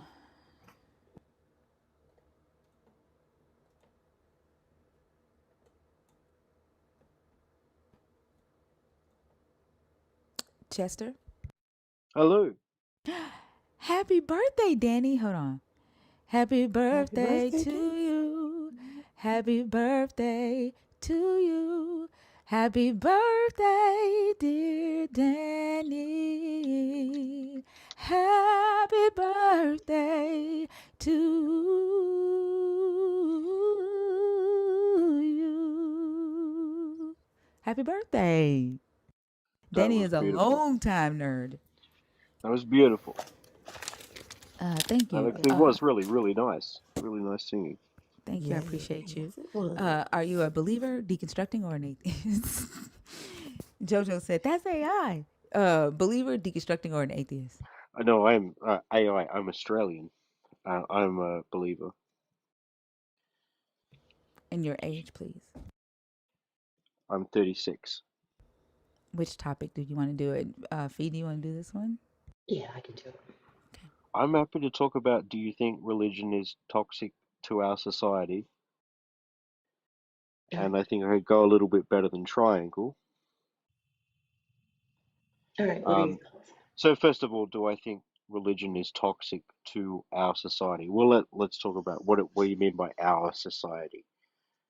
So I'm guessing you're American by the sound of your voice. You're in the West. I'm in the West as well. I'm Australian. So when we say, is it toxic to our society, which society do we mean? Do we mean us in the West? Us as people of any particular religion? I mean, I just want to clarify that first. Well, society usually. Because sure, Yeah, society is usually referring to the culture and the people and the location that we live in. Currently, all of us are in the States. We're dealing with a lot of legislation that has a lot of religious residue on it. So when we're talking about society in most of these conversations, we mean the U.S., but it also like sure. definitely spans the globe because you see the fingerprint of Christianity and the problems that it brings on the continent specifically and across the globe, honestly. So pick a place. Okay, well, fair enough. I mean, if you want to do it in the US, if you want to do it around the world, fair enough. Do you think religion is toxic to our society? Um, my answer to that, first of all, is no. And then second of all is religion is inevitable. So whether or not it's toxic is it doesn't make any difference if it's toxic. What matters is the content of the religion. So the question you asked, do you think religion is toxic to our society? The society that you live in is different from someone across the world, even though you say that, well, across the world, you know, this kind of thing, religion is everywhere, and look at all the atrocities that are happening on behalf of or alleged on behalf of religion. But then you could also look at what has religion done for the world? Where would the West be without Christianity? Well, in a better place, in my opinion, but that's not what we're talking about. Like, right? Like, so you Well, kind of sure it want is. to, can you not do No, that? Did you notice how when you were speaking, I wasn't?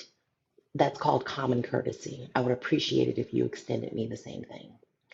You went down that's a not rabbit right. hole of the word society, right? And what we're talking about is not like convoluted. We know that there are 45,000 different denominations of Christianity. We know that there are people whose lifestyle or whose preferences or who they are as a person has been deemed as wrong by members of this society. We had a conversation the other day about the issue with same-sex marriage, and there is no secular pushback on the concept of same sex marriage. It's only religious pushback because there's nothing in society that says, or nothing on the secular side that would have an issue with me marrying another woman. It's not.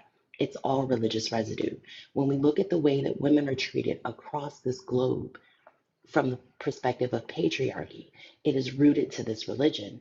So I don't deny, and I wouldn't be honest if I would try to deny that there have been beneficial things done in the name of religion. I know that. We all know that. But I don't think that the good outweighs the bad, specifically when we see the long term detrimental effects of religion. That's what we're talking about. Then you have the individuals like the guest that came up a couple of minutes ago who wanted to not read the Bible and just decide for herself what it says. And miraculously, it aligns with what she personally views. So, yes, it is toxic when you have a mechanism of power or authority that a person can point to and then make up anything that they want to and say that that thing that they've made up comes from this source of authority. That is the blueprint for toxicity. Okay. So you think that's the blueprint for toxicity is people making up something to is it take over people in some kind of powerful way. That the idea of religion is some kind of power from the top down. That's what I take from kind of what you say in your US version of this or Western version of this, saying that religion is oppressive. That's what you're saying. Am I right about that? Like Well, I roughly think, speaking. well, I think I said what I said pretty clearly. Yeah, I yeah, do fair enough. think, yeah, I do I think just that wanted there. I just wanted to know that you agree with my take on that. You can continue. Okay. So in Western society, I don't agree that religion is toxic because there are a couple of things you brought up. Obviously, the treatment of women, the idea of uh, human rights, is I it's we have to bring up Islam. We have to bring up Islam and talk about women in Islam and talk about the things you're talking about, which were liberal ideals, homosexuality, gay marriage, all those kind of things, and understand that religion can absolutely be toxic. But I also noticed that you focused very heavily on Christianity in your response to what I was talking about. Yeah, Because because I was raised Christian. I don't have any ties to Islam. Islam isn't the religion that's seeping its way into our politics in the United States. So this okay, live focuses on Christianity. But I also find it okay, interesting. I but also find it sorry, interesting that Chester said religion is not toxic, but then said Islam is toxic. And no, that that's not what I Islam, said. you said Islam can be toxic. Yes, you did. Yes, you did. You did say No, that. I did. You just said Islam can be toxic. No, I said Islam can Can be absolutely toxic. represent those Nope. can I can represent play those it. I can values. play it back. I can play it back. Okay, fair enough, fair enough. Yeah, I Yeah, can be you said toxic. it. Okay, You said Islam can be and toxic. I'll And agree that I'm talking Christianity right can now. be I'm too. talking right now. Sure. Okay. Islam is a religion, but you originally said that religion isn't toxic. And so you try to point out the fact that Fee only is talking about Christianity, but when you say religion isn't toxic, you mean Christianity isn't toxic, but Islam No, that's is? not what I said. I know I said religion can be toxic, but because Fee was talking about the US and she was only focusing on I'm Christianity, sorry. I I'm sorry. One second. His original answer was, "I don't think well, religion is listen, toxic." I'm not trying to cut. Stop. Stop. Fee, what's his original response was, "I don't think religion is toxic." Did I hear that wrong? You heard that correctly. Okay. And so originally, religion not toxic. Islam can be toxic. Is Islam a religion?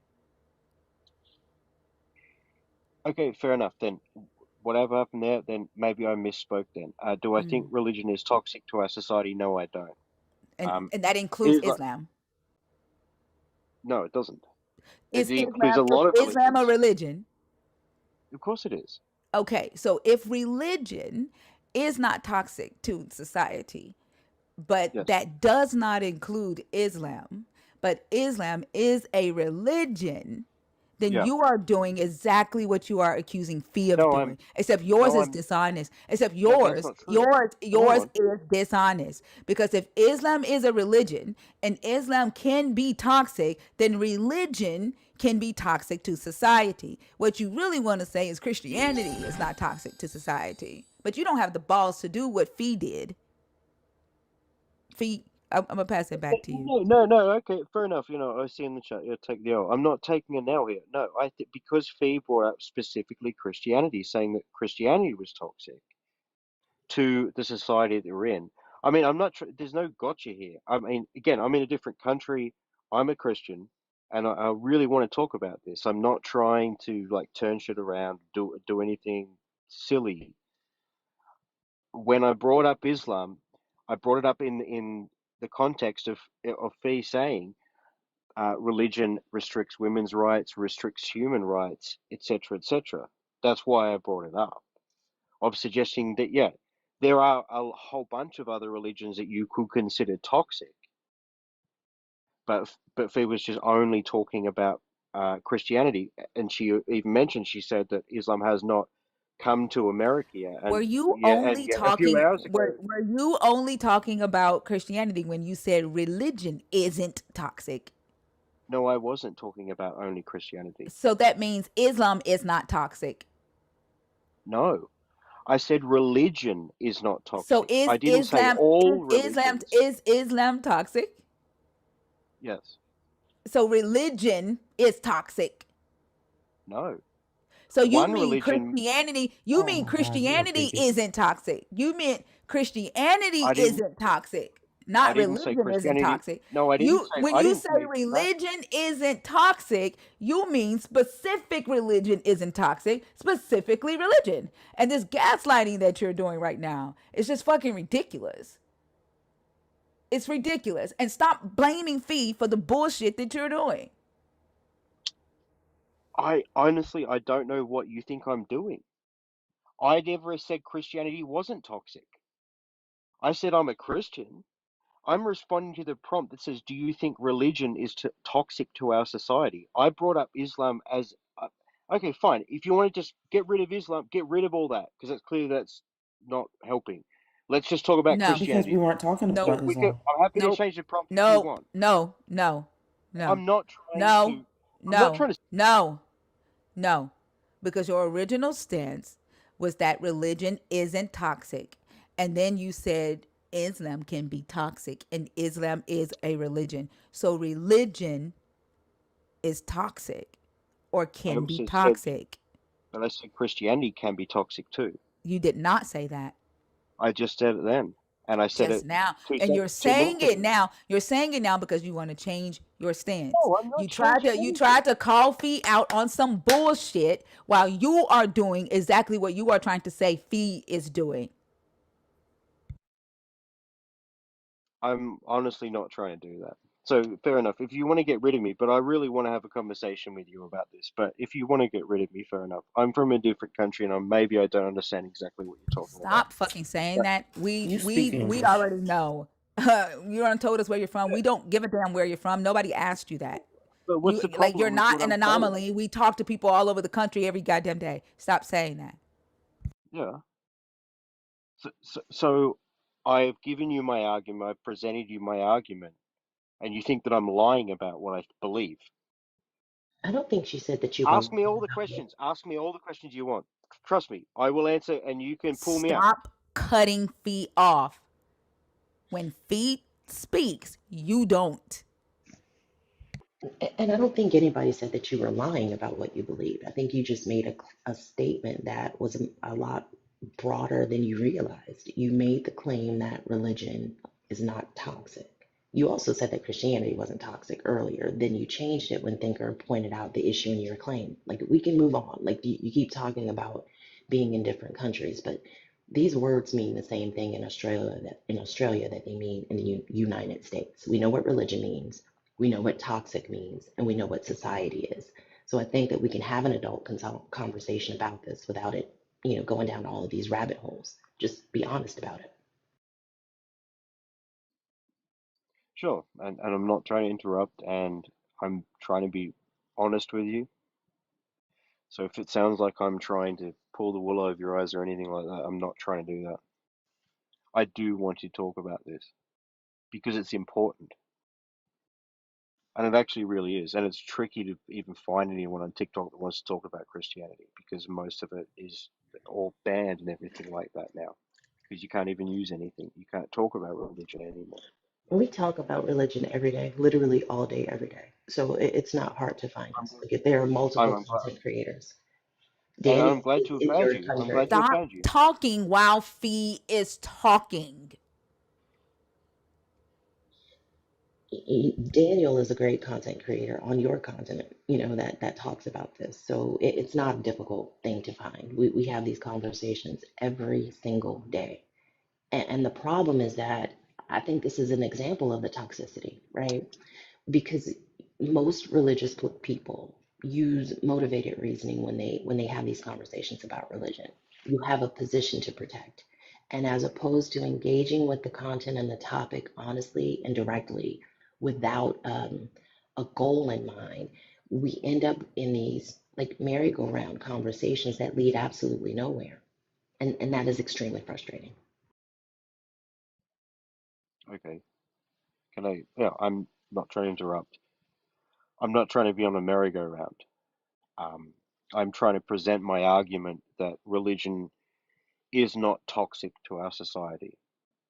And we might have got bogged down between Islam and Christianity, but can you forgive that? I'm happy to, and let's actually talk about it. How is it not toxic? Like, how is it not toxic? So you want to ask me the opposite question? I think it would make sense to have him specify what he means by religion. Because if either of us bring up Islam or any other religion, he'll say, I'm not talking about them. So I think it's important for him to be very specific when he says religion isn't toxic, that if he's trying to say some religions aren't, that he's very specific about that. Yeah, I agree that that would help ensure that we stay on the right track in this conversation. So, what do you mean by when you say religion? What falls under that umbrella? I'm happy to do that. Yep. That's why I wanted to make sure before. What do we mean by religion? Religion is a term that is, we essentially means that there is an overarching ideology or understanding of um, some kind of value system or higher power or anything that we all look to. If we're in a religion, this is our goal. Either it's a book, it's a person, it's a cause, it's anything like that. So religion is very ambiguous, but I'm happy for you to. I mean, I was happy to just go. Let's go with the major religions of the world, and even if you do that, I would say religion is not toxic because we've been around for I don't know what 500,000 years, and we've had religion in all that time, and uh, all of a sudden we're just deciding that religion's no good anymore. We don't need that anymore. But I'm happy for you to define it any way you want. I'm happy to talk about Christianity, anything you want. I only brought up Islam because you brought up the idea of Christianity being, and again, I'm not saying this to be mean or rude or to Fee because I don't know her, so I'm not doing anything like that. But women's rights and human rights and such. I brought that up to say, okay, there are toxic elements, and I'll do the same thing with Christianity as well, because absolutely there are. But overall, I do not think I'm religion not. is toxic to our society. I I'm think sorry, I it's think we got got us where delayed. we are. I'm sorry, what'd you say, Fee? I don't know. Is his connection bad? I don't know if it was a delay. I didn't want to interrupt him. I was going to ask if you could pull up the Oxford definition of religion because Yeah. I do. Somebody put in the comments what I was thinking. There's almost a slight conflation with culture and religion, and they're not the same. Yeah. Basically, nothing wrong with believing, but some beliefs shouldn't be had. Stay out of the comments, Chester. It's just going to make the conversation more confusing if you're responding to that instead of what we're saying Fair up enough. here. I will respond to the guy that said, "Do we still call girls Sheilas in Australia?" That was kind of a bit of an old-fashioned thing. Don't respond to the chat when you're on stage. You are on stage to have a conversation with the host, not the chat.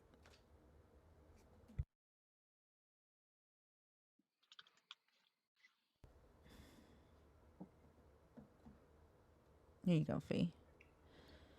All right, and I can't see it. I'm I'll sorry. read it for you.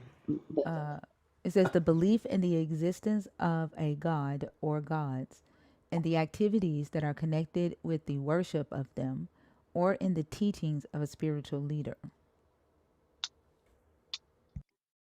so that's the definition of religion, right? Okay. So when we're talking about the fact that this type of system is toxic to society, we can lay out the reasons why. But you're saying that it's not. Your answer to that prompt was that it's not toxic to society. Why do you not see it that way? Or are you saying that there are certain ones that are toxic, certain ones that are not? What is it, your position on that? Fair enough. Yeah. So let's go with your, because I even made my definition broader than that. The existence of God or gods. I was willing for people to worship causes and other things and people. So we could even get into the cult thing. But I'm happy to go with this definition. Um, the reason this is not toxic is because to have a group of people who believe in one single goal, one single value. Let's just go back to caveman times if it makes it easier.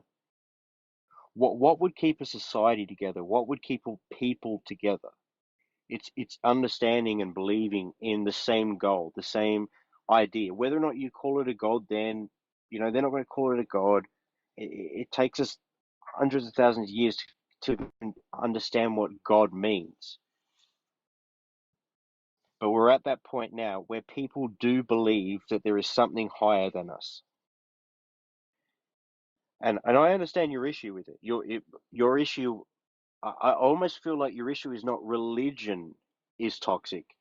It's there is a certain. I mean, humans are toxic. That's really the point. I mean, that's the point. Humans, We have not understood. We have not understood God. Oh, sorry, I didn't mean to interrupt. no, I didn't mean to interrupt you. I thought you were done. You paused long. Go ahead. Yeah, no, but yeah, humans have been around for. We've come up with a million different gods, and we've been trying to push for. We have gone through ice ages, and we're now here. We're at this moment in time where yeah, our society has come to this point by ultimately believing in God. And in the last 50 years, everyone's decided that God doesn't exist. How are you? And it's a very tricky thing to get to understand that the entirety of human history we've believed in gods, and now to say that they're toxic, You've got to put a that period in the requires number, so much Chester. unpacking. Do you understand what I'm saying? It really requires unpacking to understand that all of your ancestors have believed in a God. Chester, you got to put a Stop. period in there somewhere so I can respond to some of the things that you're saying. Okay, fair enough. Fair enough. Respond there. I Okay. mean, that wasn't really much of a point, but respond. Sure. Well, just because something or practice has had utility for humanity doesn't mean that it will always have utility for humanity. When you think about, you mentioned the cavemen, and we all know from an evolutionary perspective, there are religious practices all over the world. And most societies, not all, but most societies have religious Hmm. practices of some sort, spiritual practices of some sort. And for me, I think it points more to human curiosity than an actual deity. Because to your point, they've changed over the years. The deities that were worshipped 7,000 years ago are not worshipped anymore. You can find a list of the ones that have pretty much expired or whatever you want to call it. So when you talk about it being done by all of our ancestors, sure. But so were a lot of things that are no longer required, that are no longer needed. There's not been one thing that has moved society along from the perspective of actual progress and advancement that religion has been at the core of. When you talk about galvanizing people or keeping people in line, sure, like the in group is always going to be safer than the out group because there's safety in numbers. There's evolutionary benefit in groupthink, in a collective mindset. Our brains are predictive models. It's what keeps us safe. That's just an evolutionary fact. The reality is that in 2025, most of the things that people point to as the hand of God is explained away by science. It is explained away or it's explained by natural causes. There's never been a time that something has happened that a supernatural cause has been identified as the catalyst for that thing as opposed to a natural thing. That just doesn't happen. And I don't disagree with you that religion is absolutely a part of most societies. We see it. And I say this all the time. I don't care what you need to get through life. What you need is going to be different than what I need. But it's toxic to society when it becomes the standard for all, regardless of what we believe or regardless of what we accept. You may not be experiencing that where you live, but we are where we live. And that is part of the toxicity. And then when you give individuals the freedom to just make shit up, you got somebody up here talking about a universal truth. You had another person up here talking about what the Bible doesn't say when they don't even fucking read it. And they are allowed in our society to do that because religion is placed on a pedestal where it does not require investigation. It does not require substantiation. And that is toxic. It allows for dangerous and harmful ideas to perpetuate throughout society and cause real life harm to actual human beings. That's why it's toxic. Okay. I agree that some ideas are toxic, but again, going to religion, you agreed that. Would you let me ask you this then? Would you agree that religion is any kind of any kind of religion? Let's just go blank slate. That it is in the nature of human beings to invent a religion or to understand that there is something higher than themselves. Could that come about? Because we obviously know that has come about. It appears to be a human trait. I think that religion is a So, byproduct of human curiosity. I think okay, religion is what early humans used in order to try to explain the world around us. I mean, think about it. yeah, The I biblical agree. narrative is not the only origin story out there. It's not even a particularly good one or an original one. No, I agree. You've got people in 2025. We know we've mapped the human genome, and you still have full ass adults thinking snakes talked. You can't tell me that those two things coexist at the same time and one of them's not toxic. You have people thinking that humans were made from mud as though this were a Disney story. And then you have other people thinking that the amount of melanin or the lack of melanin in that mud skin makes them better than another mud person with more melanin. You cannot tell me that these toxic ideas do not come from the concept that there's something above them that gives them the power to hold those ideas. That's a problem. I don't even disagree with that. Hello. Sorry, I didn't mean to cut you off. I was saying I don't No, disagree with no, any you of don't you. get to keep I agree with talking. You everything you don't just get to said. keep talking when you cut me off. Sorry, I didn't mean to. I was going to say I You disagree. did. You did. If you cut me I'm off still and trying you to keep continue. talking, then you did mean to do it. I also think that it's important to point out that when you state that religion is natural because our ancestors all believed in a god, believing in a god and having a structured religious system where there is hierarchies and exclusivity and sacred texts and things like that are two different things. And in West Africa, prior to early 1000 BCE, our ancestors believed in the cosmos, right? They didn't have these structured um, religious systems, so it's not necessarily natural. And so, a belief in something higher than yourself is not the same thing as a religious system.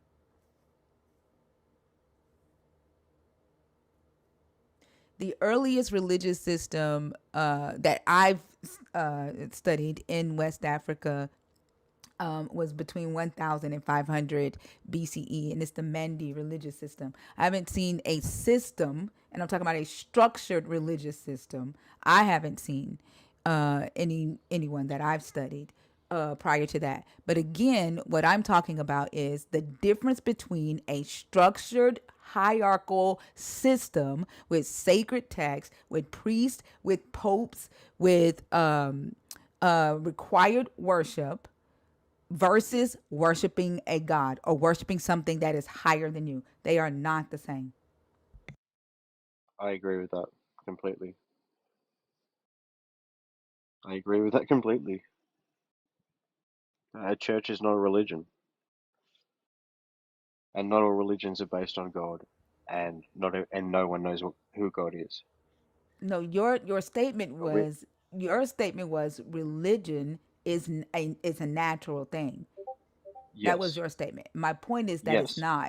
it's not a belief in a Well, higher power. You made a statement, your ancestors, okay, sorry. right? And so my point is that our ancestors believed in higher powers, but a structured religious system wasn't natural.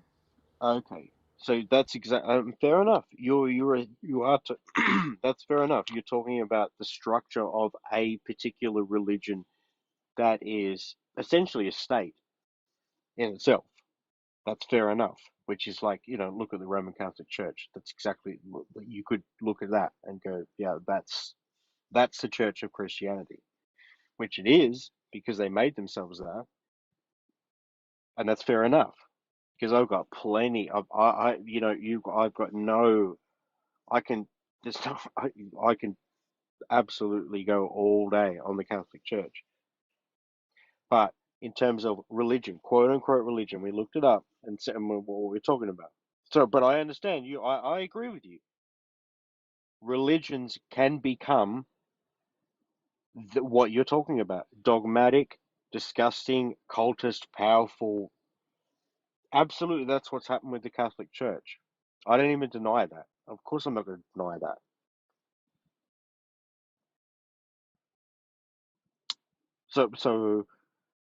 So where do we go from there then? See also I organized guess you religion. changing your statement that religion isn't toxic. I guess we I'm would saying start religion there. isn't toxic. Well, see also organized religion you on your Merriam-Webster thing. Maybe that's what we're We're arguing talking about. about religion. We're talking about the system of beliefs, the system of worshiping a specific deity, Hmm. bound by a sacred text and a spiritual leader. That's what we're talking about. We've already defined that. There's no need for us to go back to the No, definition. no, There's no that's need for us to go no. back. There. Why are you talking while I'm talking? Like there's no need for us to go back through the definition. We know what we mean by religion. We know what you mean by religion. You originally said it's not toxic. Now you're saying it's Mhm. dogmatic and it causes problems. No, that's not what I said. No, what I said was that organized religion absolutely is. But what you're talking about creating What churches, is I didn't say shit about a church. I didn't say anything about a church. I said a you said structured scriptures. system that Yes, that's a church.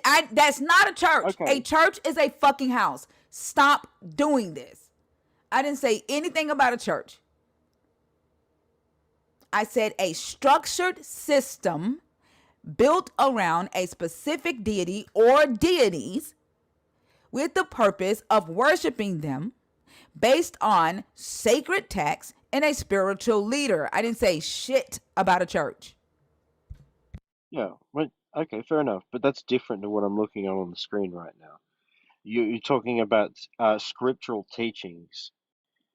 Now, fair enough. Okay, so you think all, like, let's just go back to the basic. This is what you said. All religion. Religion is toxic. Would you say all religion? This is the problem I have with that. These religions will form regardless whether or not you think they're toxic. So it's almost like it's almost like saying shitting is yeah, when you shit out. Excuse my language.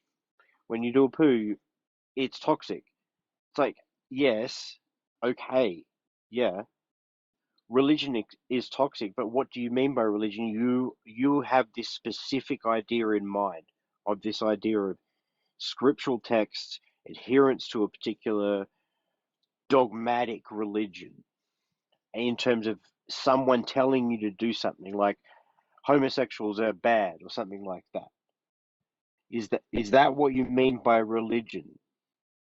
As in, there's these dogmatic things that are talked about.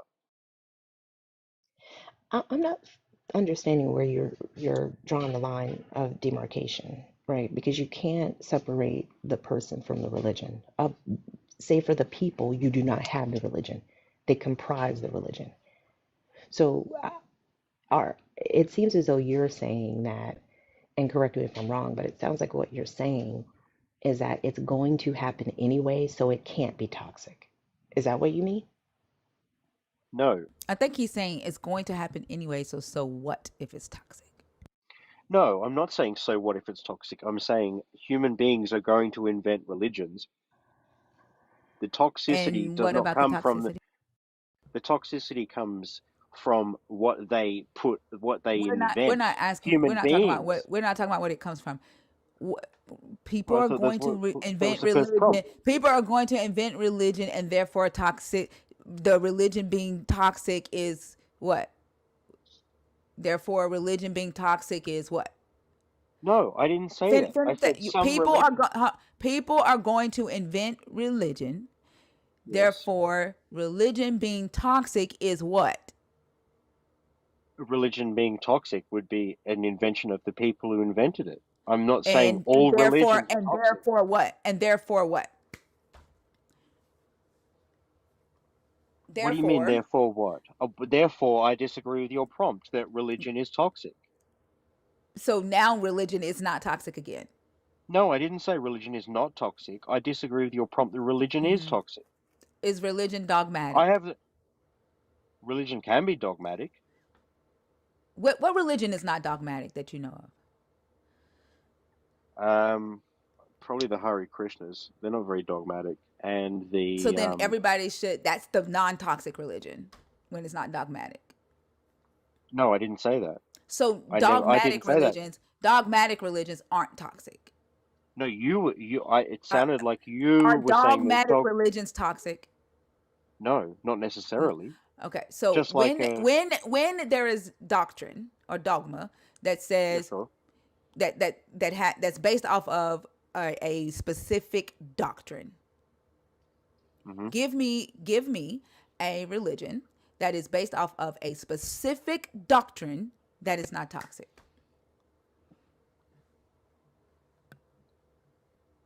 Religion that is based on a specific doctrine is not toxic.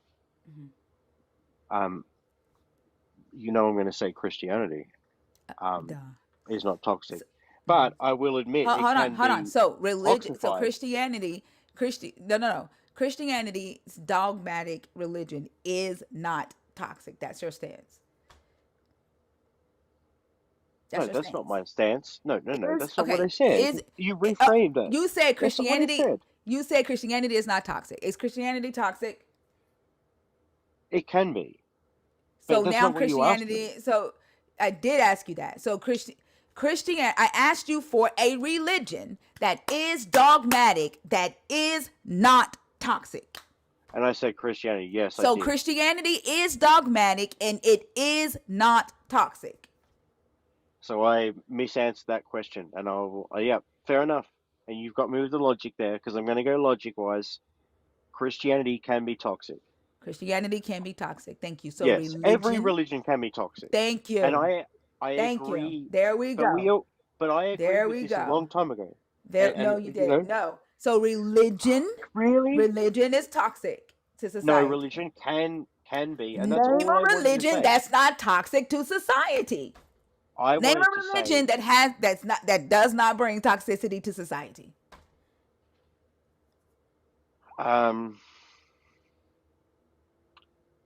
yeah, I mean, I said Hare Krishnas before, but you'd probably be able to find some of them that are pedophiles or something like that. Like that's the problem with saying name a religion when If you 98% of can't the find world is a religious. religion, if you can't find a Well, religion that yeah, but does not have toxicity, then in society, then religion is toxic to society. Or otherwise that's not produce true. the religion that isn't producing toxicity in society. Okay, that's a fair enough statement to make. Now I've got to think of something else that covers 98% of the world that we all agree is good but can be toxic. And I'm just trying to think what it could No, I be. am asking you for the thing that doesn't produce toxicity in society. Well, secularism is worse It- than It's religion. not. So, I mean, What does I not produce nothing, nothing. toxicity in That's society? the answer. Your answer to your So question is nothing. religion is toxic. Religion is better. No, yep. Okay, Yep. fine. Yep. Thank Religion, you. but All right. hang on a second. Don't cut me off. I didn't Okay, if cut you you want to off. do it that way, sure. Hold on. You I don't know can. why. You can. Wait, Chester. This is Why good are though. I no, like wait, this argument. Chester? Will you wait? Why are you in my guest box again? Like I've said multiple times, I don't want you on my stage, and that's what I mean. I'm not gonna bring you up. I'm gonna take you out, and don't get in my guest box again. I only came in here I'm not once. I talking heard. to you, Chester. Not Oh, talk. You're sorry. not in the guest box. You're on stage. Oh, I thought you were talking to me. I thought you said Chester. Sorry. Go on.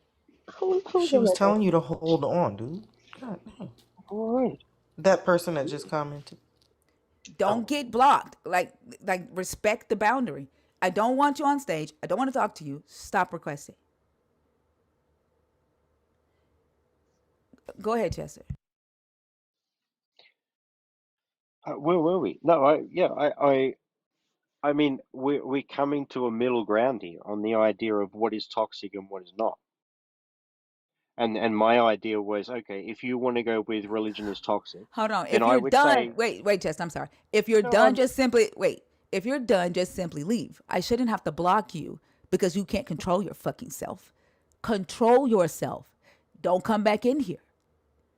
I shouldn't have to block your ass. You're a grown ass man. Go ahead, Chester. who are you talking to? Are you Don't talking worry to about me? that. Don't worry about you. If I was talking She to you, was you would talking to know you. You that. would know.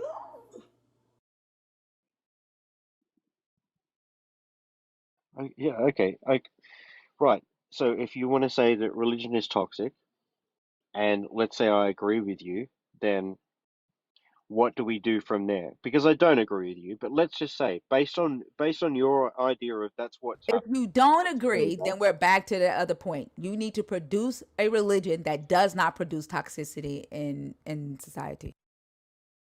No, I don't. Yes, you do. Not based on not based on my argument Yes, now you is do. going to be I agree with you though. No, No, but you if just said I you don't.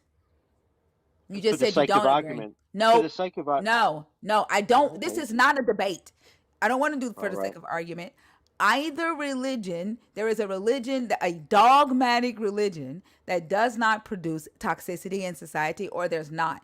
And if every religion produces toxicity in society, then religion is toxic to society. If you don't agree with that last statement, then you need to produce the latter.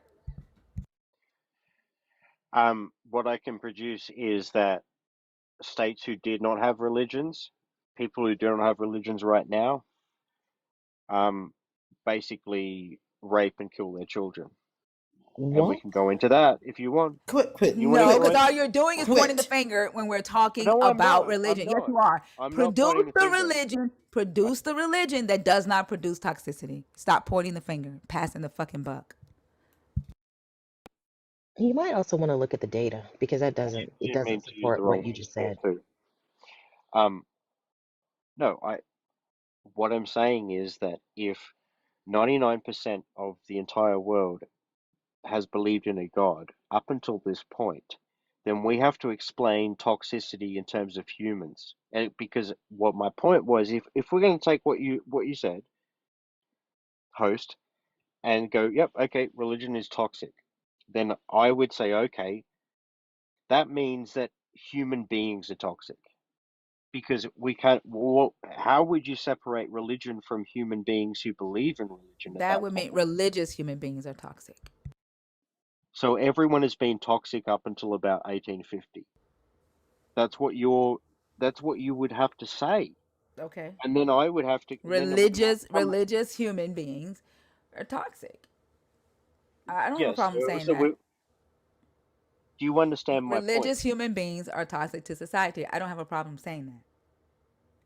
So every human being in I human said history is toxic. religious human They beings. are all No, religious. they're not. Every, No, they were yes, not. they are. No, they were not. Find me a No, they were find not. me, I okay, already told you that you find are me, trying to posit that every society had a structured religious system from the beginning of time, and that's not true.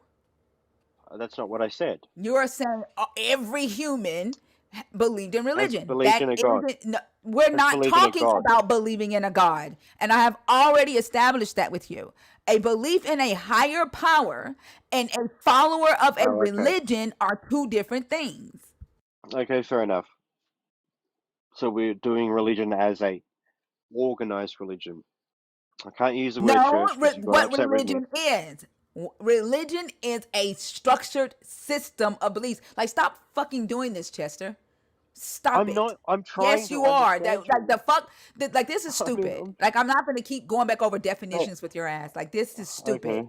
This Well, is I'm not dumb. trying.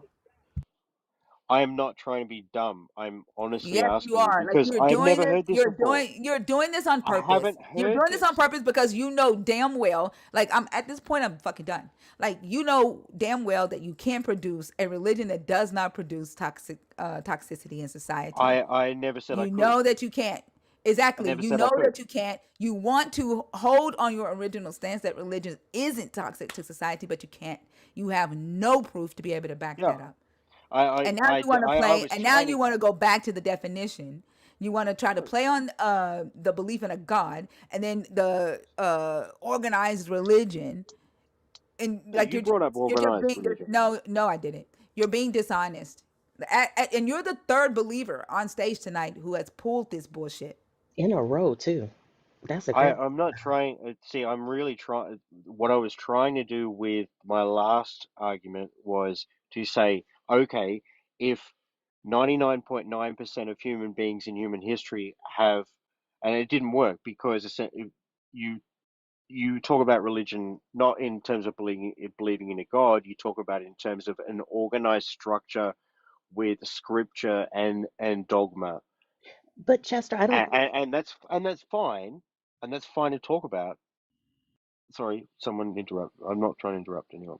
No, I thought you were done. I didn't mean to interrupt you. I just wanted to respond to what you're saying. I don't think that the distinction makes that much of a difference because your point is that humans have always done it, right? Actually, But my niece isn't Muslim anymore. She repealed that shit. But go ahead. she did. Oh, yeah. But I Oh, think that's good. the problem is that is longevity doesn't equal goodness. I mean, there are things that have existed for thousands of years, like slavery. Absolutely. It's still wrong. Patriarchy, warfare. It's still destructive. Disease has been around, but we're still fighting it. So just because something has been around for a long time does not mean that it's beneficial. I agree with that too. Slavery is a tricky one because the entire world engaged with that, and even under again Catholic rule, the Catholic Church. Listen, I've got more complaints about the Catholic Church than probably you do or anything else because you're not a Christian. So yeah, we know what they've done.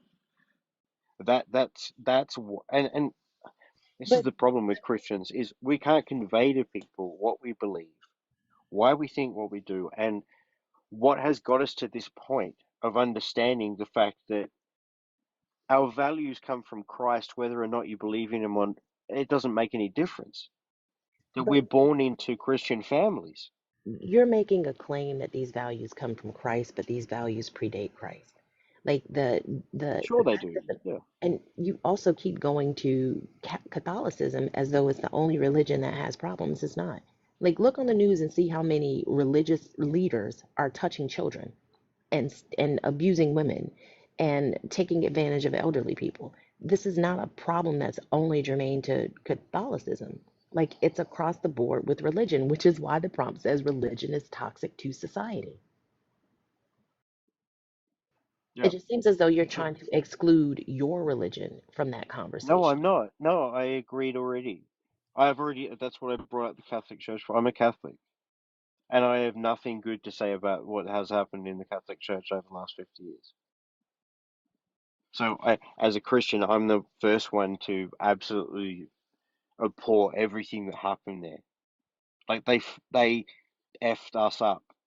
This is what happened to the Catholic Church effed up Christians to the point now we're having these discussions where Americans born in a Christian nation think that because of this, and that is my point, is that yeah, I'm not defending anything. What I'm saying is that Jesus Christ has nothing to do with Pope John Paul. It has nothing to do with the new Pope now. I can't even remember his name, that New York guy. I'm really not interested in the Catholic Church anymore. So in terms of religion, if you want to strike religion as religion means you must do such things, you must do this, you must do that. Yeah, I'm against that. I'm completely against that. And as a Christian, I don't know. All I need to do is read my Bible. That's all I need to do. I don't need to have any church. And Does I'll read the Jesus Bible have with you right anything? now. You Does won't Jesus talk have about that. anything to do with how you behave? Does Jesus have anything to do with that? Yes, he does. So when you display toxic traits, that's because of Jesus. No, that's because I'm a man. So Jesus doesn't have anything to do with how you behave. Yes, he does. Because he's always in the So back of my mind.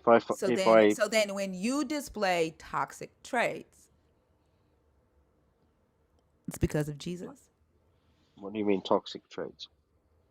Your inability to not talk while people are talking, your inability to be forthright and honest, to take No, accountability. no, that's not what I'm thinking of.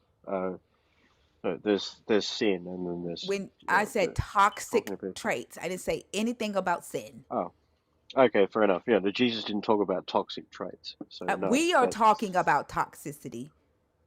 I know you are, but Yeah, we're but you not are, G- but when you're talking about Jesus in terms of when Jesus religion. is in the back of your throat, is he responsible for your toxic traits?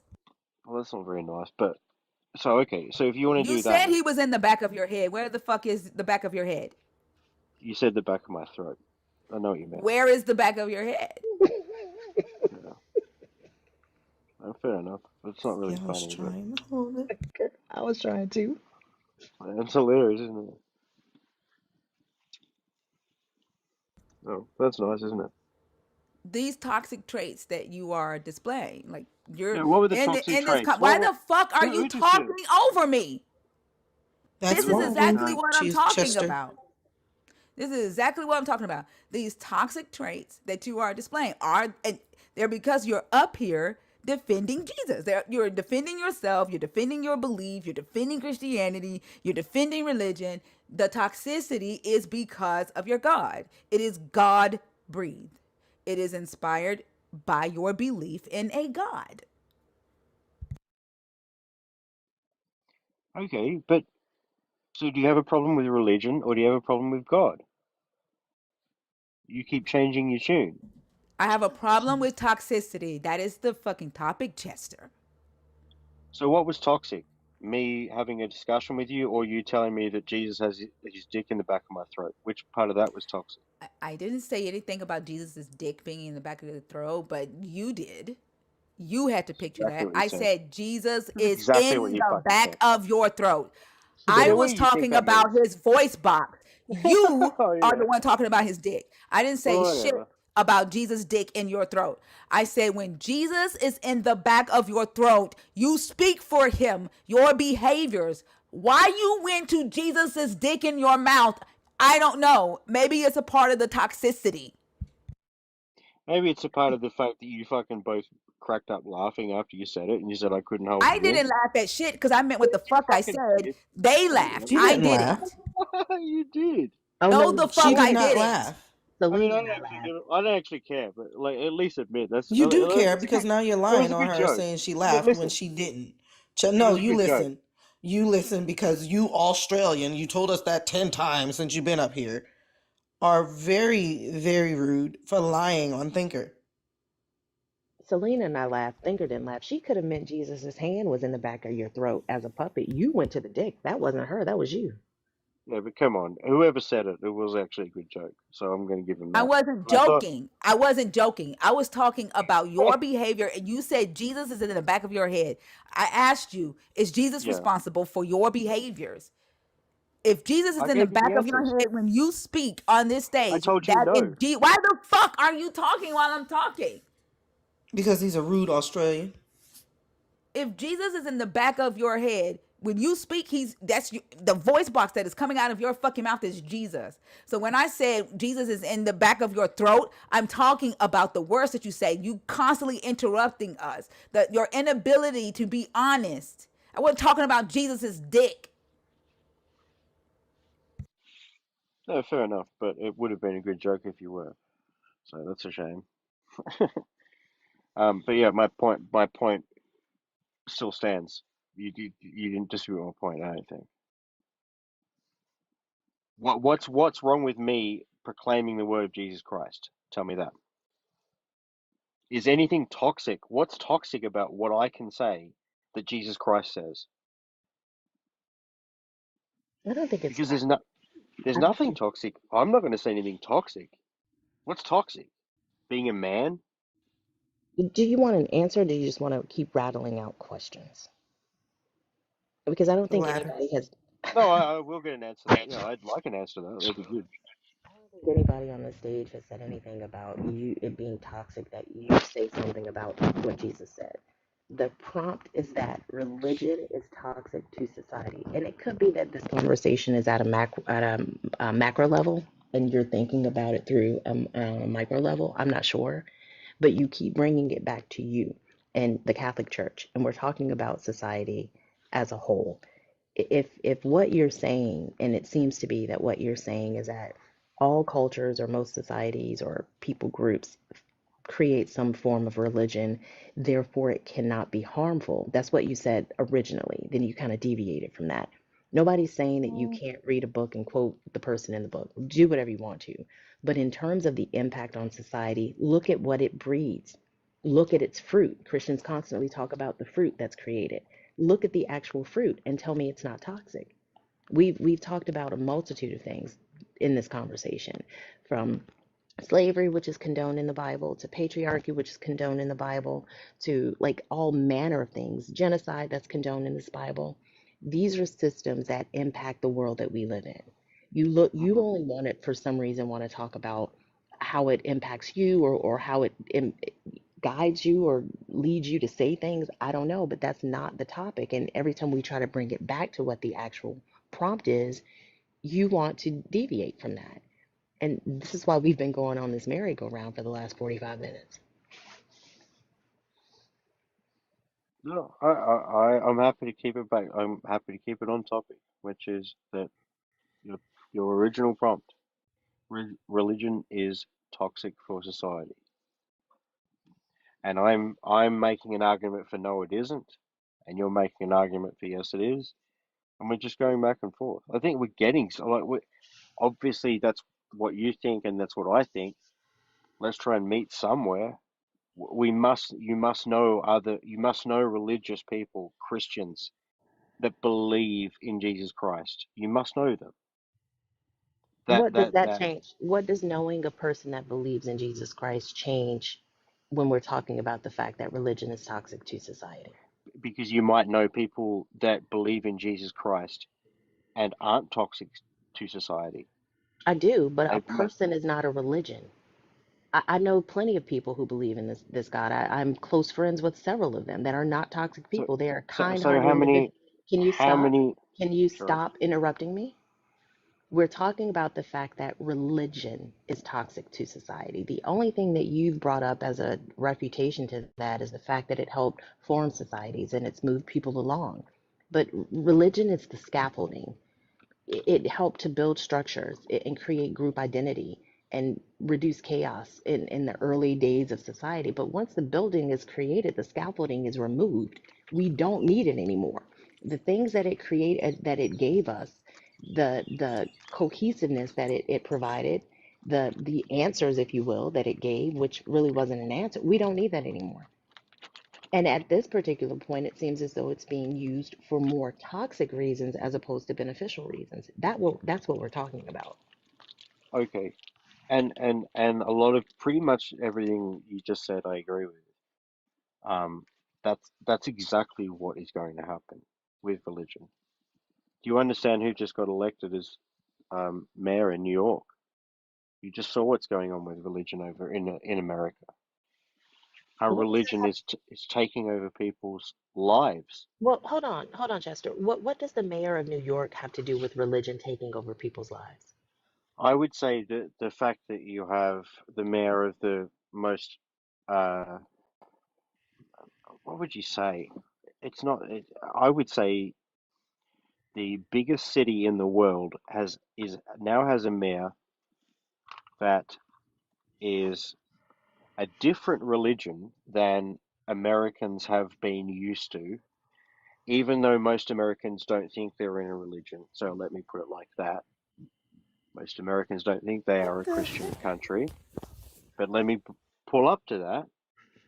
What do you if you're going to talk about religion as being toxic, then what would you say to I say all you of the are a product Muslims? of that toxicity. First off, you don't live in America Exactly. and you know For shit about real. our constitution. We have Muslims in the government already in positions, and you fear mongering for a country that you don't even fucking sit in. Like you don't even live here. Like that's the toxicity that we're fucking talking about.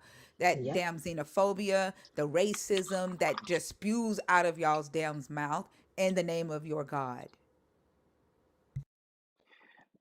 That wasn't Skip the racism. fact that we got a whole president who has I 34 said felonies xenophobic. who claims to be a Christian. Skip the fact that that same president is on a list where people are committed pedophilia, sorry, pedophilia. Forget the fact that he's seen on tape doing all this egregious crap and is a Christian by his own admission, but you're going to go to an elected official in New York, one city in this country, Which one we're talking to about? point. Oh, I'm sorry, Selena. Oh no, you're fine because he done pissed me off. Because the reality is that that man's religion should have nothing to do with how he is a mayor of New York. Like the fact that you think to Thinker and Selena's point, that you are in a whole ass other country worried about the religious affiliation of a mayor in New York. It has nothing to do with American society in general. If anything, it's showing that Americans are waking up and they are realizing that a person wearing the label of Christian doesn't mean shit about whether or not they're going to do the right thing for humans on this planet. That's what it means. So I think it's a check on, but I think it's on the wrong side of the tally paper if we're being honest. Because you think it means something else, but in reality, it means people know that just because a person holds a Bible and says, "Yes, I'm a Christian. I go to church every Sunday," it doesn't tell you shit about their character. It doesn't show you shit about whether or not they want to see people fed and folks safe and housed. That's fair enough. And I didn't bring But it it's up. so I crazy did. because I he's brought it not the up. first person. Sorry. Okay. Download Dave came in here, and when he came into the chat, the first thing he said was, "Y'all look like y'all some people that would vote for a Muslim to be the mayor of New York." Like when I tell you, conservative Christians are mad right now that their fucking xenophobic, racist shit is just spewing out of their mouths in the name of Jesus. But I know you don't like. I'm Fee, I agree with you on that, and host as well. I agree. I can't remember thinker. I agree with you on that too. I know I'm in Australia. We're worried about religion as much as you are.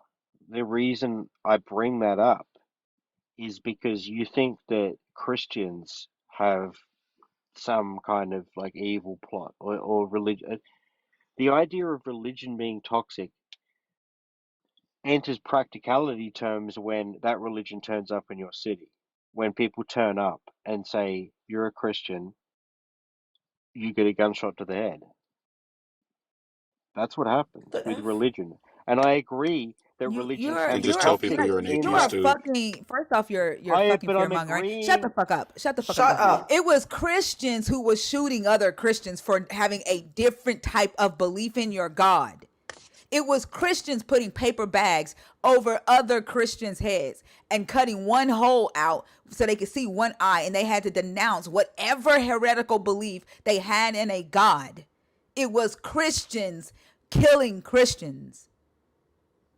It was Christians killing Muslims, killing Jewish people, killing non-religious people. It was Yeah, Christians. yeah. And do you know why that was? Because everyone was religious. Everyone. What the freak?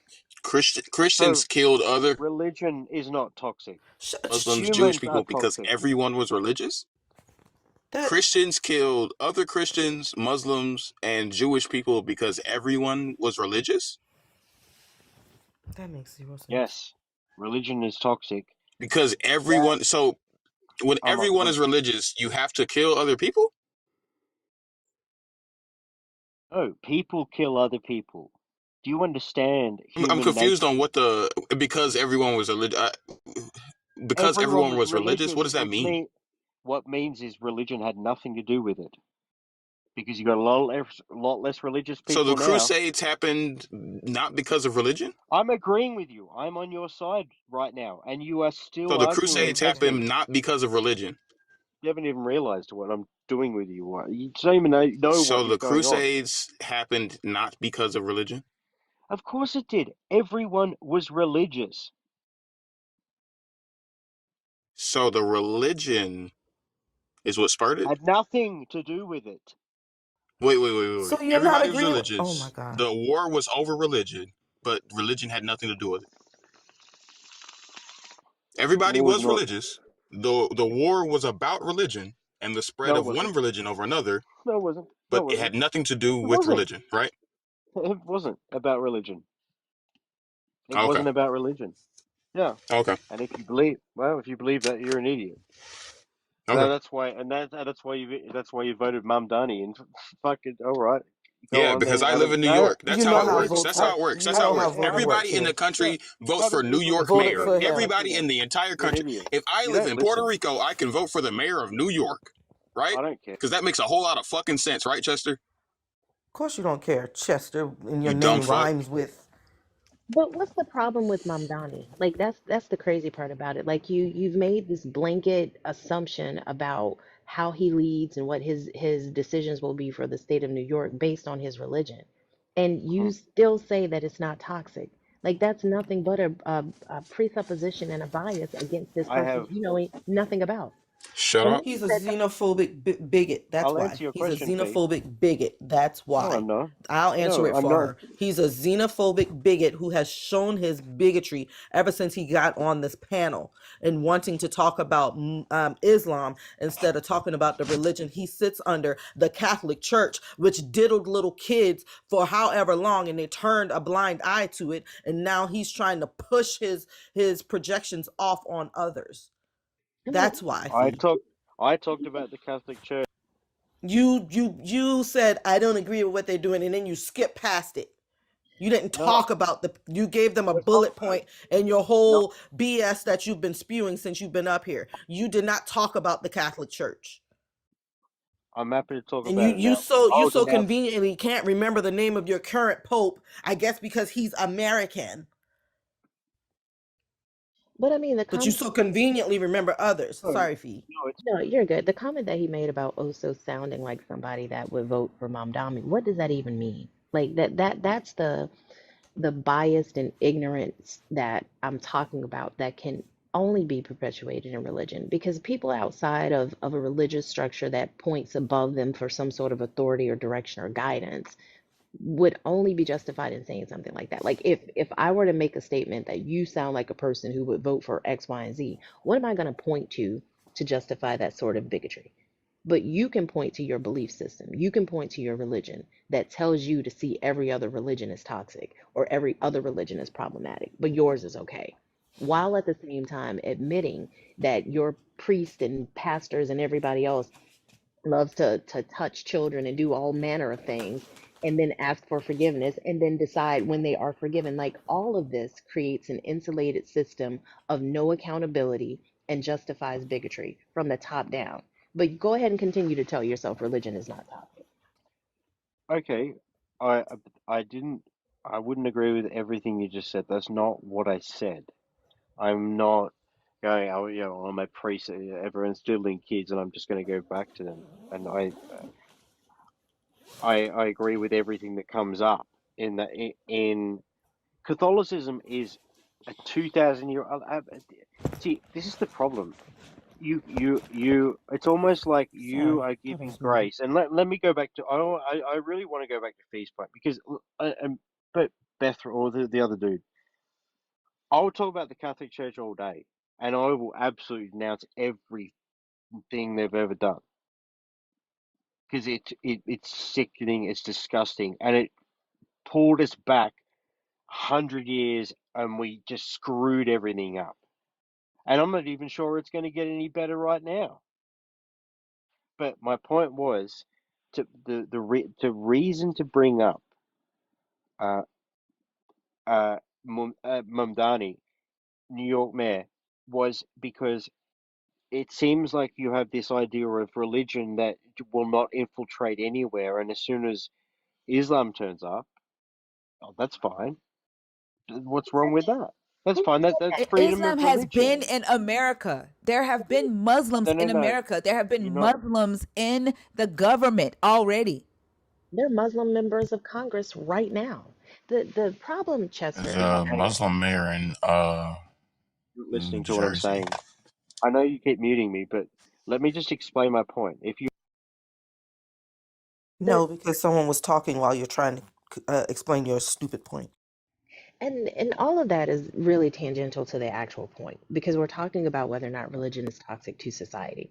And if you ask yourself, has society progressed because of religion or because people challenged religious authority? I think the answer is very clear. Going back to Galileo, I mean, scientific revolution versus church doctrine. This man was on house arrest because he realized something that's true about the universe we live in. The abolition movement. You have people fighting for slavery that are biblical, that are tied to your religion, and to I push back agree. against those fighting against it. Women's I rights. agree. Can you I stop? agree. Can Stop. you stop? Stop. Your I agree. toxic ass. Shut your toxic ass mouth up. Frustrating. You have women's rights, versus the religious gender roles, where in your book repeatedly it tells women to shut their mouths and they can't teach. LGBTQ rights versus these religious ideas that members of the LGBTQIA community are an Hey, shut abomination the to fuck God. up. The problem is that when what you don't realize, or maybe the question that you refuse to ask yourself, is that when societies become equal, more educated, and more informed, do religions lose power or expand power? Progress happens in spite of religion, not because of it. Yet you sit here and continue to say it's not toxic. And that's only because you don't want to see it, not because the information's not there. I think also the fact that in our society here in North America, we have freedom from religion or freedom of religion. And the fact that there is this expectation that everybody that gets in office should be Christian is toxic as fuck because you don't really mean freedom of religion or freedom from religion. In your minds, America is Christian. America is Christian, and any leader, and any person in a leadership position in America should identify as Christian. And if they don't, then you get racist, you get upset, you get violent. That's toxicity. Donald Trump doesn't identify as a Christian. He's the first president who hasn't done so in a long time. Even Barack Obama said he was a Christian, and I don't believe he is. But Ask is that yourself what the you same. mean about? I mean, religion in Does politics? Donald Yeah, Trump does Donald let's Trump go with placate to that. Christians? Does Donald Trump placate to Christians? He's not very happy that Does he placate hundreds to of Christians? Does Donald Trump placate to Christians?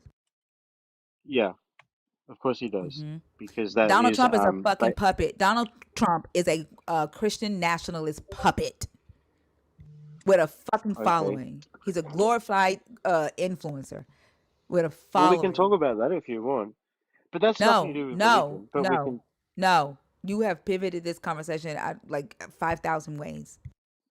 yeah, but it's good though, isn't it? Because I'm No, learning. I actually am no. learning. Are you learning from Bitch. me? Are you not learning anything? Haven't It's you good listened though, to because anything I'm I've getting said? something out of it. You I must be can getting tell you don't something out make of this. nobody fucking bust, dude. I mean, I'm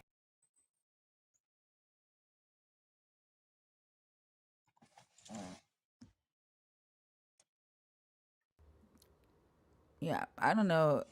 Fee, are you done with him? Oh, very much so. Yeah, Okay. absolutely. All right. It's funny because Donald Trump is listed like on the list of presidential affiliations. Donald Trump is listed as a Protestant. mm-hmm. Yeah, it's a Mm, Christian.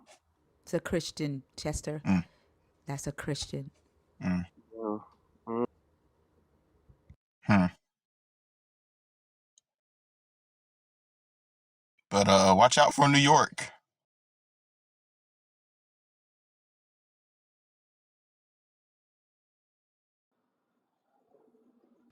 Hey, Lomain, how are Yo, you? yo, good morning, good morning. Good morning. How are you? I'm Yeah. doing fine. How y'all? Doing good. All right, all right. So yeah, I wanted to talk about the first topic, if I may. Okay, let me get it back up. I gotta figure out what the hell I done did with it. Where did it go? What the fuck did I do? Hey, hey, Okay, why there. you find oh, you already found it. Okay, cool. I won't do my segue. No problem. All right, so yeah, I wanted to talk about the toxicity, not really in regards to the doctrine or the dogma, but I wanted to talk about it more on a like human level, right? Because where I find it currently to be toxic, and this is in my past like 2 or 3 months of thinking, is that like I look at my grandma, who I have challenged a couple times on like certain scriptures after I read them pretty good, because you know she knows them back and forth, and then I look at her life, and I find Christianity to be toxic for her mainly, and those that are like her, because I wonder if I stripped the church away from her completely, what she would be like as a person, if that makes sense. It makes a lot of sense because of her age and like I've talked about that in here before. My mom is 67, and when she, learned that I was researching and questioning, she made me promise that I wouldn't share with her anything that I found because she said that it would hurt her heart if she learned that what she had dedicated her life to was a lie. And she's 67, and so like if you think about someone older than my mom, it could really be devastating to them, like because they're really feeble at this age. Their mentality isn't as strong. The anxiety can be high. Although we have an 81-year-old in this community who is deconstructing and made that decision on their own. Another one that's in their 70s, that is deconstructing. Auntie Charlene, Mama Bash, right? Like, so not saying that it is impossible, but I would err on the side of caution when, yeah, special case mom is 75. She's in therapy now. That's what's up. W special K mom. Um, that somebody else's mom, it started deconstructing. So like, it's possible, but I would say err on the side of caution when dealing with older. I agree with you. Yeah, yeah. Bash told me the same thing, so I backed off.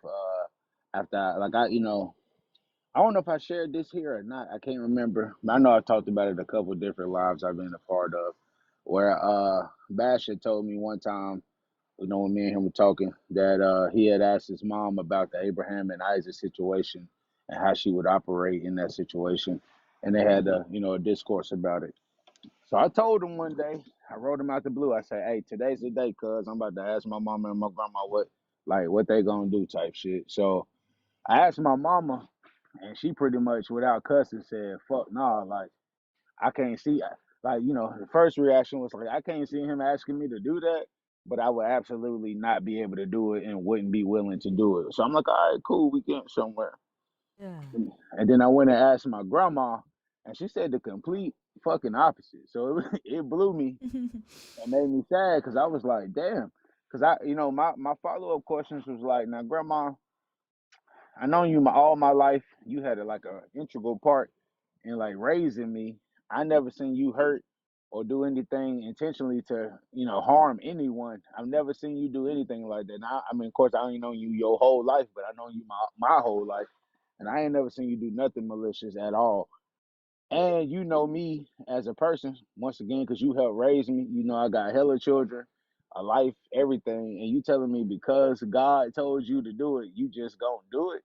And so her response then was, well, if he told me to do it, it's got to be for a reason. I'm like, but can you articulate a reason for why you think he would tell you some shit like that? And she couldn't, but she still was standing firm on her position. And I just walked away sad. I ain't gonna hold you.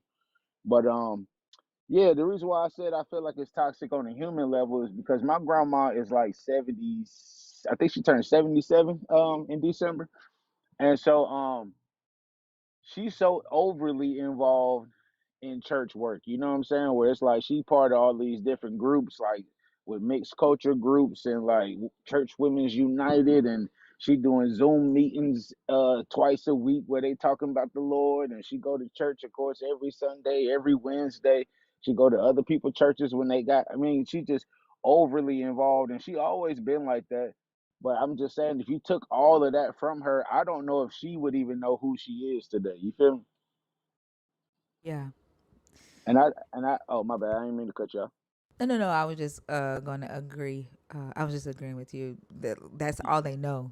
You know, they go from their parents to the church and back. Like in their lifetime, they were not allowed to like do a lot of the college and exploring different career interests. And so, church and being a wife and a mom is all they really know. You know. Right, right. Because see, Yeah. my mom is the complete opposite. She just turned 56. Yeah, she just turned 56, and she the complete opposite. Where it's like she is a devout Christian. She's open to having these conversations with me, even though, of course, a lot of things I bring up, she doesn't agree. But she also lives her life outside the church, like as far as traveling and having a good time. She got a real youthful spirit. So, like, she's just highly energetic and just like a beautiful person. So, like, the church didn't. I don't feel like my mom allowed the church to make how can I put it, like to create who she was as a person. She just added it as like a piece to who she Does she already go to was. church or does she just believe in Jesus? My mom? Yeah. Oh no, my mom go to church. She she like the choir director has been since I Oh, can okay. remember. Like now she heavily involved. She's just not consumed by it in the way like my grandma is, if that makes sense. Like I don't like my mama. She do what she do for the church, but she not going like she not doing no Zoom meetings and a whole bunch of extra shit like my grandma be doing. She just her ministry is music. That's how I ended up, playing the piano and traveling and doing what I did when I was in the church because of my mom. But like I just don't feel like she's consumed by it. I feel like it's a part of her, but she's not consumed by it. Like it doesn't. I don't know how to like say it, but like yeah, it's just I don't feel like my mom is consumed by the church. My grandma is consumed by it. Like she live, eat, sleep, and breathe it to the point where, like I say, if I think if you took church away from my mama, she wouldn't lose her identity. I feel like if you took it away from my grandma, I really truly believe she wouldn't know who the fuck she is. Like she would Hmm. might you know how they say when older people retire, they start going downhill health wise because they don't have nothing to drive them anymore. Yeah. I feel like Yeah. that. I mean, not trying to wish nothing on my grandma, but I feel like if you took church away from her, she would just sort of lose her reason for like, you know, moving. You know what I mean? Yeah. But yeah, that's all I really wanted to speak to. I mean, I think we all agree on the toxicity as far as like the doctrine and how people use it appropriately and misuse it, and how that contributes to society. But yeah, I didn't know how y'all felt about people live, eating, and breathing Christianity or whatever religion they part of, and how it shapes and molds your identity to the point where if it was taken away from you, you don't know who the fuck you are. Yeah. It's kind of like you know how I don't know. Do you have kids, Lemay? Yeah, I got too many. I got 8. Oh, that's right. You did tell me that. You know how sometimes they may ask you, can we get the spammer out of the guest box and then get them blocked? They're in the guest box. Their name is like HHH or something like that. If we could block them, please. Thank you, Yala. Um, Man, what was I saying? Oh, you know how sometimes your kids will ask you something that information that you know they're not ready for, and or they may say something and you're like, you just look at them and go, really? Oh, okay, okay, okay. You know, I think when with well, all of my grandparents are deceased now, but how I would just handle like my mom doesn't approach me with religion anymore, but if she did, at an older age, I would just probably be like, oh, okay, okay, okay. Like, yes, ma'am. And then go on, right? Like, kind of the same way that I would a young child that's talking about information that they're not ready to receive. Does that make sense? Because Sure. they're always going to try because that's all they know, and their conversations is that. Yeah, And so it, like, yeah. oh, my bad, my bad. So Uh, yeah, like with my mom, right? Just to give like a brief, small history, she overheard a conversation I was having when I first, like, maybe in my first week of deconstructing. She overheard a conversation, so then she confronted me about it, not in like a hostile way. She just wanted to hear like what I was on, and so that was sort of how we first talked about it. But that was way prior to me asking her that Abraham Isaac, situation or hypothetical, question or whatever. And so me and her have talked about the Bible because what I've been doing is every story I can remember being told as a child from the Bible, I've been going back and researching that in particular because of course you discover that they didn't tell you everything, and the harshness within it they definitely didn't share with you. Like, I'll just give you a brief take on Samson. I feel like he had like antisocial personality disorder. He was a fucked up person. But like they didn't paint it that way when I was a child. He just sounded like a superhero. You feel me? So uh yeah, like, so me and my mama just been having conversations like that where we just talking about the Bible. It's not anything contentious. I'm sharing my ideals from more like a, I guess what she would consider a worldly view, and she's sharing her ideals from like the Christian perspective.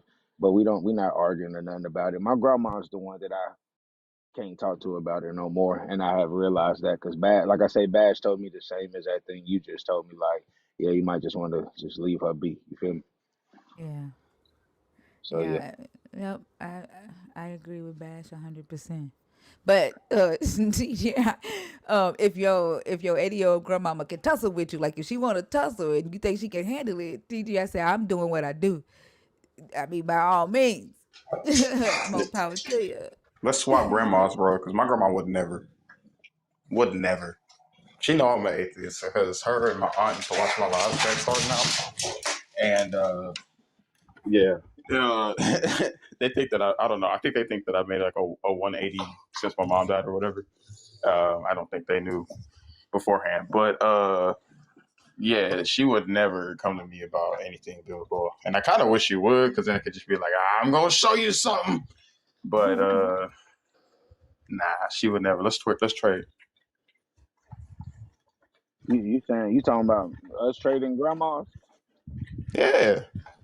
My grandma the same as your grandma. You now, if you want to talk to my mama, then I can make it happen because she'll actually go back and forth with you whether she disagree or not, and it'll still be love at the end of the conversation. Hey, I got a Is she not question on for y'all. TikTok? Wait, wasn't there like a hand game? My grandma is your grandma. I What? don't remember that. You just made me think of I that. don't either. Your grandma sitting by the fire. Say it again. What is it? Because it made me. KISSING. No. Oh, so Grandma and your Oh, my grandma fault. sitting by the fire. oh, my grandma My and your grandma told your grandma. grandma I'm Okay, gonna thank set this you. place on fire. Okay, all right, thank you. Damn. Okay, go ahead. Because when Hey, he said your grandma is my grandma, I'm like, it made me think of that. But go ahead. yeah, yeah, my grandma, like I say, I'm done, bothering my grandma about any of this shit. But I had another question, if you don't mind giving me the space to ask. Something that I had a hard time. I think y'all explained it eventually after me listening, for a long time. But the one thing I had a hard time with, even when I felt like the truth was being like revealed to me just by listening and reading, is that like my mom is a hooping, hollering, like shouter, right? And I know her as a person, so I'm like, she ain't faking this shit. How do I reconcile that thought? Like, I know my mama on a pretty deep level. It was just me and her, and she was a young mom. So like, she was growing up while I was growing up, so we was like homies, and still like homies to this day. So like, I used to sit and think like, all right, my mama truly believes in this. She speak tongues. She run around the church. She hoop and holler, and I know she ain't bullshitting. And so it was like I couldn't like wrap my head around how I see it to be like cap, but like my mama truly believe. You feel me? I don't know how. I don't know if I'm explaining myself well, but yeah. Yeah. I think the thing that we have to also remember is that we're dealing with someone with a completely different brain structure as as ourselves, right? Like no two people have the same brain structure, same capacity, the ability to imagine or whatever. And so your mom does really believe it. Like she might really believe it. I believed it. Um, that doesn't mean I was faking it. I was um, hyping myself up, like I was helping the Holy Spirit, so that or catching it, if that makes sense. That's why they say catch the Holy Spirit, right? You kind of gotta like throw yourself into it, and with the dopamine, you just end up, reacting or responding to it. And so she does believe it. Does it make it real? Is the question, right? Just because she believes it. Yeah, yeah, I totally agree. That's what I'm saying. It took a while for, I think, that conversation to happen with me listening, but once I heard y'all explain like the tribalness and the like, I don't know, I can't remember where it took place, but it was like that what's it called? Like, shit. It's like a hysteria that happens amongst people, like at the Mm-hmm. same time, like a manic state that they all go in collectively. And so, Yeah. yeah, like I think y'all was just, break. I don't think that was your exact words, but you were sort of breaking it down where it's like, yeah, this tribal behavior and like this quote unquote Holy Spirit, it's like catching a wave at a football game or something. You know what I'm saying? Where everybody can feel it. That doesn't mean that the religion is real, but what they might be experiencing, uh, chemistry, like the brain, brain wise, is real. So Romaine, are I you in Discord? Oh, I'm sorry. Go ahead. I think No, I was gonna say like there have been times where I've would be somewhere where, like when I was a believer and I'm having a lot of fun to the point where I damn near want to speak in tongue, right? And it's the same feeling, but I would catch myself and not do it. One, because I was embarrassed, but because I was at a level of happiness and excitement, it my body had been used to, like, okay, when you feel this feeling, then when you open your mouth, this is what comes out. And so I think it is that um, collective, uh, you know, dopamine effect that what people call spiritual. And this is what I love about Bash's performances, because he's tapped into that, right? When he performs, he taps into that collective euphoric feeling, kind of like groupthink, at his concerts, and he gets people up out of their seats, and they're like, he reminds them of that feeling. Cause he'll go into like an old Negro spiritual or something, or a like an old uh, Southern Baptist hymn, and he'll remind them of that. And next thing you know, he talking about we gonna sip, and they up out they seat like, forgot they ain't in church. Like, so it's a collective thing that we all share when we're in one place together. Does that make sense? oh, for sure. And I'm not a concert goer, but the first time I felt like I experienced that same kind of like energetic like sensation, for lack of a better word, is I went to see the 85 South show, and there's like an electricity that's in the building that you can feel, you know what I'm saying? And so like I get what you're saying, where it's like that energy, whether I guess good or bad, or that feeling, whether it's positive or negative, can be passed along to whoever's around and whoever has that same like mind. So nah, I totally get it. It was just, I was just letting you know that was something that I was struggling with like early on, trying to like get my head wrapped around. Romaine, are you in Discord? Am I into sports? No, no, no. Are you in Thinkers Discord? I think I was just recently at it. Okay. I think I already put it in there, but if not, I can drop in. There's this book that I like to recommend. It's called The Spiritual Brain, and He's not in the Discord. oh, he's not. Yeah, no, Low man, you're not subscribing. Oh, okay. Yeah, to be in the Discord, because the Discord is a private server. Uh, Yeah, so you have to subscribe to get access to it. got you, And got you. yeah, and it's private for safety reasons. Okay, So for sure. Well, let me get my subscription up then. I got the bread now. But but the but way yeah, yeah, and, but and and and once you subscribe, like we can waive the 30 day, because like we know who you are, and we can get you in the Discord, and you can get the book that Fee is talking about. for sure, for sure. yeah, Well, but I what I was appreciate. Yeah, what I was going to say is there's a PDF that's associated with the audiobook, and chapter 18 is talking about, I'm sorry, lecture 3 is about brain function and religion.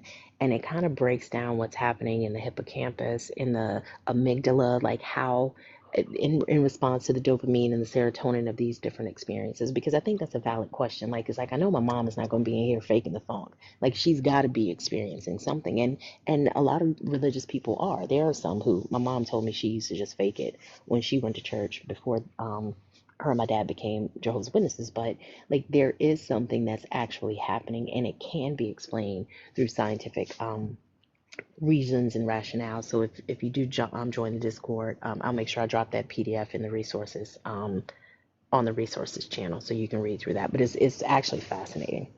Okay, for sure. Yeah, It's like like the people that can bust through thought. You remember seeing those videos of the people that like will sit in there like hunched over, like fucking intense thought, and then they just like, ugh! And it's because they exploded everywhere. It's just like that shit. You just gotta keep working at it until you hit that pinnacle, and then you could just, ugh! The And that's sad what part happens. about it is he's not completely wrong. Like that's the hey, I'll tell you something like, all right, Yeah, I'll be right back.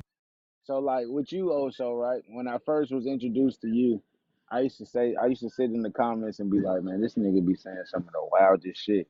But then if you really start paying attention, you can get like the actual meat out of out of what you saying and be like, oh.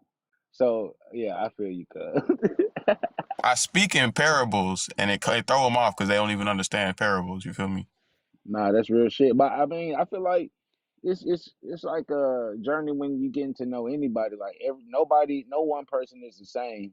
And if you care to understand them and take the time to do so, right, then you start understanding how they think, and not only how they think, but how they communicate. So, like I say, at first it was like, yeah, bro, I don't know what the fuck, bro, be on. But then once I get to listening and listening and listening some more, then it's like, oh no, okay, I see what he's doing.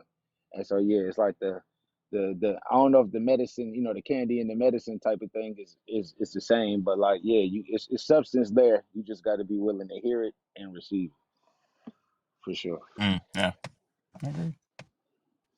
But yeah, I appreciate y'all time, man. I just wanted to ask y'all about y'all thoughts about the Christianity aspect as far as like once again a person being able to, if separated from it, do they have an identity left?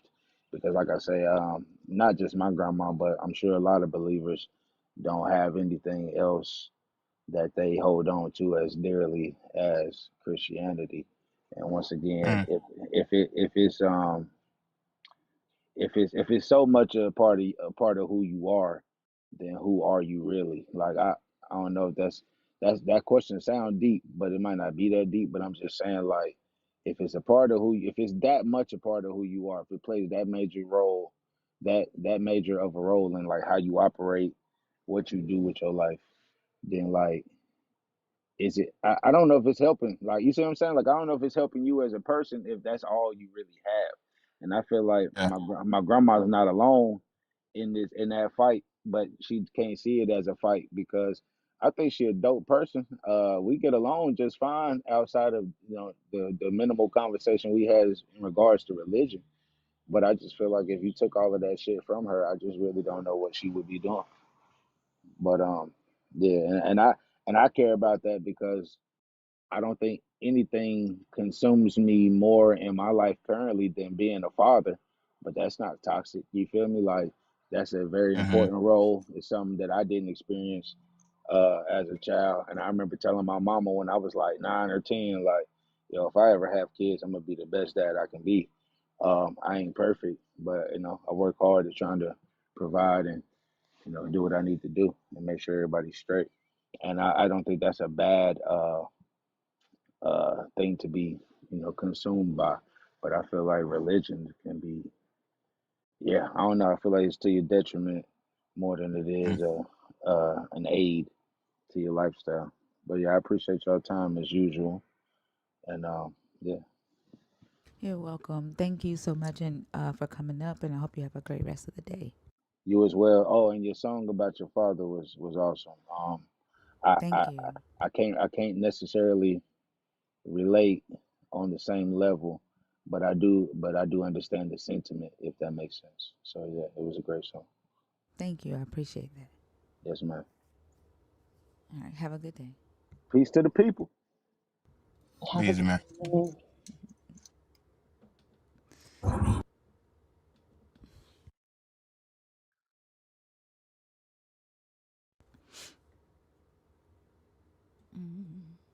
Let's see. Yeah. And also, I will reiterate, you're never beating the allegations that you are like, you're like that kid in class that's like crazy smart, but he doesn't want anybody to know it. So he cuts up and he demonstrates his intellect in ways that are disruptive. You are never beating those allegations for me. I'm just saying. That is quite literally the reason I was homeschooled. Thank you. Yeah. My He parents are like, told you're us gonna go to that. jail. Yeah. They're gonna get you out of here.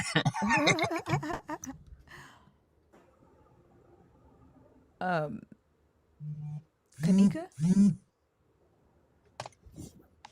That was a mistake. Sorry. No worries. I'll take you down. Have a good day. Thank you. Love you guys. All right. Thank you. Love you too. All right, y'all. The guest box is open if you are a believer in the God of the Bible. If you're deconstructing or an atheist, go ahead and send your request. It's stuck on 18 plus because I can't find my other one. I don't know where Maddie is. I hope she's okay because she didn't show up for Maddie's hour last night. I hope everything's okay. Whose phone is that? That's my rose. Hold on. Can't stand him. Um,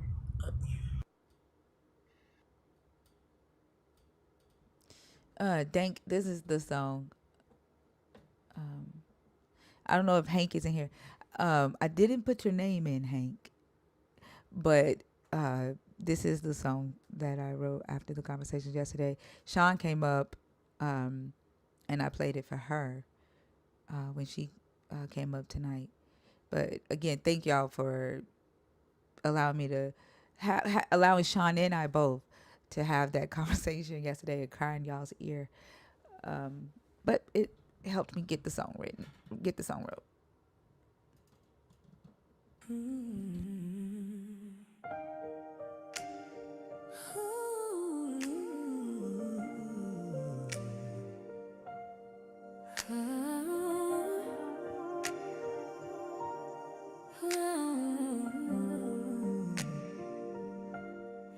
Hopped out the car, ran up Donaldson Pike, dropped to my knees, tears in my eyes. What did I just hear?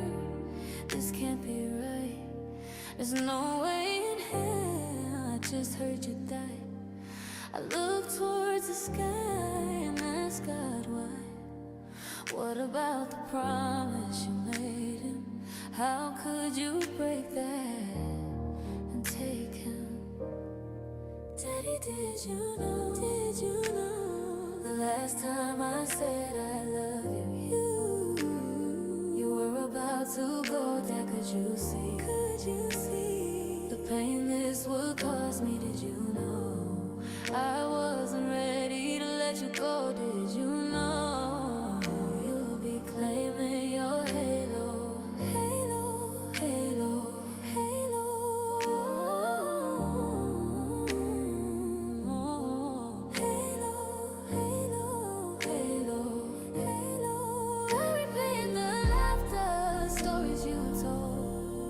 Lessons still guide me as I grow old. I kept your next step just to hear your voice.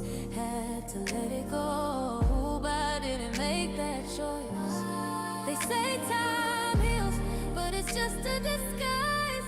'Cause every November I relive the goodbye. 19 years gone, but it still feels near. You're the echo in my mind, the voice I still hear. Daddy, did you know? The last time I said I love you, you were about to go. Dad, could you see? The pain this would cause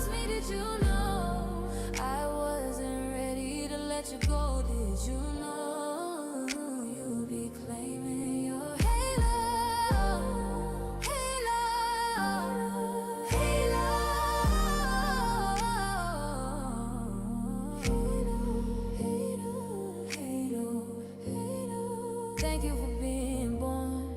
Thank you for living. Thank you for being dead. Thank you for giving unselfishly of yourself. Thank you, thank you. Thank you for your prayers, for making me aware. Tough love was your help. So thank you for the times you yelled. Thank you for helping me know I matter. Thank you now, my beautiful ancestor. Oh, yeah. I light a candle, you're the flame in my chest. You taught me love, you taught me how to rest. I still see you in the mirror with your smile on my face. Your strength lives on in me each day. Daddy, did you know the last time I said I love you, you were about to go? That could you see? The pain this would cause me? Did you know I wasn't ready to let you go? Did you know you'll be claiming your halo? Halo, halo, halo, halo, halo, halo. Daddy, did you know the last time I said I love you, you were about to go? That could you see? The pain this would cause me? Did you know I wasn't ready to let you go? Did you know you'd be claiming your halo? Halo, halo, halo, halo, halo, halo. I hope you knew, Daddy. I hope you knew I loved you.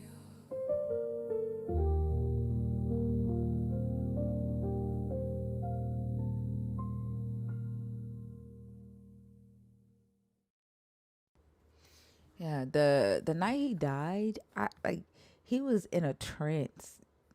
Like I had dropped the kids off at at my parents' house, and he was supposed to be taking my mama to dinner, but he was working on his motorcycle. And he had a piece of the motorcycle in his hand. So I'm stepping off the porch, and he's like staring at this, like towards, he's standing towards the street, and he's like just staring into space. So I said, "See you, Dad, I love you." And he didn't say anything. And I said, "Dad," I said, "See you, Dad, I love you." And he looked over, he said, "Yeah, yeah, baby girl, see, I love you too." And then he went right back in the trance, and he was dead like 25, 30 minutes later. And I've always wondered, like, what the fuck he was saying, and like, did he know that he was getting ready to die? Because he was deep in a trance.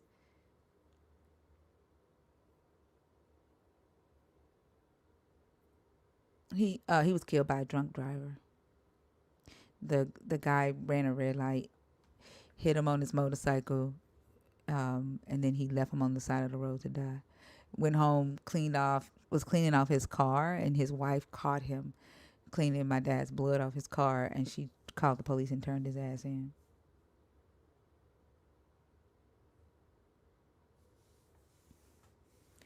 My friend, when my friend died, he got shot. When he died, like, it was on a Tuesday, and we were sitting on the front porch, and he said, "I'm tired." He was like, "I'm tired," and he wasn't talking about like his body being tired. Like, he was just tired, like mentally drained of living. He said, and he died that about 6 o'clock that day at a red light. Somebody pulled up and shot his car up, and he ended up driving into somebody's house. So I think sometimes people get like I don't know. They say people can kind of tell when they're about to check out, like the mind and the body starts doing something different.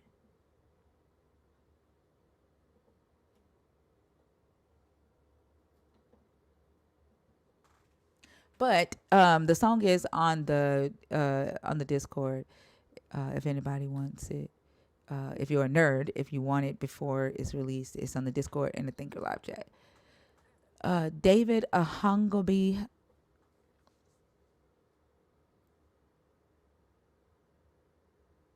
Really, Chrissy? Yeah. I'm sorry for the loss of your mom, too.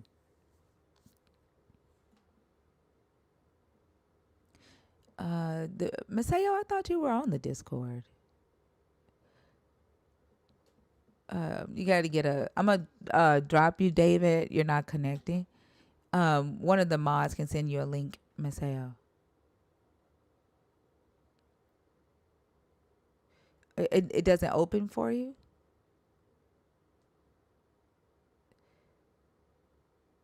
Thank you, Ivan. Can somebody send a link to those in the chat? A mod send a link to those in the chat that needs the Discord. The super nerds that needs the link to the Discord. I'm getting ready to create a new invite. If you don't know how to create an invite, everybody in there I just don't should have the be. permission to do it. Y'all should be able I don't think to. I do either. I normally have to ask for one in the mod channel. I remember Jay was saying about she was gonna do it, but I guess she never got around to it. Hold on, let me.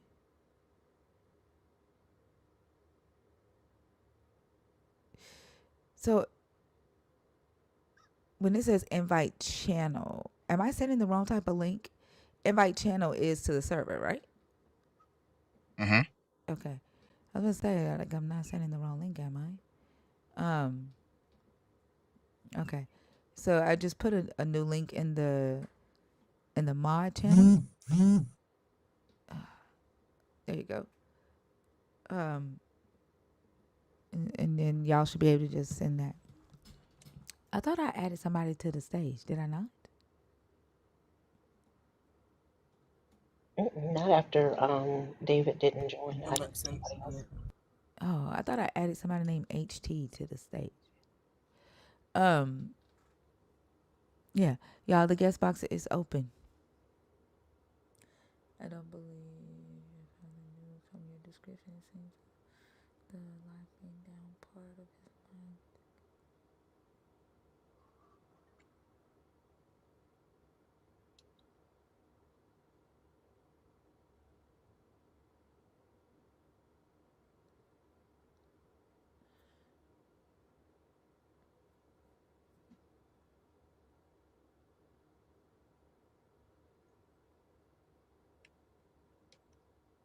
I'm setting up from two-time Timbo, so if y'all get a message from two-time Timbo.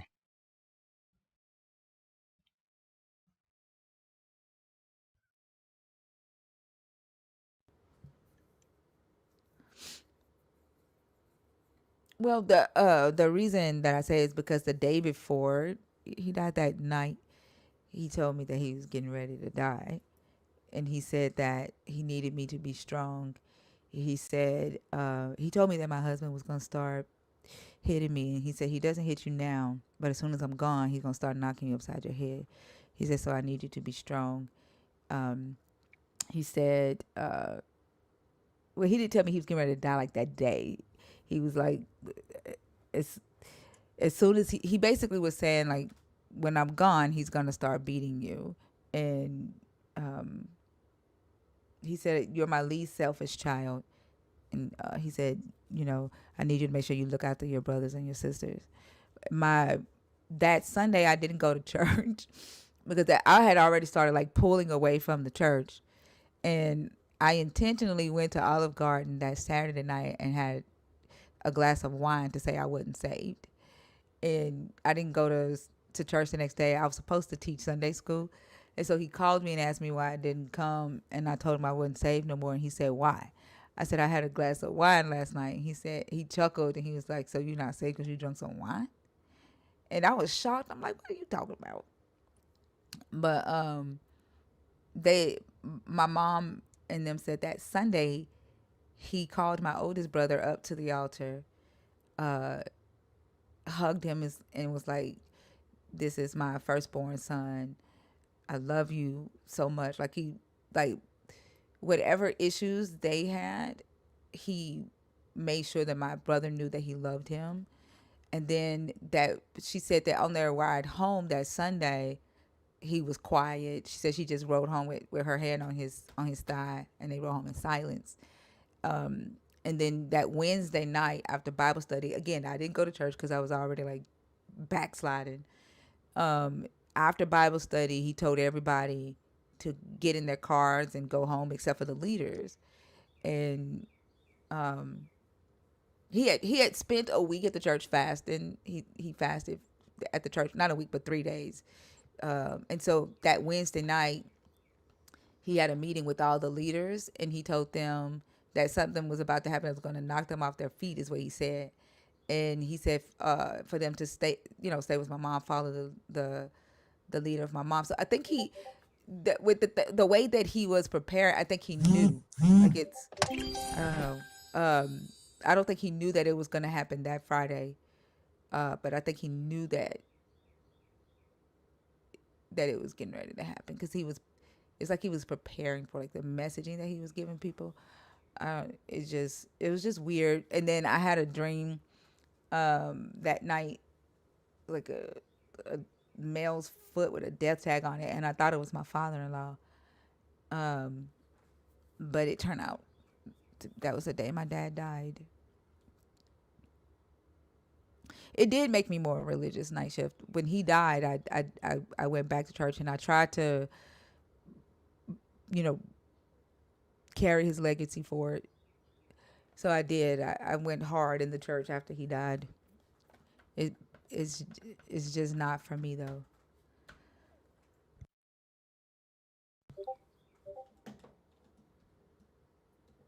That's why when believers think that a death or something will make you want to serve the God, it might temporarily, but if it's not you and if your mental makeup doesn't like agree with it, you're not gonna. It's only gonna be a temporary thing, right? Because grief doesn't always last forever. Um, it does. They can hope bad stuff happen to you to make you serve the God. It won't. If you genuinely don't agree with it, you ain't gonna do it.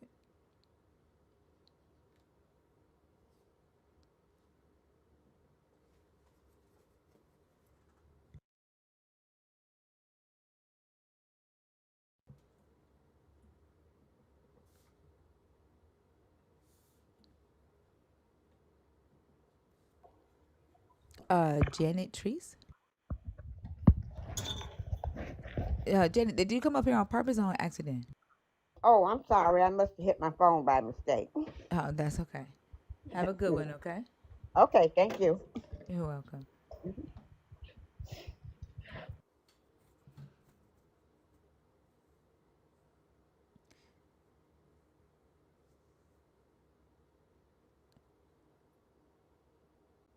You only eat gay bacon?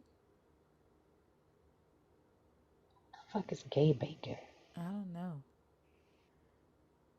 Maybe that's their partner's name? Their partner's name Gabe is Gay Aiken? Bacon. Oh. I don't know. Opposed to Kevin? Huh? I said as opposed to Kevin. As opposed to Kevin Bacon? A Fazai is trying to call me Gay Bacon. And oh, is okay. So who's the religious one? Inquisitor? Inquisitor Bacon. Oh, September's fucking with Inquisitor. Oh, I get it. Okay. Are you a Christian Inquisitor? Oh, you're not religious? Oh, okay. Y'all just fucking with each other over there. Not like fucking with each other, but y'all fucking with each Woohoo!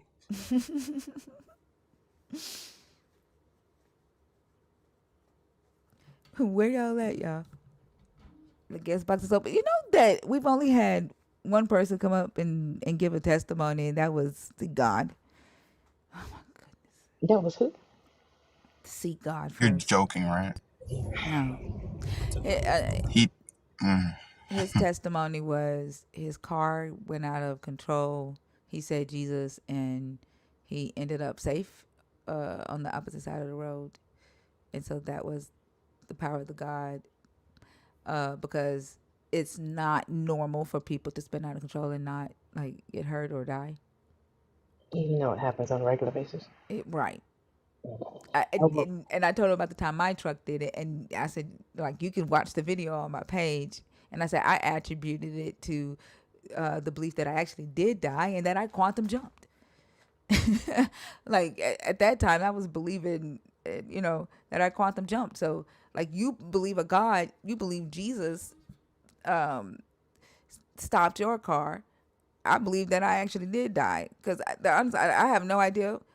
I don't believe that today, but that's what I believed then. Like, I have no idea how the hell I ended up backwards on the road. But it's our minds attributing, answers to shit that we don't have. Like, we're looking for a bigger reason other than the fact that, uh, you know, inertia happened, physics happened, right? And then he conceded to that. He conceded that one, and then he said the fact that his family is still together, God is keeping his family together. And I said, how? even right. I said, even though Jesus says that he came to cause a divide, like to turn mother against father, son against daughter. And he quoted Genesis 24 and was like, well, God said such and such. And I said, actually, the author of Genesis 2:24 said that. Those are the author's thoughts. So it would be the author of Genesis 2:24 that kept your family together. And he was like, no, because I've been incorrectly attributing it to God. So it's God. And like, you would probably have to listen to the whole thing, because he, after having the conversation of giving him the opportunity to prove his God's divine power, he goes, you know what I've been thinking about? Believers, like, sometimes believers question, like, where is the God, like, where is God's power, like, and how can we prove God's power outside of our mind? And if we can't prove God's power outside of our mind, is it really there? He's like, have you ever thought about that? And I, like, just stopped and, where the fuck have you been for the last 51 minutes on this stage? Because that is the top, like, that's literally what we're talking about. Like, What was how B? I thought that was huh? B up. I thought that was B up. Yeah, that's see God. They the Oh, same. I did not realize I was the same person. Yeah, I just learned that too about a couple of weeks ago. Yep, they the same person. Hold on. See, he was up here under a different account. B up, yeah, he told me, he B up told me he is seek God. Oh yeah, yeah, yeah. Yeah, yeah, Yeah, yeah. They I that. woke up to hearing him lying, like just repeatedly. Like you played back the recording several times, and he still denied saying what he said. Mm-hmm. The conversation started out okay until he got to that part. Like, they'll let a whole conversation just go to hell because they don't want to admit when they said something that don't make sense, or they don't want to concede a point or something. Because Yeah. it started out pretty cool. The same thing with the other lady who, it's just like their relationship with honesty is not that close knit, because the reality is all of us can be wrong. And when you're engaging in a conversation and someone, kind of talks you through where the gap in your logic is, the honest thing to do is say, hadn't realized that. Maybe go back and think about it, but don't double down on it and then start lying and say you didn't say it. That doesn't make any sense. Yep. That's why he's not allowed on my panel no more, because he long enough and engages with these conversations long enough. Like he should not be the way he is, especially because he claims that he's like trying to be different when he acts the exact same as everybody else. Like, I don't, and he'll fucking die on a hill just straight out of pride. It's like, bro, what's the point of this conversation? You're not growing anything. We're not learning anything. You think you're stuck like in this knowledge set, and you think that we're all idiots because we don't think about it like that. I think some of them think like McCoy and how Paul's like, oh, I just go around them and pretend to be like them so that I can win them over to Christ. I think some of them think that they're doing that, like the believers that act cool, like they're cool with you. Their goal is to get your guards down to see if they could win you over. I think. Thank you, Angelica. Nope, Angela. Thank you. Exactly, like Paul saying that being in the Bible is straight manipulative. Paul gave the recipe for manipulation and being dishonest around non-believers to win them over. Shamari, are you in the box on purpose or on accident? Y'all, it's 7:00. We're not done, are we?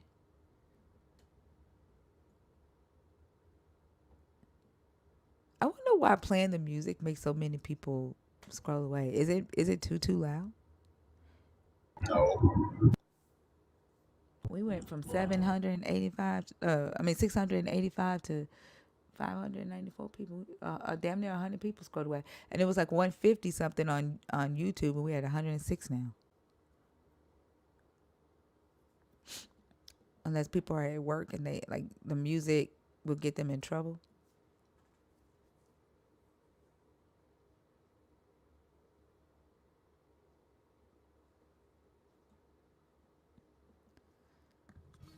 You said not enough bass style biblical. Might be. Well, I mean, it's a song about losing a parent, so I don't know what wokeness was in that one.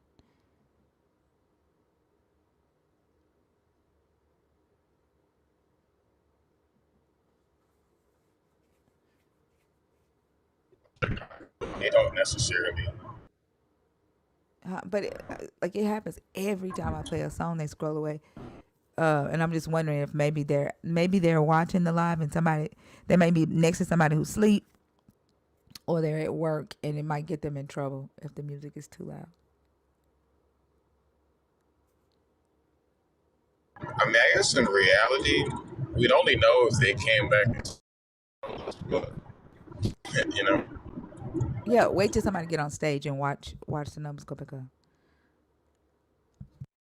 As soon as somebody gets on stage, it's gonna shoot right back up. It always happens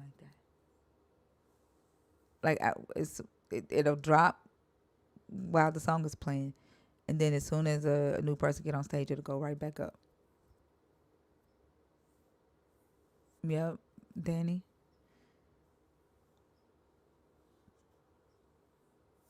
Y'all want to hear theology? Y'all go ahead and get your guts up and come get in this box. Come holla at us. Get some theology. Wow, what a statement. What a statement. What? Get your guts up and get in the box? Best teachers tell us where to look, they don't tell us where to see. Theology, truth, there's no need to fear inquiry. That's not the theology. What I drink will never make you pee. You can't drink to quench my thirst, that's fee. Theology is the study of a subject without an object. Theology is the effect when logic connects. When you stop preaching, God goes silent. But with fear flows, effortless, divine, not violent. Love is meeting people where they are. But Christian love you dragging folks too far. Theology. The best teachers tell us where to look, they don't tell us where to see. Theology. Truth has no need to fear inquiry. That's not the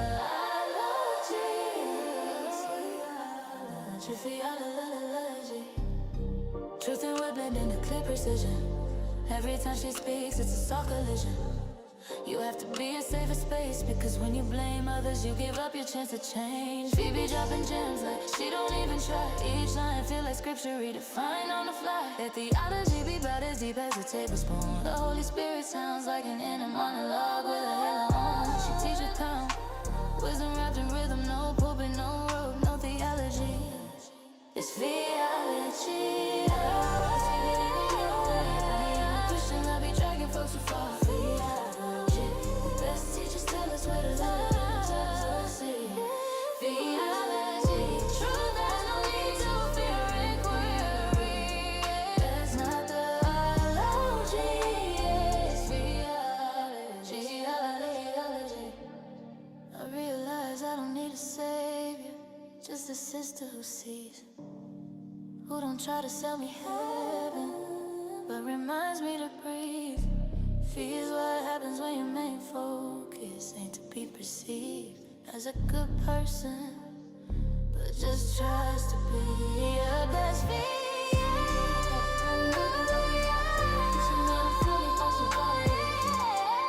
The best teachers tell us where to look, they don't tell us what to see. Theology. Truth has no need to be great. That's not theology. It's not theology. It's not theology. Theology. Theology.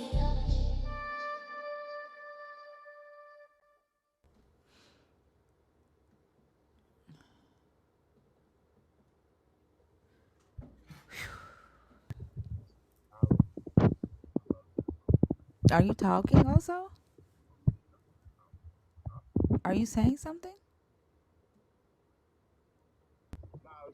How I love that song because it's about meology. Oh, okay. Bree, are you in the box on purpose or Got on it. accident? Yep, I got it. Thank you. Um, yeah, that's we love you also.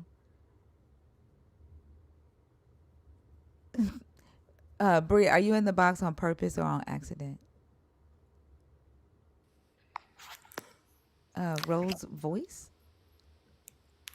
Hey, how we doing? Good. How are you? I am blessed and highly favored. All right. I don't need to ask your category. Are you what your age, please? I'm 58. All right. Which topic did you want to talk about? Oh, I kind of wanted to start at the top.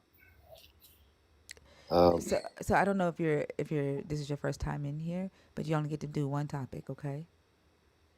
So which one Oh, do you really want to really? do? Yeah. Oh, dang. I mean, it'll be up for a couple of days, so it just you won't miss an opportunity to do the next topic another day. Which one do you want to do today? Well, I saw the like the profile of the host that they're deconstructing from Christianity. Yeah. Which And topic, Rose? Well, can you pick a topic? yes. Do I think Christianity is toxic to our society? Absolutely. Um, and I believe that's why, and it's a double-edged sword, quite honestly. I think the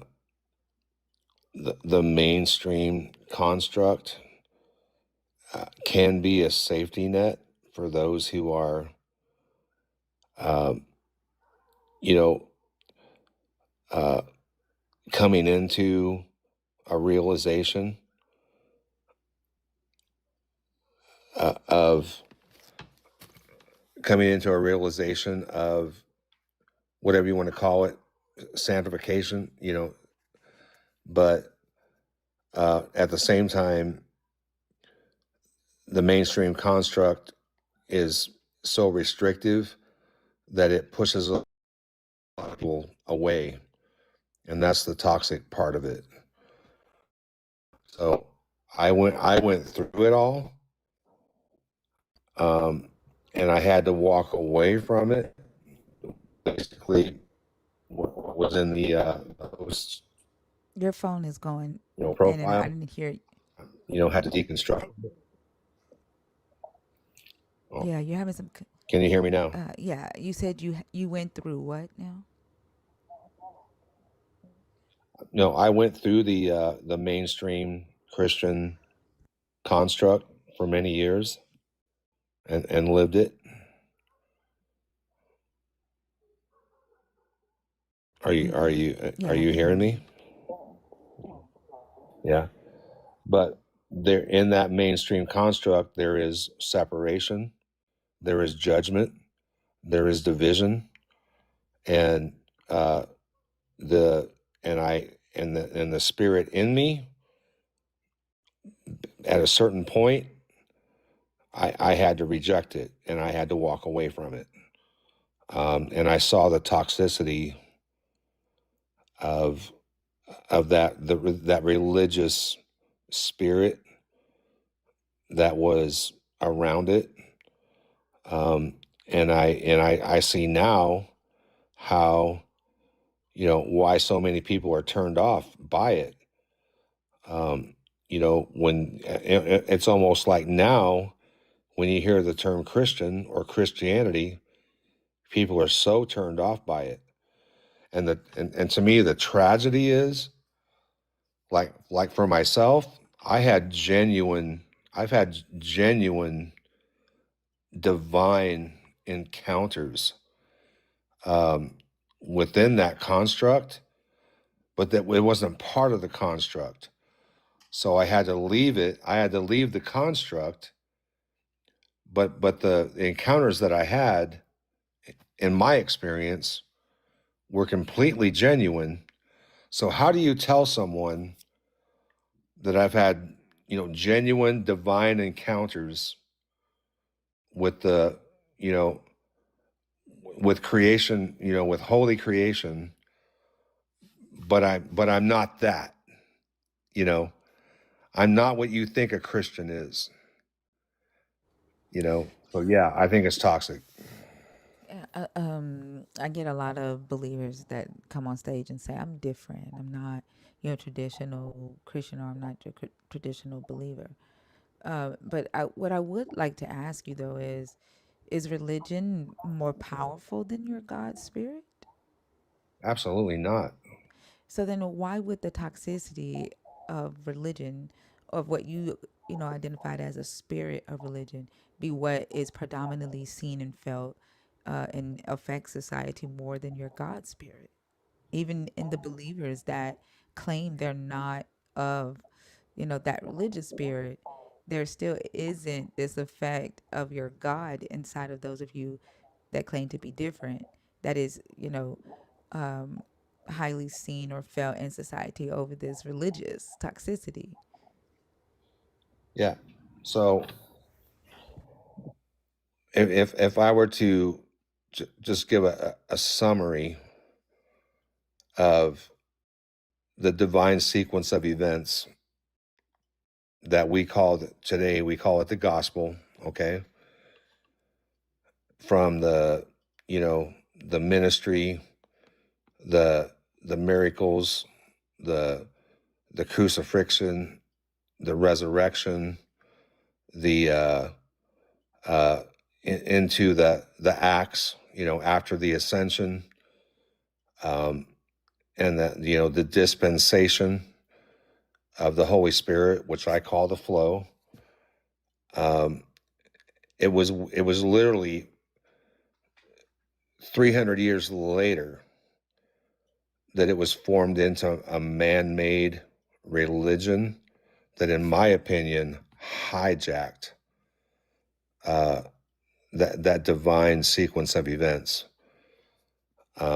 So, in my opinion, that divine sequence of events is legitimate. It's had a major impact on my life, um, and I can, speak for probably a number of other people, but it was hijacked by a Maybe it man-made wants to flow for agenda. better. Pardon?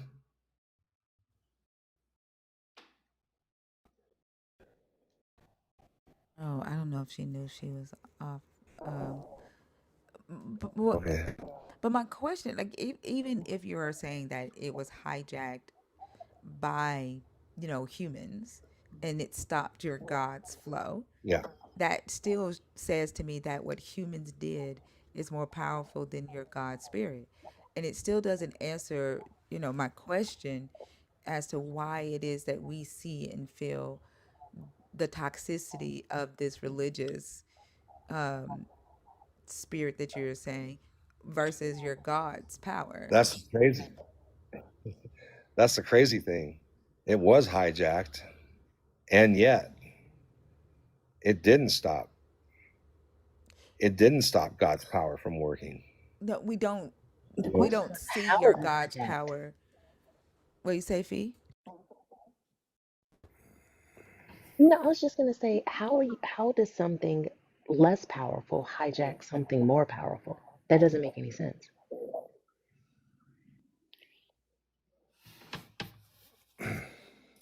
And we don't see what we see in society are the effects of the toxicity in religion. We don't see the effects in society of your God's power and, at a You've high never met. level. I'm sorry, let me finish speaking, please. Okay, go ahead. At a high level, right? What we see is this religious toxicity. We see that religious toxicity even makes those of you that claim to be not a traditional believer, but a true believer of Christ, run away from or leave the house of your God, or what is deemed as the house of your God, right? So Yeah.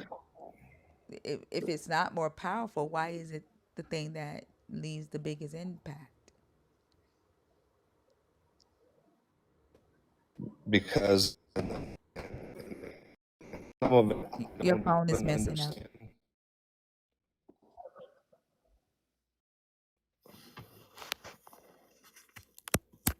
I'm gonna unplug for a second. Is that any better? Yes. Okay. So for reasons I don't quite understand, you know, God, and when I say God, I say that in a very general term, okay? Allows choice, allows us to choose our path. And so when we look at how what I consider to be a hijacking of human agenda of something that was pure and was divine, um, even in that, I mean, I know I have personally met people who, within that construct, what I consider to be the religious construct, were beautiful, spirit filled people who uh, embodied what we see in the Bible as what Christ told us we were supposed to be. And yet, we also see in that human construct, uh, hatred, um, and uh, you know, just all the we see hatred, we see corruption, we see separation, we see judgment, which was everything opposite of what Christ told us we were supposed to embody. So But the within free that, go ahead. the free will of another human still doesn't answer the question uh, that I have about whether your God's power is stronger than that of humans, because you just added another power source, free will, right? Oh, we don't see the impact of God's power because another power called free will. right? Mhm. This spirit of religiosity, the human mind, and free will are all power sources that you guys are saying is blocking your God's divine power. Mhm. That means It's that a they're stronger than your God's power, because your God's power isn't showing in society higher than this toxicity that you are attributing to free will, to religiosity. Those of you that are saying that you have your God spirit in you, like it is your God's spirit in you now, right? Mhm. Yet Yeah. I feel nothing. Like I don't experience anything. And if it's because I'm a non-believer, then my mind can block this spirit that should be radiating from you, this power that should be radiating from you. And we should know that there's something, that this God is here with you. If my mind can block that and deny that, and I not be affected by it, then my mind is stronger than the presence of your God. Is it that your mind is stronger, or is it that your mind is rejecting it? If my mind can reject power, my mind can reject a tornado, but that tornado is still going to be a tornado. I'm still going to feel its effects and see its effects, of its presence, regardless if I say the tornado isn't there or that it's not a tornado. Its effects will be seen and won't be denied. Can't be denied you know, uh, evidentiarily, like through evidence. But if your God's power is actually here and my mind can reject it, then my mind is stronger, and the power of my mind is what's real and not your God's power. Because true Mhm. power can't be denied. True. So God doesn't work like that. God doesn't work like a tornado. This I quite the Right. It's spirit. it's mental. So my mind is strong enough to reject it. And you're the one who's Yeah. deciding how your God works. Like there's no God here to tell us how it works. That's you asserting that, right? So you are the power source for the God to say what a God wants, what a God does, how a God works. Like you're the one telling us that. Yeah. So God, and I say that again in a very general term, doesn't work. God, whatever we want to call it. Okay. We'll just call it God. Okay. God does not force himself on us. Not talking about him forcing anything. If he's present here, then his power should be felt regardless if I reject his power or not.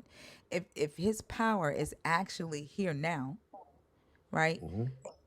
Then my mind shouldn't be able to reject the presence of his power. I can reject allowing his power to come in me, but the presence of his power, I shouldn't be able to reject it if it's true power. Yeah. And again, I hear where you're coming from, but it's a seeking. It's where you get to a place where you get to a point where you have to, where I can tell you from my experience, and obviously many other quote unquote Christians. Okay, we I came to a place where I realized that whatever I was trying to do in my own strength. I'm sorry, your phone is messing up again. Oh my gosh, that that sucks because I feel like I've got something to say. I can hear you now. Any better? Hmm. Okay. Um, I it comes to a point of I wanted something more than my own what I was doing in my own strength and in my own will. And it and that and at a moment in time it was presented to me that I could have more through faith in Jesus Christ. And that was the beginning of a very long, up and down, good and bad and ugly journey, but it changed me. All I can tell you is it changed me. And I don't know if I'm answering your question the way you want me to answer it, but it is at a certain point you have to ask. You have to, I think that's the piece that you're missing, right? Like, because the question is about the power of God. And to Thinker's point, using the tornado as an example, the power of a tornado doesn't depend on a person believing that it has power. If you and I both go to Chernobyl right now, and I don't believe that radiation is real, and you do believe that radiation is real, completely irrelevant. We are both going to feel the effects of radiation poisoning because that's how something with power actually works. It works independent of belief, it works independent of acceptance. What you're saying to us is that you were in a situation or your life experiences had you turned to this belief system and it's been beneficial for you. And okay, can't take that from you. That's your personal testimony, your personal experience. But you can't call that power. You can call it powerful for you, but you can't refer to it as a universal power because there's no demonstration of it.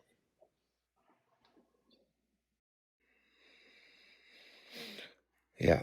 And and I would say to that there's there's I get what you're saying, but there's there there and let me say this, and what I've learned over time as I have had to deconstruct is that everything that we are taught about God and you know what the mainstream uh generally what the mainstream church or religious construct teaches us is that it's all coming from an external source, and what's really going on is it's all happening inside of us.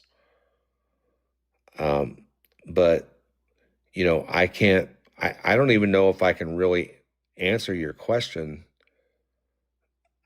the way you're presenting it, Well, the because thing is, right, like in the Bible, when your God's power would do a thing, it affected the atmosphere or the environment that it was in, right? correct. In the Old Testament, he his power would part the sea. Fire would come down, or he would leave some type of stain, right? Like people knew that the God's power was present. Yes. And when Jesus was on earth, no one recognized the God of Israel. Like the Israelites didn't recognize their own God inside of Jesus, therefore they rejected him, right? Yes. The saying is, oh, they rejected him because their minds were blinded and they couldn't see that it was God inside of Jesus.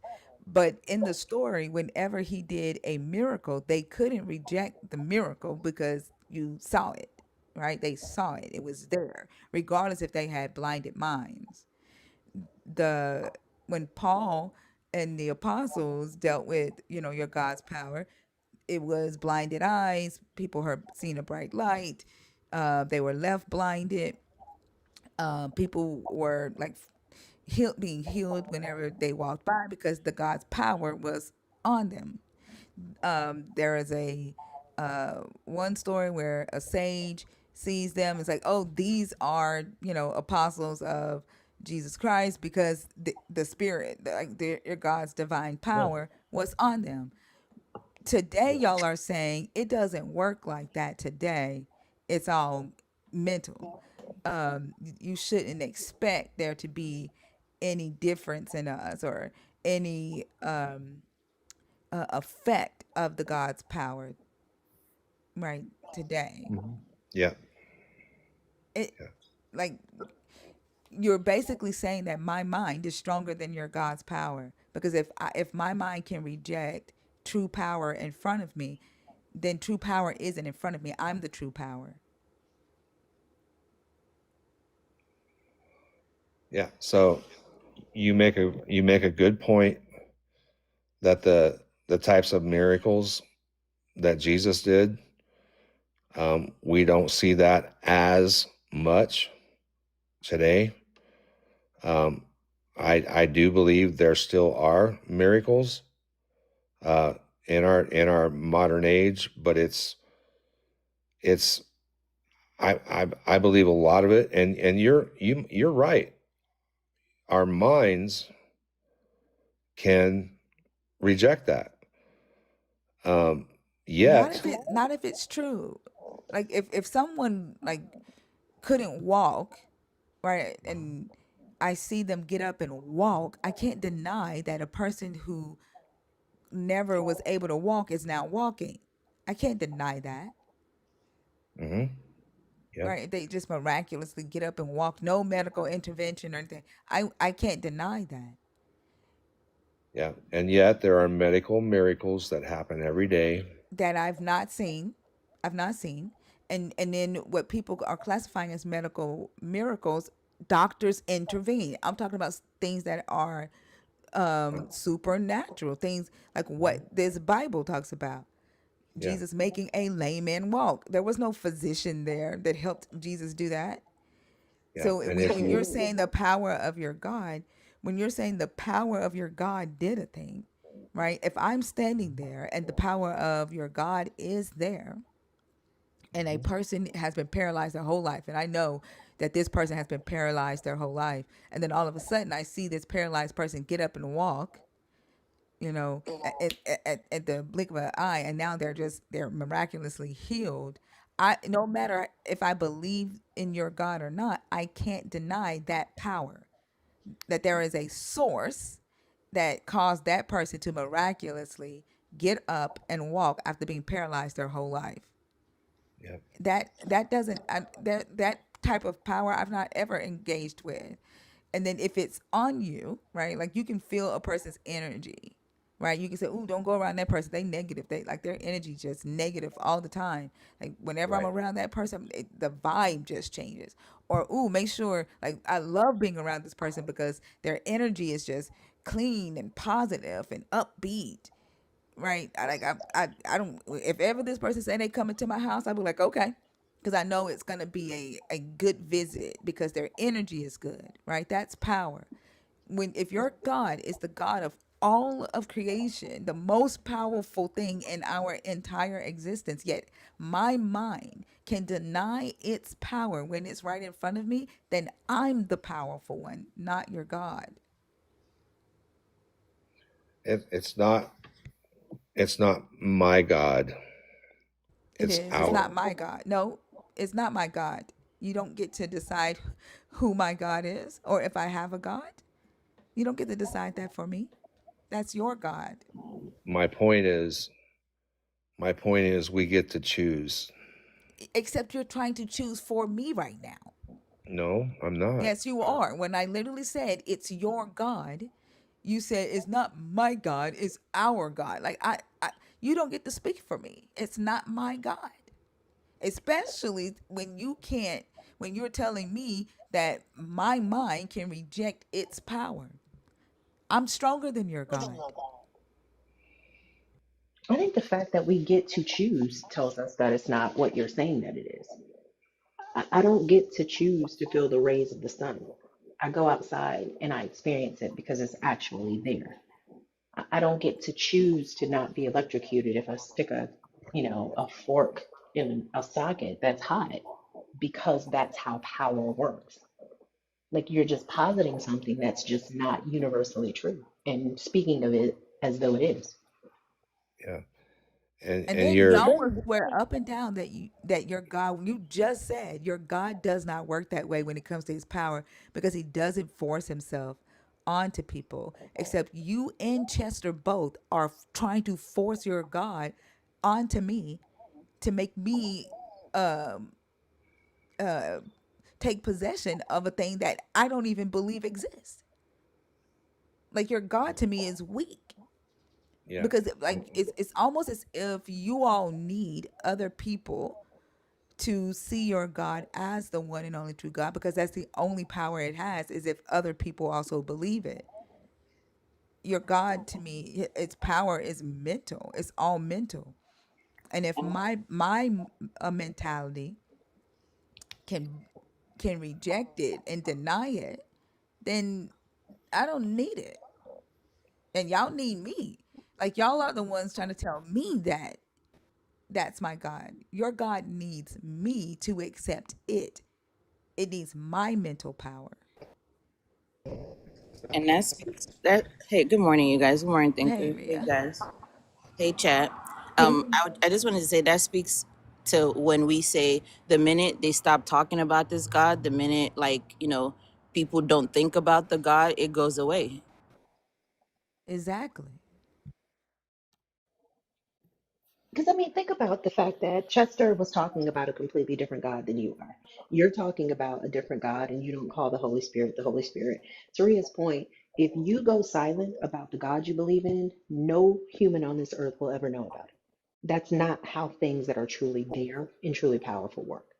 They will be evident regardless of belief. But the existence of your God is predicated on belief that this God exists. That's just not how reality works.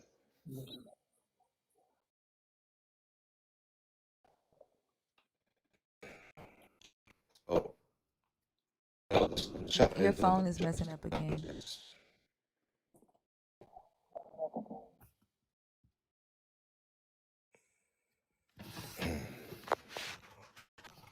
I don't know what else to do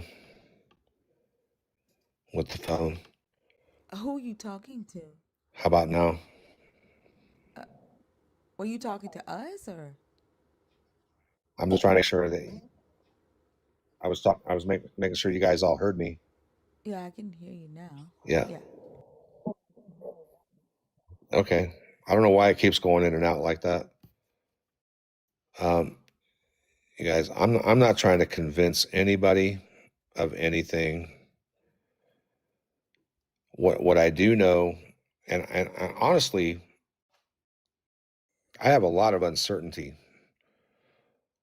All I know is my own experiences through my own life, but I also know that the God of Christianity, the way it has been laid out, is not the God that I know. Um, and the God that I know is not some, grandfather in the sky, depending on what mood he's in, deciding who he's going to bless and who he's not going to bless. The God that I know is it's more of a source. It's a source creation The God, that's given us the opportunity to decide how we want to live this life.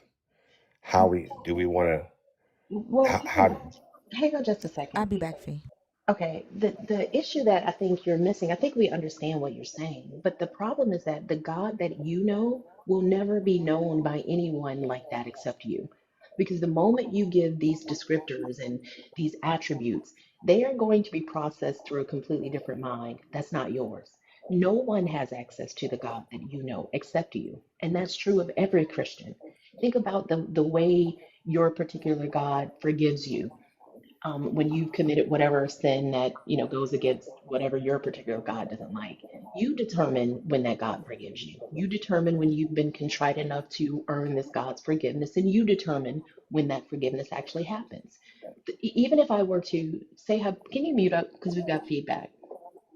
If I were to hypothetically accept this God and say, okay, I'm going to worship, I have to mute you because I can. Okay, I had to mute you because your feedback's driving me crazy. If I were to say I'm gonna accept what you say about this God and start worshiping it, the relationship that I personally have with this God is going to be different. The attributes of the God will shift slightly based on my understanding, my background, my experience, my intellect, the way that my mind works. We're different people. So these gods that you all posit reside in the mind of the believer. And that's just not what happens. And that's just not how you engage with things that are real, with power that is tangible. Nobody's disputing that you've had these experiences that have been beneficial for you or have guided you through your life. Okay, that's great. And I'm happy that it's worked out for you. But to then say to us, this is what you have to connect to, this is the source, this is the creator of the universe, and Christianity has bastardized that. All of y'all come up and say that because the rules of the God is going to change based on the person it worships or that person that worships it. That's just how this goes. That's an inconvenient truth for the believer because you all believe that this thing is in existence outside of yourself, but you have absolutely no demonstration of that. So no matter how many testimonies you give, no matter how many words you change, it's not the Holy Spirit, it's source, or it's not God, it's source, it's not the Holy Spirit, its flow. You can call it what you want to call it, but it's ultimately the same thing. It is a personal, internalized mindset that you get guidance from. Nobody's telling you you can't do that, but you can't point to it, which you're not pointing to anything, by the way, to say that this is the God that we're all supposed to worship.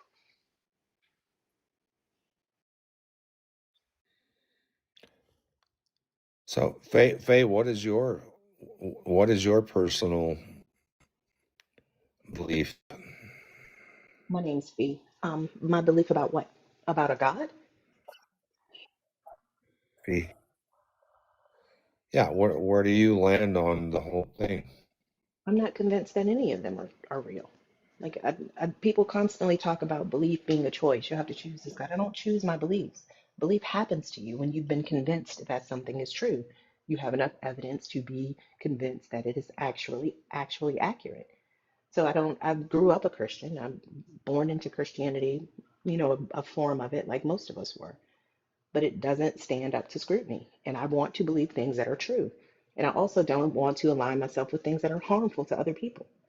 And I think that Christianity is. Most religions are.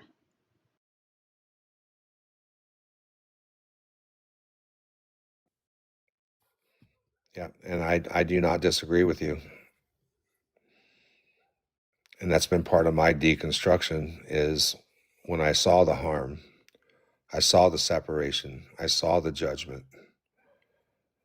And yet I still cannot deny what I consider to be legitimate encounters with source creation. So those are things I can't deny. And at the same time, I've seen the construct for what it is. And honestly, I'm still trying to figure out a lot of stuff myself. But I know I don't want to do harm to anyone else.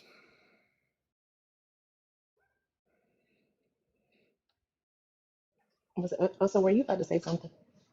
I saw your camera come on. Yeah. Well, I mean, I get that, right? And I appreciate you don't want to do harm to anybody. And I'm curious to know, though, like the experiences that you had, how did you tie into this God?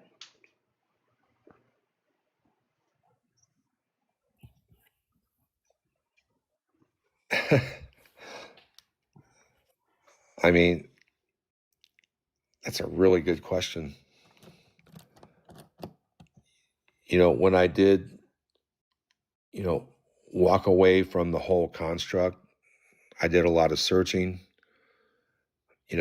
Buddhism, Hinduism, way out there spirituality, just about any way you can slice it or dice it.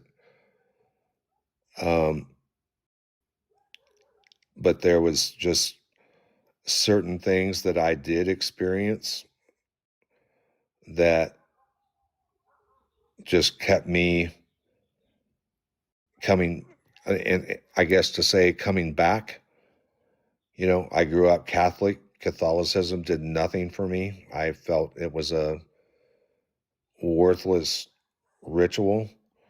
It's the same God, though, right? Like, I'm not necessarily talking about the religious institutions, which it seems clear to me that you've rejected those. I'm talking about the God. Like, if you've had a spiritual experience or you had, an encounter with Source or, whatever you Yeah. refer to it as, right? Like, why tether it to a God that uses grape as a punishment for a woman?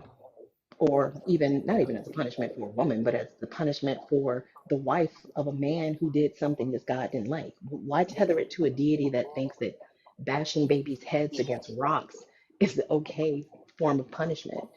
Why, Yeah. why, why connect it to a God who gives commands to humans to unalive other humans? Like you, I went through the search for spirituality and belief as well. If I were able to choose my beliefs and just completely put logic and reason aside, I'd probably go with Buddhism because a lot of their tenets make a lot of sense to me from the standpoint of living harmoniously with other human beings and taking care of this rock that we live on. But when believers have these experiences and they try to separate themselves from Christianity and the religion as a whole, but they hold on to the Abrahamic God, I don't see how that's, I mean, that's six in one hand, half a dozen in the other. It's ultimately the same thing because a God is problematic whether he's associated with a religious belief or not. Yeah. And what I would tell you is, here's the conclusion I came to.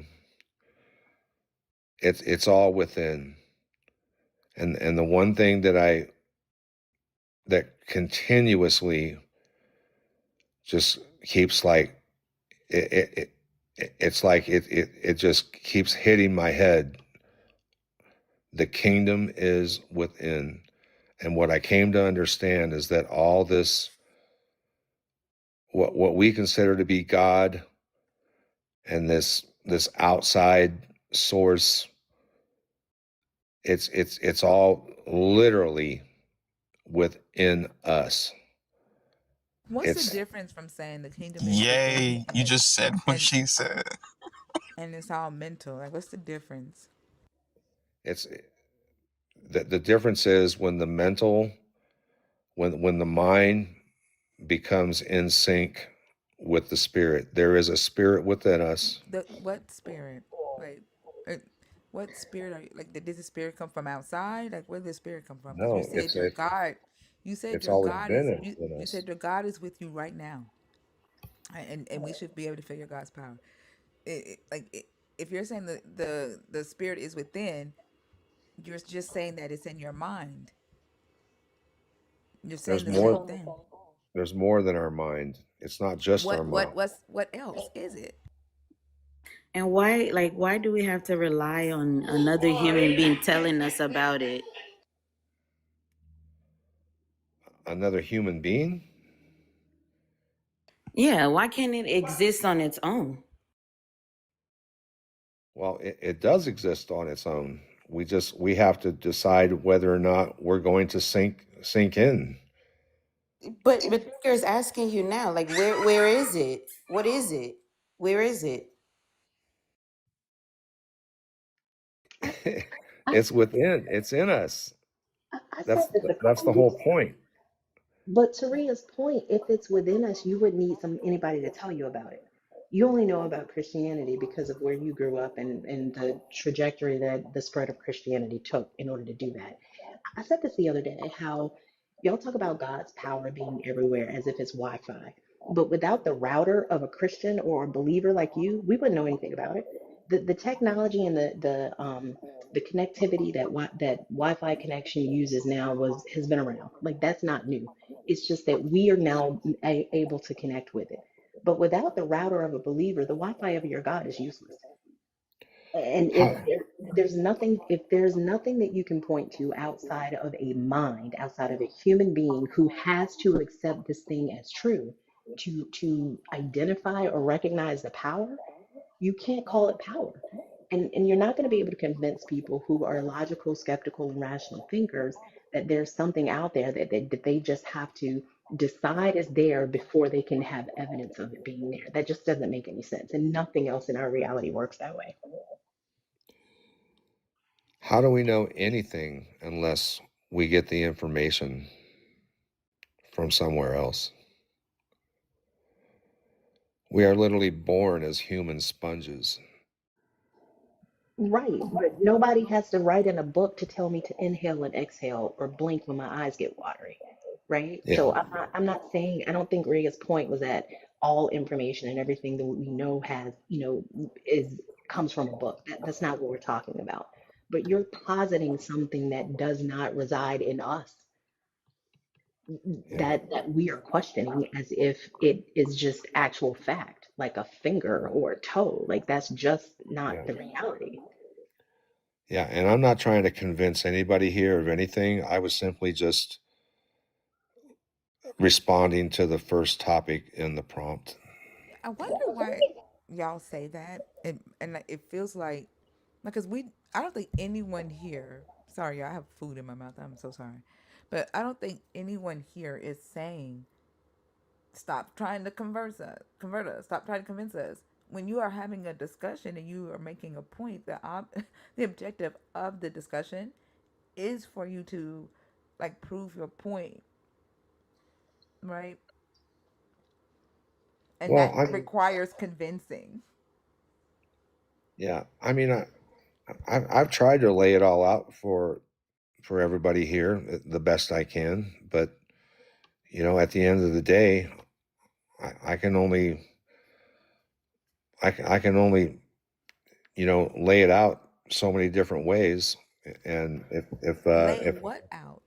Because you're saying that the kingdom is within, right?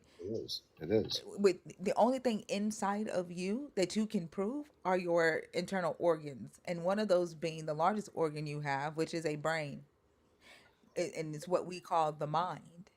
And we've all said to you, like, what is the difference between me saying that your God's power is mental and the mind, and what you are saying? And you keep saying that it's something else, right? And I ask, like, where is this something else coming from? Because you're rejecting an outside source being inside of you.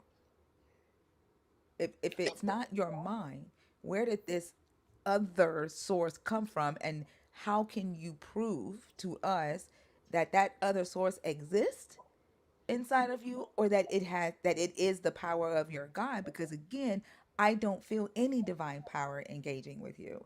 I'm engaging with a what appears to be in this conversation a respectful, kind uh human being. Yeah, I can't prove it, quite honestly. I know what I know. I know there's a heart to mind coherence, um, and th- but I can try to explain it. You've Maybe already explained it. You're right, saying that maybe the not very criteria is to well. have a you're saying the criteria is to have a like it's a heart posture issue, right? Your heart is blind, or for you your heart isn't blind, therefore you can see the power of your God, and your mind isn't blind, therefore you can see the power of your God. Again, that's mental, right? And you are the power source. If you have to do a thing in order for that power to exist, then you are the source of the power. The power is not, it isn't real. And you're not that far off. You're not that far off. We are the source. The source is in us. The source made us. No, you saying you are the source, and then giving a different source, giving it a different task that is outside of you, because you didn't make yourself. If you're saying the source made you, like, you're double speaking. Well, you kind of touched on something there, which goes back to what I said. The kingdom is within. So the source is within us. And however we want to, if we just want to stay right where we're at and believe it's all mental, we can do that. We have that choice.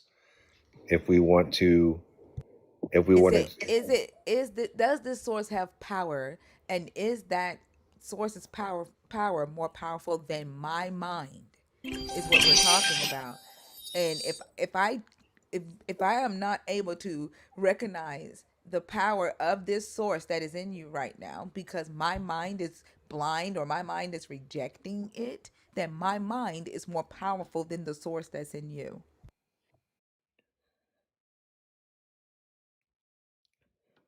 our mind is extremely powerful, and we, with our mind, we can have it whatever way we want it.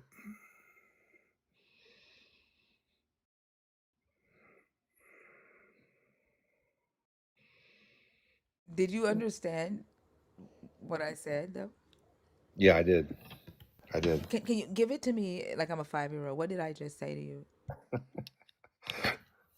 You said that if we can, with our minds, uh, decide that our mind is more powerful than that source power, then it's all in our mind.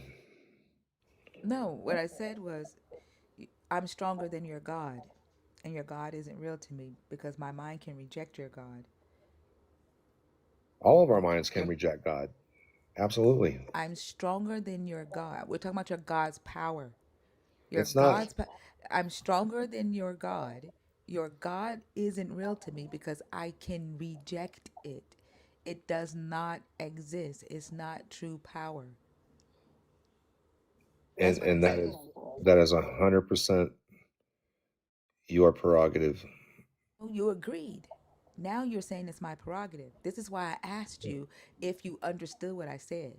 Because when I said to you that if this source is inside of you and it depends on your heart posture, it depends on your mind not being blind and your heart being in the right place on whether or not you are able to engage with it. And it depends on whether or not I'm able to engage with it. And if this power, this source that's in you right now, if my mind can say that source isn't there, right? And I not be affected by that source, then my mind is more powerful than that source. You agreed with it when I said it that way. But when I said it like a 5-year-old, I'm stronger than your God, it became my prerogative. Yeah. So the key word there is able. Yes, you are able. We are all able. And what it comes down to is willingness. Am I able to reject any outside source? Absolutely. Thought it Is was that inside. is that what I want to do? Is that what I is that what I decided to do? Absolutely not. But You you know said it what? was inside source. It is. It's inside and outside. Fee, I was gonna say, you know what I hear? Like it takes me back to when you asked the question, like, what's the difference between, being open or whatever, the spiritual world to imagination? Like, what's the difference, right? When I hear him talk about just, you have to be open or you have to believe it or you either stay here, or it just sounds like, just have a wider imagination. Like, when someone is trying to describe like a mythical being to you and you're like, "Ugh, I don't see it." And usually maybe the response might be, well, you got to broaden your imagination. You have to, like, just imagine it. Just think about it this way. If you think about it that way, then you're good. It's still all dependent on what you decide is quote unquote real. That doesn't make any sense. If we cannot all observe it, then it is dependent on your mind. It's just you.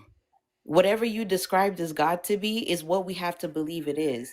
Or we end up making up our own ideas of our own gods. It's still dependent on a mind. If you're not talking about your version of a God, we don't know that version of your God. We don't.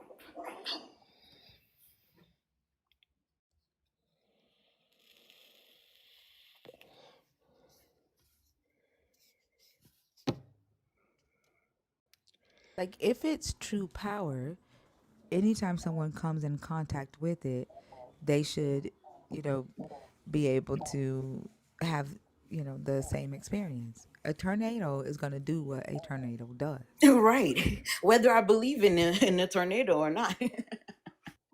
So let me ask you a question. Have you ever came across someone who called themselves a Christian and you felt something different about them?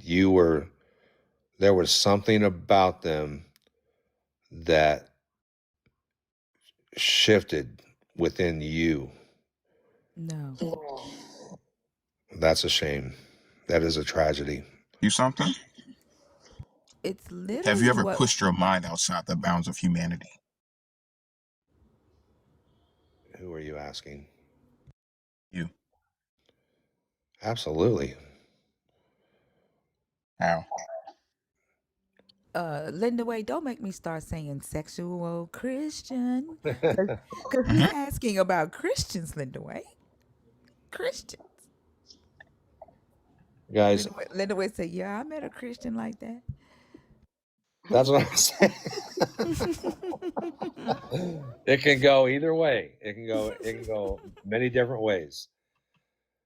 But if you never came across someone who considered themselves a Christian and the aura around them was different, I that's a tragedy because I have met many people like that. I've met Christians that made me feel inferior.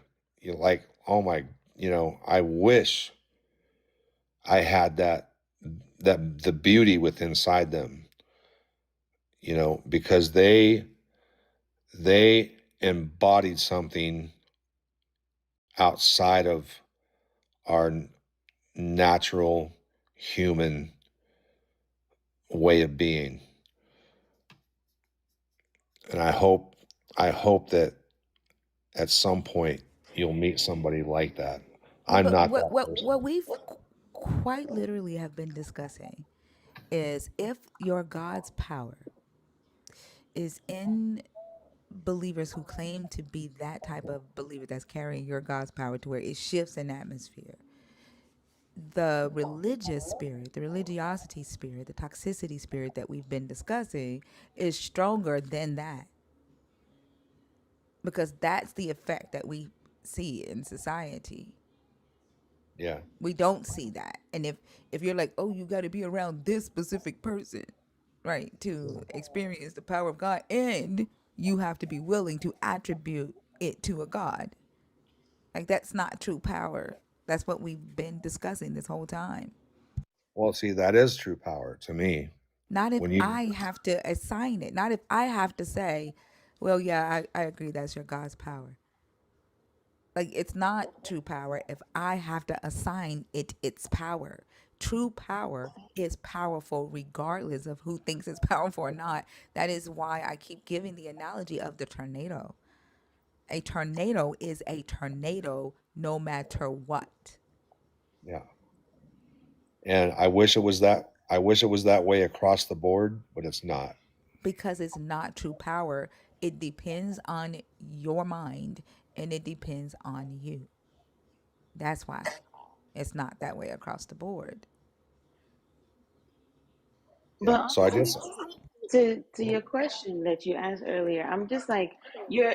I don't think people that you know live outside of their bubble would make that distinction to say, "Oh, haven't you met a Christian and you just felt this feeling?" With as much information as I have now, just knowing the capabilities of human beings. When I hear Christian, I'm apprehensive. When I hear Christian, I take a step back for a second now, and I'm like, okay, I'm gonna need a few background checks, and you know, I'm gonna need to know what the fuck you've been doing all your life, and because I don't trust you. The minute I hear Christian, I absolutely do not trust you, because I will not have my children around you. More than likely, I will not have my kids alone with you. I will not have my family members that maybe, are not under your spell around you. As a Christian, when I hear Christian, I don't automatically think, oh, peace and love, because reality has taught me that just because you hear Christian doesn't mean they're going to be a good person. More than likely, they're gonna, be the worst people you've ever met. They're gonna harm your children. They're gonna harm your family members. They're gonna They're gonna harm harm you. you. Yeah, they're gonna harm you. So yeah, no, I don't get that feeling.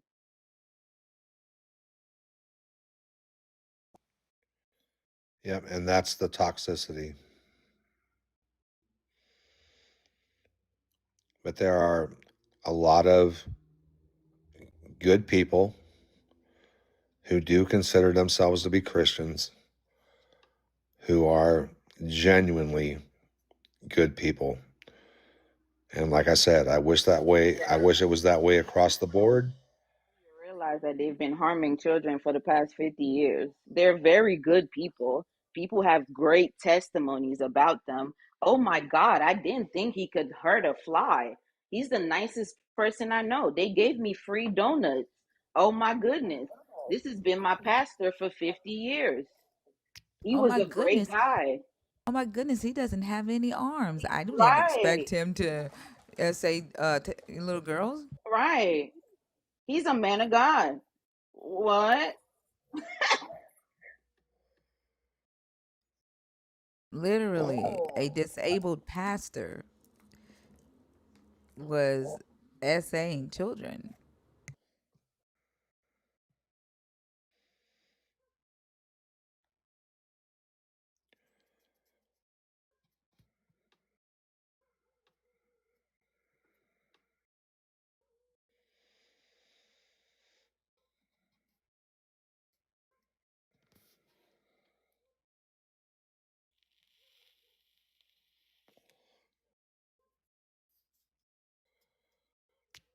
Are you there?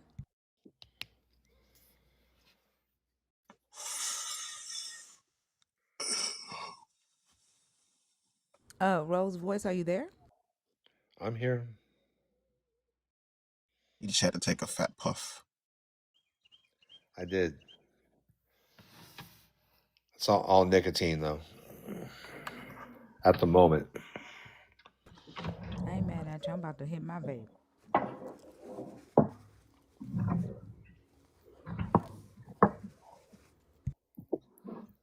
As soon as I finish fucking up this French onion dip. Ugh. Yep. But Thinker, I agree with you on a lot of what you're saying. It is in the mind. And the mind at some point makes a decision that The- are we gonna stay here? Or are we gonna find out if there's more? And we find out in a lot of and sometimes we find out there is more. More what?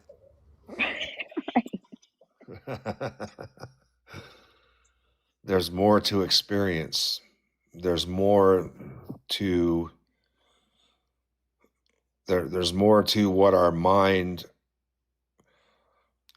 there's more to the restrictions of our mind. Outside of our mind, there's a mind to heart coherence that takes place. And if I were really to go deep into things I've learned things I've experienced, when I say the kingdom is within, it's really within. Yeah, but you've To not the been able to prove that this power is actually there. Like it's you. Like if you're saying that you, Rolls Royce, are going to experience more life and get to know Rolls' voice more and see what Rolls' voice is capable of, I agree with you. But if you're still attributing that to a God and saying that God is in you doing this through some divine power, I can't agree with you because I don't see or feel any effects of this divine power that you are claiming is inside of you right now, engaging here. I don't see it or feel it. yeah, and I don't know if I can prove it, quite honestly. Is the Right. source stronger than the substances you use? Absolutely. Can it have the same effects? Yes, it can. But we still have a Why don't you choice. use that? Why don't you use that instead? I'm sure it'd be cheaper. I'm not sure where you're going with that. Yeah, why don't you use the source as opposed to substances? I do use the source as Instead opposed of substances? instead of. Uh-huh. Because as we're Okay. talking about the source, you hit a point there where you just had to take a fat drag. And you said it wasn't solely nicotine. So I mean, No, I said it was. substances with an S at the end, right? I said it No, he said was it was nicotine. nicotine. Yeah, yeah, But he Oh also well, said either for way, you said it but for he now, said right? for now, yeah. yeah. Right. So with an S at the end, right? But it's interesting because if it's more powerful and you can have access to it, it's free as fuck, right? You don't have to pay anything for it. Mm-hmm. But instead you do the substances instead of the source. I'm confused. Why? Yeah. Well, I'm human. But the source is That's not there. good Like enough.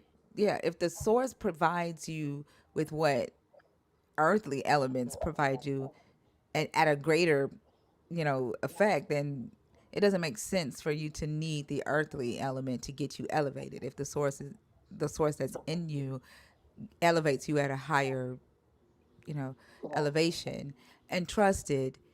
I'm not trying to get him to not believe shit. I'm just denying bullshit.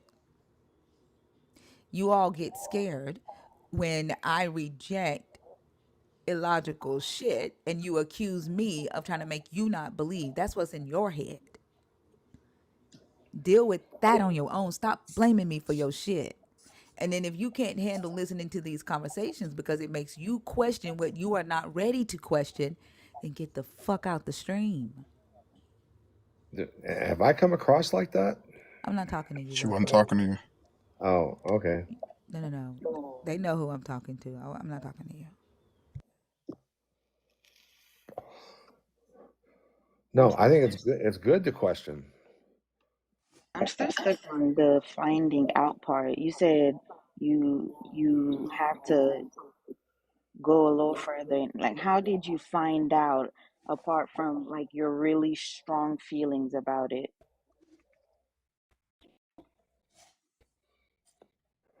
You said like to find When out I had to something, walk you must away. have like more information apart from like what you think and how you're feeling. Yeah,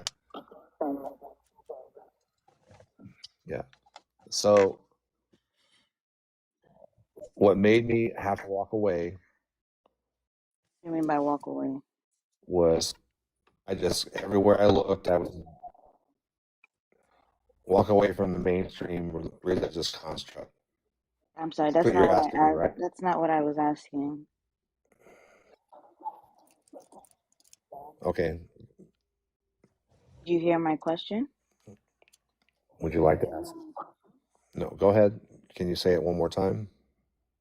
Okay. Yeah. So you were saying earlier that you have to go further and then find out, like, you were saying you found out something. How did you find out apart from your really strong feelings?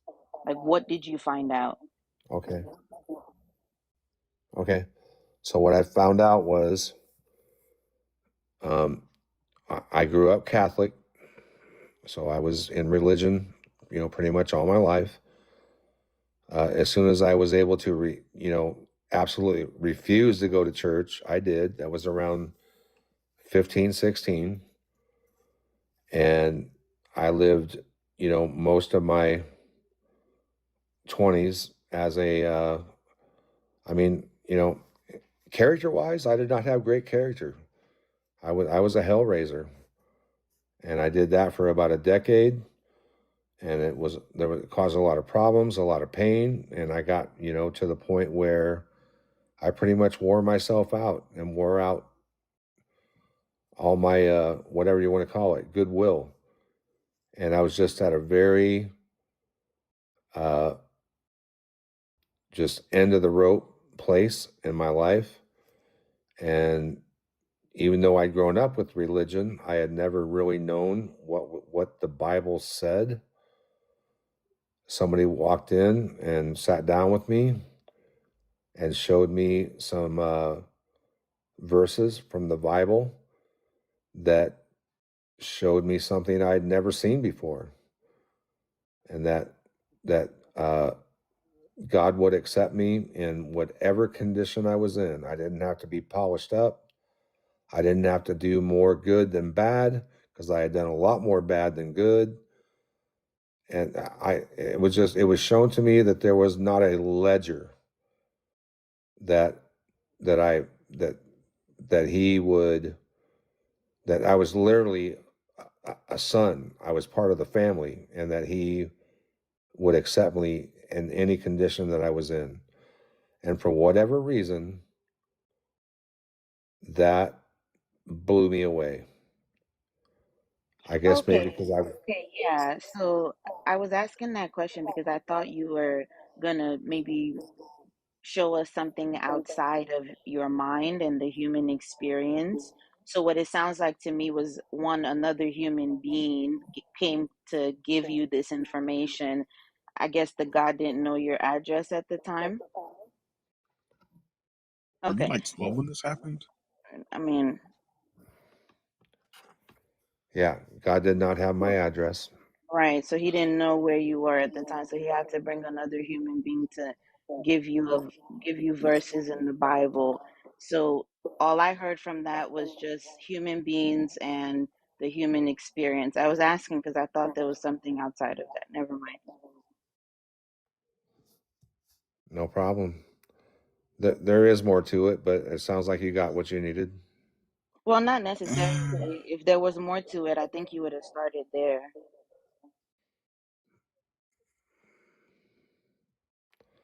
No, that's okay. I'm good where I'm at. I want to go back because I'm human doesn't answer the question that I asked earlier.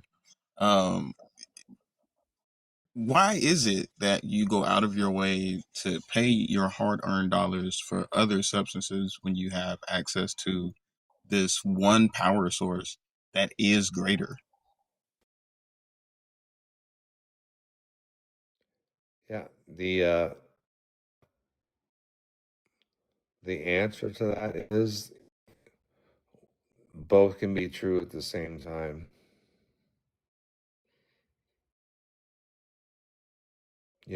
Do I feel like there's a divine flow working in my life, working within me? Absolutely. Do I always align with that flow 100%? Absolutely not.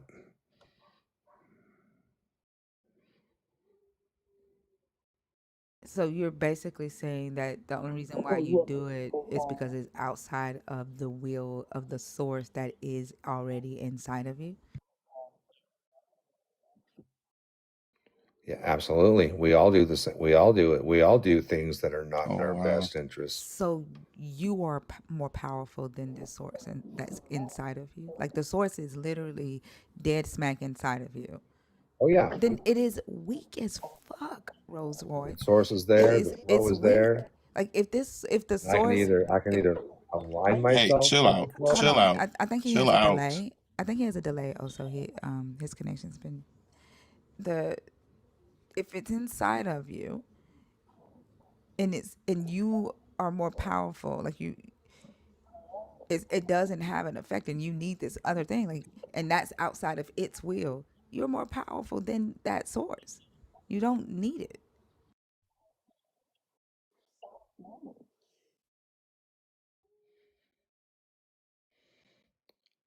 Um, I don't know if I've ever said that I need it. I mean, I know I need it, but it's we still have our own human will, and sometimes we make choices that are not fully in line with the flow's best interest for us. That's not uh that's not a surprise. That should not be a revelation. You're I think it is. personifying what you're just calling life and chance. When you say the flow's best interest, that's life. That's chance, right? Happenstance. You're personifying that, and you're saying life, chance, and happenstance is this source that lives inside of you with a different will than yours, and you're saying that you go against that source's will. What I'm saying is, if that is the case, this source that is inside of you is not as strong as your own will.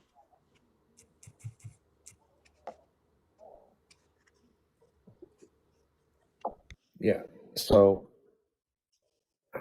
how much? I mean, there's areas in our lives where we don't line up with. So when we talk about the flow, what is the flow is the highest and best possible outcome for our lives. That's my definition. Right, which is just life, Okay. which is Do chance we and always? happenstance.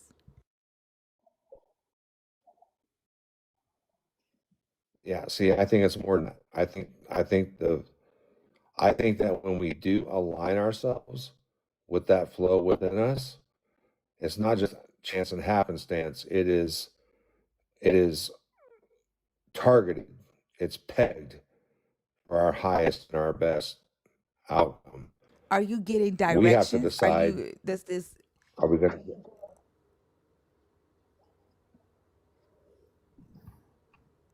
don't go ahead? are you getting directions from this flow?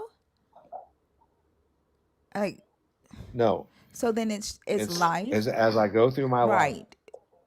It's a li- as I go through my life on a daily basis, right. I can feel whether my activities are for the best good for me, or whether my activities are working against me. And the flow helps me understand what that is. Basically, what you're talking about. But at the same time, Hey, can you fix your Wi-Fi? go You have ahead. a really bad lag, and then I'm catching every other word. Are you able to? Your reception is messing up again.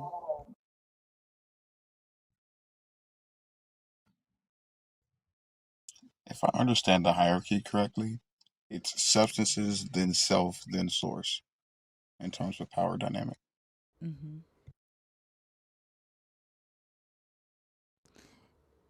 And it sounds like to me that he's talking about Bruce Lee. What when Bruce Lee say, "Be like water," right, and Mm-hmm. just flow, right? Like wherever life takes you, you go and you adjust and you pivot, you expand, right? You learn, you grow. Water adapts to its environment, and that's what he's talking about, which I is like that. life. I like that. That's life. That's chance. That's happenstance, right? You're adjusting to life. You're letting life. You're existing and experiencing life. Things that happen around you happen by chance and happenstance. And you're adjusting to that and adapting to that and flowing within that, right? You are personifying that and saying that that's a God. And then saying that that personification has a different will for your life, that it has communicated to you or is communicating it to you, right? And you're going against it. If that's the case, then you are stronger than that source. But Yeah. in reality, no one is stronger than the life. Life is life. You can't deny life. Life is the one thing in this book that y'all don't question. Y'all question your deaths, right? Life happens. You explain what happens in life. You try to justify what happens in life, but you don't question life because life is life. You don't know what happens in death, so you personify death and you question death.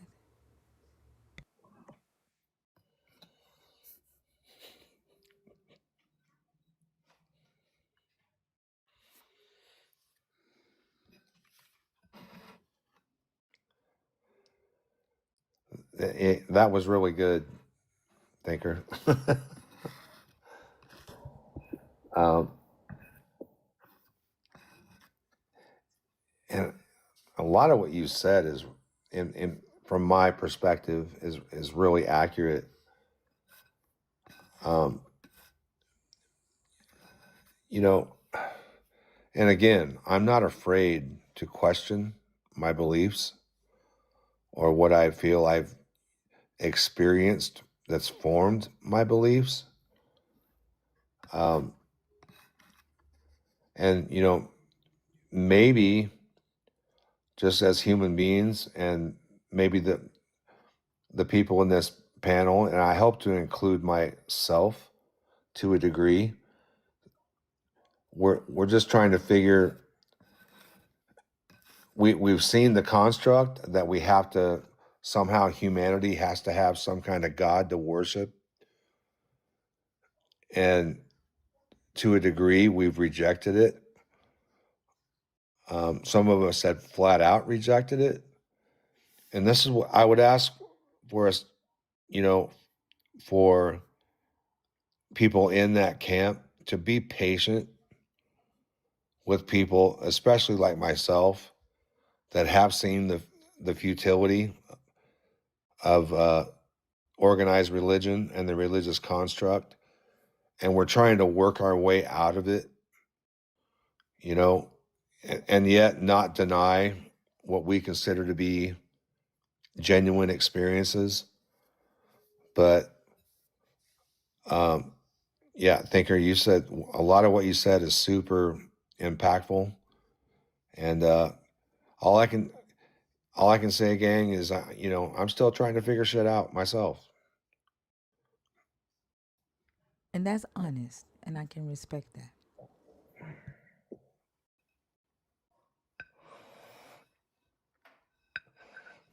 Did you have anything else? Did y'all have any other questions for him? No further questions, Your Honor. I'm good too. When you I ask love that that. question, right? When you ask that question about what motivates you to spend so much money, I was gonna say I fucking love Oso.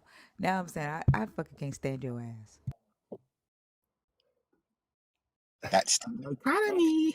That's usually how it go. He's sweet and sour. They gotta spit Yeah, him out. Spit him out. exactly. Absolutely a Sour Patch Kid. You're right, Rhea. All right. Thank you so much, Rose Voice, for coming up. I appreciate you, and I hope you have a great rest of the day. Okay. All right, thank you. You're welcome.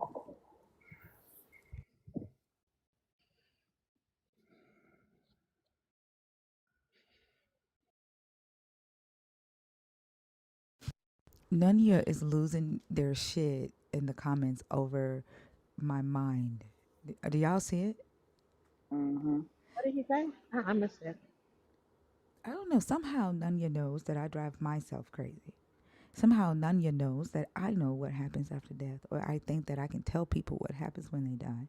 Nunya has been talking for me the entire time, speaking things that they don't know about me, primarily because it's none of your business. But you are losing your shit in the comments over my mind. Yep, I do scream, Nunya.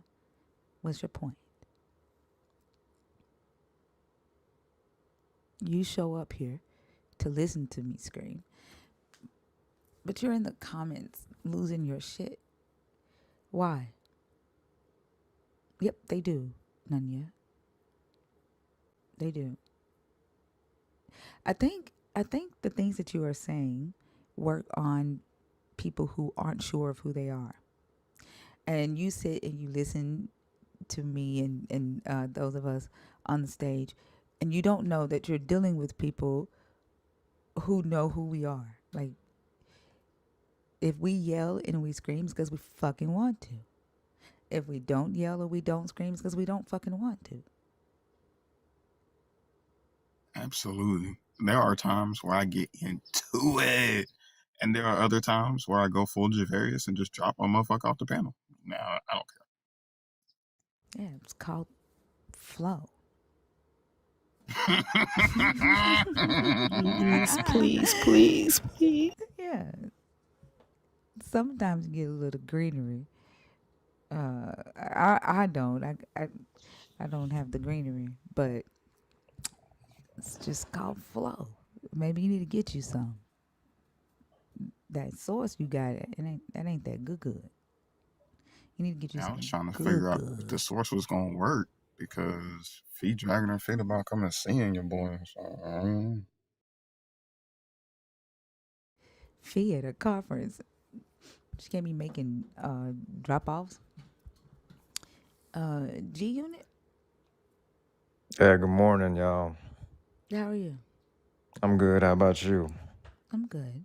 Can I get your age? 22. And are you a believer, deconstructing, or an atheist? Yeah, I'm a believer. Okay. Ria Oso, do y'all want to start this off? Start this one off? I got a question for the host, if I can. what topic do you want to do? I want to do the first topic, but I wanted to ask if you guys support AI. Allen Iverson was probably one of the most influential parts of the transition of basketball as we know it today. I think it really gave way to a lot of greats like Kyrie. So go I think I'm away. back. I I'm think back to that the he, sweet part. This is the sweet I part, love his Ria. braids. I This love is his the braids. fucking sweet part. Like, we back to the sweet part. I was running back to the phone like, wait, what? but be AI was quiet. pivotal. I I fucking love mean, AI. I support that's him debatable. wholeheartedly. He was That's not even that debatable. problematic. But I'm talking about artificial intelligence. Oh, what's that? It's I just saw the host profile picture. He used AI to make that. I was just curious if she supported The it. host owns an AI company. Now, move on to the topic. I thought he said he wanted to start with the first topic. Is that I had to put my glasses on. Oh, yeah, I mean, I can't support that, so I have to leave. I thought I could read. He said he can't Oh, support that. He has to stay. leave. What is happening Goodness. right now? Ignorance. Straight ignorance. Straight ignorance. He just wanted to, I guess, feel righteous. But the crazy part Because about it is, I think they get upset when non-believers give thinker accolades, but it pisses them off when believers do it. Like, why do they hate that people admire your intelligence that much? It is so weird to me. I don't know. AI is gonna come and eat them up or something. I don't know. Yeah, AI is evil to Christians. Like, this is the thing also that keeps a lot of Christians in poverty, right? Because you don't educate yourselves on things. Can AI be dangerous? Hell yeah. Do I like generative AI? Hell no. I think that it's very problematic. And I tell anybody, before you fuck with an AI company, before you sign up, research the developer. All AI are not the same. There are some AI empowered companies. There are uh, like full blown AI technology. There, you have not, as a public, engaged with conscious AI. No matter what somebody tries to tell you, you as public facing have not engaged with a conscious AI. The data centers have always been using large amounts of water. AI is using a larger amount because it's a it's new to have this many people working with AI and the amount of LLMs being created. That's a new thing. They are working on that. Can it be harmful to the environment? Yes. Like the industrial revolution was. The plants and the, you know, automated machines and things like that. But we still fucking do it. And y'all still get the jobs, right? Like you work those jobs today. AI ain't going anywhere. And so the responsible thing to do and what we were doing since 2017 is trying to get more black people involved in technology, because a lot of the black community is going to lose the jobs that you currently have to fucking AI and robots. And there are over 300,000 jobs that they need filled for you to learn to manage this shit.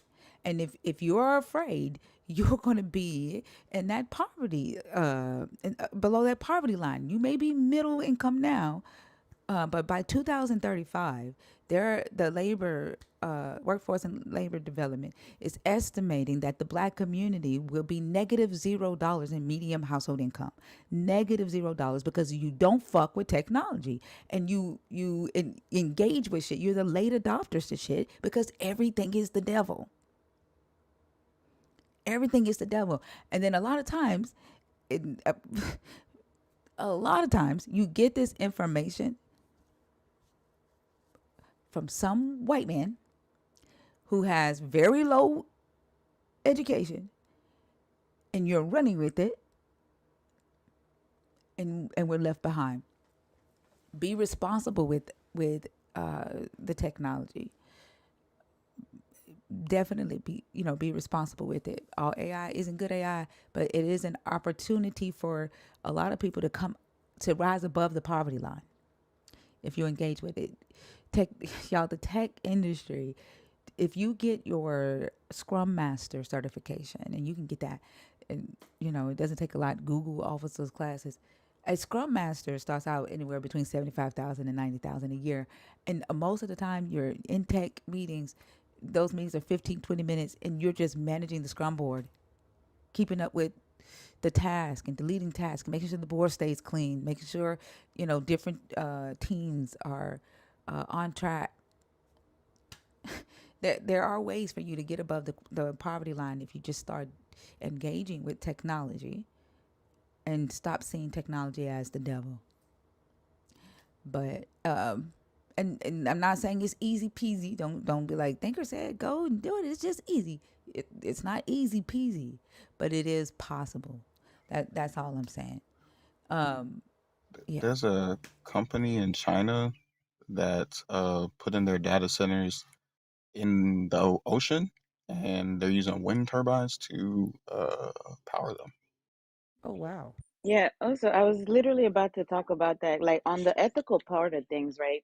This kind of, okay, baby. This kind of goes back to like when I used to, join my sisters and talk about the resources being taken from Congo, right? And a lot of the comments we would get was, but you have a phone, like you have a phone in your hand, right? So we would the argument was not necessarily these people being educated enough to talk about this stuff, right? The thing is, as human beings, if you don't educate yourself, automatically you're just going to think the advancements that are happening, right? Just because you hear that somebody has capitalized on it, you automatically just like demonize it, right? Like I'm talking of the other side of this, right? The ethical part of this. There are ethical ways to use our resources. There's no way to live on this planet without using our resources, right? We're living beings that have to advance. So at the end of the day, we have to use these resources. What we're protesting is the misuse of it. What we're protesting is the capitalism that has to go into it. When a certain amount of people hoard things like gold, they they genocide people just so they can go dig into their ground and take gold. You don't need to do that. Why not set up an economic system for the society that you want gold from, trade with them, trade something that they might need, do it ethically. That's the problem. Where like it shouldn't be, oh my God, technology. Oh my God, you have a phone. Oh my God, cobalt. That's not the argument. That's not the protest. The protest is do it ethically. Like at the point where you want to talk about this stuff, educate yourself as much as you possibly can, because the devil here, the problem here is not advancement. The problem here is not evolution. It's greedy people.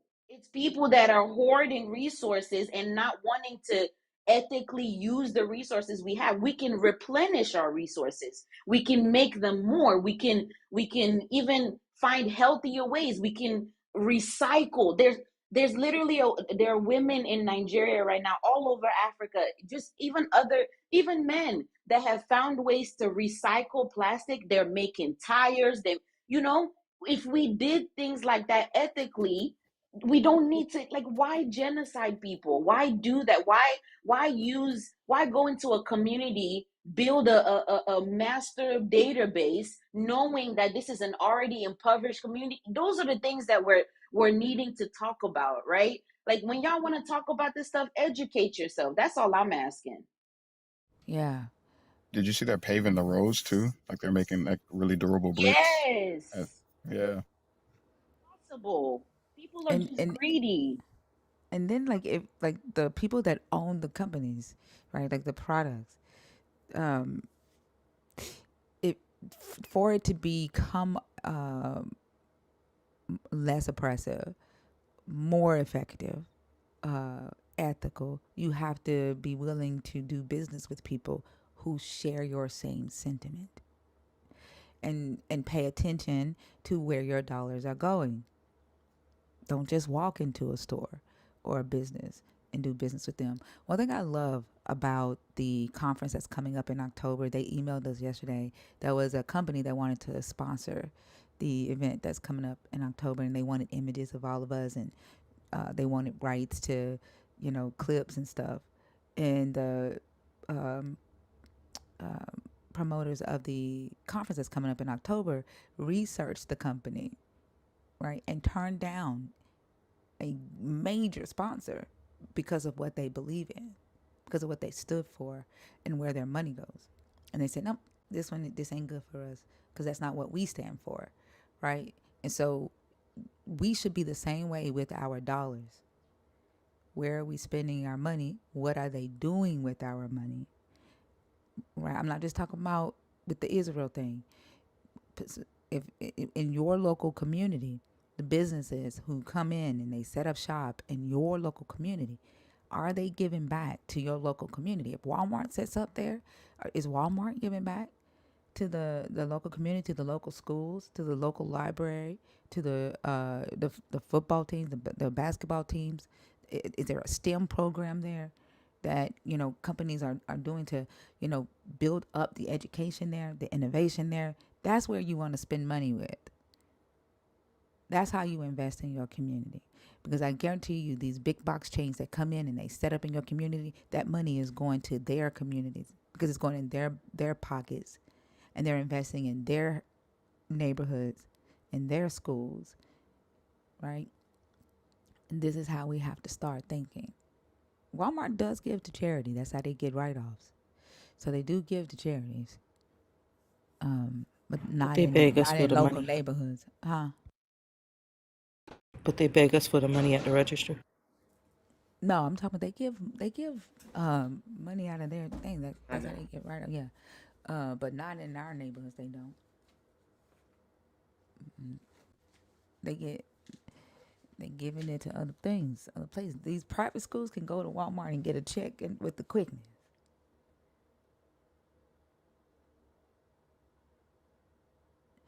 So we just got to start thinking like that and stop thinking with fear. So we got to start thinking strategically and start thinking with your money. Start fighting with your money and start thinking with your money. That's what we have to start Absolutely. doing. Absolutely. If places like Dubai were not a hub for people to go and spend billions of dollars on a daily basis, they would see no profit from their greed. They would see no profit from genociding people. But these people are amassing wealth on a like these are people that live on millions of dollars a day. Y'all don't know money. Money. Like these are people that are just taking and taking and taking and just building their wealth for generations on end. If they did not, if they did not have people just going there, you know, continuing to add to that population and the cycle of money that's over there, they would see no benefit to their greed. Literally what we're doing is rewarding these people. We're rewarding them. We're quite literally compensating them for stealing from us, for greed. It's crazy. We've normalized a lot of dumb shit. Man, did y'all remember we were talking about whether the companies are preparing for the strikes for the holidays? Yeah. Remember this? Yeah. And Sephora's commercial with Mariah Carey. Did y'all see that? Mm-hmm. Yep. Yep. I told you, I knew it. They have plans. And what they want to see is that you still gonna shop. You still gonna celebrate the holidays. And again, like they ain't thinking twice. They know they got y'all. They know they do. They know. Uncomfortability, like to be uncomfortable, to take a year off for the holidays or 2 years off the holidays, they know that we don't have, most of us don't have the strength to do it. And so all they do is put your favorite superstar in front of you, some bright colors, flashy shit, and they got you. That's exactly what marketing is all about. That's I know they psychology of won't it get all. me. I've taken the last 20 off. But the crazy thing is that we, like people like us, are not their target. Right. Like they know who they targeting. We're not their target. That's that's the thing. And that's why they have to that's why they have to embed these things.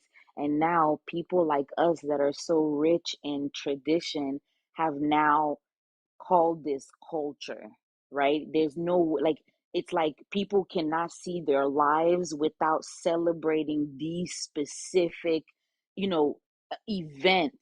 It's like, oh, at this time at Thanksgiving, this is what has to happen. You know, they literally make that a cultural thing on purpose where people are unable to break out of it. People don't know what the holidays would look like without doing all the things that they normally do, without buying all of the things that they usually buy.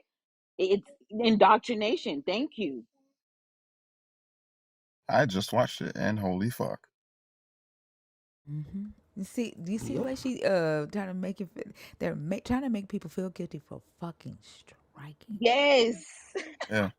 And it's funny because, like, of course, like her best interest aligned with that. And, like, you know what I mean? Like, if Mariah Carey did nothing else, she cornered the fucking market on Christmas. Like, Mm-hmm. she relies on that shit. So, of course, she's going to say, fuck it, Yep. man. Go to the mall and hear my songs. Yep. Yep. I told us them motherfuckers was playing for this shit in July.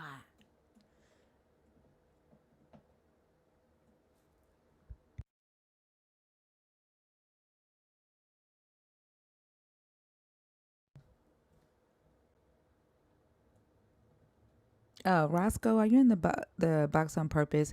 Auntie Charlene, I see you in the request. But we can only bring people up once per show. I think you might be in there on accident. I'm not sure. Roscoe, I don't know if is Roscoe that name sound familiar. Are they a nerd? Bren 95? Bren? B Ren? Okay. We going to the store? Oh.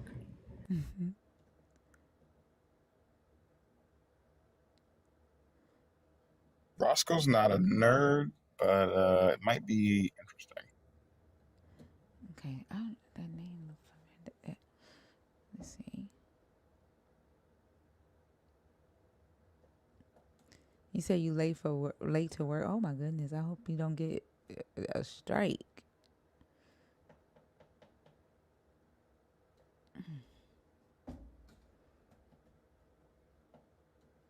I don't think Auntie Charlene is even in here. She didn't respond to me.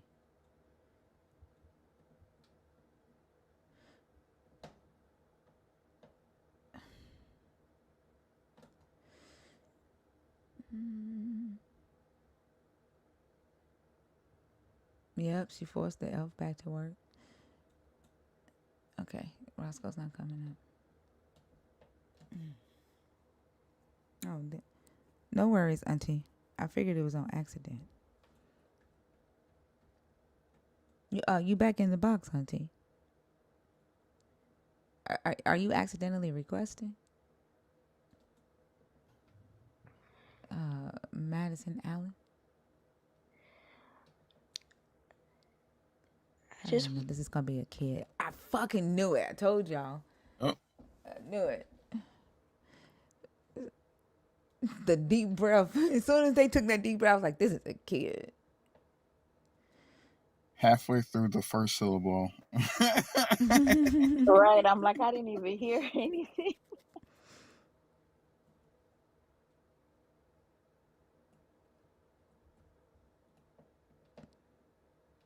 It don't put you back in there until it wants you on stage for some reason. Dawn? Dawn, are you there? Oh, this is an accident. I apologize. No worries. Have a good one. You too. TikTok is like, it's too many of y'all in here, not coming up, and for the guest box to be empty. It put you back on stage, Auntie. We can only bring you up once per stream. Oh, sorry. While we're waiting, you remember I was telling y'all about like how the food drive was and that dude we met? Yeah. So I forgot to tell y'all this part. We pulled up to another park, y'all, and I just like now I just see like these things as the most disgusting. Like I don't know, man. Okay, anyway, so they're in the park. Like we get to the park and there we just see a line because we know that I know this park for being like really crowded with unhoused people. So we get there and there's a line. They're just standing in a line. A lot of these people are disabled, guys. Like these are people in wheelchairs. These are people, you know what I'm saying? So a lot of people are like just bending over, like, trying to stand in a line. And I just keep staring and, Shaky's like, oh, what are they doing over there? And I see their head bowed. There's a table. There's people like supposedly like, getting ready to share something out, but they're bowing their heads. And we're there strategizing for like maybe about 5 minutes, like let's say a couple of minutes, and they're still bowing their heads. And I'm like, are they fucking making these people pray before they give them like, Oh my goodness. yes, Before they fed them? yes. It's that unconditional love, Rhea. You gotta pray first, though. And I was like, all right, let's go. Let's just go. Let's go. I'm giving them our food while they're in the fucking line because what? And I'm like, what have they been doing? Like literally we were just asking each other, what have they been doing over there? Why are they just standing? Yo, we drove up, started talking, got all our stuff. This is how long they're praying with unhoused people that are just like they're just give them their food. Oh my God. Yeah, you guys, it made me feel so disgusting. Like I was just like, why? If you're gonna help people, just and then the whole time we were there, they kept like asking, "Oh, what church are you in? What are you guys doing?" And I'm just like, like I don't really want to talk to you, but I'm just, I'm like, we're not with any church, blah blah blah. But then I'm moving forward because I don't want to talk to them But my other crew members, my team is behind me, and I have the social media guy as well, like interviewing people. So he goes on talking to them, and he says, and comes back to me, and he says one of them was like, "Oh, they wanted to follow us and preach to people." I said, "Fuck no, I What? fuck no, fuck no." I said, "Absolutely, fucking, you better come on before you." I'm about to. I said, "Let's go." Come Wow, I mean, on, that that's just shows you what their ridiculous. motivation is. They're not there to feed like, people. Did y'all see that video where the lady was calling random churches and telling them that her baby hadn't eaten since last night? oh my goodness. And Mm-mm. the church didn't. She asked them for formula, and the lady was just like, "No, we don't have any. Did you call this? Did you call this place? Did you call this place? Yeah, they told me they don't have anything. Yeah, I don't know what to tell you." Didn't ask her name. Didn't say, "Hold on, let me see if I can find some resources. I got $20. Come down here. So you go get some formula." Nothing. Hmm. Damn. Like, she is putting the churches on blast, and she's putting their whole Google, like their name, their phone, Good. like she is blasting Damn. it in the videos. As she should. Right. That's Hit her crazy. with the, have you prayed recently? Did you ask God for some formula? Like, that is crazy. Veggies, how are you? I'm good. How are you? I'm doing good. Are you a believer, deconstructing, or an atheist? Ooh, I'm a hard, staunch atheist. Okay. And how old are you for TikTok purposes? I'm 36. All right. And which topic on the board did you come up to talk about? Ooh, the toxic to our society. Absolutely, 100%. And I think the most egregious thing I've ever heard in my life was so my wife is from Brazil, and in Brazil there is a very large oh man, what is it, Pentecostal community, Mm-hmm. and they are kind of like hand in hand with the Universalists. We know what the Universalist Church is, right? Yeah, they kind of take something from all religions. Yeah, kind of. So the Pentecostals and the Universalists, they ask for, or they promise you a place in heaven if you give them all of your shit, essentially. And so there's communities in Brazil that are destitute, poverty stricken, and these people continue to give everything they have to the church. And I'm talking like their savings, their cars, their even the deeds to their homes, all for the promise of a place in heaven. And I think that is probably one of the most egregious things you could do to a community, is to keep them in the dirt and say this is what God would want, while the people who run the churches are buying nice suits. They have air conditioning in their homes. They have all of these things, and all of the people's shit as well. And I think that is a huge detriment to society.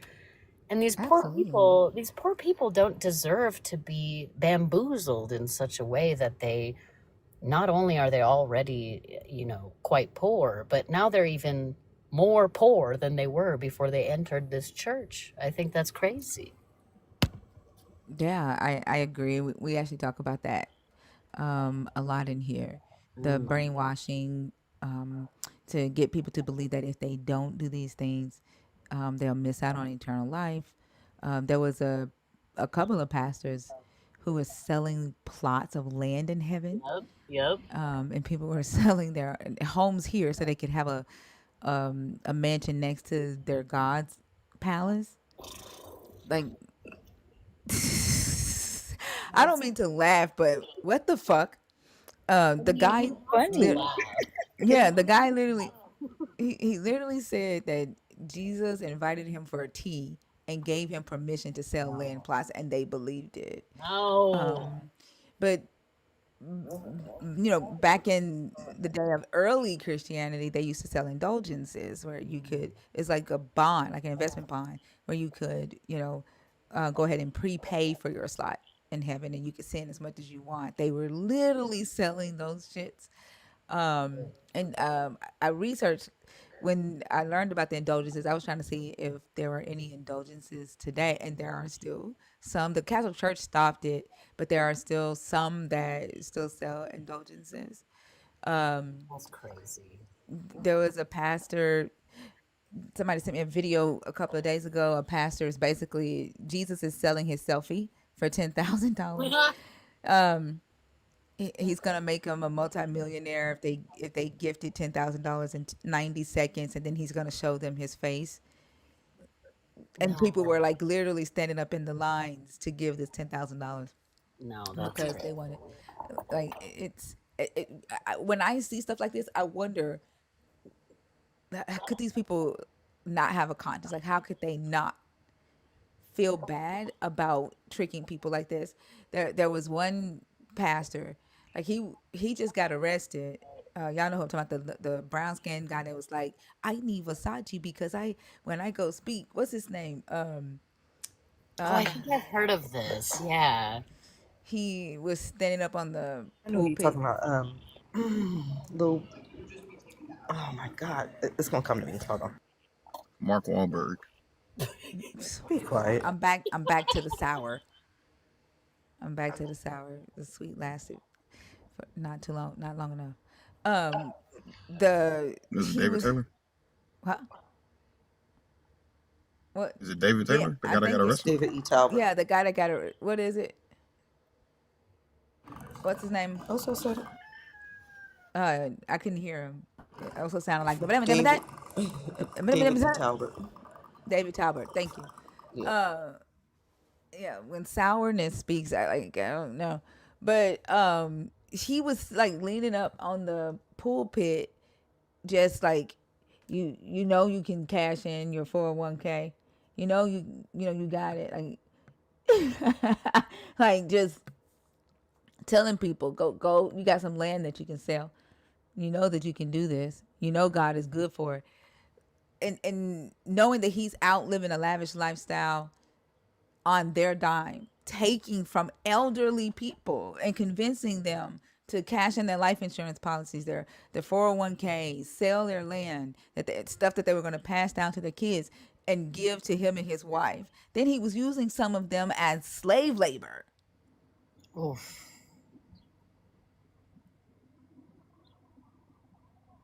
These people are white collar criminals. Yeah. That's just it. These people are white collar criminals. And you know how there's so many documentaries about scammers and white collar crimes and fraud and blah blah blah. Where are all the documentaries that are of this nature for these people? Where are they? I feel like they're scared to actually make one, because there should have been a reality TV show with these mega churches, but I I mean, think I so might much goes just on that they're not gonna do it, unless, I don't know, have y'all seen They like had a, one. a They like had one. a real one, like not one where it's like, oh, like not like Greenleaf. That's what I was about to say. That's all I've seen. It's like Yeah. No, no, no, no. Greenleaf. It was a reality TV. No, but the No, it was reality a reality TVs are TV show. usually like Where they scripted and they turn out like Greenleaf. Yeah, I don't want one of Yeah. those. I don't want the scripted reality. This is why I Like don't watch reality TV, because most of that shit is scripted. no, yeah. I'm like, I want to see like a true crime. I mean, all of it's script. They give them like the circumstances that they want to see. Yeah, I don't fuck with reality TV like that. You just gonna give me your birthday present on my birthday, for my birthday, on my birthday, with my birthday present? What? I love that so much. Like, he just be saying random shit, and No, then like, you have to look that up. It's so good. but if it is It's it the from a Murder reality Squad. TV show? Is it from? It's from a parody of a reality TV show, actually. and then you said it right after I said I don't fuck with reality TV, and like, Right. This was something making fun of the idea of the but scripted how nature was I of supposed to know? What's the joke for everybody in the chat? the joke was for those who get it. You just left me out of it. The You kingdom you of you God is left. within. You I'm gotta just Oh, lock I know in. you hell said you gonna buy me a birthday cake because it's my birthday because you gonna buy me a birthday cake. How am I supposed to connect that with the kingdom of God? What the fuck did you just say? I never said cake. See, that's the problem. You That using okay? So your I don't five know. That's what cents. the fuck you You get for using your leaving me out five the joke. cents. That's what you get for leaving me out the fucking joke. All right. Well, I'm Like gonna send you a YouTube clip. You ain't gotta worry about it no more. it's too fucking late. I don't want to laugh no more. Like if I can't Yeah, laugh when it's not about everybody else laughing. laugh, It's about moving like forward. no, if I can't laugh when everybody else laugh, it's too fucking late. I don't want it. Like that's Well, fucked up. okay. I tell you what. We'll go on long, extravagant journeys before I say the quick little thing that I'm going to You say just need to every know single that time. if I say I don't watch reality TV, don't give a reality TV joke It's not a reality TV joke, though. It's a sketch comedy joke. about reality TV.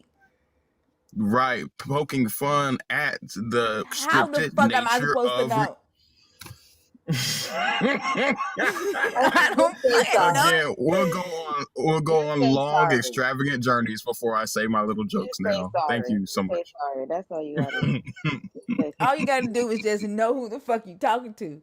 Like I be telling you what I like, what I know, and what I'm interested in. Like I wouldn't have got that joke. Just say you just left me out. Thinker.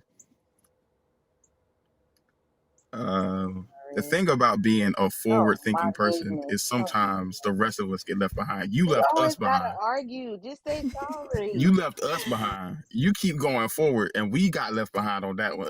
Those of us that knew, because this Don't fucking is try to low brow. gaslight me. Don't fucking try to It's gaslight low me. brow.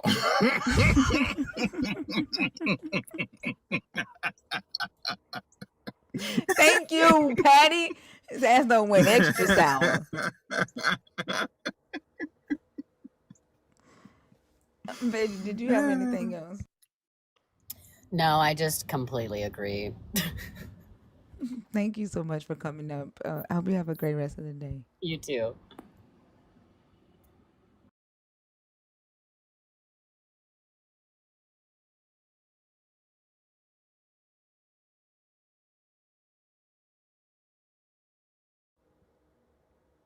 You probably never watched The Mighty Boosh before. The what? The Mighty Boosh. Nope. I thought you was Okay. gonna say the Mighty Ducks. Have you seen that? When I was a kid. Okay. Yep. Let me write that down. Shut the fuck up, also. Mad Corona. Yes. How Hello? are you? I'm good. How about you? I'm doing good. Is he talking about Almighty Bruce? Wait, is he talking about Bruce Almighty? Y'all, hold on for a second. Mag. That's a different Nope. movie. I Oh, think. okay. I was gonna say I thought he was fucking with me. Okay. Mag, how old are you? I'm 21.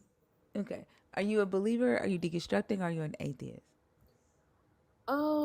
Well, I don't even know if I would call myself an atheist because just it's kind of complicated. Like for me, I don't believe in like anyone being so-called a god. I believe in ourselves being like the god, or the god, like that's just a word, but I just feel like we're the own rulers of our world, you know what I mean? So I agree with you. I just wanted to touch on the topic of like how Catholicism or like other religions try to kind of like take advantage of the people, and like when it comes to like statues being built, I don't ever see them trying to like give that money to the poor people. They always just are worried about like a new statue being built, you know what I mean?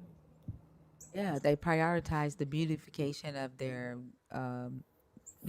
their cathedrals, the uh, property that they own, the landscaping, and it's almost like they're in competition with other cathedrals and stuff.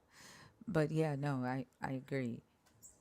Yeah, like for sure. Like when it comes to my city and stuff, like I can only speak about the things I've seen, but when it comes to my city, like there's a lot of poverty, there's a lot of things going on, and a lot of people that need help. But when I drive past these places, like these so-called like spiritual places that are supposed to help people and supposed to be about love, all I see is them building like a new cross statue that you knew probably took millions or probably even thousands of dollars, and they could have spent that on the people. And it's just like it makes me sad because I feel like a lot of them have lost what the actual love is supposed to be. Yeah, I don't know that they actually started for that reason. I think what they're doing now that was has always been the goal. Um, there's this wh- the- Peter. I mean, Paul in the Bible talks about how he had to take from other churches because the church that he's writing to didn't want to take care of him. He didn't want to stress them out, so he had to like rob from, not necessarily rob, but like he had to kind of like he uses the word rob from one church to take care of himself because he didn't want to put the pressure on this church. After he had like established churches throughout Europe, and in actual history, there is a church uh, like that's dedicated to like Paul that had to rob the church dedicated to Peter in order to pay the bills, and so this is where the saying "robbing Peter to pay Paul" comes from. Have y'all heard of that? Oh, wow. Yeah, I don't think Really? I have heard yeah. of Let me pull it up. Hold on. Yeah. That's amazing. But yeah, like I believe it. Like I don't think it was necessarily started on love. I feel like they try to manipulate people through love, but it was started on a basis of trying to make money, trying to have control or power. Can somebody take over for me while I find this? Yeah, but I get what you're saying. I think like on at the end of the day, like I don't necessarily see like a good start to this whole thing. So I think maybe that's what Thinker was referring to is like, they started off with this idea of wanting to like take from others to make themselves bigger, I guess. Oh, thank you. What is that? Yeah, like for sure. And I don't know, like okay, I haven't looked into this a lot. I just know what I've learned and like the things that I know. But from what I understand, like Catholicism was a really big part in playing into that. Like they specifically told people that you had to pay money to be good with God and that you had to have like a loyalty so you can be okay with God so you can go to heaven instead of going to hell. Is that a right understanding from the start of it, like the Yeah, beginning? I mean, yeah, pretty much the idea of like selling all you have and giving to God. As a cat, hold on, baby. Yeah, I am. As a Catholic, the biggest thing that, they wanted, at least for my branch of Catholicism, usually they always would preach giving your all, that widow or whoever it was, that lady that pretty much gave, sold all she had and gave her last. And they always would preach about Jesus going in, and whoever went in and asked for food, and the lady, no, the prophet that encountered the woman that, had her last. She was with her son, and she ends up giving him oil and the last of her food. Stuff like that was the biggest focus, was, sell what you have, give it away, give it to the church. The church needs it more. And usually it was to, I guess, fund the priests, right? They usually would have like the I forgot what they used to call it, the convent, or like the priest's house, like right at the back of the church. A lot of the times, the convent, like where all the nuns would be. So usually that's where all our contributions went, like food, money, all of that, all the gifts and all of that would go to them to, I guess, sustain them. So I mean, yeah, I guess you could say like, yeah, the monastery. There we go. That's not what we called it though in Nigeria. I forgot what we called. I know the convent would definitely be back there, but I forgot what we called was it monastery? Did we call it monastery? Probably. We probably did. The catechist used to be back there, all the little priests and all the little fathers. So usually all the money was to feed them and have them, make sure they had food. All the contributions we did in the church would just go right to them. So I guess, yeah. Yeah, and that's like how it is now. Like when they tell you to take 10% out of your check, it's not just like, oh, because it's God, like because God wasn't worried about like, or if God was real, he wasn't worried about like physical things, it's all to feed the pastor, it was all for his own benefit. Like for us, like my personal call it or okay, or what's the word? Oh my goodness. Catholicism?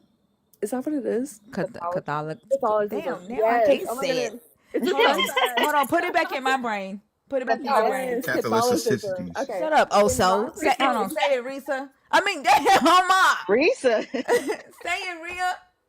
Catholicism. Catholicism. Thank you. Good Yes, grief. Okay, okay. Catholicism. Okay, when I was in my What's own up? personal Catholicism, like they took that money and they put that towards like the father. That's what they called him. So the father. So like all that money would be put towards like so-called the church, like putting on the lights, but it would be to sustain the father because they paid for like a house that he would live in. And even like my own family, like they own restaurants, right? So in our town, when the father would come to the restaurant, they would even make him pay. Like they just give, like give. And it's just like, I don't know, like it's really heartbreaking that people are really out here giving literally the last that they have to be able to sustain someone that's given plenty, that's already making enough, that's already like fully just living, and it's like it's just frustrating because it can be so like disheartening because you want to tell these people, you want to help these people and help them see that they're being taken advantage of, especially the elderly, because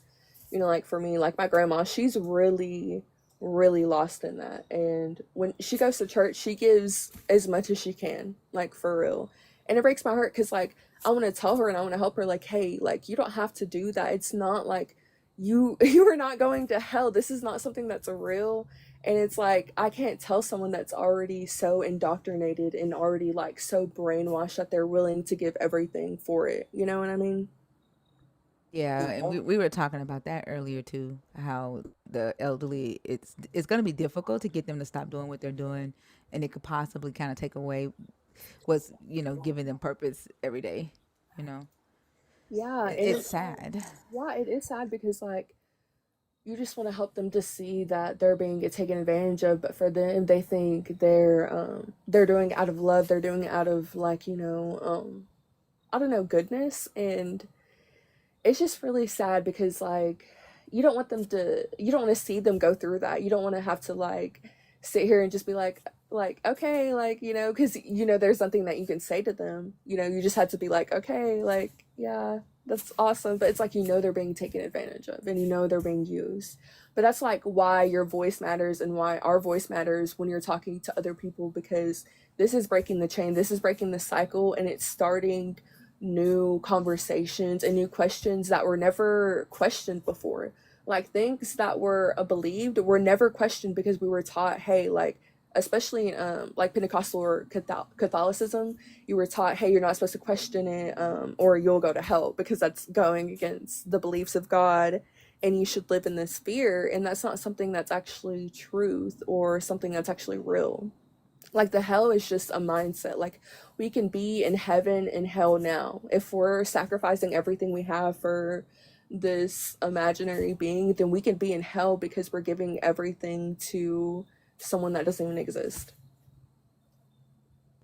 Yeah, I agree with you. And the there is a story in the Bible about Ananias and Sapphira. I don't know if you've heard the story, but these people sold land, right? It was land that they owned.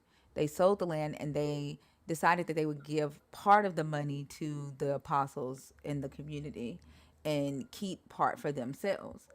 And Peter, like, to be in the community, you have to sell everything, I guess. I don't know. There's no like law that says it, but I guess that's why the Holy Ghost killed them, because they didn't give all their money to Peter. So they sell their land. They come and they give half of it to the church.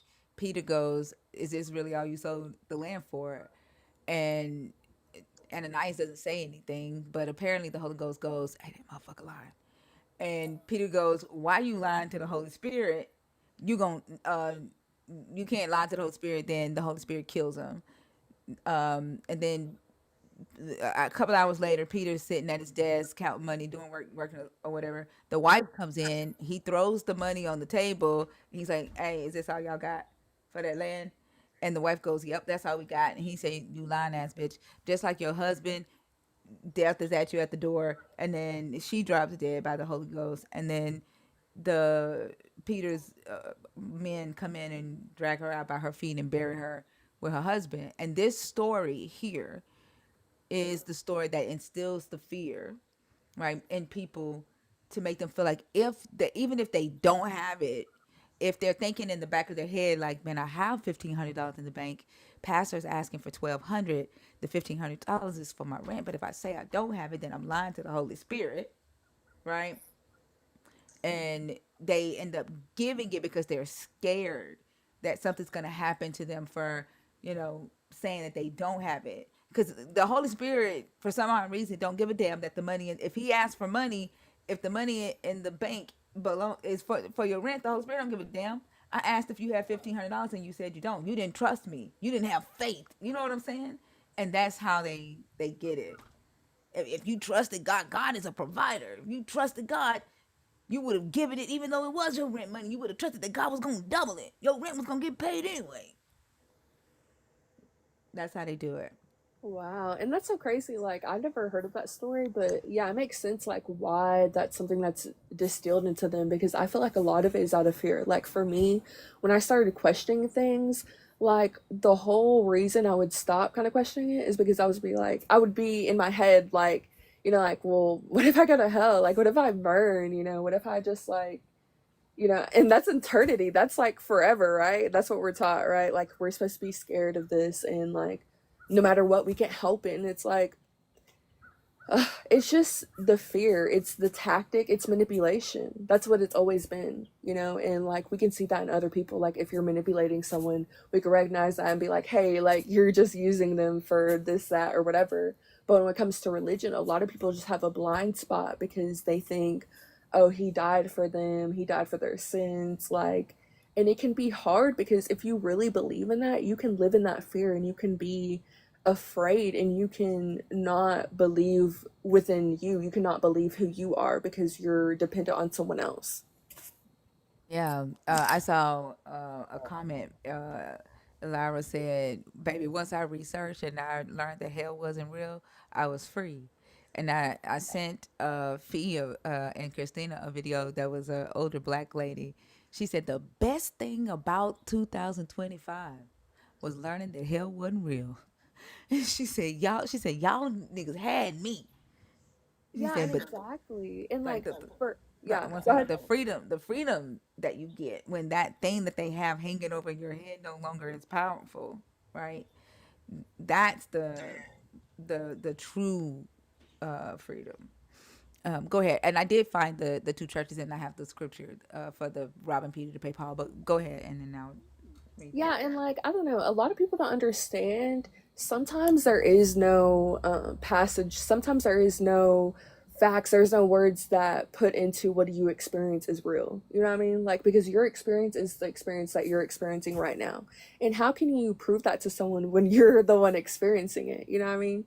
And like, for me, I had already been to hell. That's why I knew hell wasn't real, because if I had, like, um I went through a lot of depression, I went through a lot of SH, and it was really difficult because I was in Catholicism. I thought, that someone was supposed to be there for me. I thought someone was supposed to like help me, or at least like help me understand what I was going through. But I had to go through that still. And it's like, a lot of people will say like, oh, well, that was just God's plan, or that was just the way it was supposed to happen. But it was like, how can you say that to a child, like someone that goes through something really young? Like, for me, example, I was really young when I was taken advantage of, And it's like, how do you tell a child that they're not believing enough and that's why they're being taken advantage of? Or that's just the path that God put him on if he's supposed to be about love and protecting others. But I understand now it's just like what I was supposed to experience so that I can speak out and help others, because a lot of people don't have the voice for themselves, or they can't because they physically feel that like just scared and feel like they can't do anything, that they feel like less than. Yeah, I'm sorry that that happened. Hey, homie. Hey, go with daddy. Can't be in there in a minute. Bye. Bye. Bye. Man, Hear his them little feet slap on the floor. yeah, them I terrible go, twos is something else, man. I swear. bye. You don't want to play with me? All right. Oh my Bye. god. But I'm sorry that that happened to you, and that definitely shouldn't have happened to you. But especially for somebody to tell you that this is, a God's bigger plan for a grown adult to hurt you. Mac, where'd you go? Um, for Okay. um, uh, for a grown adult to hurt you is some God's plan, and you have to bear the brunt of God's bigger plan on your shoulders is fucking insane, right? That they should have been there to protect you, and I completely understand when you say I've already been to hell, because that is definitely a mental hell, mental torture to have to go through it, and then as a young adult, and I think you said you're 20. Yes, 21. 21 to have to heal through that.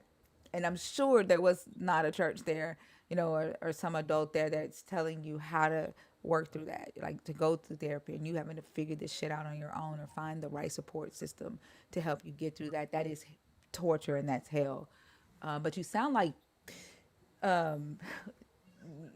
that you are doing, the work that you need to do in order to heal. You sound, very intelligent to be 21 years old. I'm glad that you said fuck the religion, um, and decided to get away from it. And I completely understand wanting to get your grandmother away from it, considering how it's taken her money, but also how it's harmed you.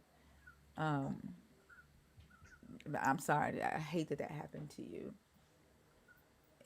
Yeah, and I And appreciate that. Like, that's not anything that anyone has to be sorry about, And yeah. like, I appreciate that, you saying that and everything. But I know I'm not like the only one experiencing that. And a lot of times people don't even feel like they can even talk about it. And that's just why I feel that fire inside me to be the one to talk about it, because I didn't go through this just to go through it and just be quiet about it and just be like, oh yeah, this is my life, I'm moving on, because that's not anything. It's something I can move on from, but it's something that changed my entire life and made me become the person that I am today. So it's like, this will always be a part of me, but yeah, I can move on, I can heal, I can forgive, not for the person that did this to me, but for myself, because holding on to it is dragging me into the water, and potentially you can drown, if you hang on to it. But if you break free from it and you float, you don't have to drown. You can survive and you don't have to live in this like fake manipulation that they try to put you into. And like the statistics of women being hurt like that is one of three. And like when I'm around people like that, it's like I want to be the one to be able to let them know that this is okay.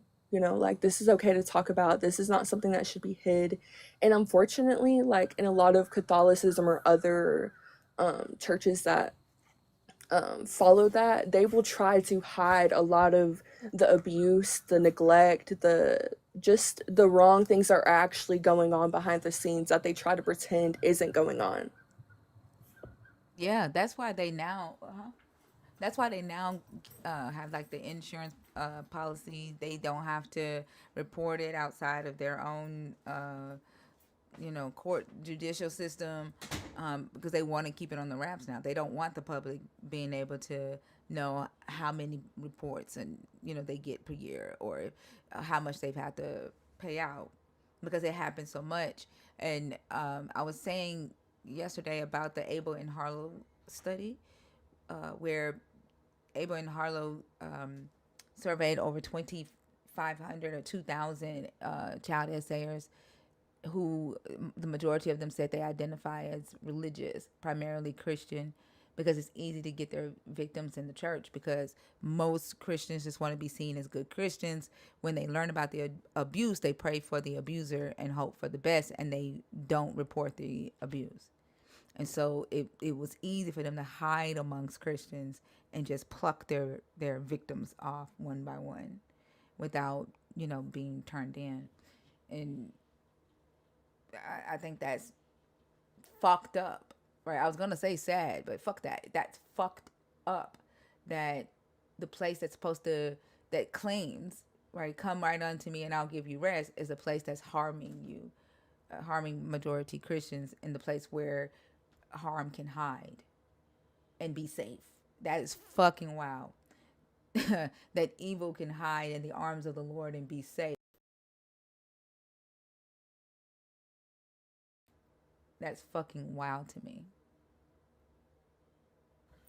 Yeah, and like it's really heavy in Catholicism, but in other many religions and groups as well. Like, even some of the groups that you would think, hey, they're supposed to be great, they're supposed to be awakened, they're supposed to know what's going on, like they can still try to deceive you and harm you, because it's always, for them, it's always going to be about trying to find like someone that they could victimize.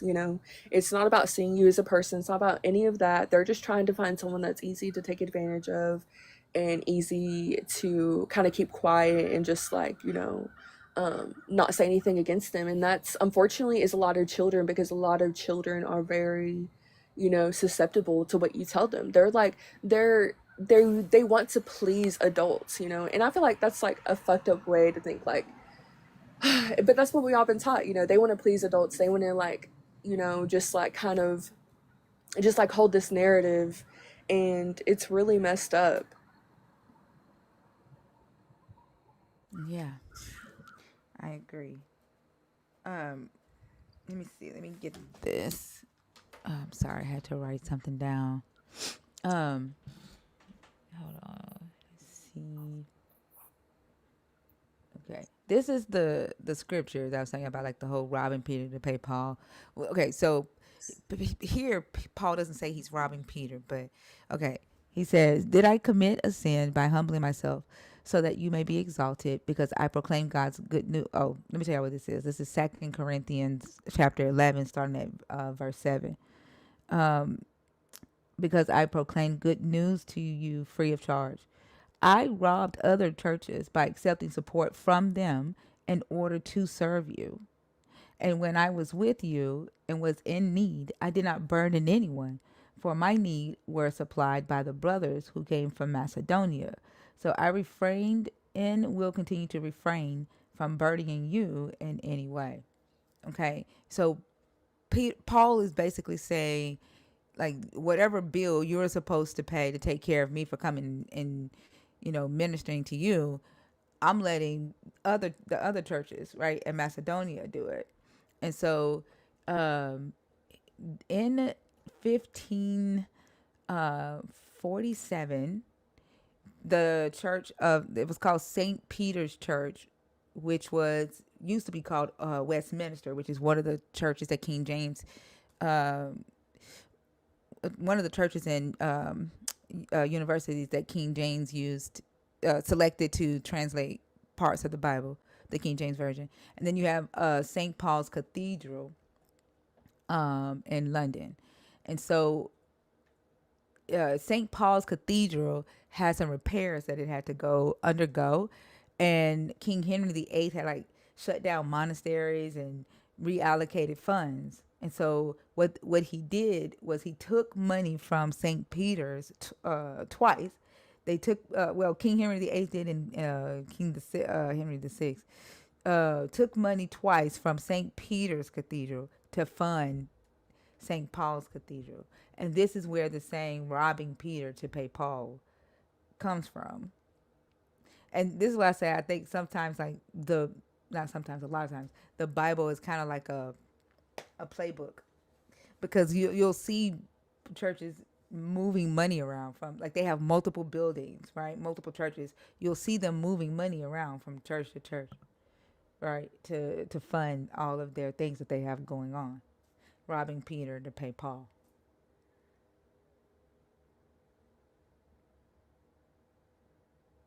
It'd be right in our faces sometimes. Yeah, for real. And it's literally telling you like, hey, you're Paul. We're robbing you. Yep. Like the symbolism is so real. That's so funny. That's crazy. But you could probably just read that in passing. Hold on, baby. You could probably just read that in passing and not even like get that context of what they're talking about, you know? Yep. Absolutely. Yeah, exactly. Like other scriptures that I've read, like the now that I've read them now, it's like the context has completely changed versus like when I was reading it and there was a father telling me what I was supposed to be taking from it instead of like actually reading it in the way that was actually supposed to like help me see like the fact that they were putting the truth in your face without having to tell you. Yep. And then who adopted that saying the most?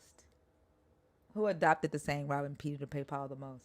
Yeah, the fathers, like they would tell that at church. And see, okay, I have one example for No, no, this. it was us. It was those of us that aren't wealthy. Yeah, Those of the us that are living people. paycheck to paycheck. Yeah, because they would tell us like, hey, this is like, yeah, for you. Yep. It was the whole, and reinforcing it with Robin Hood, trying to Yep. paint this picture that this was a good thing to rob Peter to pay Paul. Like when you see that happening, oh, that's okay. Like you shouldn't necessarily protest against that because like that person is more than likely doing a good thing. Robin Hood. It's usually reinforced with the regular people rather than at least even enforcing to say are the poor being actually offered this thing that you're quote unquote stealing, or is it really going back in your pocket? And I think because we relate to the whole robbing Peter to pay Paul idea, because that's the state of what they've kind of pushed us in. When the church does it, it's not that big a fucking deal when they learn that. When they learn about it, when the church got to share their shit. Yeah, they're like, oh, it's just my part of like helping, like it's Yep. not that big of a deal that they're taking from me every single, month, even though I can't afford anything else. Like I'm giving my last dollar to, and that's real things that happen. Like I've known real people that actually do that. Yeah. Yeah. It's a sick ass system. I'll tell you that much. It's sick. Yeah, and like I was talking about like my grandmother earlier. It's so funny. Like, I don't know. I think she has this feeling like I don't believe in Catholicism anymore. But when I went to her house one day, like I went there like alone without my husband, and of course, like that's the perfect time to get me right when I'm by myself. It's like they know the time, like when they like need to indoctrinate you. But she told me she was like, well, like Mija, like you need to go to church because how are you gonna go to heaven without going to church and being, in this relationship with God? And I told her, I don't feel like you have to go to church to have God. And I believe that. Like I don't feel like God is a person, but I feel like God is just us. That's just like a word, but it's like I don't have to have God going through church. Like I am God and I'm the one experiencing that. So it's like it was so crazy because I asked her, I was like, well, what made you think that you have to go to church to have God? And she was like, well, in the Bible it says that. And I was like, well, actually in the Bible it says that you should surround yourself with like-minded people in a place that's like holy, which I don't feel like it's something that's holy. Like I feel like it was saying basically we should surround ourselves with people that are more open and people that are actually willing to learn the truth and that are more receptive, and that's the holy place. It's not like an actual like a church or something. And like when I told her that, she was just like kind of like shocked because she had never heard that verse before, right? Well, when we talked about it, she was telling me that she never really reads the Bible, that she only hears what the Father has to say and she kind of like just quotes it back. That's most of them because the scripture that your grandmother is talking about is forsake not to assemble yourselves together. Yes. Yeah, and what he was saying was, hey, the rapture is coming. Are y'all ready this time? They thought that the rapture was gonna come. when Paul died, and it didn't, right? So Paul is like giving them like instructions, like we're right here, it's getting ready to happen soon. In the meantime, get together and lean on each other's gifts. Like he wasn't setting up a structure for future churches. Right? That's the interpretation that people are reading, but that's not what the text that's not what the text is talking about.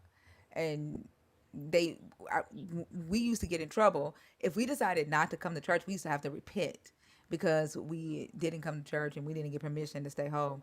And it was always based off of that scripture. The Bible says, "Forsake not to assemble yourselves together." Like it was a law. Yeah, and it was like it was never about that. It's about like being with the people that actually like they're not sheep, the people that are actually asking questions. Like it's not saying, "Oh, like hey, like oh the rapture is actually coming." That's not true. Like the rapture is us. I feel like the rapture isn't anything that's like, "Oh, we're just going to float out of our bodies without our clothes into the sky." That's crazy. And the fact that we used to be like, "Oh yeah, this is what's going to happen and it's coming right now and it's here." It's like so funny because like we really used to believe that, and like I don't know. It's so fucked up, man. Like we really used to like say this shit without even really reading it, and now that I've read it, it's like how can I unsee it? Once you see it, how can you like just program yourself to like not see it anymore? You can't. Yeah, Exactly. there's no way. There's no way. But I enjoy talking with you. Like I said, you are Yeah, thanks for very having me intelligent. up. You're very welcome. You're a very intelligent young Oh. woman. Continue in your journey. Don't stop. Like I think the best thing that a person can do with your mindset at the age that you have it is to always be willing to learn and grow and share what you learn, and just be as agile and as adjustable, right? Adaptable as you possibly can. You have a head start, like you're ahead of so many people your age, and I would just love to see you do so much with that, and just keep allowing yourself to learn and question and grow. I enjoyed the conversation. Yeah, I really appreciate that so much. And yeah, I just want to grow and learn. And, like obviously, like the things I know now probably aren't going to like, but be the things that I know later because I'm always trying to go and learn, um, new information and base my opinions off of that. Like I'm ever changing. But yeah, like I appreciate you taking the time to talk to me. And I'm glad I got to meet everyone else. And yeah, thank you so much for, just kind of like sharing the things that you've definitely taught me some things and I'll be able to like reference them and kind of, speak my truth. I appreciate that so much. You're so welcome. I hope you have a great rest of the day. Okay. You too. All Bye. right. Bye bye.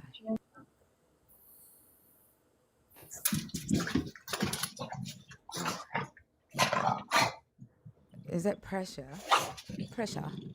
Y'all, is it bad that I'm scared to get off live to play with my grandson?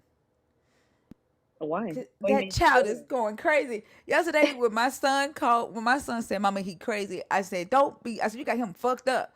I said, "Don't be calling him crazy. That child is crazy." Yesterday, like the terrible twos. That's crazy. I had to call my sister. I had to call my daughter. I said, "Hey, can you come get five?" I think the terrible twos done kicked in. Like he wasn't like this 2 days ago. He got so much energy, y'all. Like he took my whole painting off the wall yesterday. Hell yeah, brother. Keep doing it. Oh man. I would love an opportunity to just mold his mind. No, no, thank you. Mm-mm, mm-mm. I'm ready for him to like settle into his 2 year old body. Y'all, like the 2 year old body is going crazy, y'all. Like he has so much energy, and I'm ready for him to get used to whatever the fuck is happening, so he can calm down. My goodness, I don't even remember my kids being that damn hyper, and my 17-year-old has ADHD.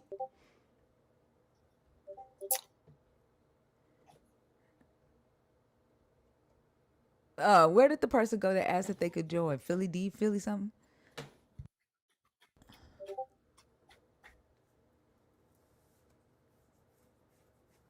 It's just Philly.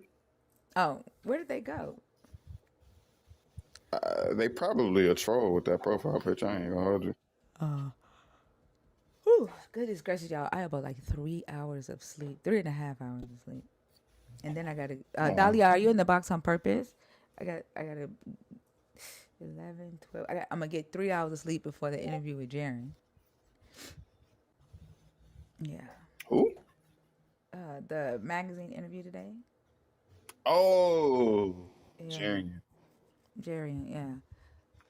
So I'll get about 3 hours. Okay, Dahlia. You gonna use substances or source to stay up? Coffee.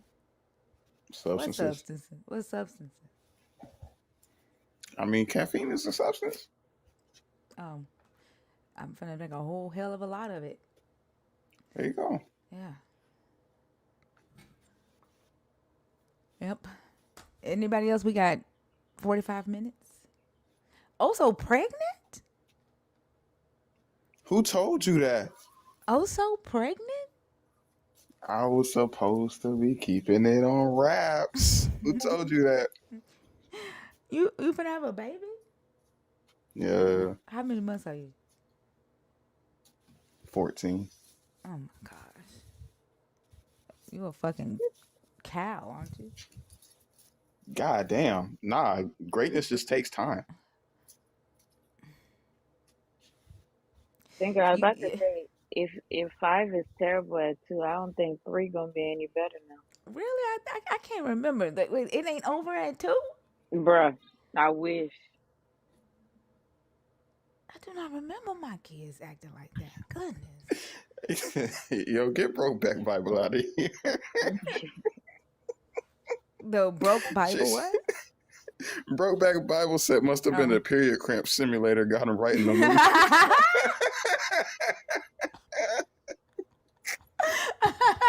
Oh my gosh. Zena kept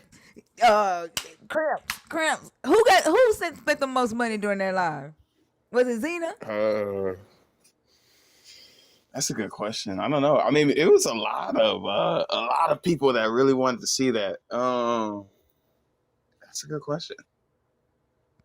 All three of y'all should be pregnant right now. Zena was fucking with Zena was everybody. You get cramps. You get cramps. You get cramps.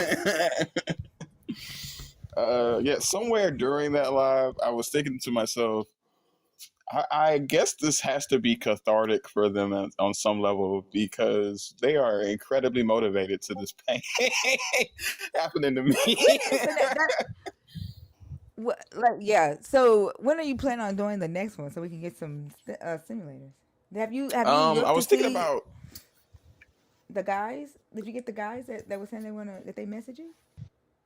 I got one of the extra three, which is some clue he did message me to lock it in. You going in and out? Mac has to do it. Oh, I'm sorry. Mac has to do it. Bash has to do it. Jay has to do it. Sonic Kalu volunteered. So that's 5. I think we need like what? One more? Yeah. Who is Little Oso's godmama?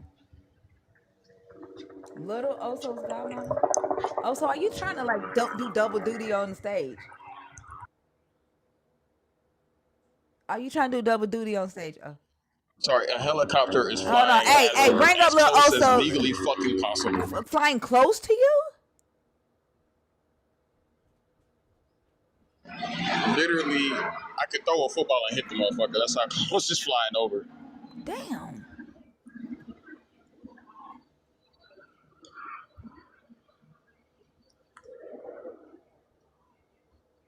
The White They're House. gone now. It's the White House Spiritual Consulting Group. That's my cousin, I think. Your cousin flying a helicopter? No, I'm talking about Lil Oso's godmama. Oh, Javarius. Hmm? That's Zena said it's Javarius. Lil Oso's godmama is Javarius? That's what she was saying in the comments. I was like, "Who is it?" And she was typing Javarius. Oh, Slow, you volunteer. Message me. Lock that in. There we go. We got 6. I'm thinking actually, probably not this Saturday, but next Saturday. Oh, Javarius is the other pregnancy. Okay, next Saturday. Okay. Mm-hmm. I need to know who you are first before I bring you up, friend. Who are you? Hold on, let me see. Let me see if I can guess the voice. Hold on. You don't have I'm the any. baby godmama. You don't have any followers. Let me see. Let's see if we can guess this voice. Where you at? This is the second time you done hopped out the box. Hop back in the box.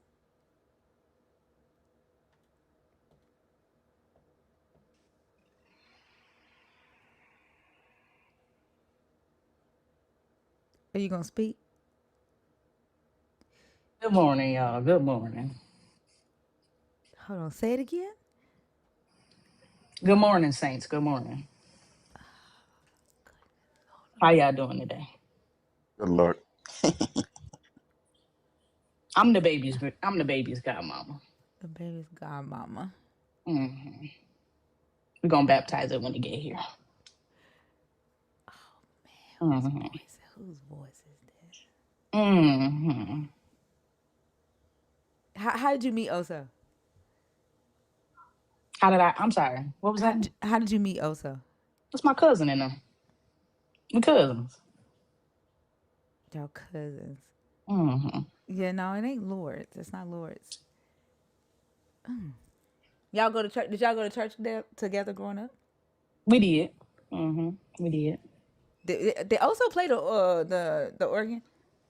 You know we did. You know we did. You got to And talk more than that so he I was can see. I'm trying to see who he you are. you know who I am. I'm the baby's godmama. I'm trying to figure out what your name is. Yeah, I can't tell you that now. If I tell That's you what I'm that, trying. then That's I'll what I'm tell trying. y'all when the baby come. Will that work? If I tell y'all when the baby Well, come? how many months does he get pregnant? Because he already 14 months. Well, we trying to make sure when the baby come out, it don't push the Lord away like y'all doing here. We want it to love. We want it to love the Lord. So we gotta It let don't. it simmer. Oh, We it gotta don't let it push the simmer. Lord away. Oh, so your Mm-hmm. baby gonna be a Still in Jesus my first follower? trimester. You still Absolutely. Mm-hmm. you still in your first trimester at 14 months? Yeah. Oh, so how Yeah. many? And I know that sounds crazy, but the baby's godmama got a point, right? The reason why Mm-hmm. I'm having all these conversations and stuff is to infuse the child with spiritual energy. Mm-hmm. Mm-hmm. Amen. Wait, are your trimesters on biblical Egyptian time? Like, is it Not 14 on months? the 14 Gregorian months? calendar. Then okay, but are they on the biblical Egyptian calendar? Absolutely. So 14 months ain't really 14 months. 14 months is like 3 months. Right. Okay, and so you got 6 more months to go. Metaphysically, you could Yeah, say that. yeah, metaphysically 6 more months to go. So in next May, is it May? November, December, April. That may be the time. At the beginning of May. Is this Miss Paychecks? No, ma'am. No, ma'am. No. It is not. Mm-mm. We're gonna let Oh, the Wow. Lord tell it. We're gonna let the Lord tell it when the baby coming. No, we not gonna put no time on it. Right.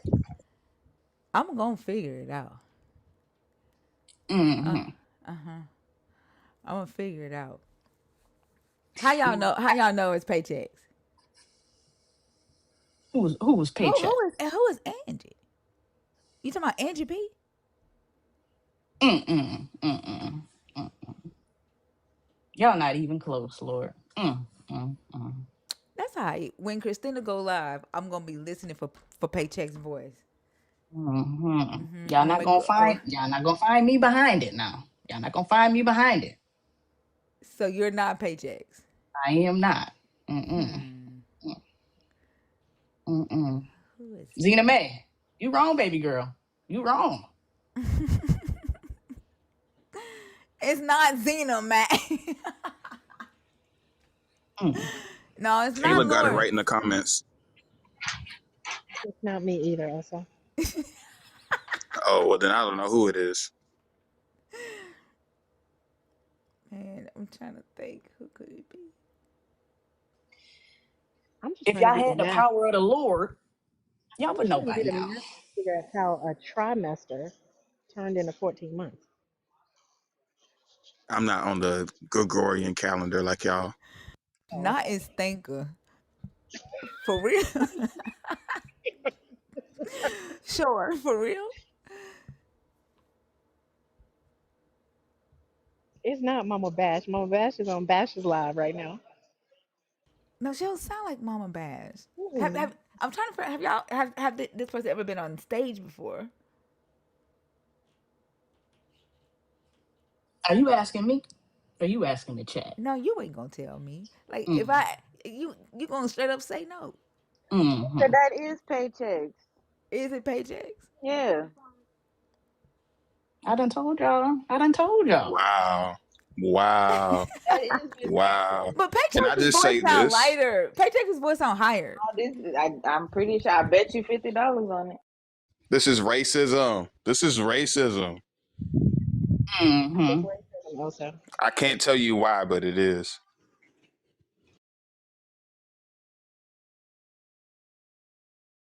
Is this cerulean? No, this ain't cerulean. If it's So not Miss Paychecks, it's definitely her twin sister. I tell you that. cerulean will be saying "cuh." Cerulean be like, "Cuh." Where the fuck is cerulean at? Cerulean be like, "Cuz." Um, oh no, I'm gonna figure it out. But I'm gonna hop on down. It's time for me to pray, saints. Okay? Y'all have a good rest of y'all morning.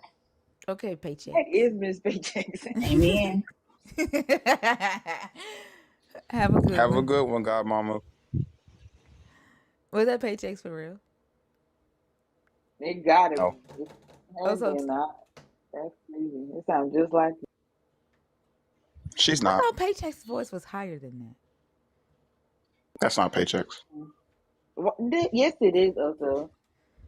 I know who it is. That's the funny part, and you're wrong. Who is it then? It can't be anybody we've been familiar Why with. the fuck would I tell you? No way. I could just tell you that you're wrong. Paychecks' Maybe if voice you is got it higher right, I than wouldn't that. have to say anything. Yeah, I don't think You that's right, Nick. paychecks. Sure. Mm-hmm.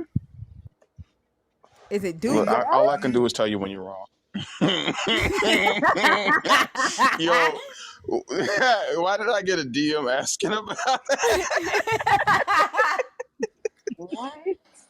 Zena said it was due. That is wild. Oh my gosh. And Zena, I can Yeah, neither confirm nor deny. ain't no way that was Dugald. Also, are you trying to say that was Dugald? I can just say that I can neither say if it was or That it wasn't. that is no way that was Dugald. Like, who you think you're talking to, McCoy? Nia said it was McCoy. Y'all get out of here. McCoy got a higher voice than Paycheck.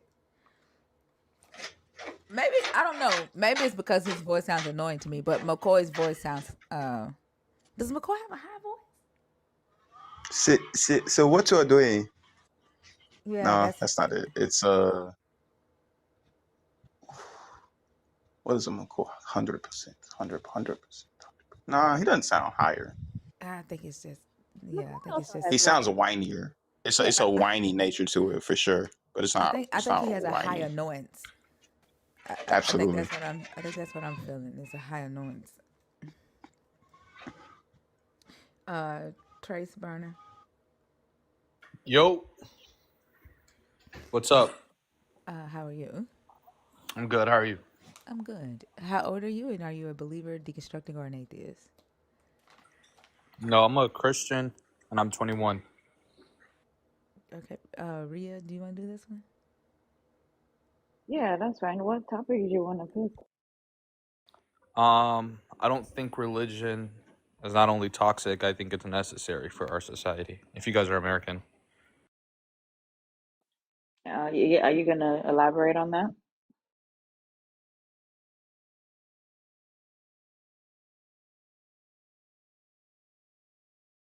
Hello? Yo, Yeah, are you gonna say more? I said no, it's not toxic and it's necessary. Oh yeah, I'm gonna say more. Yeah, our country was founded on like Christian normative ethics. Our The constitution. necessity part. Do you know Huh? what when you say something is necessary, do you know what that means? Yeah. Okay. Can you explain the necessity part for me? I know how it was founded and all that. I'm not sure the Christianity part was part of it. So where is the Because we're a necessity part for constitutional republic and that constitution was cradled by Christianity. No, it wasn't. What part of Constitution has anything to do with the Bible, please? Yeah, it was derived from Christian No, ethics. what part of it was the question? What part? The entire like every single part Okay, of give it. me an example. Yeah, the First Amendment, Yeah, like go ahead. What is it? freedom of religion, freedom of expression, freedom of assembly, freedom of How speech. is All of Christianity is does Christianity promote freedom of religion and freedom yes, of freedom not to even yes, participate? yeah, because like separation of church and state was developed by Christians because we wanted Okay, can you stay on one point? what do you think Jumping all freedom of over the religion fucking is? place. Freedom of religion is to allow people to practice what Does religion they want. Christianity support people having freedom of religion? That was the question. Yep, yes we do. Give me a tenets in Christianity that would say you're allowed to serve whatever God you want, and you still get all the perks Oh, you don't get all the and perks. You're rights. gonna go to hell. Okay, yeah. So then the answer would be no, right? Well, you can still exist in a society if you want to go to So hell. do you still get the same rights and perks as everybody else In if you're not society, a yeah. Christian? Yes, you do. Bible in the Christian tenets, right? The doctrine. It says you can still go to heaven and you still get all the perks no matter what religion you are, or if you're even free from a religion. You still get all the rights that everybody else gets. Yeah, in a society, you get all the rights. In the religion, of course not. Why would you get? Religion, you said it was founded on Christianity. Yeah, it was founded on Christianity. Right. So do we see the First Amendment? Does Christianity echo the First? Yeah, you're going Yeah, to go on mute when you're doing all that in the background because it's loud and we can't hear her talking because of whatever you're doing in your background. got you. Thank you. I'm curious if these guys have ever even heard of the Treaty of Tripoli.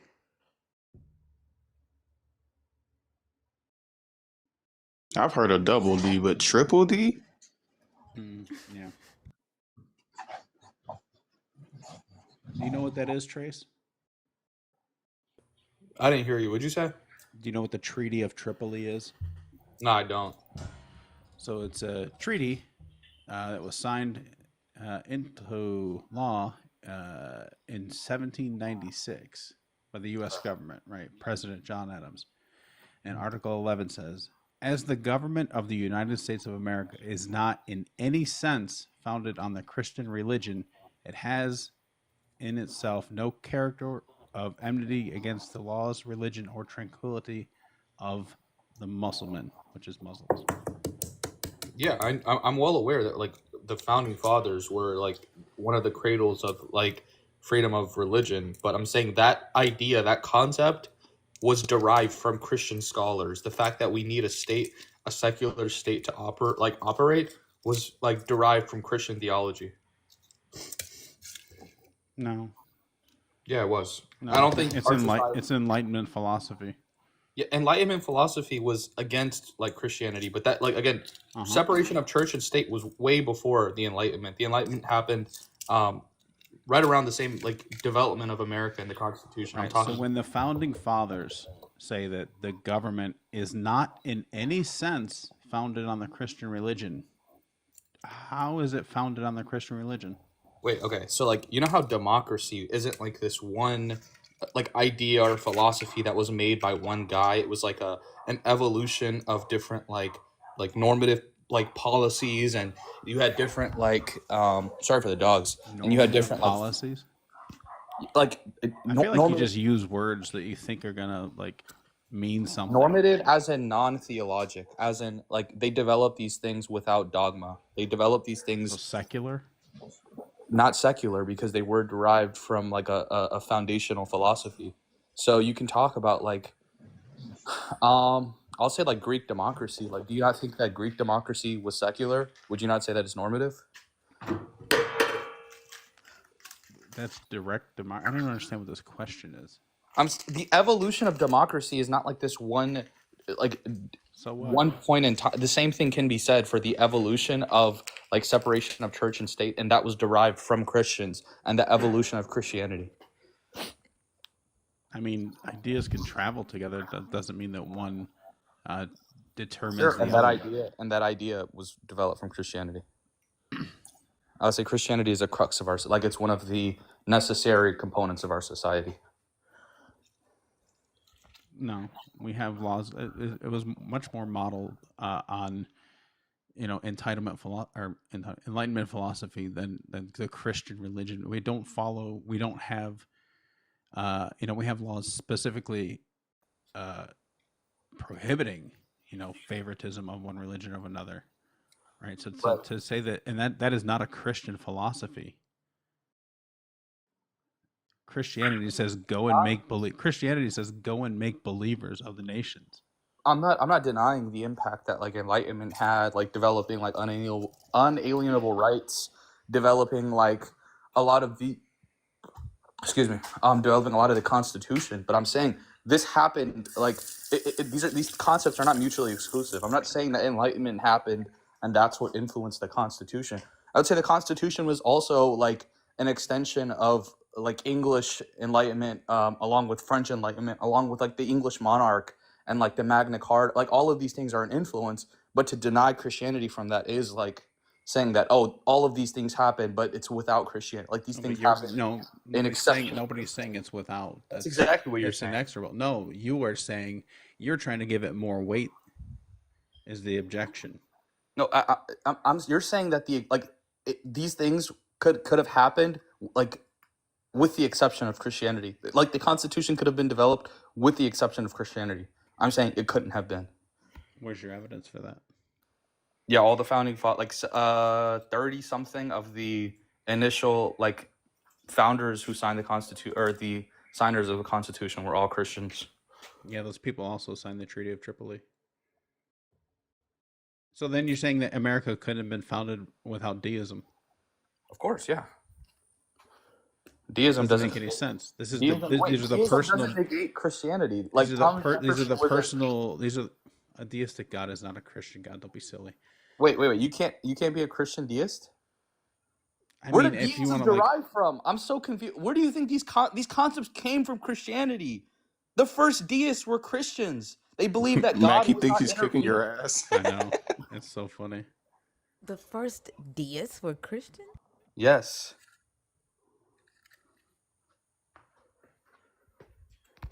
John Jay is the most prominent Christian. John Jay is the most. Maybe we can argue. Maybe we can argue the inverse. I think you meant J. Jonah Jameson. I was reading the comment. I was reading a comic. No comment. What's argue the inverse? How is religion toxic to our society?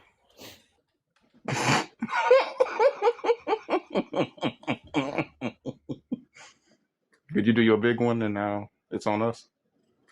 Well, I mean, I don't think I can convince you of like the impact that Christianity had.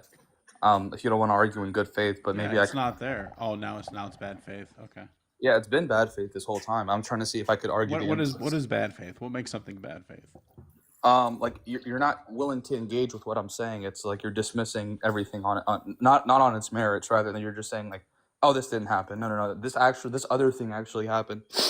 But again, if you want to argue the inverse, I'm disagreeing with your assertions. That's bad faith. It's not disagreeing. You're dismissing them without like any coherent argument. What coherent argument have you made? You made a claim. I made like 4 arguments. You've made a series of claims. Is like the assertion that like Christianity is a necessary component of our society, is that not an argument? No, it's a claim. Okay, and then what I like justified it with, and like what I added along. Sorry. How did you justify its necessity? Because of like the creation and the foundation of our country. That justifies the necessity of Christianity? The necessity in like the formation of our country, yeah. We wouldn't have like a society as it is today without Christianity. So what does the treaty mean that Twin just read to you? How do you reconcile that with the claim that you're making right now? Oh, I agree. The founding fathers were like woke in the sense that like they wanted people to be able to like freely practice whatever religion they wanted. Is you a fish? What is with all this water? Nope. I'm not a fish. I'm sorry for making you think I was a fish. No, but be sorry for all the goddamn water that you're using, dude. Sorry, this water could be used to power AI generators. Don't fold, you're right. Thanks, man. Are you an AI generator? Do you need as much water? I think so. Oh gosh, y'all just hear something on TikTok and just fucking run with it. Okay, so again, how is religion toxic to our society? Because it restricts people's freedoms. How so? Causes harm to people. Oh, you made a claim. Can you make an argument? Yeah, I mean, you're seeing it happen right now. You're seeing people's, right to be married now being called into question again when it was just legalized 12 years ago. Well, it's not being questioned. It's going to be sent back to the states, just like Roe. Yeah, it's not federally protected, right? And how is that like anything to do with Christianity? What do you think is behind it? Oh, please tell me. I want you to articulate it, because if you're saying that Christianity is being used to justify these things, like the Supreme Court is bound by Christian theology, that means the foundation of this country is Christian, because the Supreme Court, they analyze the Constitution, and they whatever gets brought to them is made sure that it's upholding the Constitution or it's against the Constitution. So again, if you want to argue that doesn't make it Christian. States' rights is not a Christian position. Sure. So what is states' rights? Then how is this like? Why is your argument against religion? Why not just like bad politicians? Because religious people with power and money are doing the lobbying for this. So if those people were also like Democrats, they would also be bad. Like you're attaching their religion as if it's like this characteristic that's making them do this. Yes, I really have no issue with gay marriage being sent back to the states, but I want to know why. Of course you don't. Because you're a Christian bigot. Like that. No, of course you don't. No. I probably would be against it even if I wasn't a Christian. So it's not like a lot of the positions I hold would be. I don't need Christianity to be a bigot. Yeah, right. There's no basis against it outside of religion. Like Twin brought this up the other day. There's no secular push against gay marriage. Wait, I didn't hear. Yeah, your microphone's pretty low, Twin. Can y'all hear me? Yeah. It's kind of like muffled. Hold on, let me turn it on. There's no secular argument against gay marriage. It's all religious. So what would be the reason for a person that's not religious? Again, they aren't against gay marriage. They're against federalize it, like a federal protection of gay marriage. It's just like Roe. It's not like they completely banned abortion. Because they're against gay marriage. Okay. Like, this is not complicated. This is the most inane parsing I've ever heard. I mean, you can talk like this is just literally like the Federalist versus the Anti-Federalist. Like this is how much federal power do you want granted? This is the slavery argument. This isn't the slave. Wait. Oh my God. It very much is. Slavery is a direct violation of the Constitution, right? We have amendments protecting against slavery. No, it's not. If it was a direct violation, that came after. If it was a direct violation, why the fuck would it be an amendment? Wait. If it was a direct violation, why would it be an amendment? The 13th Amendment came after. Are you good? Yes, that's what I'm saying. I'm saying it came after the fact. After these bad arguments were made, then the 13th Amendment came around. After there was a civil war. I support that because I think that Be civil quiet. rights were You're being speaking to violated. somebody that's wanting to talk about the foundation of the country. You should know that, shouldn't you? Yeah, I do know that. I thought you were arguing Yeah, like so it definitely was I thought you were okay to be talking a slave. I about mean, after to be a slavery, slave owner after the at some Emancipation point. Proclamation. Yeah, and then an amendment had to happen. Yes. Wait, the Yeah, so if state. you're So the talking about, states. if you're wanting to talk about what it was founded on, it was founded on slavery. Sure, I never negated that. I Yeah, never. you did. You just did. You The just No, did. states. The if states' this rights is a argument. misinterpretation, huh? So the states' rights argument for slavery came after the 13th Amendment. No, the states' rights arguments were happening prior to it, but Mm-hmm. after the 13th, 14th, and 15th Amendment, like now these like civil rights are being constitutionally mandated, and the Supreme Court every time they've interpreted it had held it up. Like I'm not saying George Washington had slaves. Oh, I'm well aware. Most of the founding fathers did too, except Franklin towards the end of his life. I think that slavery ending is also due to Christianity. The biggest Christian slavery abolitionists were all Christians. Yeah, John Brown and is the a Pope Christian. got the ball rolling with the Doom Diversus. You don't get credit. Like You don't what? get credit for saving someone from drowning when you're the one drowning them. You weren't The again. largest, the largest community of people who wanted to keep slavery were also Christians. Yeah. Okay, They It but was the it was people. formed more it was more Christians who fought to keep slavery than they were to fight to abolish it. And they Sure, had the actual text on their side. they don't have the text. The Bible doesn't uphold slavery. And it. where does it at any point condemn it? So you have to like. Does the Bible condemn like me? Like I don't know, using Where I does could the show you Bible where it condemn it? condones it no. and instructs it. I could Yeah, show you where because it you does can. those things. Yeah, please tell me. Okay, we got And here, wait, Leviticus. hold on.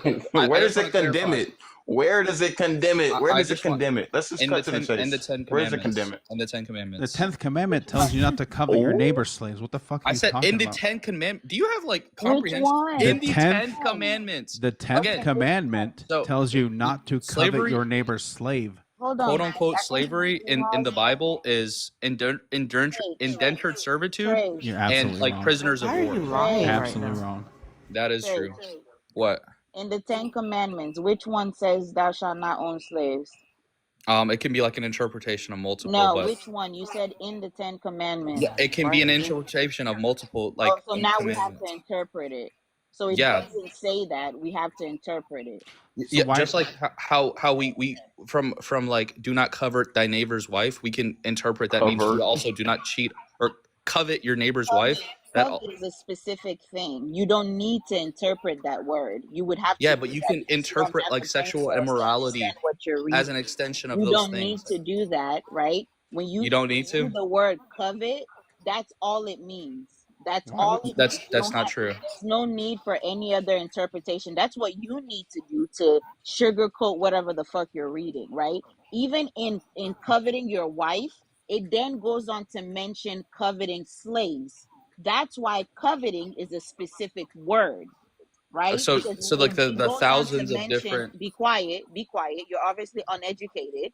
It then goes on to tell you other things that you should not be coveting. That's why you don't interpret that word, because it means a specific thing in the context. If you're going to interpret it for one word, you're going to need to interpret it for the wife, for the ox, and for the slave. Yeah, Are you I'm going to well go aware. cheat on your slave? Can you cheat on your slave? No, I'm but saying you're going to cheat on your slave and your ox?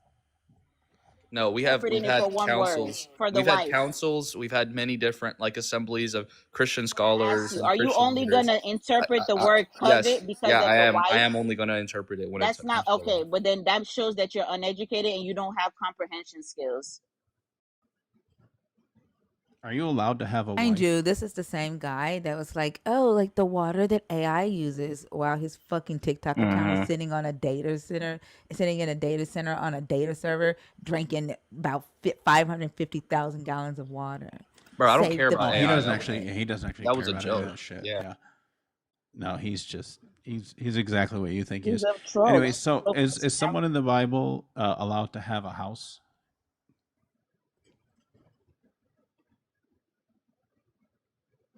That was for you, Trace.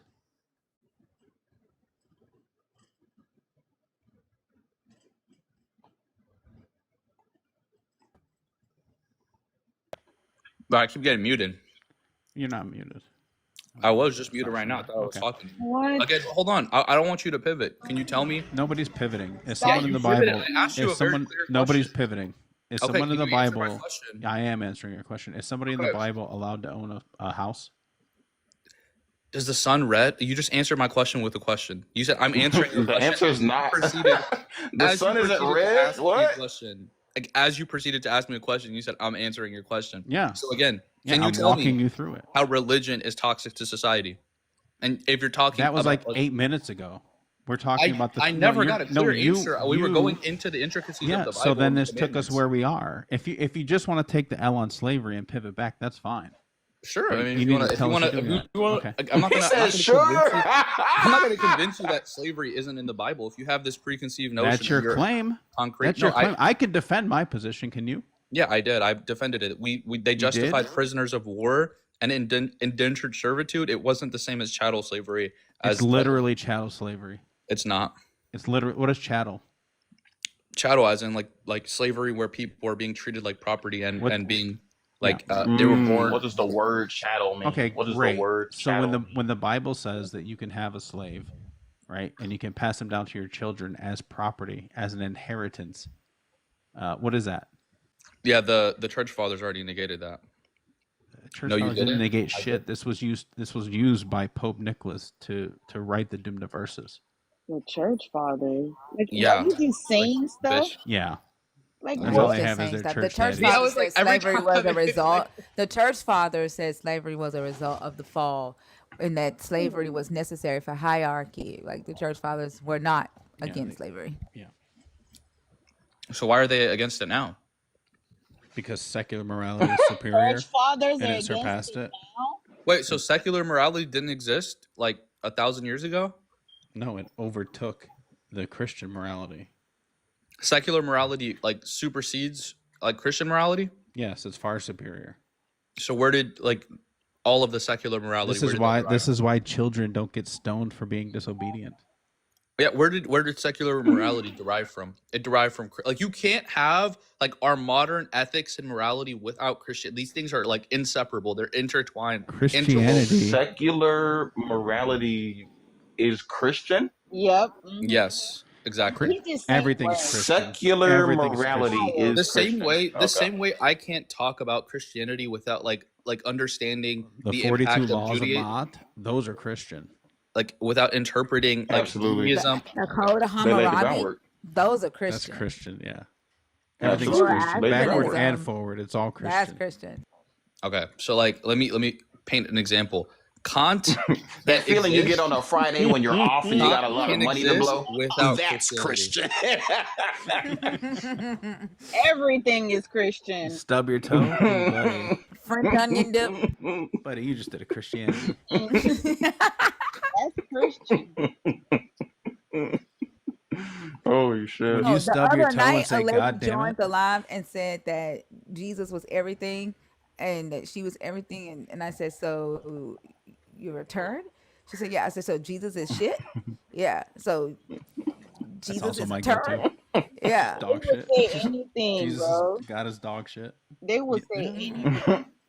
I don't know. I feel like how can you expect people to care like if you're being oppressed if that's like the same position you're holding? Look at him. Look at him. I just it doesn't You already know it was coming. I'm oppressed? I'm free. That's crazy. I Who didn't the fuck realize I said was oppressed. anything about being oppressed? Listen, I lower myself to come in here. Hold on. Is like talking about gay rights is that not oppressive? Wait, what? His entire argument is that Christianity is oppressive to gay rights. Again, is that not oppressive? How can you care? Okay, if anybody like if somebody is agnostic to this point, they're gonna listen to the gay like the evangelicals say like gays shouldn't have the right to marry, it should be left up to the states, and then they're gonna listen to like the gay psychopaths say like, oh, your sky daddy's a psycho, like it's just like, oh, they're gonna be, oh, this is just like the gay right. It's okay for you to call the gay person a psychopath, but they can't call your God a fucking psychopath. What we have is a conflict between people and psychopaths.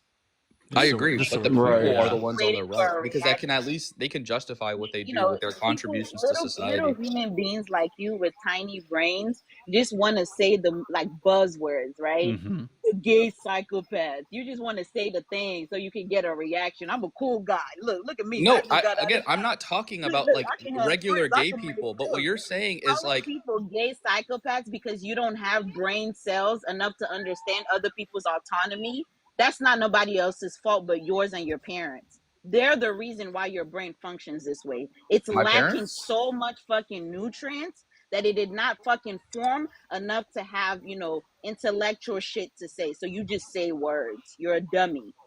Oh, I'm sorry. You don't have to be sorry to me. Go be sorry to your parents and whoever the fuck formed you up.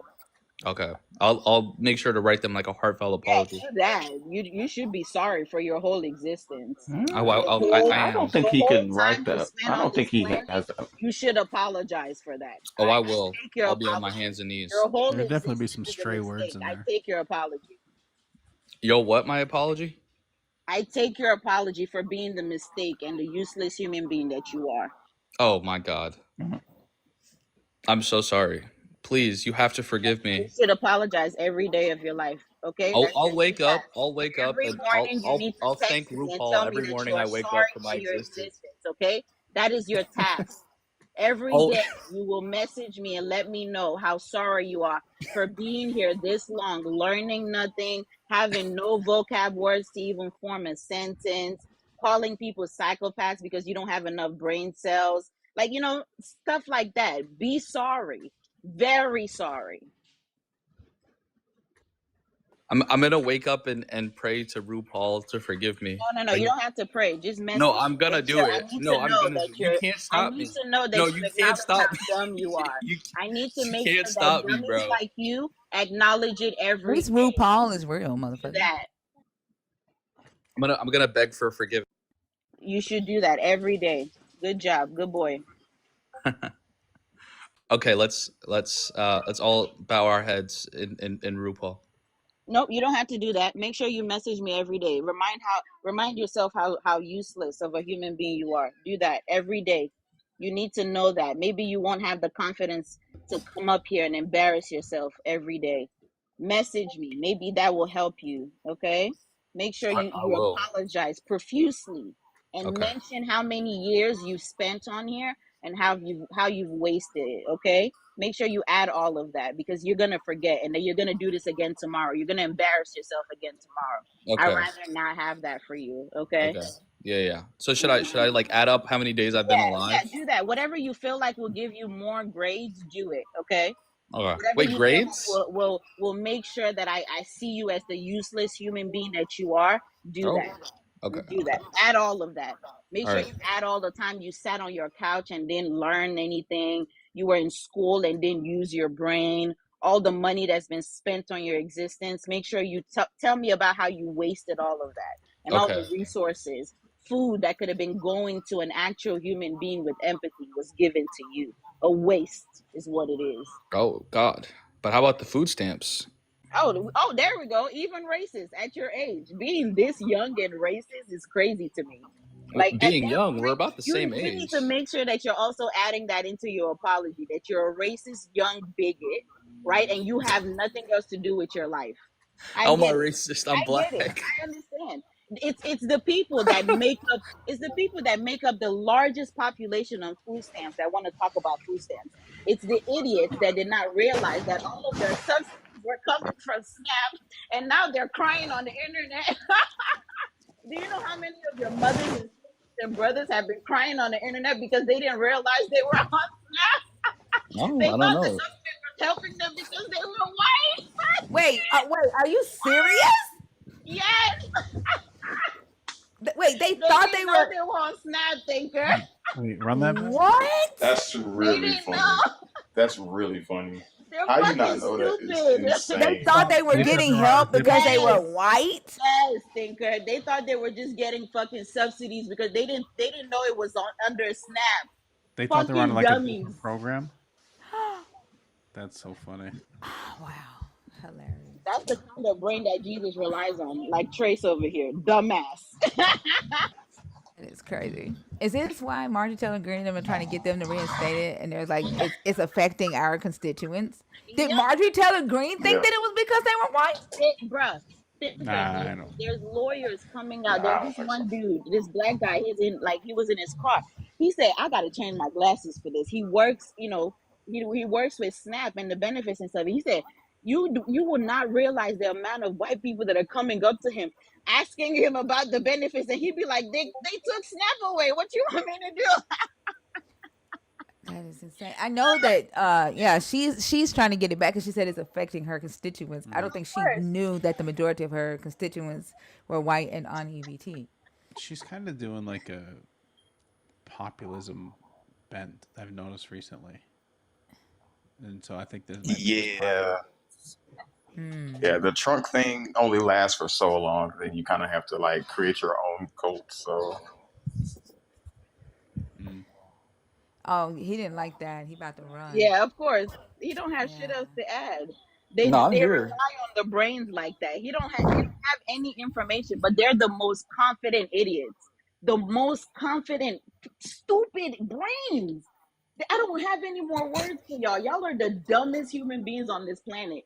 Like all of the benefits that you keep cutting out for yourselves, and the whole time you're the one suffering, and you think it's affecting us.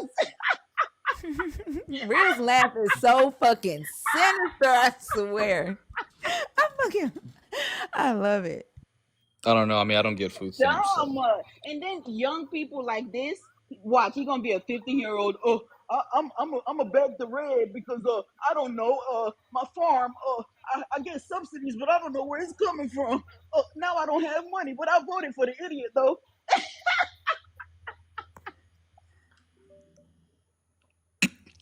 All right. Let's It's not settle funny down no more. now. I thought we were laughing. It's not funny no more. No, I'm laughing, but like you're making fun of people without food Hold on, stamps. I'm It's not done. just I'm not not done. cool. Hold on. I thought we were laughing. Hold on. And then the dumbasses, right, are literally outside every other day asking for fucking help. How the fuck do you get a 400-year startup people's backs and you're asking for fucking help? What? Such a waste. Your whole existence is a fucking waste. Zena, man, Rita, she about to go in. Love it. And the whole time they're laughing at themselves. They don't even know. What about Snap? Well, Snap he don't even know the whole time his father, his grandfather, his mama, the whole time living on Snap. Just because he had fucking 2 sandwiches on the plate, now he think he was the rich kid. He think he was one of the popular ones. But Snap, what about Snap? You're on Snap, dumbass. Well, her laugh is so fucking sinister. Where you at, Bite Dance? I mean, Trace. I just need to know the math. How do we get from 1 to 17? I know 16 is I'm Bite sorry. involved, Dance. but I I don't know. know what No. 16 I just is. sent Chicago an email. I was And wondering, yeah, like, I'm there had to be sorry. something going.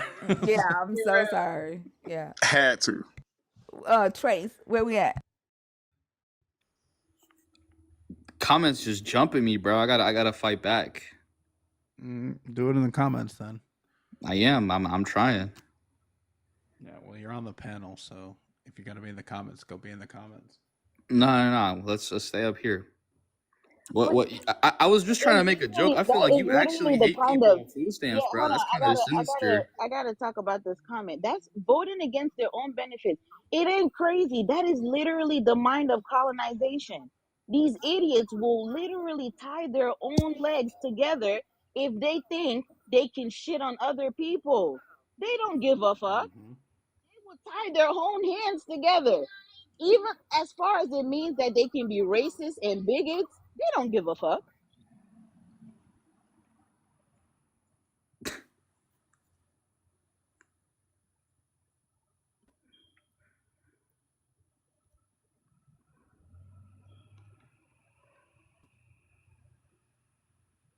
Are you done? No, I'm not. She it's blowing me. Like I told her I'm black. She's still going, bro. Because you have a white parent, right? No, Change what? I'm mixed, but not with white. What do you mix with? East African and South Korean. Okay, white adjacent. Like, is that supposed to change something? Wait, which one is white adjacent? South Korean? You're from the same Caucasus Mountains, sir. You're not black. I'm black. Not black. No, the fuck you ain't. No. I'm No, the black. fuck you not. Where? In my hands, my face, my legs.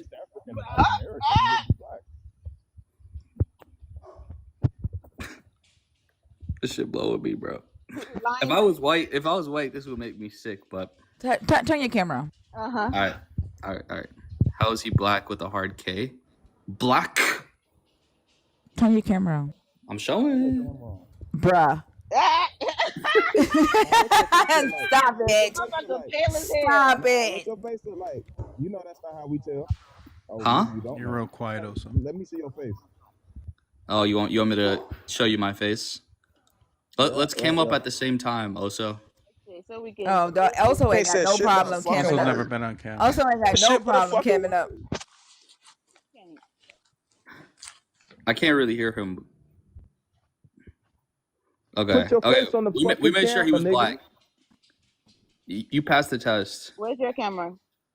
You passed the test. Camera. It's not a fucking question for me. I'm actually what I say I am. That's not a question for me. Oh no, I'm not. I'm not black. Yeah, dumb fuck. Oh, okay. Oh, Bro, why do I have to fucking convince black you that I'm facing. black? The black facing is ridiculous. Because he thought that was gonna give him some kind of sympathy. You think we don't know that there's black coons? You think that makes a fucking difference? Yeah, I thought so. Yeah, because you're a dummy. I thought I would get I thought I would get a little bit, just a tad Colonizers bit. think like that. Yep. Colonizers think if I tell you I'm white too, you should give me a pass. Yep. You're showing No, the I don't want to the pass, great but I want you behavior. to just like You stop thought if you open berating your white stupid mouth people and like I'm said, not "Oh, white. I'm black," then we would have gave you some kind of fucking leeway. You thought that because you're a colonizer. You're a dummy. I'm sorry for colonizing you. I will beg for repentance. You're a dummy. You are always gonna be a dummy, bitch. Okay. How was I racist? What am I obfuscating? I'm not racist. Beg to not have an black. identity crisis. I'm having an identity crisis, bro. I can't even defend myself in the comments. I just want you to stop going at white people. I will. You know what? I'm gonna beg. That was your plea to Rhea. Me? Oh no! I'm just saying, like, she was making the comments like I was white. Like, maybe try to make some personal ones. His mouth and said, "What about Snap?" When I was asking him about his stupid ass belief system.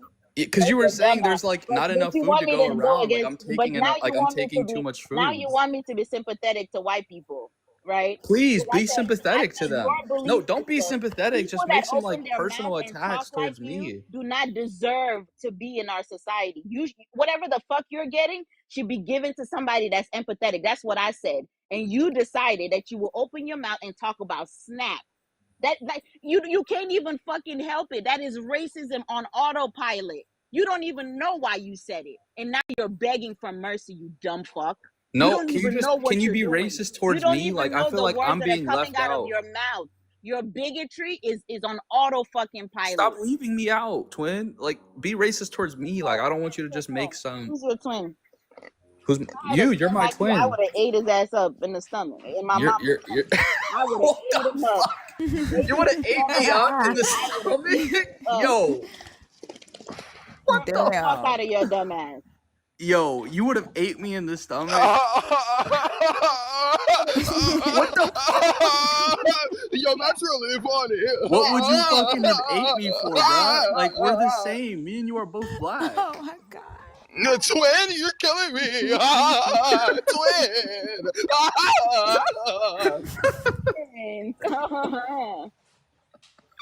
Yo, stop mocking me, bro. I wish I wasn't tired. In the stomach, I would have known this motherfucker ain't gonna contribute shit to the world. Eat his ass up. He's about to be useless on the planet. He don't need to be here. You would have took my life force. I would have absorbed the fuck out of you. And you would have absorbed my life force. That's exactly what I would have done. because you're Oh my useless god. on this planet. That would have gave you bitch nigga tendencies though. On God, be a bitch nigga in the day.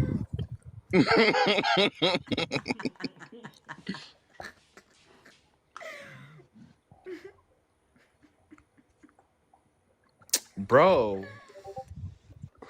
Also, stop being Yeah, that shit weird. sucked on it. That shit hurt, don't it? It hurts, bro. I just got freed. Yeah. Deflecting Yeah, is that shit hurt, crazy. don't it? Bro, oh my god. You know that's why he up here. This is blowing me, Right. bro. He just wants attention. He wants anything Yeah. to obfuscate from the actual topic. I Yes. got like 500 people in here. I feel like the center of attention. This is kind of, I don't know. This is kind of like, this is Yeah, like, see how many of them I'm on the follow big you. stage now. I made it to the big leagues, you know? Yeah. See how many of them follow you. Entertainment, bro. Oh, how many followers do you think I'm going to have at the end of this, man? I don't know. Like, I don't know. The few you have probably aren't likely to like feel embarrassment, or else I would say that you would lose followers. You probably pick up Should I 3. start grifting? Should I start grifting for There's followers? like 3 little weirdos in here who are gifting you. They might follow you. No, I'm saying, should I start grifting for followers? Like, should I start running lives? Can you Would you? even go Don't give a live? shit Are what you you do. allowed to? I sometimes I mean, I don't know. So why the fuck are you here then? Why didn't you start a live and be embarrassing on there? I wanted to. I got a Why you better come idea. up here and embarrass How yourself about in front instead of of a that, bunch of people? I want to be with my black just take a brothers and long walk. sisters. Just take a long walk off a short pier. For real. Jump. Just do that instead. You're basically telling me to catch, huh? No, unless you mean by catch a wave. Bruh, Catch a for wave. real. 167 followers. You know that motherfucker desperate as hell. 6'7"? Swear to God, I have 106.7 followers. Motherfucker is desperate for fame. He's not coming up here to add anything to the conversation. No, I wanted to add something. I'm feeling Yeah, left big out. extreme racism. I'm left out. Be my friend. How was I being racist? What did I say that was racist? I'm pretty sure there's somebody else. Anybody else. Yeah. I can't be racist if This I'm is black. just dumb. This is The just dumb. waste of time. I've been saying that. Yeah. This is just dumb. Is Christina live? I was gonna say it's about that time. No, I'm gonna drop myself. Yeah, she's live. Yeah, Okay. run, dumb fuck. All right. As much fun as this was, I do have to get some sleep before I meet with Jarian. I will see y'all tomorrow morning. Well, no, I won't. My uncle's funeral is tomorrow morning. I will see y'all tomorrow night on live. Love y'all so much. Thank y'all for all the likes, the shares, and the comments. Christina is live. I hope y'all have a beautiful next 2 days. Bye, y'all. Bye to the YouTube fam. Appreciate y'all. Make sure y'all, if you're not following us on YouTube, make sure you do that at Art Thinker. Share the live. Help us get more people in here in the stream. Talk about it when we're not on live. Thank y'all, and I hope y'all have a wonderful rest of the day. Bye, y'all.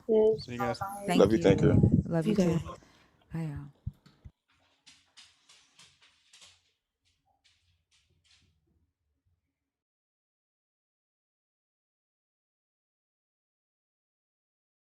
Or taking birth control pills.